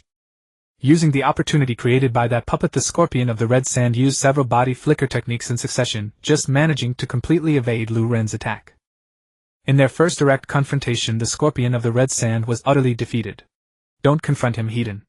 Wait for the right moment to assist me. He's not someone you can handle alone. Daitu shouted to the scorpion of the red sand from the side. This was wisdom he had gained from numerous experiences. Shut up. The scorpion of the red sand, being a proud individual, would not allow Daitu to dictate his actions. He angrily shouted at Daitu. Does he think my methods are something he would know? Daitu was furious. This scorpion of the red sand was truly a burdensome ally. The strength of this person was something he couldn't even handle. The scorpion was far too arrogant. Boom, boom, boom. At this moment, boundless golden sand surged, forming several large hands that reached out to grab the scorpion of the red sand. The scorpion of the red sand's puppet attacks became a joke in the face of this magnet release. Meanwhile, he himself was dodging left and right under the assault of the golden sand hands, hurriedly controlling the third Kazekage to counterattack, achieving little effect. His magnet release wasn't even his own, it was activated through the puppets, and compared to Lu Ren, he was truly lacking too far behind. Seeing this, Daitu shook his head, refraining from making any sarcastic remarks, and directly charged at Lu Ren with a kunai. The golden sand hands were completely illusory to him, and posed no threat whatsoever. Using Shinra Tensei, he drove straight through the storm of golden sand and charged right up to Lu Ren. Clang, clang. The sound of weapons clashing echoed, and the pressure on the scorpion of the red sand was significantly reduced. His pride was also somewhat diminished. Although the scorpion of the red sand was reluctant to admit it, he had to recognize that even if he had many more tricks up his sleeve, they would not have much effect in the face of his opponent's magnet release. Even his ultimate trump card, those 4 scrolls, whether it was the powerful fire release scroll, the upgraded lava fire release scroll, or the 100 machines manipulation technique, appeared flimsy under the opponent's magnet release. As for the 4th scroll, the scorpion of the red sand believed the opponent would definitely not be able to deal with it, but the cost was too great, and he didn't want to use it. As for now, he truly had to cooperate with Daitu. With this thought, the scorpion of the red sand devised a plan, leaving a few puppets behind and flying away on the third Kazekage puppet. He hid in a dense forest nearby. That guy is really unreliable. Daido, engaged in battle with Lu Ren, couldn't help but complain again upon witnessing this scene. What a shame. This guy had previously acted so arrogantly, and what did he accomplish? he achieved nothing. After showing himself, he was beaten into a state of disarray and ran away. Daitu had no choice but to deal with Lu Ren alone. Meanwhile, the Scorpion of the Red Sand continued to hide, observing the battle while contemplating how to deal with Lu Ren. Whoosh!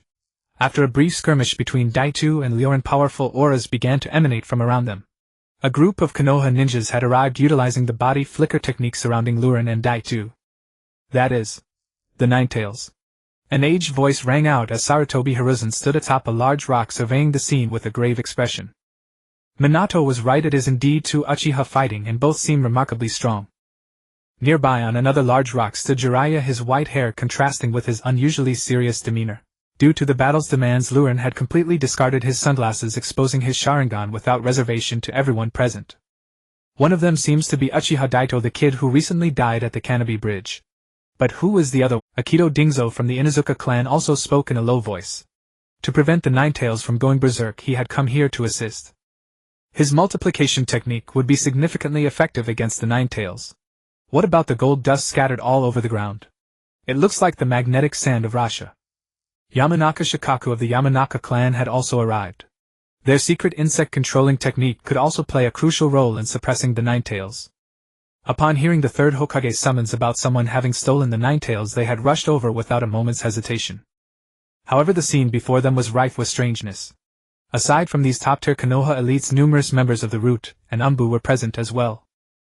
This time the formation Konoha deployed for the Ninetales was undeniably extravagant. As for the Uchiha clan, they had wanted to assist Konoha but were firmly refused by Sarutobi Hiruzen. The attitude of various department leaders, Hokage advisors, and other upper echelons was highly unified. The reason was simple: the ones who attacked Kushina were Uchiha. Konoha's upper management fundamentally did not trust the Uchiha clan in this matter. Who could tell if this was a conspiracy by the Uchiha? To be honest, Konoha's upper echelon did have reasons to suspect the Uchiha clan in this matter. After all, the mastermind was indeed an Uchiha, logically implicating them. Moreover, the Uchiha clan had sufficient motives to do so, controlling the Ninetales revolution and rebellion. Not only were they not allowed to participate in this operation, but they were also secretly monitored by the village. Clang clang. Despite the large number of Konoha ninjas, Lu Ren and Daitu did not seem to care. They appeared oblivious, continuing their battle. Whoosh! It was not until Namikaze Minato used the Flying Thunder God that he appeared by Sarutobi Hiruzen and the others. "Minato, how's Kushina?" Hiruzen casually inquired. "Thank heavens, Kushina is fine," Minato replied with immense relief, stealing a glance at Lu Ren. Whether intentional or unintentional, he indeed received a hint from this person which helped him save Kushina's life. That's good news. Jiraiya interjected. "Since the Ninetales is lying quietly, Minato, you should now use the Flying Thunder God to relocate the Ninetales. We will handle these two." "Understood, teacher Jiraiya," Minato acknowledged. Even without Jiraiya's words, he intended to do so. "Konoha's ninjas have arrived. Are we still going to fight?" At the moment Minato appeared, Lu Ren immediately halted his actions.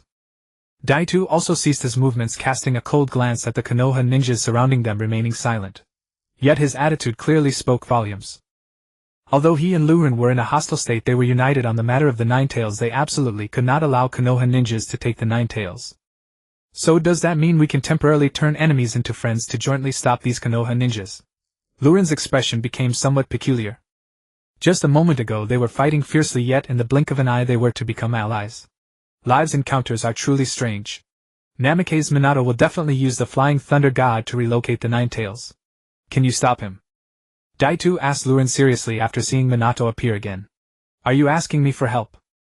Lu Ren couldn't help but shrug. "Don't think I can't see through you. You actually need the Ninetales even more than I do, right?" Daitu snorted coldly. In this urgent situation, Lu Ren refrained from wasting any more words. With a thought, he slammed his hands onto the ground. Magnetic sand. Suddenly the ground began to ripple with a tremendous force, and a mass of golden sand abruptly appeared around the Ninetales. It quickly spread out, forming a circular lid. The enormous body of the Ninetales was entirely enveloped within that golden cover. Magnet release. This is truly magnet release sand. This Uchiha can also use magnet release. Sarutobi Hiruzen nearly popped his eyes out, astonishment etched on his face. It was too exaggerated for an Uchiha to be proficient in magnet release sand. Could this Uchiha have a particularly close connection with Rasha? Not only Sarutobi Hiruzen but Jiraiya, Akito Dingzo, and the other Konoha ninjas were equally stunned into silence. "What?" Namikaze Minato's expression was remarkably thrilling. He had just conferred with Jiraiya about relocating the Ninetales using the Flying Thunder God only to be slapped in the face with this revelation. Before they could take action, the Ninetales had already been sealed by someone using magnet release. Forget about the Ninetales for now, we just need to capture these two. Sarutobi Hiruzen made the decision with an authoritative tone. These two are the priority. If they defeat these two Uchiha, there would be no need to relocate the Ninetales. Conversely, even if they managed to move the Ninetales, if they couldn't stop these two, the Ninetales would be snatched away again. It was utterly meaningless. Of course, from the perspective of the Konoha ninjas, the latter scenario was highly unlikely to occur. If Konoha dispatched so many people and still couldn't capture these two Uchiha, the upper echelons could collectively hang themselves. Hiruzen, Sarutobi, and Jiraiya, you truly do honor us with your presence. Obito cast a dismissive glance at the approaching pair, exhaling a cold, mocking snort. Once during his days in Konoha, these two had stood atop the village's hierarchy, figures of immense authority towering far above Obito himself. Yet now he regarded them with utter disdain. One each. Rinji casually shrugged at Obito, his expression serene and unruffled, utterly unimpressed by the master-apprentice duo. Heh. Since when did I agree to fight alongside you? Obito sneered even as a spiraling spatial vortex materialized within his Sharingan, and swallowed him whole. Before the stunned eyes of all present, Obito vanished without a trace. That was a space-time dojutsu. The Konoha shinobi exchanged startled glances, their faces hardening with grave concern.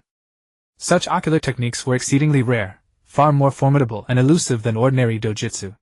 In their eyes, Uchiha Obito's threat level surged dramatically. No wonder. Obito used precisely this spatial technique to breach the barrier and abduct Kushina. Minato Namikaze, observing from the periphery, finally grasped the truth. Rinji. That unscrupulous Obito, what a cheat. Where was the promised camaraderie? He'd simply slipped away. Still, Obito had accurately gauged Rinji's vulnerability. At this moment, Rinji needed the Ninetales far more urgently than he did. Huh! Jiraiya blinked in mild surprise, then turned to Hiruzen Sarutobi beside him. Master, allow me to handle him first. Hiruzen nodded without hesitation.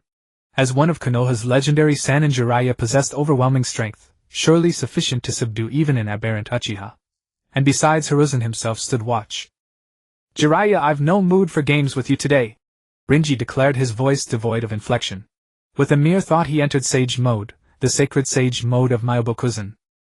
After all, without explicit attribution, few would recognize which mountain sage arts he wielded. Sand Gold Rain. Hiss. A dense glittering storm of golden sand needles coalesced instantly, blazing toward Jiraiya with lethal speed and precision. Whoosh. Jiraiya proved extraordinary, not only in reflexes but in sheer tactical mastery, far surpassing ordinary shinobi. Using nothing but the body flicker technique, he evaded Rinji's magnet release entirely. Yet that was all he could manage. Rinji's magnet release, amplified by Sage Mode, dwarfed even Raza's own prowess, so potent that even Jiraiya's evasion demanded monumental effort. His entire focus was consumed by the barrage, leaving no room for anything else. This level of magnet release, astonishing. Even Raza couldn't achieve such power. Hiruzen's expression darkened to its utmost gravity. Having just concluded the Third Shinobi World War against Sunigakure, he knew Raza's capabilities intimately. Yet even Raza's finest sand needles paled before Rinji's. Only someone of Jiraiya's caliber could respond with such composure. If any other shinobi faced this onslaught, they'd be pierced like pincushions. For the needles moved with blinding velocity, too swift for hand seals, leaving only physical evasion viable. SHWSH. But Rinji's assault extended far beyond this, as the golden needles forced Jiraiya into relentless retreat. A shadow clone, using the body flicker technique, materialized behind him. The body flicker technique, empowered by Sage Mode, was breathtakingly swift. Jiraiya, watch out! Hiruzen cried out, hands flying through seals before slamming his palms down. Earth release, earth flow river. Mud beneath the clone liquefied, instantly surging sideways, causing the clone to stagger violently. Against conventional attacks, thrown weapons, fire or water techniques, or energy-based jutsu, a stumble would inevitably throw off aim. Jiraiya wasn't standing still. He moved at lightning speed. The margin for error was infinitesimal. A fraction off target, and he'd evade entirely. After all, he was hurtling through space at supersonic velocity. Yet Rinji's clone unleashed a wide-area attack, lightning released Chidori current, no hand seals required. Crackle. Even with his balance disrupted, the strike remained devastating, brilliant, blinding, and utterly inescapable. Nanny! A lightning release technique. Hiruzen's face flushed with fresh shock. This Uchiha mastered lightning release too. And not merely any lightning release, but an immensely powerful sealless variant. Sage Mode enhanced Chidori current struck Jiraiya like divine thunder, catching him mid-dodge. Trapped by the golden needles, Jiraiya had no time to react, struck down instantly. Konoha's legendary Sannin, renowned across the shinobi world, fell with chilling efficiency from entrance to collapse in a single breath.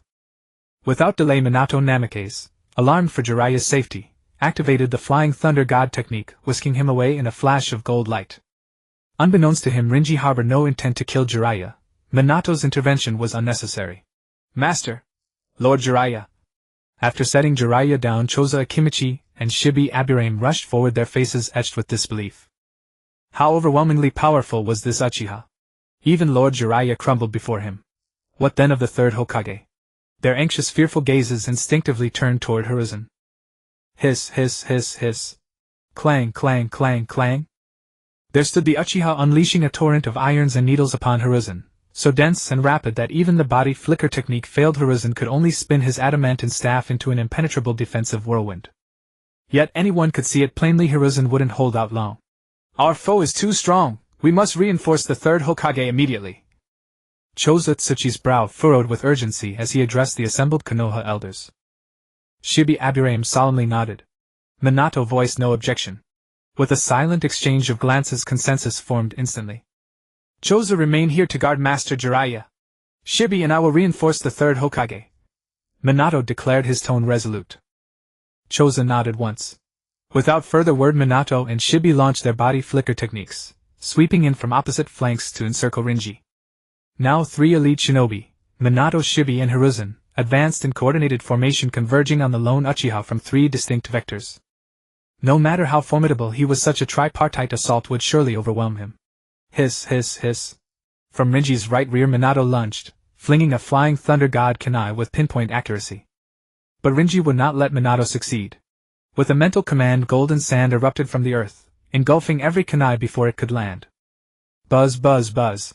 From the left rear, Shibi attacked, not with stealth but by directing his swarm of insects straight toward Rinnegan. These were no ordinary pests, with Rinnegan already dividing his focus. Blocking the swarm with sand alone was nearly impossible. Thump, thump, thump. Buzz, buzz, buzz. Though golden sand rose repeatedly to intercept the insects, its effect was minimal, only slowing their advance, never halting it. Moreover, as Rinnegan diverted chakra to counter Minato, and Shibi his assault on Hiruzen weakened markedly. Hiruzen seized the reprieve, dodging through the golden needle storm using pure taijutsu, and the adamantine staff emerging unscathed. Choza Tsuchi and the ANBU watching nearby exhaled in quiet relief. At last, the Uchiha was contained. Now capturing him would surely follow. Is that all? From an unseen branch deep within the forest, Sasori of the Red Sand spoke aloud, deliberately nonchalant. Yet, inwardly he was deeply unsettled. Even while sealing the Nine Tails, this Uchiha simultaneously suppressed 3 of Konoha's highest-ranking shinobi. True, he appeared momentarily disadvantaged, but that in itself was astonishing. Beside him, Obito, who just joined him, chuckled coldly. Don't underestimate him. He's barely begun to reveal his true abilities. As if confirming Obito's words, Rinnegan, widely presumed to be faltering, showed not a flicker of panic. Even as Minato, leveraging unparalleled speed and Flying Thunder God kunai, neared breakthrough of his golden sand defense, even as Shibi's insect swarm closed in behind him. 3 against 1. Hardly fair play, Rinnegan remarked calmly, finding time even then for dry wit. SHWSH. Then with startling abruptness Rinnegan vanished, swiftly, silently uttered. Minato, Hiruzen and Shibi, all elite Konoha shinobi, could sense chakra flow even without sensory specialization. Yet now they sensed nothing, no trace, no residue, as though he'd dissolved into thin air. Instantly their expressions tightened into razor-edge vigilance, and a creeping dread settled over them. Almost simultaneously, as Rinnegan disappeared, his chakra signature manifested behind all 3, Minato, Hiruzen and Shibi. What? Impossible! All 3 recoiled in shock. How had he achieved such terrifying teleportation? Even Minato's Flying Thunder God couldn't match this feat, yet what they didn't realize was that Rinnegan was using the Flying Thunder God technique. More astonishing still, as each perceived Rinnegan's chakra behind them, they also witnessed identical manifestations behind the other 2. Thus this man wielded both a Flying Thunder God-like instantaneous teleportation and the multiple shadow clone technique, a forbidden art of Konoha. Currently only the fourth Hokage Minato Namikaze was known to master it. And why was this technique only reminiscent of Flying Thunder God? Because no one had seen Rinnegan throw a kunai, or inscribe a mark. Every detail matched perfectly, except that. What is happening? Chosatsuchi, just moments ago reassured by the tide turning, nearly popped his eyes from their sockets. This Uchiha commanded magnet release lightning release, now multiple shadow clones too. Was there no limit to his absurdity? What kind of teleportation is this? Sasori's face remained impassive, but his heart lurched. As a puppet master, close quarters combat was his greatest vulnerability, and this technique was his perfect antithesis. Obito, after a brief pause, suddenly understood, and his expression shifted to profound admiration. Hiding Flying Thunder God kunai within the sand. Brilliant tactics. Obito's intuition was correct. While appearing to engage the trio with golden sand, Rinnegan had secretly embedded kunai within that very sand, transporting them covertly behind all three opponents. Hidden within the sand, then three Rinnegan struck as one, materializing simultaneously behind Minato, Hiruzen, and Shinobi. Chidori current! Chidori current! Chidori current! Three voices echoed in unison, firm, commanding, resonant. Crackle! Three blinding torrents of lightning descended simultaneously, crushing down upon the three shinobi from above. SHWSH. Minato activated Flying Thunder God, vanishing in an instant untouched. But Hiruzen and Shinobi lacked such escape, both instantly engulfed by the lightning net. After all, Rinnegan's Flying Thunder God teleportation combined with sealless Chidori current defied conventional counters. No hand seal could possibly keep pace. Adamantine barrier. Yet Hiruzen was no ordinary foe. In that split second he hurled his adamantine staff, whereupon, boom, a puff of smoke erupted. The staff multiplied instantly, several copies aligning side by side in rapid succession, forming a layered raft-like shield overhead, intercepting the lightning and shielding Hiruzen completely. Only Shinobi, poor soul, was struck directly by Rinnegan's Chidori current. Yet at the moment of impact he exploded, not into blood and bone, but into a swirling cloud of insects. Ah, so this had been merely an insect clone. Indeed, Konoha's elite shinobi each possessed extraordinary singular talents. Shadow Shuriken technique. The tense atmosphere was pierced by the deep and resonant voice of Sarutobi Raisen. While the Sara demon blocked the thousand birds' flow for him, he pulled out a massive shuriken and shot it towards Rinnegan. Indeed, Sarutobi Raisen had struck the jackpot. Rinnegan chose to confront him with his true form. After all, compared to the other two, Rinnegan could deal with Sarutobi Raisen the fastest. Bang! The giant shuriken exploded in a cloud of blue smoke midair, which then transformed into a torrential rain of shuriken, darkening the skies as it cascaded down towards Rinnegan. To everyone's surprise, Rinnegan did not dodge or evade but charged straight into the shuriken rain. Sarutobi Raisen couldn't help but furrow his brow at such an illogical move. In that split second, Sarutobi Raisen found it impossible to comprehend why Rinnegan would actively rush towards the shuriken. There was no logic to such a suicidal action. The distance between them was already minimal, and coupled with the speed of the Shadow Shuriken technique, the barrage of shurikens struck Rinnegan all at once. Nothing unexpected occurred. "Got you!" A hint of joy appeared on Sarutobi Raisen's face. However, that joy lasted only a second, quickly replaced by immense shock and confusion. For after the shuriken struck Rinnegan, they inflicted no damage whatsoever. Instead, they all passed right through him. At that moment, Rinnegan appeared to be ephemeral.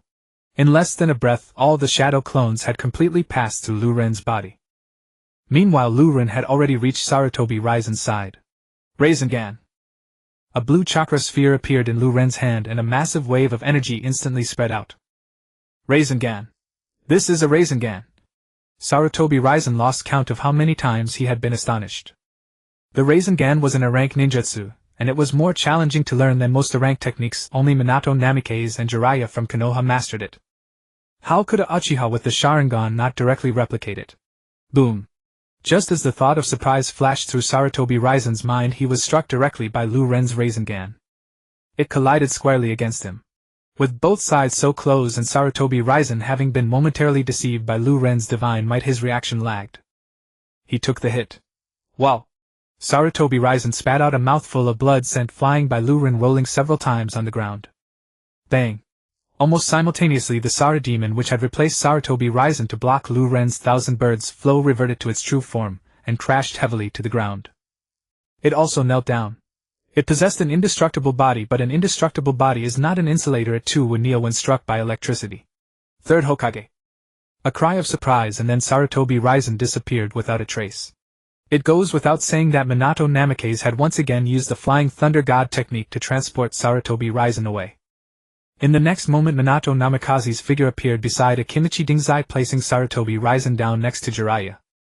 Looking at the two severely injured and unconscious masters, Akimichi Dingzai and Minato Namikaze both wore extremely grim and serious expressions. How long had it been? The third Hokage and Jiraiya had both been severely injured, one after the other. If it weren't for Minato and Akimichi Dingzai having special means, they would have surely shared the same fate as the third Hokage. No, it was Akimichi Dingzai. The two exchanged glances and saw the same resolve in each other's eyes to assist Akimichi Dingzai. Whoosh whoosh whoosh. They stopped wasting words and immediately activated the body flicker technique, rushing towards the battlefield. Lu Rin was currently controlling the sand to launch a fierce attack on Akimichi Dingzai. Meanwhile, Akimichi Dingzai was desperately dodging while attempting to control the swarm of insects to retaliate. Of course, this Akimichi Dingzai was no longer a clone made of insects, but his true self. Upon realizing that the previous Akimichi Dingzai was merely a clone, Lu Rin immediately utilized his extraordinary sensory perception from Sage Mode to locate Akimichi Dingzai's true form. Then it naturally followed that he launched an attack on Akimichi Dingzai's real body. Having learned from previous lessons, how could Akimichi Dingzai afford to be careless at this moment? While fending off the enemy, he also used the swarm of insects to envelop himself completely, as if cloaked in a swirling black tornado. No one could approach him. If that Uchiha dared to come close, he would surely be devoured by countless insects. Of course, if Akimichi Dingzai had seen how Sarutobi Raizen was defeated in that split second, he wouldn't have thought this way. Swish. Sure enough, Lu Rin still employed the same old tactics, but it was still very effective. He once again sent the Flying Thunder God Kunai through the sand to Akimichi Dingzai. Indeed, it was right in front of him, not behind. Because doing so would not be cost-effective. Akimichi Dingzai already had a protective layer of insects around him. If he were to teleport outside of that layer, the Thousand Birds Flow would not be able to effectively harm him. After all, the Thousand Birds Flow releases lightning chakra outward from the body centered on itself, and could not strike at a distance like the Sword of Thunder control. This meant that he had to get close to Akimichi Dingzai, but by doing so he would enter the midst of his swarm. Once he attacked, he would not be able to become ephemeral, and would surely suffer an insect attack. Thus, under these circumstances, the Thousand Birds Flow was not the best choice. Lu Rin opted for a more suitable method: illusion techniques. In an ephemeral state, Lu Rin could not use certain attack ninjutsu, but using eye techniques was no problem. Moreover, at this moment, using illusion techniques, Lu Rin had other plans. Just as Lu Rin vanished, Akimichi Dingzai felt a flash before his eyes, then was startled as a face abruptly appeared right in front of him. It was almost touching his face. Then the Sharingan in Lu Rin's eyes spun. Akimichi Dingzai had no time to react and was directly controlled by Lu Rin. However, Lu Rin did not rush to emerge. Instead, he imparted a mental command to Akimichi Dingzai, instructing him to control a massive swarm of insects to continuously swirl around him, creating an even denser and thicker tornado. Meanwhile, he would occasionally emit a few blood-curdling screams, sounding as if he was suffering severe injuries. What is happening? What on earth is going on? Minato Namikaze and Akimichi Dingzai instinctively halted, staring intently at the large swarm of tornadoes. Their faces changed dramatically, filled with worry and astonishment. Could it be that even Akimichi Dingzai's insect control technique was ineffective against that Uchiha? Due to the swarm of tornadoes completely blocking their line of sight, they had no idea what was happening within. They could only deduce from the violent movements of the tornado, and Akimichi Dingzai's screams, that his situation must be extremely dire. Minato Namikaze and Akimichi Dingzai desperately wanted to rush in to help, but unfortunately they could do nothing at that moment. They could only stand outside helplessly watching and waiting, as they simply could not break through the swarm. But just as they were anxious, they suddenly felt their bodies grow weak and powerless, their limbs stiffening and beyond their control. They fell to the ground one after another. What is happening to me? I've been poisoned! Minato Namikaze and Akimichi Dingzai immediately realized. But how had they been poisoned? How did it happen? They were utterly baffled. Until at the same time they collapsed, the chaotic swarm of tornadoes almost instantly disappeared, revealing Akimichi Dingzai and the Uchiha before Minato Namikaze and Dingzai.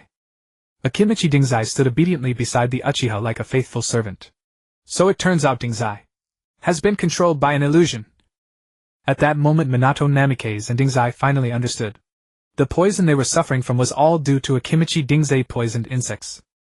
To be more precise, it was that Uchiha controlling Akimichi Dingzai to do so.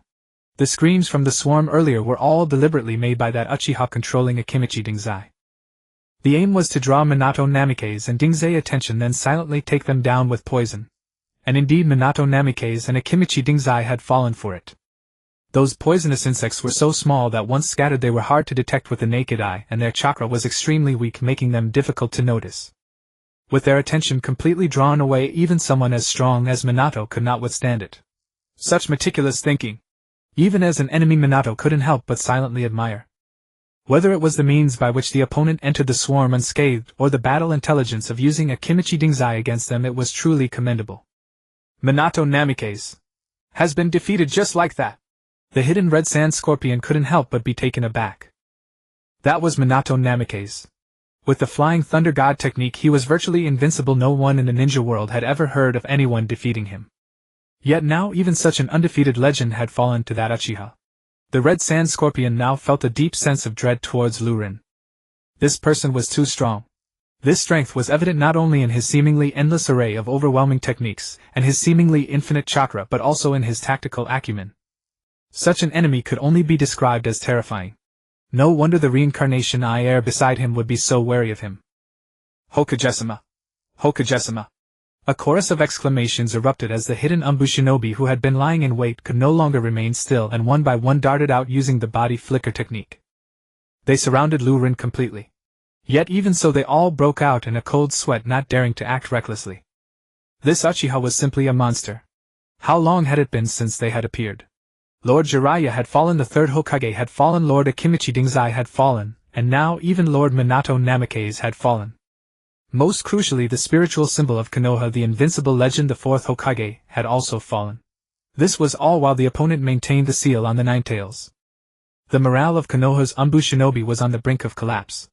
Despite their numbers, they were not surrounding Lurin. Lurin was surrounding them all alone. So do you really want to fight me? Lurin glanced around at the Konoha shinobi and let out a cold chuckle. The surrounding shinobi felt a sudden tightening in their chests, their breath halting, and some even instinctively took a step back. The pressure from Lurin was overwhelming. Take Minato and the others and get out of here now. Lurin then coldly admonished the surrounding shinobi. The Umbu leader pondered for a moment before signaling. They cautiously and carefully lifted the fallen Konoha leaders before activating the body flicker technique, and rapidly evacuated from the scene. These individuals were not fools. The situation had long surpassed their control.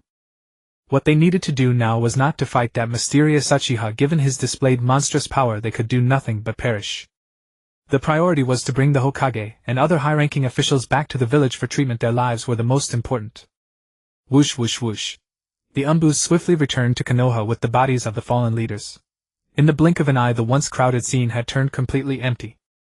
Except for a few hidden Umbu ninjas observing the situation, along with the lurking red sand scorpion and Uchiha Obito. Uchiha Madara! Oh no, I should call you Uchiha Obito! At this moment the red sand scorpion took out a small vial and handed it to Uchiha Obito. While observing Lurin's various techniques during the battle with the Konoha high-ranking ninjas, he had been contemplating countermeasures. Now he finally had a plan. What is this? Uchiha Obito took the vial, looked at it, and asked with curiosity. An antidote. The red sand scorpion replied casually. Uchiha Obito's eyes lit up. Are you planning to use poison against him? I can release poison gas on him. The red sand scorpion nodded. Uchiha Obito's eyes sparkled even brighter. It was indeed a good idea. With Lurin possessing magnet release, most of the red sand scorpion's techniques were completely countered and rendered useless. But poison gas was different. Even if Lurin had magnet release, he could not defend against it, since it was a gas. Any small gap would allow it to seep through. As long as he could restrict the opponent within a specific range, then he could have the red sand scorpion drown him in poison gas. In this way it could also break through his divine might. Chisha Zixi's plan was generally sound in its direction, but the most crucial and core point required Dai-Tu's assistance to be accomplished. That was to confine that Yuzhibo person within a specific range. Once the opponent used his intangibility ability to leave the poison gas zone, no matter how potent Chisha Zixi's poison was, it would be useless. That was why Chisha Jishia had given the antidote to Dai-Tu in advance, preparing from the very beginning to have Dai-Tu restrict that Yuzhibo person. Dai-Tu naturally understood this reasoning, and he also agreed with this approach, as he could not come up with any better way to deal with Lurin at present. The only concern was the Flying Thunder God technique. Even I cannot stop it. He previously buried some Flying Thunder God kunai in the sand. We must first find those kunai. Dai-Tu said with a frown. If the flying thunder god kunai were on the ground and visible to the naked eye, Dai-Tu could naturally take them away during the battle. But if Lu Rin had hidden them in the sand, it would be a bit troublesome. Those flying thunder god kunai. There's no need to worry, Shisha said thus. At that moment a layer of sand beside him flowed toward him like water, and within the sand were several flying thunder god kunai. It turned out that while Lu Rin was battling the Konoha ninja, Shisha was not idle either. While observing the battle, he secretly used the magnet release iron sand to transfer all of Lu Rin's flying thunder god kunai that were buried in the sand. Seeing this, Dai-Tu directly used the divine might ocular jutsu to transfer those flying thunder god kunai into the divine might space. Alright, I have used magnet release to sense the entire scene. Apart from these flying thunder god kunai, there are no others, Shisha said to Dai-Tu with a serious expression. His magnet release was originally a technique to control sand, allowing him to cause slight fluctuations in the sand particles across the entire scene. In this way he could fully perceive the situation of the entire ground. Finding the flying thunder god kunai that Lu Rin had buried in the sand was not difficult.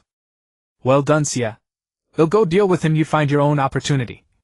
Dai-Tu put away the antidote, casually called out to Shisha, and then activated the body flicker technique, dashing towards Lu Rin. Clang clang. Soon the sound of metal clashing like raindrops rang out, and Dai-Tu once again engaged in an extremely fierce battle with Lu Rin. However, this time Lu Rin was still in sage mode and had not withdrawn, his strength being many times greater than before. Dai-Tu was being overwhelmed by Lu Rin, barely able to catch his breath. If it weren't for the divine might intangibility and the Samsara I-10, Dai-Tu would have been killed by Lu Rin. This is outrageous. After fighting for so long, this guy doesn't feel tired at all. Is his chakra infinite?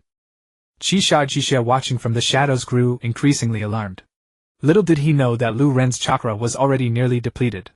Unlike Dai-Tu, who had half of his body composed of white setsa cells, granting him a much larger chakra reserve than an ordinary person, Lu Ren now only had the chakra level of an ordinary jonin, but he could continuously draw on the chakra of the tailed beasts within him. It is worth noting that Lu Ren was now essentially a perfect Jinchuriki, meaning he had complete control over his tailed beast. To put it more bluntly, his control over the tailed beast chakra within him was entirely at his will. No matter what level he desired, the two tailed beasts inside him would cooperate 100%. Lu Ren could easily achieve a state where he covertly diverted chakra to replenish his own consumption without generating a chakra cloak on the surface. After all, Dai-Tu's Moon Eye plan involved the 9 tailed beasts, and Lu Ren did not want Dai-Tu or Zetsu to see that he already possessed other tailed beasts. Is this guy Dai-Tu about to give out? Shisha muttered inwardly. Then without further delay he also activated the body flicker technique, and appeared on the battlefield. After releasing 2 puppets in front of himself to defend against Lu Ren's terrifying and bizarre ocular jutsu, Shisha once again summoned the 3rd Kazekage human puppet. However, this time he did not control the Kazekage puppet to use magnet release, instead he used physical attacks. Click click click.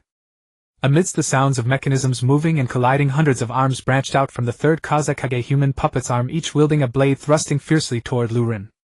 The number of arms was comparable to Orochimaru's hidden shadow snake hands. Lu Ren merely glanced at Shisha, indifferently, showing no change in expression.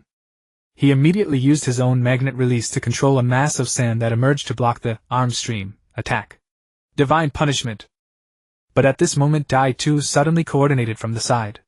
He unleashed a divine punishment, and the sand Lu Ren had sent out instantly experienced a repulsive force, causing a deviation. The originally flawless defense immediately had a gap. Thanks to this, most of Shisha Zixi's arms were still blocked by the sand, but several dozen arms bypassed the sand defense and stabbed toward Lu Ren. Lu Ren naturally entered his intangibility state. All the arms passed through his body and pierced into the ground behind him. At that same moment a large amount of green poison gas began to emit from those arms. Uchiha flame formation. At the same time Lu Ren heard a voice. His vision blurred and he saw a barrier burning with flames rise up around him with a whoosh. It completely trapped Lu Ren inside. In the blink of an eye, Shisha Zixi's poison gas filled the entire space within the barrier. Success! Seeing this, Shisha felt a surge of excitement, and a glimmer of joy also flashed in Dai-Tu's eyes. All the flying thunder god kunai had been stolen by Shisha and sent into Dai-Tu's divine might space, which meant Lu Ren had been successfully trapped within the flame formation. Now the opponent could only use the divine might intangibility to counter Shisha Zixi's poison. Once the continuous intangibility time ran out, Yuzhibo, Lu Ren would surely be poisoned to death by Shisha Zixi's poison. It was a perfect plan. Uchiha Flame Formation. Lu Rin inside the barrier looked at the flame-burning barrier, paused for a moment, then quickly recognized this sealing technique. This sealing technique was extremely powerful. In the original Fourth Great Ninja War, Dai 2 had used it to protect the demonic statue of the Outer Path, and it could even block a punch from the Eight Tails, even scorching the Eight Tails' fist. Lu Rin could not break this barrier by brute force. After all, whether it was Sage Mode or borrowing chakra from the tailed beasts within him, it was certainly not as powerful as the Eight Tails. Moreover, Lu Rin had no need to do so. Why make things so complicated when a single Flying Thunder God could solve it? All the Flying Thunder God kunai left outside are gone. However, just as he was about to teleport, Lu Rin felt a bit surprised. He could no longer sense the Flying Thunder God kunai he had left outside. Those kunai were hidden in the sand. How had the opponent taken them? What, no more Flying Thunder God kunai? Seeing Lu Ren's slightly surprised expression, Dai 2 couldn't help but speak with a hint of smugness. After fighting this guy for so long, Dai 2 had suffered defeats at his hands every time. This time he finally turned the tables. Yes, this is a bit unexpected. My previously left Flying Thunder God kunai were quietly taken by you. I give you a thumbs up. Lu Ren's face remained as calm as ever, even with a hint of sarcasm. However, as for Flying Thunder God kunai, I can have them whenever I want. Lu Ren said coldly. Whoosh. After saying this, Lu Ren's figure directly vanished from within the Uchiha Flame Formation. In the blink of an eye he appeared opposite Dai 2 and Shisha, facing them from a distance.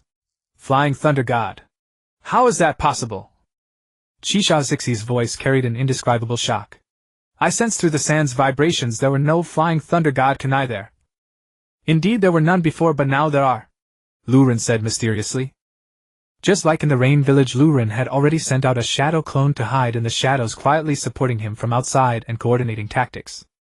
Just when he discovered that the previously buried Flying Thunder God kunai had all been taken by Dai 2 and the other, the shadow clone immediately used the Earth Dragon Burrow technique to secretly move to the current location.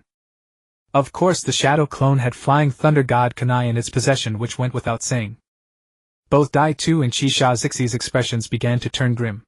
They had no way to restrict the opponent's Flying Thunder God. How could they continue this fight? No matter how many techniques they used, it was useless. Shisha, you shouldn't have interfered in this matter. Lu Rin turned his head toward Shisha and a cold glint burst from his eyes. He decided to eliminate Shisha first, then slowly play with Dai 2, otherwise this guy would keep popping up to cause trouble. Although it posed no fatal threat to Lu Rin, it was still annoying. Shisha's heart immediately skipped a beat, and a very ominous feeling arose. Then he saw Lu Rin simply activate the body flicker technique and charge toward him.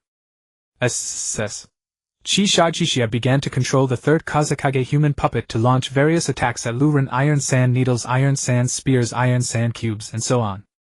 Lu Rin, however, completely ignored them, directly using divine might intangibility to relentlessly pursue Shisha.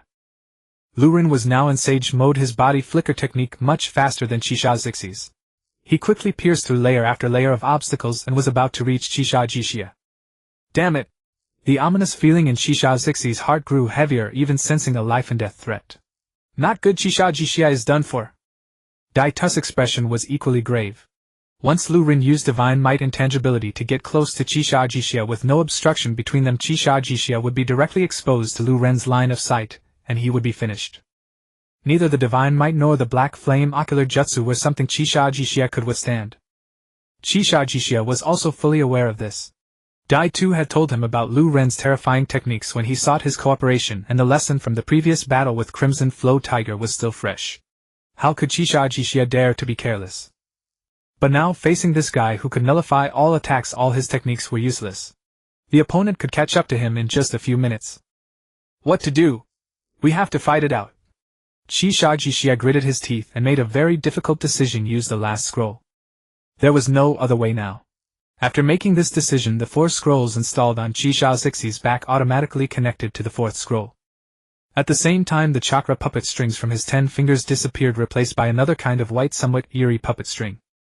And at the other end of the string the puppet connected was a phantom ghost-like shadow. Just as he released the puppet from the 4th scroll, Lu Rin, using his intangibility state, had already broken through layers of obstacles and arrived beside Shisha. He was about to use an ocular jutsu on Shisha, but a shadow directly pounced toward him. What is this? Lu Rin was slightly startled. He had never remembered Shisha having such a strange puppet. Just as this thought flashed through his mind, the shadow puppet pounced right in front of Lu Ren. At that moment, an extremely dangerous sensation surged over him. The shadow puppet actually passed directly through Lu Ren's body, penetrating deep into his soul. Soul attack! This shadow is a soul entity. Lu Ren was greatly shocked, or rather utterly horrified. Since he had bound the check-in system, he had obtained countless powerful means and trump cards, and he believed that no one in the entire ninja world, whether ninja or jutsu, could surpass him. Even if the strongest person stood before him, he could remain calm and unruffled. Lu Ren had never imagined that one day he would encounter a technique that would shock him so profoundly. Direct soul attack. Chisha, are you cheating? And this cheat is no small one. But after the shock, Lu Ren quickly calmed down. The Sharingan in his pupils rotated directly, switching to the Samsara eye state. He reached out and used the power of the human path against that soul entity, then fiercely grabbed it in one swift motion. Of course, while doing this, Lu Ren also controlled the gold dust to spread around, blocking the view so that Dai 2 or the hidden Zetsu would not see his eyes. What? That's impossible. This time it was Chisha Xixi's turn to be extremely horrified. The puppet sealed in his last scroll was a soul puppet. How could this person catch it? How is that possible? The soul plane and the real world are completely different dimensions. Kill him! Kill him! Chisha Xixia roared inwardly, desperately striving to seize control of that soul puppet. No matter how he manipulated it, the soul puppet clung tightly to Lu Ren's hand and would not budge. Boom! At that moment, Lu Ren drove a brutal fist through Chisha Xixia's body and drew out an oval-shaped container from within. That container was the very core of Chisha Xixia, the control nexus. With it in hand, the puppet body would be rendered useless. If that nexus were installed into another puppet, Chisha Xixia could be revived anew. From this angle, what Deshiwan sought, immortality, was realized perfectly in Chisha Xixia. The moment Lu Ren plucked out Chisha Xixia's core, control over the soul puppet bound to the fourth scroll was severed and the soul puppet simply vanished. Lu Ren unleashed the Shui Eye technique and transferred Chisha Xixia's control core into the Shui space. Originally, Lu Ren had intended to finish Chisha Xixia outright, but the emergence of that soul puppet piqued his curiosity instead. He resolved to study it meticulously. If he could master its secret, he would gain yet another monstrously powerful instrument of death. This was a soul attack. With a dull thud, Chisha Xixia's puppet collapsed before Lu Ren, exposing its back. With a single glance, Lu Ren finally understood. It turned out that astonishing puppet had been Chisha Xixia's fourth scroll. Chisha Xixia's 4 scrolls grew progressively more formidable, and the fourth, the mightiest of all, had never been used. No one knew its nature, only that it was terrifyingly powerful. Even so, Lu Ren had not expected its power to reach such extremes. It was effectively a cheat. What Lu Ren did not know was that this technique could not be deployed casually. A soul puppet cannot be controlled by ordinary means, it must be driven by a soul itself. When Chisha Xixia had launched that soul strike against him earlier, it had also inflicted grievous spiritual wounds upon Chisha Xixia himself. Given Chisha Xixia's present condition, even though Lu Ren had temporarily seized his core, whether he could ever truly revive again was uncertain.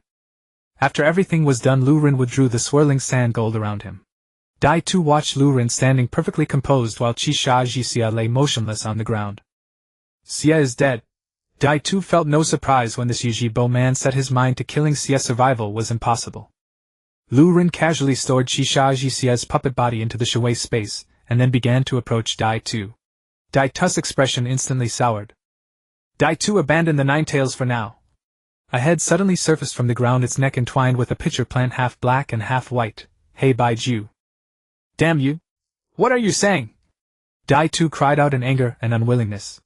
Must he fail every time this creature appeared? Dai 2's resentment burned, but Hei Baiju ignored it and explained coldly. You know this is the right choice. You saw his methods. Even if you had transplanted the Lun Huiyan, you could not beat him. Shut up. Your voice is annoying. Dai 2 snapped in irritation. Though Hei Baiju's words were harsh, Dai 2 knew they were true. The gap between him and Lu Ren remained significant. To pry the Nine Tails from this man's grasp was almost impossible. Was the plan doomed to fail once more? Damn it! Dai 2 clenched his fist. Dai 2, withdraw for now. Hei Baiju urged. We will make other plans later, there will be a way. Hei Baiju repeated his counsel. Dai 2's expression flickered several times before reason overcame emotion. He exhaled and set his course. In any case, the objective this time is to destroy Mu Yi. The Nine Tails is merely a means. Even without the Nine Tails, with my power I can still accomplish this. Let the Nine Tails remain here, it is conveniently tying down this Yuji-Bo. This is not a retreat but a strategic redeployment. Thinking so made it easier for Dai Tu to accept. A vortex of space appeared before him ready to ferry him into the Shui space. But Dai Tu overlooked one thing. When he used Shui to transfer, he effectively opened a passage between Shui space and the real world. At that moment Lu Ren could sense the Fei-Lation marks within the Shui space. Where had Fei-Lation marks come from inside Dai Tu's Shui space? There were in fact quite a few. First, during the battle, Dai Tu had to prevent Lu Ren from using Fei-Lation, offensively transferred all the Fei-Lation kunai Lu Ren threw into his own Shui space. Second, during the fight, Lu Ren had deliberately left Fei-Lation seals on Dai Tu himself, prepared for contingencies, ready for any eventuality. To ensure he could deliver a killing blow to Dai Tu, Lu Ren elected to sense the Fei-Lation formation lodged on him, as Dai Tu's body was pulled into the Shui space and the conduit between worlds was about to close. In a flash, Lu Ren vanished. He had a shadow clone hidden at the scene, so there was no concern about the outside. The next instant, inside Shui space, Dai Tu had barely touched down when he sensed motion behind him. Before he could react, a hand pressed down on his shoulder. Inside Shui space you cannot use Su Hua, can you, Dai Tu? At the same time a voice sounded at his ear, a voice all too familiar, one that inspired both dread and hatred. The voice spoke, truly Su Hua's principle is to shift the part of the body receiving an attack into Shui space. He was wholly within Shui space, where could he shift to now? So if I had wanted to kill you just now you would already be dead, Dai Tu. The irritating voice continued, but immediately Dai Tu felt the hand on his shoulder relax and let go. The stranger had done nothing to Dai Tu, which left him somewhat astonished. He turned and stared at Yujibo. Lu Ren was surprised, then snorted coldly. No, even if you had truly struck to kill me just now you could not have killed me. So confident. Ah, I see, Isianaji is Anaji. Lu Ren, with only a moment's reflection, understood the source of Dai Tu's assurance. Indeed, that technique can alter reality itself. It is arguably the most flagrantly broken trick in the world of the Hokage, and Dai Tu therefore had reason to be confident. As for where Dai Tu's extra Xia Luan Yen came from, Lu Ren had no interest in knowing. For a man like Dai Tu, killing a Yujibo and transplanting eyes was all too easy. Besides, Laon Yen Ban had possessed Xia Luan Yen at death. If Lu Ren were in Dai Tu's place he would not have wasted such resources. Dai Tu's face darkened. Nothing rankled him more than the sensation that everything he owned seemed to be under another's control. You evasive, secretive man, on what basis do you feel superior before me? Dai Tu attacked mercilessly. He had clashed with Lu Ren more than once, and each time Lu Ren wore a different guise. Even now Dai Tu did not truly know what manner of adversary this supposed archenemy was. Of course, after his first humiliating encounter at Lu Ren's hands, Dai Tu had investigated Lu Ren's identity, but had found nothing. Among the Yujibo clan, aside from Yujibo Jishui, no one else was known to have awakened the Wan Huatong Xia Luan Yen. A man who spends his days masked hardly has the right to say that, Lu Ren retorted lightly. Lu Ren replied with casual disdain. Dai Tu had no retort. He was left speechless. Enough, Dai Tu. I sought this face-to-face meeting not to bicker, but because there is something I wish to ask you. Lu Ren's next words made Dai Tu pause. He had not expected Lu Ren to have questions for him. Given the nature of their relationship, was such frankness appropriate? Could Lu Ren really be so informal? Dai Tu was curious what Lu Ren might ask, though he feigned hauteur and taunted. Do you ever still need my help? Indeed. Even a soiled rag or a single match has worth. You are no exception, Dai Tu, Lu Ren said with deadpan seriousness. Dai Tu nearly leapt. What a ridiculous metaphor. Spit it out, what do you want? He demanded irritably. Do you know Wu Xian you do infinite Tsukuyami? Lu Ren asked in a genuinely inquisitive tone. What did you say? Wu Xian you do? Dai Tu wondered if he had misheard, if the long fight had unhinged him. Had Yujibo Ban told someone else about the Wu Xian you do plan? No, wasn't he Ban's sole heir? How then did this Yujibo before him know of it? Lu Ren's question utterly shocked and bewildered Dai Tu. Several seconds passed before Dai Tu fixed his gaze on Lu Ren and asked in a low voice. Where did you learn of Wu Xian you do? So you do know, Lu Ren said with evident relief. I asked the right person, Dai Tu snapped. You haven't answered. Where did you learn it? Dai Tu's expression showed no easing. His voice grew more solemn. Lu Ren shrugged. How else? The same way you did. Lu Ren sounded utterly at ease, as if speaking of a trifle. Impossible. That is impossible. Dai Tu could not accept it.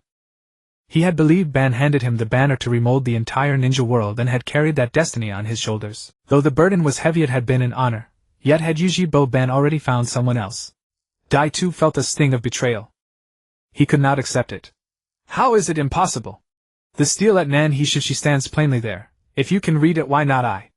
Don't presume you alone awakened the Yongheng Wan Huatong Xia Lun Yen. Lu Rin proceeded to rebut him with mock seriousness. Of course, Lu Rin had deliberately suggested Dai Tu had awakened the eternal Mangekyo so that his claim to have read the stele and learned of Wu Xian Yu Du would seem plausible. That also made his coming here to question Dai Tu about Wu Xian Yu Du reasonable. Lu Rin could not be certain whether Dai Tu Xia Lun Yen truly qualified as Yongheng Wan Huatong Xia Lun Yen. But Dai Tu had Baiju grafted into him, supported by Zhu Jian Shibao cells, and could use his eyes as if they were eternal Mangekyo with no apparent difference.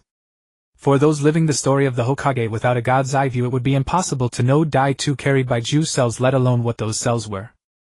So from Dai Tu's standpoint, Lu Ren's deduction that he had awakened the eternal Mangekyo was not unreasonable. Dai Tu.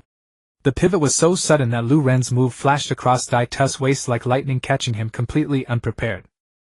Dai Tu was initially bewildered. He knew his clan's Nan He Xingxi well enough, though had never visited. Did it truly contain an inscription about the Wu Xian Yu Du plan? He concentrated, and the memory came back to him. Indeed, it was as he recalled. After hearing of the Moon's Eye plan, he had once asked Yuji Bo Ban how the idea came to be. Ban had told him it was guidance left by the Lu Dao Xianren. It had been recorded on a stele at Nan He Shishi. So you saw the plan there too? Is that why you seized the Nine Tails? Dai Tu paused and then began to put on an act before Lu Rin. Since Lu Rin also knew of the plan, Dai Tu wanted to gauge his attitude toward it. This would determine whether Lu Rin would be a future collaborator or an enemy with different ideals. Indeed, you saw the plan as well. I knew it, Lu Rin said with delight. At last I have found someone who speaks my language. I have long felt uneasy about certain aspects of this plan. I wished to discuss it but had no one to speak with. Now that I have met you, that is fortunate indeed. Dai Tu asked without change of expression.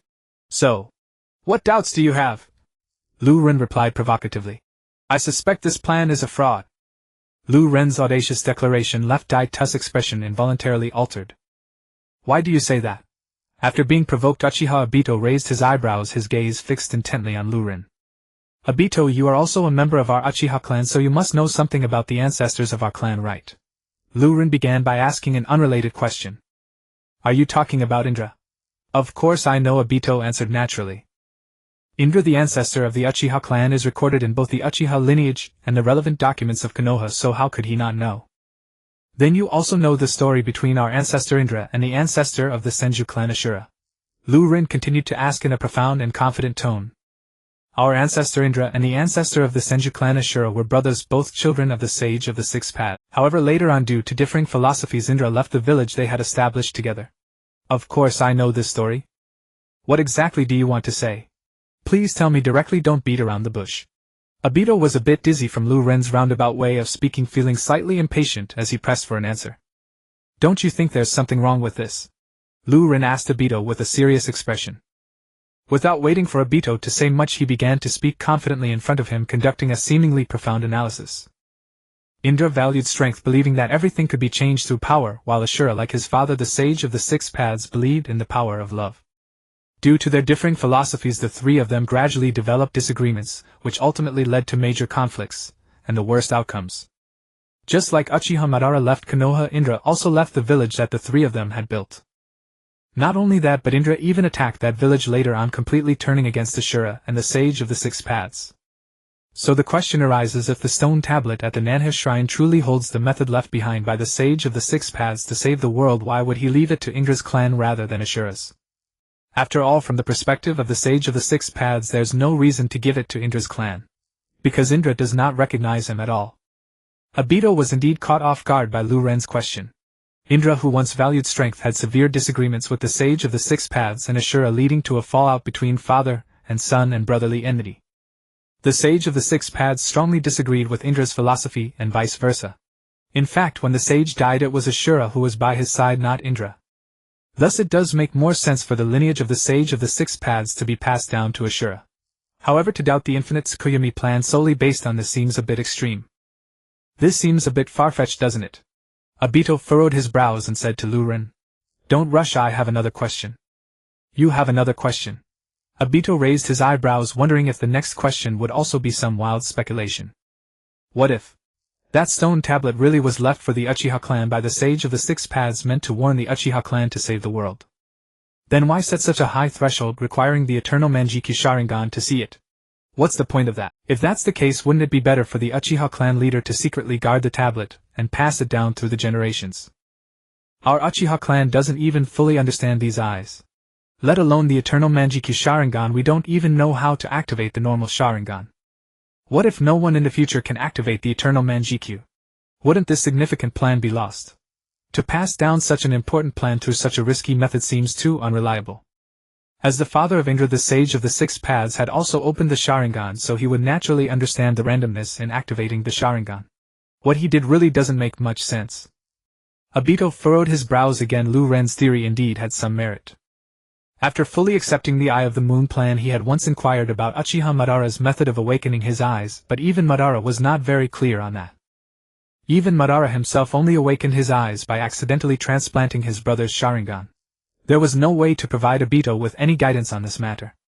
If even Uchiha Madara was like this, it was needless to say about other Uchiha clan members. Compared to this method, Lu Ren's suggestion of having the Uchiha clan leader keep it secret indeed seemed more logical.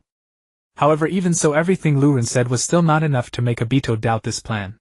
This is just your own speculation, isn't it? Obito said thoughtfully.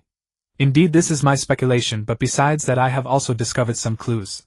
Lu Ren replied. Clues? Obito was already feeling uneasy. What clues? Lu Ren continued. When I used the eternal Manjikyu to read the content on the tablet, I found that some of the words seemed to have been altered. Is this true? Obito's expression changed. If that's the case, it would mean that the infinite Tsukuyomi plan might indeed have problems. Of course, this is just my guess, I can't be sure. But Lu Ren quickly changed his tone, which made Obito breathe a sigh of relief. If his beliefs were a scam, Obito would really find it hard to accept. Since you can't be sure, why are you telling me all this? Obito said expressionlessly with a slight huff. That stone tablet was created using yin-yang release, and my eyes are just the eternal Manjikyu. They are far from enough to see through that tablet. But Obito, you now possess the eyes of the Sage of the Six Paths. Seeing through that tablet is completely effortless, so I want to ask you to check if there are any signs of alteration on that tablet. Lu Ren said to Obito with a serious expression. This was Lu Ren's purpose for all the back and forth, to subtly hint to Obito. After all, Lu Ren and Obito were not enemies. It was just absurd that they had become life and death foes. Moreover, whether intentionally or not, Lu Ren had thwarted Obito's actions many times, and this time he had even actively plotted against him. To give Obito a hint could also be seen as a form of compensation for him. Obito's heart stirred slightly, although he still did not fully believe Lu Ren's words. The stone tablet at the Nanha Shrine had successfully attracted his attention. Since I'm already in Konoha, it wouldn't hurt to take a look at that stone tablet. After a moment of contemplation, Obito thought to himself. After all, one Kamui would suffice, it wouldn't be much trouble. But the proud Obito still pretended to look down on it. Do you think I would do such a boring thing just because of your vague words? Boring. Obito, I suspect there's a huge conspiracy behind this. Lu Ren was getting into his act, gradually entering the zone. This infinite Tsukuyomi plan was deliberately fabricated by someone. Oh? Really? What conspiracy? Obito asked with indifference. To kill Uchiha Madara. Lu Ren stated firmly, analyzing it earnestly. Someone deliberately altered the content on the tablet, and wrote the infinite Tsukuyomi plan on it just to let Uchiha Madara see it. This could explain why the Sage of the Six Paths left the tablet to Indra and why only the eternal Manjikyu can see it, because this tablet was specifically meant for Uchiha Madara to see. As a result, Madara fell for it, betrayed Konoha, and was eventually eliminated by the First Hokage. If this is the case, then all the doubts have been perfectly explained right. Clearly there's a hidden hand manipulating everything behind the scenes. Obito raised an eyebrow. Then tell me, who is this hidden hand? Danzo. Lu Ren blurted out. What? Obito was stunned. Danzo. Could you exaggerate a bit more? He was a hidden old fox in the shadows, usually playing political games, but what qualifications did he have to orchestrate such a grand scheme? Are you kidding me? Moreover, according to Lu Ren's theory, Senju Tobirama had not yet become Hokage at that time. How old was that old thief Danzo? Ahem. I meant Danzo's teacher. The second Hokage, Senju Tobirama.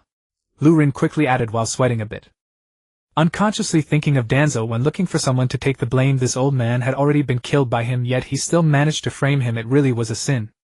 After sweating a bit, Lu Ren continued to speak persuasively to Obito. You are well aware of the second Hokage's attitude towards the Uchiha clan, and he even killed Madara's brother. They originally had a feud.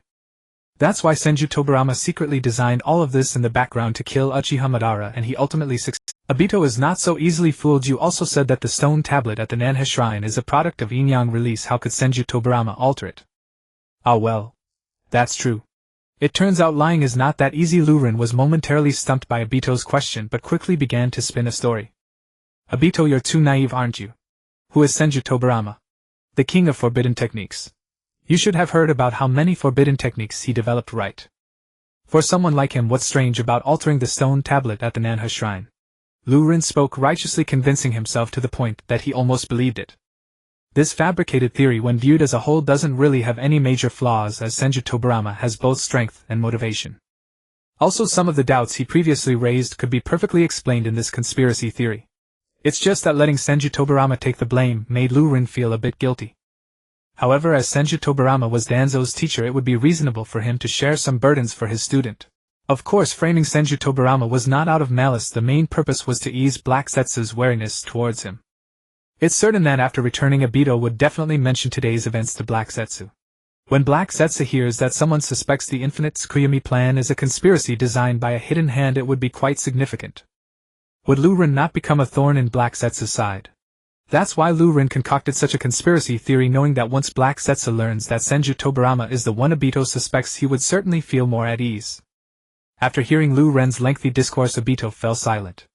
Although Lu Ren's conspiracy theory seemed a bit far-fetched at first, when considered from various angles it really didn't have any obvious flaws. Although he did not fully believe it yet, Obito's desire to check the stone tablet at the Nanha Shrine grew stronger. Seeing that he had successfully planted a seed in Obito's heart, Lu Ren did not say anything further, and used his Kamui, disappearing from Obito's sight. In the next moment, Obito reappeared before the Ninetales using Kamui. I have already shown mercy to Obito. What he develops into in the future will depend on his own fortune. However, if I were Obito, I would definitely go take a look at the stone tablet at the Nanha Shrine, Lu Ren thought to himself. Thinking about Obito's future developments, he was really looking forward to it. Not long after Lu Ren used Kamui to leave, Obito followed suit and exited from his Kamui space. Great, Obito. I thought you were killed by that guy.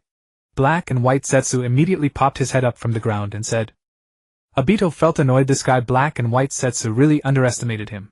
Fine, that guy is indeed powerful, and Obito acknowledged that he was inferior to him, but couldn't Black and White Setsu show him a bit of respect? Let's go, he said to Black and White Setsu irritably. We can't get the Ninetales back. What do you plan to do next? Black and White Setsu asked from the side. To Konoha. Obito's face regained its cold demeanor. Even without the Ninetales, I can personally destroy Konoha. This plan sounds pretty good. Black and White Setsu agreed wholeheartedly. At this moment, a Kamui vortex appeared before Obito, sucking him in and making him disappear. Black and White Setsu sank underground. Meanwhile, Uchiha Lu Ren was completely unaware of the conversation between Obito and Black and White Setsu, as he remained calmly sitting beside the Ninetales, merely keeping watch over it. Konoha, the hospital. Hurry, make way. Critical patient incoming, clear the path. Faster. Faster. The third Hokage is bleeding again. Stretcher after stretcher raced down the hospital corridors like speeding vehicles, accompanied by frantic, urgent shouts. Chaos reigned.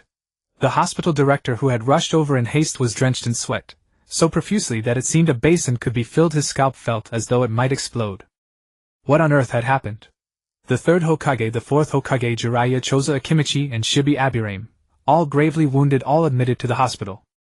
Had Iwagakure, Sunigakure, Kirigakure, and other villages launched a joint invasion against Konoha? Otherwise, how could such devastation possibly occur?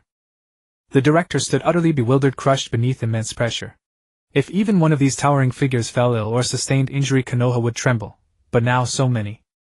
Worse still, with so many elite shinobi flooding his facility simultaneously, the hospital lacked sufficient medical need for immediate treatment. We're fine, treat Minato first. Thankfully, the third Hokage spoke up just in time, allowing the director to exhale deeply. Immediately the director personally examined Minato Namikaze's condition, and soon his brow furrowed deeply like a chrysanthemum blooming in late autumn. The Hokage has been poisoned. We must formulate an antidote, but... His frown deepened further, as if two venerable chrysanthemums had blossomed upon his brow. But this cannot be accomplished swiftly, and may prove impossible altogether. If Tsunade were here... Jiraiya stirred awake, laboriously propping himself upright. Respected third Hokage, esteemed Jiraiya-sama, I suspect both the Hokage and Choza Akamikisama have been poisoned by Shibi Aburamisama's parasitic insects. At that moment an ANBU shinobi leapt forward and addressed them. He then recounted, in precise detail, the sequence by which the third Hokage and Choza Akimichi had collapsed.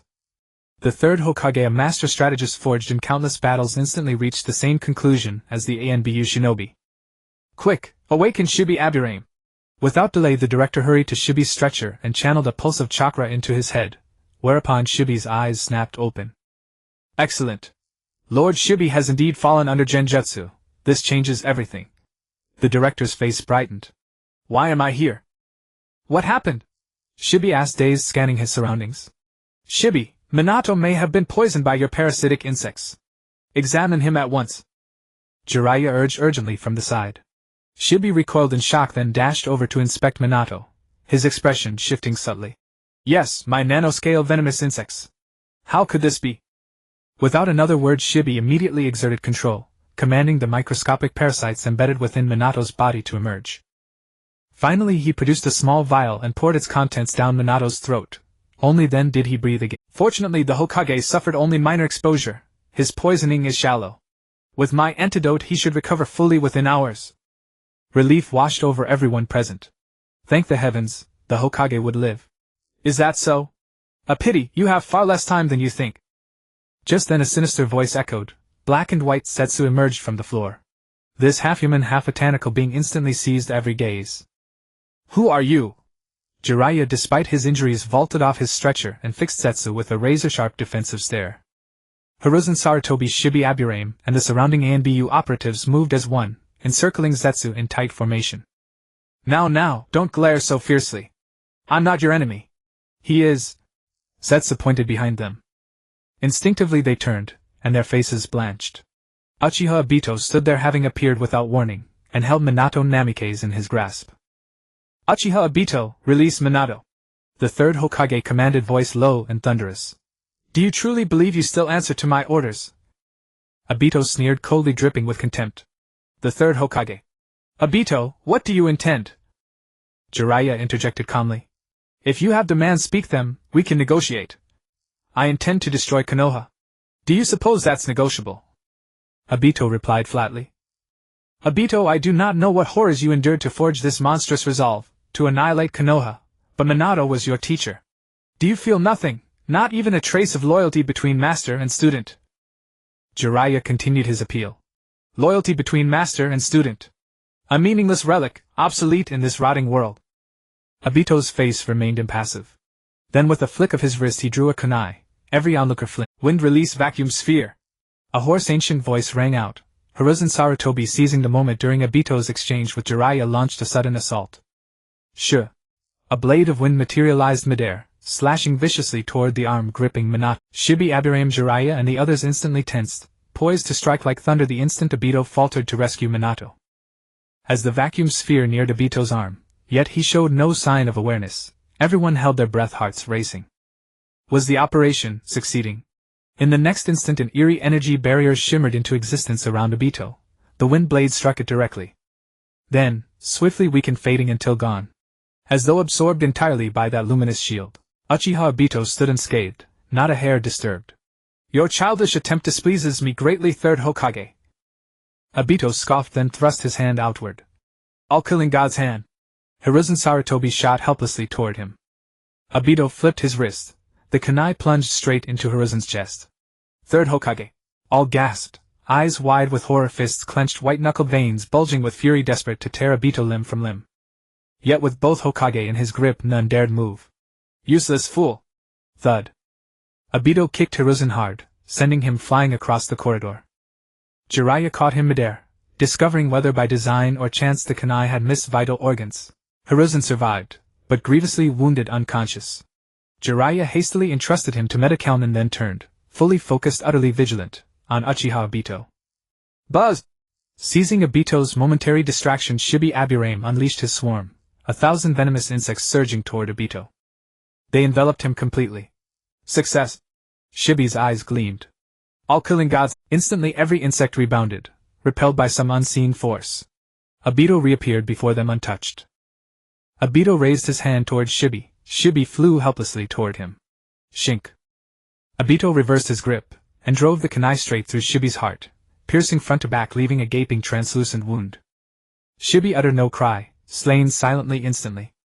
Hiruzen Sarutobi, the third Hokage of Konoha, though officially retired, retained immense influence akin to a regent ruling behind the curtain. This made him strategically valuable to Obito's plans, hence he spared him. But Shibi Aburame, regrettably he served no purpose, so Obito killed him without hesitation. Thud. After kicking Shibi's corpse aside, Obito swept a cold, arrogant gaze across the stunned assembly. Any more volunteers for death? No one dared stir. Obito's techniques were too bizarre, too overwhelming, no countermeasure yet devised. Konoha, truly a nest of weaklings. Obito sneered, unflinching. Shink. With that, Obito drew the kunai, and drove it deep into Minato Namikaze's heart. Thud. Worse, deliberately humiliating, he kicked Minato's lifeless body across the floor. Minato! Jiraiya cried out in anguish, then vanished in a body flicker, catching Minato before he struck the ground. A swift examination froze Jiraiya's expression, jaw-clenched, face contorted with unrestrained murderous rage. Minato's heart had been pierced beyond repair, even divine intervention could not restore him. Uchiha Obito! Moments later Jiraiya roared the name, each syllable dripping with lethal intent. He lifted his head, ready to charge, but the man who just slaughtered in the hospital had vanished without a trace. Where did he go? As Jiraiya searched frantically, Obito had already warped, via Kamui, to the outskirts of Konoha. Gurgle gurgle. Soon after, black and white Setsu surfaced from the earth. The Hokage is dead. The third Hokage lies gravely wounded. Though we failed to seize Kurama, this mission remains a success. Setsu nodded approvingly. Indeed, despite interference from that wretched man, our core objective stands achieved. I murdered the Hokage as an Uchiha, and nearly stole Kurama. Konoha will hate and suspect the Uchiha clan more than ever before. Thus tensions between Konoha and the Uchiha will reach their historical zenith, culminating in inevitable conflict. Our grand design advances. All unfolds precisely as foreseen, Obito. Setsu nodded, then asked, what comes next? I shall go to the Naka Shrine, Obito declared after brief contemplation. The Naka Shrine? Black Setsu sounded puzzled. Why there? Are you nostalgic for your clan, seeking one last look? No. I wish to examine the stone tablet.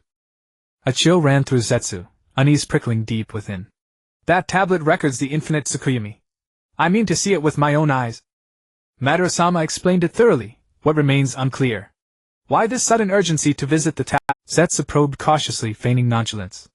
It was him. He studied the tablet within Kamui space, discovered inconsistencies, and formed unsettling deductions. Obito succinctly recounted Ryujin's revelations to Setsu, everything spoken within the Kamui dimension. Setsu felt like a soul riding a runaway roller coaster. When Ryujin voiced suspicion that the tablet had been altered, that a hidden hand manipulated events, Setsu's pulse spiked violently. Only when Ryujin named Hashirama Senju's brother, Tobirama, as the suspected architect did Setsu's taut nerves finally ease. Yet his unease remained, unchanged, as unyielding as a youth's first dread, because regardless of how absurd Ryujin's theories sounded, they had irrevocably captured Obito's attention. Obito now intended to inspect the tablet himself. And with the Rinnegan in his possession, Setsu could no longer guarantee his alterations would evade detection. I erred, I grew careless. After Madara fell for the deception, I should have restored the tablet immediately. Setsu inwardly berated himself. This glaring flaw left uncorrected now threatened everything.